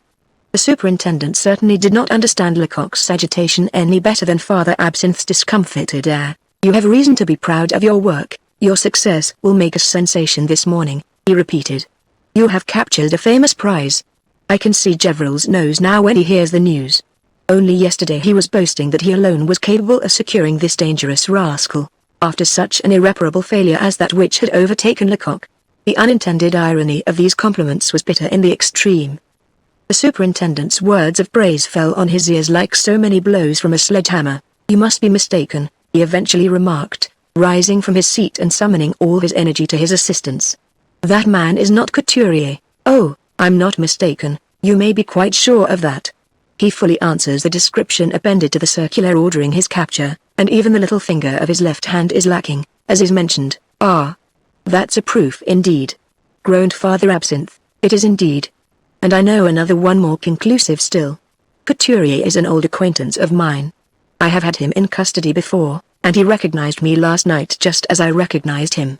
After this further argument was impossible, hence it was in an entirely different tone that Lecoq remarked, "At least, my friend, you will allow me to address a few questions to your prisoner." "Oh, as many as you like. But first of all, let us bar the door and place 2 of my men before it. This Couturier has a fondness for the open air, and he wouldn't hesitate to dash out our brains if he only saw a chance of escape." After taking these precautions, the man was removed from the cage in which he had been confined. He stepped forward with a smile on his face, having already recovered the nonchalant manner common to old offenders who, when in custody, seem to lose all feeling of anger against the police.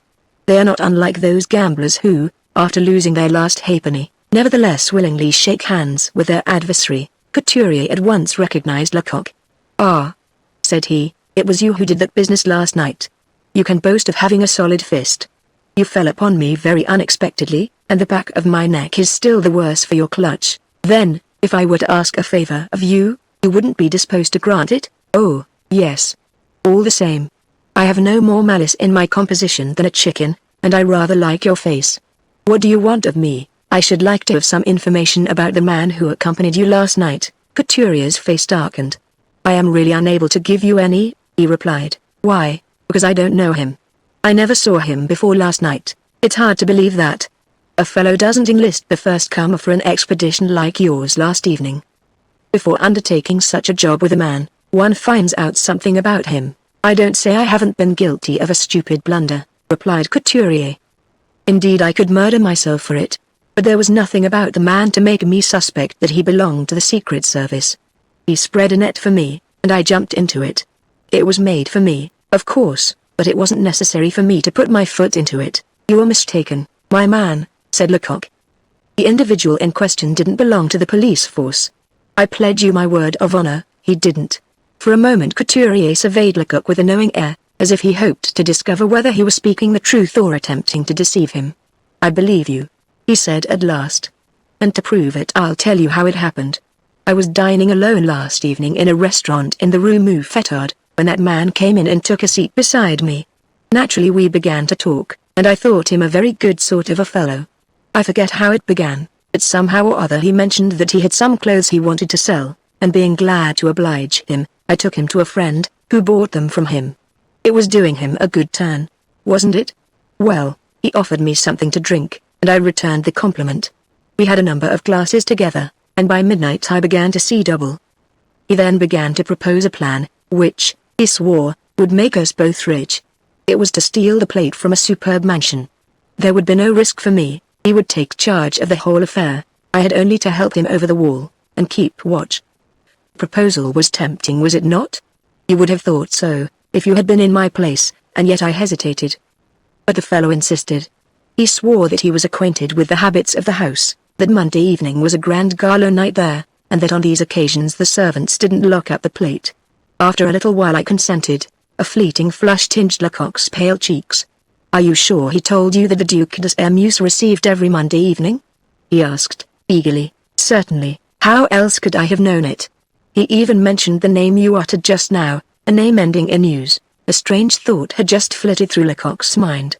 What if May and the Duc de Sairmeuse should be one and the same person? But the notion seemed so thoroughly absurd, so utterly inadmissible that he quickly dismissed it, despising himself even for having entertained it for a single instant. He cursed his inveterate inclination always to look at events from a romantic impossible side, instead of considering them as natural commonplace incidents. After all, there was nothing surprising in the fact that a man of the world, such as he supposed May to be, should know the day set aside by the Duc de Sairmeuse for the reception of his friends. The young detective had nothing more to expect from Couturier. He thanked him, and after shaking hands with the superintendent, walked away, leaning on Father Absinthe's arm. For he really had need of support. His legs trembled, his head whirled, and he felt sick both in body and in mind. He had failed miserably, disgracefully. He had flattered himself that he possessed a genius for his calling, and yet he had been easily outwitted. To rid himself of pursuit, May had only had to invent a pretended accomplice, and this simple stratagem had sufficed to nonplus those who were on his trail. Father Absinthe was rendered uneasy by his colleague's evident dejection. Where are we going? He inquired. To the Palais de Justice, or to the Prefecture de Police? Lecoq shuddered on hearing this question, which brought him face to face with the horrible reality of his situation. To the Prefecture, he responded. Why should I go there? To expose myself to Gevrol's insults, perhaps? I haven't courage enough for that. Nor do I feel that I have strength to go to M. Segmuller and say, forgive me, you have judged me too favorably. I am a fool. What are we to do? I don't know. Perhaps I shall embark for America, perhaps I shall throw myself into the river. He had walked about 100 yards when suddenly he stopped short. No, he exclaimed, with a furious stamp of his foot. No, this affair shan't end like this. I have sworn to have the solution of the enigma and I will have it. For a moment he reflected, then, in a calmer voice, he added, there is one man who can save us, a man who will see what I haven't been able to discern, who will understand things that I couldn't. Let us go and ask his advice. My course will depend on his reply. Come. After such a day and such a night, it might have been expected that these two men would have felt an irresistible desire to sleep and rest. But Lecoq was sustained by wounded vanity, intense disappointment, and yet unextinguished hope of revenge, while poor Further Absinthe was not unlike some luckless cab horse, which, having forgotten there is such a thing as repose, is no longer conscious of fatigue, but travels on until he falls down dead. The old detective felt that his limbs were failing him, but Lecoq said, "It is necessary," and so he walked on. They both went to Lecoq's lodgings, where they laid aside their disguises and made themselves trim. Then after breakfasting they hastily betook themselves to the Rue Street Laser, where, entering one of the most stylish houses in the street, Lecoq inquired of the concierge, "Is Tabret at home?" "Yes, but he's ill," was the reply. "Very ill?" asked Lecoq anxiously. "It is hard to tell," replied the man. "It is his old complaint, gout." And with an air of hypocritical commiseration, he added, "Tabret is not wise to lead the life he does. Women are very well in a way, but at his age." The two detectives exchanged a meaning glance, and as soon as they were out of hearing burst out laughing. Their hilarity had scarcely ceased when they reached the first floor, and rang the bell at the door of one of the apartments. The buxom-looking woman who appeared in answer to his summons, informed them that her master would receive them, although he was confined to his bed. "However, the doctor is with him now," she added. "But perhaps the gentleman would not mind waiting until he has gone." The gentleman replying in the affirmative, she then conducted them into a handsome library, and invited them to sit down. The person whom Lecoq had come to consult was a man celebrated for wonderful shrewdness and penetration, well nigh exceeding the bounds of possibility. For 45 years he had held a petty post in one of the offices of the Montana Apart, just managing to exist upon the meager stipend he received. Suddenly enriched by the death of a relative, of whom he had scarcely ever heard, he immediately resigned his functions, and the very next day began to long for the same employment he had so often anathematized. In his endeavors to divert his mind, he began to collect old books, and heaped up mountains of tattered, worm-eaten volumes in immense oak bookcases. But despite this pastime to many so attractive, he could not shake off his weariness. He grew thin and yellow, and his income of 40,000 francs was literally killing him, when a sudden inspiration came to his relief. It came to him one evening after reading the memoirs of a celebrated detective, one of those men of subtle penetration, soft as silk, and supple as steel, whom justice sometimes sets upon the trail of crime. "And I also am a detective," he exclaimed. This, however, he must prove. From that day forward he perused with feverish interest every book he could find that had any connection with the organization of the police service and the investigation of crime. Reports and pamphlets, letters and memoirs, he eagerly turned from one to the other, in his desire to master his subject. Such learning as he might find in books did not suffice, however, to perfect his education. Hence, whenever a crime came to his knowledge he started out in quest of the particulars and worked up the case by himself. Soon these platonic investigations did not suffice, and one evening, at dusk, he summoned all his resolution, and, going on foot to the prefecture of police, humbly begged employment from the officials there. He was not very favorably received, for applicants were numerous. But he pleaded his cause so adroitly that at last he was charged with some trifling commissions. He performed them admirably. The great difficulty was then overcome. Other matters were entrusted to him, and he soon displayed a wonderful aptitude for his chosen work. The case of Madame B., the rich banker's wife, made him virtually famous. Consulted at a moment when the police had abandoned all hope of solving the mystery, he proved by A plus B by a mathematical deduction, so to speak, that the dear lady must have stolen her own property, and events soon proved that he had told the truth. After this success he was always called upon to advise in obscure and difficult cases. It would be difficult to tell his exact status at the prefecture. When a person is employed, salary or compensation of some kind is understood, but this strange man had never consented to receive a penny.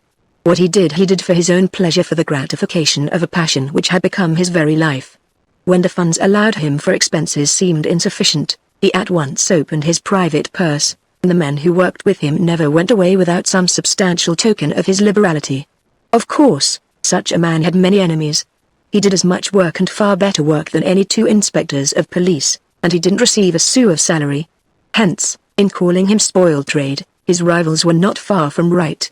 Whenever anyone ventured to mention his name favorably in Gevrol's presence, the jealous inspector could scarcely control himself, and retorted by denouncing an unfortunate mistake which this remarkable man once made. inclined to obstinacy, like all enthusiastic men. He had indeed once effected the conviction of an innocent prison rape poor little tailor, who was accused of killing his wife. This single error, a grievous one no doubt, in a career of some duration, had the effect of cooling his ardor perceptibly, and subsequently he seldom visited the prefecture. But yet he remained the oracle, after the fashion of those great advocates who, tired of practice at the bar, still win great and glorious triumphs in their consulting rooms, lending to others the weapons they no longer care to wield themselves. When the authorities were undecided what course to pursue in some great case, they invariably said, "Let us go and consult Tirauclair."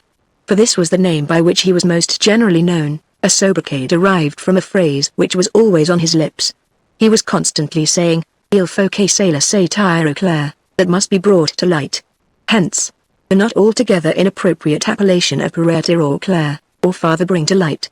Perhaps this sobriquet assisted him in keeping his occupation secret from his friends among the general public. At all events they never suspected them.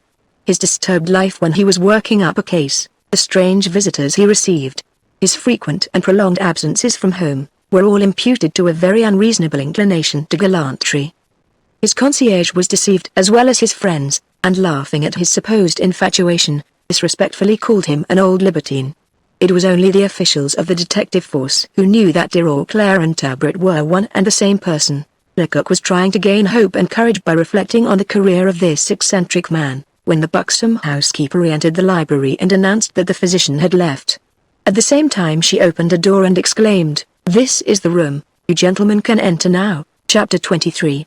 On a large canopied bed, sweating and panting beneath the weight of numerous blankets, lay the two-faced oracle Tirauclair, of the Prefecture Tabret, of the Rue Saint-Lazare. It was impossible to believe that the owner of such a face, in which a look of stupidity was mingled with one of perpetual astonishment, could possess superior talent, or even an average amount of intelligence. With his retreating forehead, and his immense ears, his odious turned-up nose, tiny eyes, and coarse, thick lips, Tabret seemed an excellent type of the ignorant, Benawise, petty rentier class. Whenever he took his walks abroad, the juvenile street Arabs would impudently shout after him or try to mimic his favorite grimace. And yet his ungainliness did not seem to worry him in the least, while he appeared to take real pleasure in increasing his appearance of stupidity, solacing himself with the reflection that he is not really a genius who seems to be one. At the sight of the two detectives, whom he knew very well, his eyes sparkled with pleasure. "Good morning, Lecoq, my boy," said he. "Good morning, my old absinthe. So you think enough down there of poor Papa Tirauclair to come and see him? We need your advice, Monsieur Tabret. We have just been as completely outwitted as if we were babies in long clothes." "What? Was your man such a very cunning fellow?" Lecoq heaved a sigh. "So cunning," he replied, "that, if I was superstitious, I should say he was the devil himself." The sick man's face wore a comical expression of envy. "What? You have found a treasure like that," said he, "and you complain. Why, it is a magnificent opportunity, a chance to be proud of. You see, my boys, everything has degenerated in these days. The race of great criminals is dying out. Those who've succeeded the old stock are like counterfeit coins. There's scarcely anything left outside a crowd of low offenders who are not worth the shoe leather expended in pursuing them. It is enough to disgust a detective, upon my word. No more trouble, emotion, anxiety, or excitement.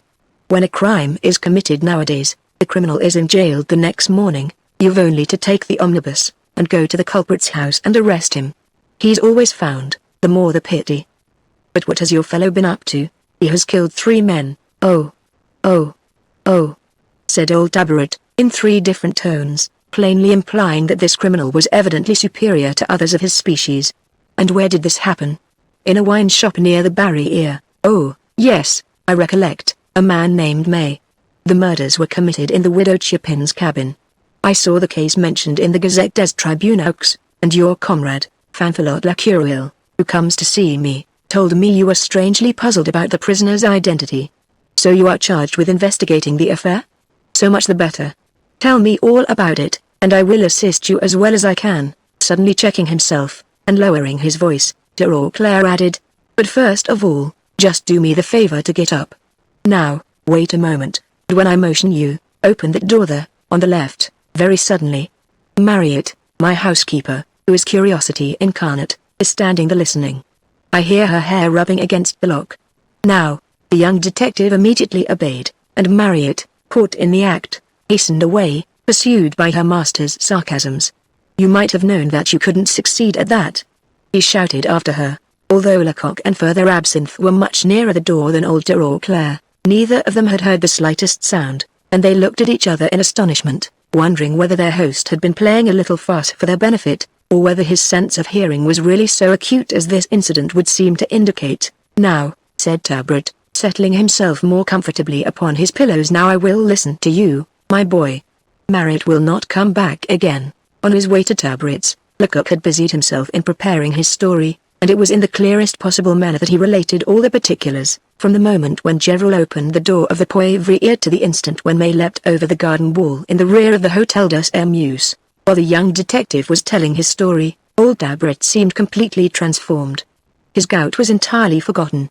According to the different phases of the recital, he either turned and twisted on his bed, uttering little cries of delight or disappointment, or else lay motionless, plunged in the same kind of ecstatic reverie which enthusiastic admirers of classical music yield themselves up to while listening to one of the great Beethoven's divine sonatas. If I had been there. If only I had been there. He murmured regretfully every now and then through his set teeth, though when Lecoq's story was finished, enthusiasm seemed decidedly to have gained the upper hand. It is beautiful. It is grand, he exclaimed. And with just that one phrase, it is the Prussians who are coming, for a starting point. Lecoq, my boy, I must say that you have conducted this affair like an angel. Don't you mean to say like a fool?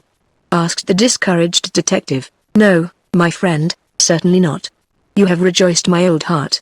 I can die, I shall have a successor.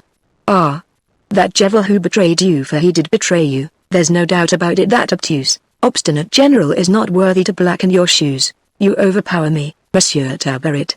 Interrupted Lecoq, as yet uncertain whether his host was poking fun at him or not. But it is none the less true that May has disappeared, and I have lost my reputation before I had begun to make it. Don't be in such a hurry to reject my compliments, replied old Talbot, with a horrible grimace. I say that you have conducted this investigation very well, but it could have been done much better, very much better. You have a talent for your work, that's evident, but you lack experience. You become elated by a trifling advantage, or discouraged by a mere nothing. You fail, and yet persist in holding fast to a fixed idea, as a moth flutters about a candle. Then, you are young. But never mind that, it's a fault you will outgrow only too soon. And now, to speak frankly, I must tell you that you have made a great many blunders. Lecoq hung his head like a schoolboy receiving a reprimand from his teacher.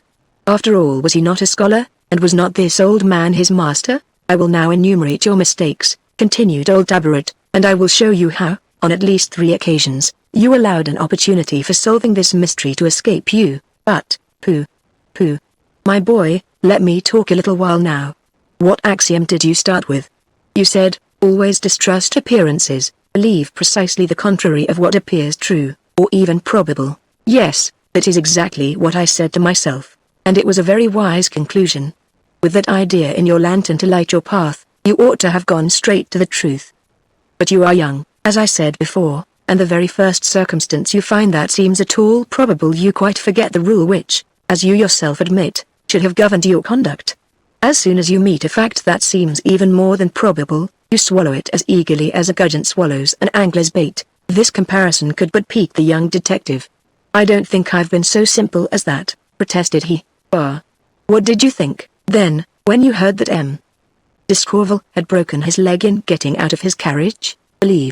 I believed what they told me, because he paused, and de Rauclair burst into a hearty fit of laughter. You believed it, he said, because it was a very plausible story. What would you have believed had you been in my place? Exactly the opposite of what they told me. I might have been mistaken, but it would be the logical conclusion as my first course of reasoning. This conclusion was so bold that Lecoq was disconcerted. What? He exclaimed. Do you suppose that M. D'Escorval's fall was only a fiction? That he didn't break his leg? Old Talbot's face suddenly assumed a serious expression. I don't suppose it, he replied. I'm sure of it. Chapter 24. Lecoq's confidence in the oracle he was consulting was very great. But even old de Rauclair might be mistaken, and what he had just said seemed such an enormity, so completely beyond the bounds of possibility, that the young man could not conceal a gesture of incredulous surprise. So, Monsieur Talbot, You are ready to affirm that M. Discorval is in quite as good health as Father Absinthe or myself, that he has confined himself to his room for a couple of months to give a semblance of truth to a falsehood? I would be willing to swear it. But what could possibly have been his object? Dabrit lifted his hands to heaven, as if imploring forgiveness for the young man's stupidity. And it was in you, he exclaimed, in you that I saw a successor, a disciple to whom I might transmit my method of induction, and now, you ask me such a question as that. Reflect a moment. Must I give you an example to assist you? Very well. Let it be so. Suppose yourself a magistrate. A crime is committed, you are charged with the duty of investigating it, and you visit the prisoner to question him. Very well. This prisoner has, hitherto, succeeded in concealing his identity. This was the case in the present instance, was it not? Very well. Now, what would you do if, at the very first glance, you recognized under the prisoner's disguise your best friend, or your worst enemy? What would you do, I ask? I should say to myself that a magistrate who is obliged to hesitate between his duty and his inclinations, is placed in a very trying position, and I should endeavor to avoid the responsibility. I understand that. But would you reveal this prisoner's identity? Remember, he might be your friend or your enemy. The question was so delicate that Lecoq remained silent for a moment, reflecting before he replied. The pause was interrupted by Father Absinthe. I should reveal nothing whatever, he exclaimed. I should remain absolutely neutral. I should say to myself, others are trying to discover this man's identity. Let them do so if they can, but let my conscience be clear. This was the cry of honesty, not the counsel of a casuist. I also should be silent, Lecoq at last replied, and it seems to me that, in holding my tongue, I should not fail in my duty as a magistrate. On hearing these words, Tabrit rubbed his hands together, as he always did when he was about to present some overwhelming argument. Such being the case, said he, do me the favor to tell me what pretext you would invent in order to withdraw from the case without exciting suspicion. I don't know, I can't say now. But if I were placed in such a position I should find some excuse, invent something. And if you could find nothing better, interrupted Tabrit, you would adopt M. Discorval's expedient, you would pretend you had broken a limb. Only, as you are a clever fellow, you would sacrifice your arm, it would be less inconvenient than your leg, and you wouldn't be condemned to seclusion for several months. So, Monsieur Tabrit, you are convinced that M. Discorval knows who May really is. Old de Rauclair turned so suddenly in his bed that his forgotten gout drew from him a terrible groan. Can you doubt? He exclaimed. Can you possibly doubt it? What proofs do you want then? What connection do you see between the magistrate's fall and the prisoner's attempt at suicide? I wasn't there as you were, I only know the story as you have told it to me. I can't look at the facts with my own eyes, but according to your statements, which are I suppose correct, this is what I understand. When M. Discorval has completed his task at the widow Chapin's house, he comes to the prison to examine the supposed murderer. The two men recognize each other. Had they been alone, mutual explanations might have ensued, and affairs taken quite a different turn. But they were not alone, a third party was present, M. Discorval's clerk. So they could say nothing. The magistrate asked a few commonplace questions, in a troubled voice, and the prisoner, terribly agitated, replied as best he could. Now, after leaving the cell, M. Discorval no doubt said to himself, I can't investigate the offences of a man I hate. He was certainly terribly perplexed. When you tried to speak to him, as he was leaving the prison, he harshly told you to wait till the next day, and a quarter of an hour later he pretended to fall down and break his leg. Then you think that M. Discorval and May are enemies? Inquired Lecoq. Don't the facts prove that beyond a doubt? Retorted Tabrit. If they had been friends, the magistrate might have acted in the same manner, but then the prisoner wouldn't have attempted to strangle himself. But thanks to you, his life was saved. He owes his life to you. During the night, confined in a strait waistcoat, he was powerless to injure himself. Ah! How he must have suffered that night. What agony! So, in the morning, when he was conducted to the magistrate's room for examination, it was with a sort of frenzy that he dashed into the dreaded presence of his enemy. He expected to find M. Discorval there, ready to triumph over his misfortunes, and he intended to say, yes, it's I. There is a fatality in it. I have killed 3 men, and I am in your power. But there is a mortal feud between us, and for that very reason you haven't the right to prolong my tortures. It would be infamous cowardice if you did so. However, instead of M. Discorval, he sees M. Segmuller. Then what happens? He is surprised, and his eyes betray the astonishment he feels when he realizes the generosity of his enemy, an enemy from whom he had expected no indulgence. Then a smile comes to his lips, a smile of hope, for he thinks, since M. Discorval has not betrayed his secret, that he may be able to keep it, and emerge, perhaps, from this shadow of shame and crime with his name and honor still untarnished. Old Dabret paused, and then, with a sudden change of tone and an ironical gesture, he added, "And that is my explanation." Father Absinthe had risen, frantic with delight. "Christie!" he exclaimed, "that's it. That's it." Lecoq's approbation was none the less evident although unspoken. He could appreciate this rapid and wonderful work of induction far better than his companion.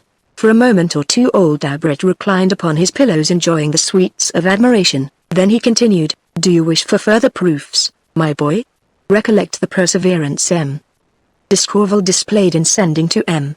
Sigmuller for information. I admit that a man may have a passion for his profession, but not to such an extent as that. You believe that his leg was broken. Then were you not surprised to find a magistrate, with a broken limb, suffering mortal anguish, taking such wonderful interest in a miserable murderer? I haven't any broken bones, I've only got the gout, but I know very well that when I'm suffering, half the world might be judging the other half, and yet the idea of sending a Marriott for information would never occur to me. Ah! A moment's reflection would have enabled you to understand the reason of his solicitude, and would probably have given you the key to the whole mystery. Lecoq, who was such a brilliant casuist in the widow Chapin's hovel, who was so full of confidence in himself, and so earnest in expounding his theories to simple Father Absinthe. Lecoq hung his head abashed and did not utter a word. But he felt neither anger nor impatience. He had come to ask advice, and was glad that it should be given him. He had made many mistakes, as he now saw only too plainly, and when they were pointed out to him he neither fumed nor fretted, nor tried to prove that he had been right when he had been wrong. This was certainly an excellent trait in his character. Meanwhile, M. Tabaret had poured out a great glass of some cooling drink and drained it. He now resumed, "I need not remind you of the mistake you made in not compelling Toinon Chupin to tell you all she knew about this affair while she was in your power. A bird in the hand, you know the proverb. Be assured, Monsieur Tabaret, that this mistake has cost me enough to make me realize the danger of allowing a well-disposed witness's zeal to cool down. We will say no more about that, then. But I must tell you that 3 or 4 times, at least, it has been in your power to clear up this mystery." The oracle paused, awaiting some protestation from his disciple. None came, however. If he says this, thought the young detective, it must indeed be so. This discretion made a great impression on old Tabaret, and increased the esteem he had conceived for Lecoq. "The first time that you were lacking in discretion," said he, "was when you tried to discover the owner of the diamond earring found at the Poivriere. I made every effort to discover the last owner. You tried very hard, I don't deny it, but as for making every effort, that's quite another thing. For instance, when you heard that the Baroness de Watcher was dead, and that all her property had been sold, what did you do? You know, I went immediately to the person who had charge of the sale." "Very well. And afterwards?" "I examined the catalogue, and as, among the jewels mentioned, I could find none that answered the description of these diamonds, I knew that the clue was quite lost." "There is precisely where you are mistaken," exclaimed old de Rauclair, exultantly. "If such valuable jewels are not mentioned in the catalogue of the sale, the Baroness de Watcher could not have possessed them at the time of her death. And if she no longer possessed them, she must have given them away or sold them. And who could she have sold them to? To one of her lady friends, very probably.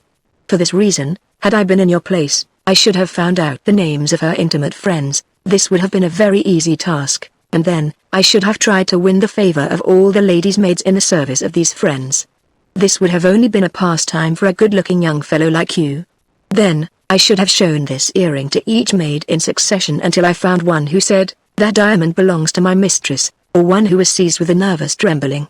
And to think that this idea did not once occur to me," ejaculated Lecoq. Wait, I am coming to the second mistake you made," retorted the oracle. "What did you do when you obtained possession of the trunk which May pretended was his? Why, you played directly into this cunning adversary's hand. How could you fail to see that this trunk was only an accessory article, a bit of property got ready in mounting the comedy? You should have known that it could only have been deposited with Madame Milner by the accomplice, and that all its contents must have been purchased for the occasion. I knew this, of course. But even under these circumstances, what could I do? What could you do, my boy?" "Well, I am only a poor old man, But I should have interviewed every clothier in Paris, and at last someone would have exclaimed, those articles. Why, I sold them to an individual like this or that who purchased them for one of his friends whose measure he brought with him. Angry with himself, Lecoq struck his clenched hand violently upon the table beside him. Sacredly! He exclaimed, that method was infallible, and so simple too. Ah! I shall never forgive myself for my stupidity as long as I live. Gently, gently, interrupted old de Roquelaire. You are going too far, my dear boy. Stupidity is not the proper word at all. You should say carelessness, thoughtlessness. You are young, what else could one expect? What is far less inexcusable is the manner in which you conducted the chase, after the prisoner was allowed to escape. Alas! Murmured the young man, now completely discouraged. Did I blunder in that? Terribly, my son, and here is where I really blame you. What diabolical influence induced you to follow May, step by step, like a common policeman? This time Lecoq was stupefied. Ought I to have allowed him to escape me? He inquired. No, but if I had been by your side in the gallery of the Odeon, when you so clearly divined the prisoner's intentions, I should have said to you, this fellow, friend Lecoq, will hasten to Madame Milner's house to inform her of his escape. Let us run after him. I shouldn't have tried to prevent his seeing her, mind. But when he had left the Hotel de MagneonBooks, I should have added, now, let him go where he chooses, but attach yourself to Madame Milner, don't lose sight of her, cling to her as closely as her own shadow, for she will lead you to the accomplice, that is to say to the solution of the mystery. That's the truth, I see it now, but instead of that, what did you do? You ran to the hotel, you terrified the boy. When a fisherman has cast his bait and the fish are swimming near, he doesn't sound a gong to frighten them all away. Thus it was that old Dabrit reviewed the entire course of investigation and pursuit, remodeling it in accordance with his own method of induction. Lecoq had originally had a magnificent inspiration. In his first investigations he had displayed remarkable talent, and yet he had not succeeded. Why? Simply because he had neglected the axiom with which he started, always distrust what seems probable. But the young man listened to the oracle's summing up with divided attention. 1,000 projects were darting through his brain, and at length he could no longer restrain himself. You have saved me from despair, he exclaimed. I thought everything was lost. I see that my blunders can be repaired. What I neglected to do, I can do now. There is still time. Haven't I the diamond earring, as well as various effects belonging to the prisoner, still in my possession? Madame Milner still owns the Hotel de MagneonBooks, and I will watch her. And what for, my boy, what for? Why, to find my fugitive, to be sure. Had the young detective been less engrossed with his idea, he would have detected a slight smile that curved Papa de Roquelaire's thick lips. Ah, my son. Is it possible that you don't suspect the real name of this pretended buffoon? Inquired the oracle somewhat despondently. Lecoq trembled and averted his face. He did not wish Dabrit to see his eyes. No, he replied, I don't suspect. You are uttering a falsehood. Interrupted the sick man. You know as well as I do, that May resides in the Rue de Grenelle Saint-Germain, and that he is known as the Duc de Monsieur. On hearing these words, Father Absinthe indulged in a hearty laugh. Ah! That's a good joke! He exclaimed. Ah, such was not Lecoq's opinion, however. Well, yes, Monsieur Dabrit, said he. The idea did occur to me, but I drove it away. And why, if you please? Because you would not believe in the logical sequence of your premises, but I am consistent, and I say that it seems impossible the murderer arrested in the Widow Chupin's drinking den should be the Duc de Monsieur. Hence, the murderer arrested there, the pretended buffoon, is the Duc de Monsieur. Chapter 25. How this idea had entered old Tabaret's head, Lecoq could not understand. A vague suspicion had, it is true, flitted through his own mind, but it was in a moment of despair when he was distracted at having lost May, and when certain of Couturier's remarks furnished the excuse for any ridiculous supposition. And yet now further de Roquelaire calmly proclaimed this suspicion which Lecoq had not dared seriously to entertain, even for an instant, to be an undoubted fact. You look as if you had suddenly fallen from the clouds, exclaimed the oracle, noticing his visitor's amazement. Do you suppose that I spoke at random like a parrot? No, certainly not, but, tush.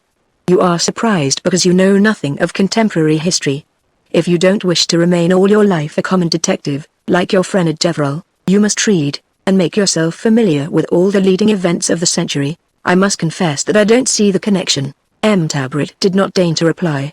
Turning to Father Absinthe, He requested the old detective, in the most affable tones, to go to the library and fetch 2 large volumes entitled, General Biography of the Men of the Present Age, which he would find in the bookcase on the right. Father Absinthe hastened to obey, and as soon as the books were brought, M. Tabaret began turning the pages with an eager hand, like a person seeking some word in a dictionary. Isbaron, he muttered, Escars, Skarak, Escher, Escodica. At last we have it, Iscorval. Listen attentively, my boy, and you will be enlightened. This injunction was entirely unnecessary. Never had the young detective's faculties been more keenly on the alert. It was in an emphatic voice that the sick man then read, Escorval, Louis Guillaume, Baron D. Diplomatist and politician, born at Montaignac, December 3 d. 1769, of an old family of lawyers. He was completing his studies in Paris at the outbreak of the Revolution and embraced the popular cause with all the ardor of youth. But, soon disapproving the excesses committed in the name of liberty, he sided with the reactionists, advised, perhaps, by Roedera, who was one of his relatives. Commended to the favor of the First Council by M.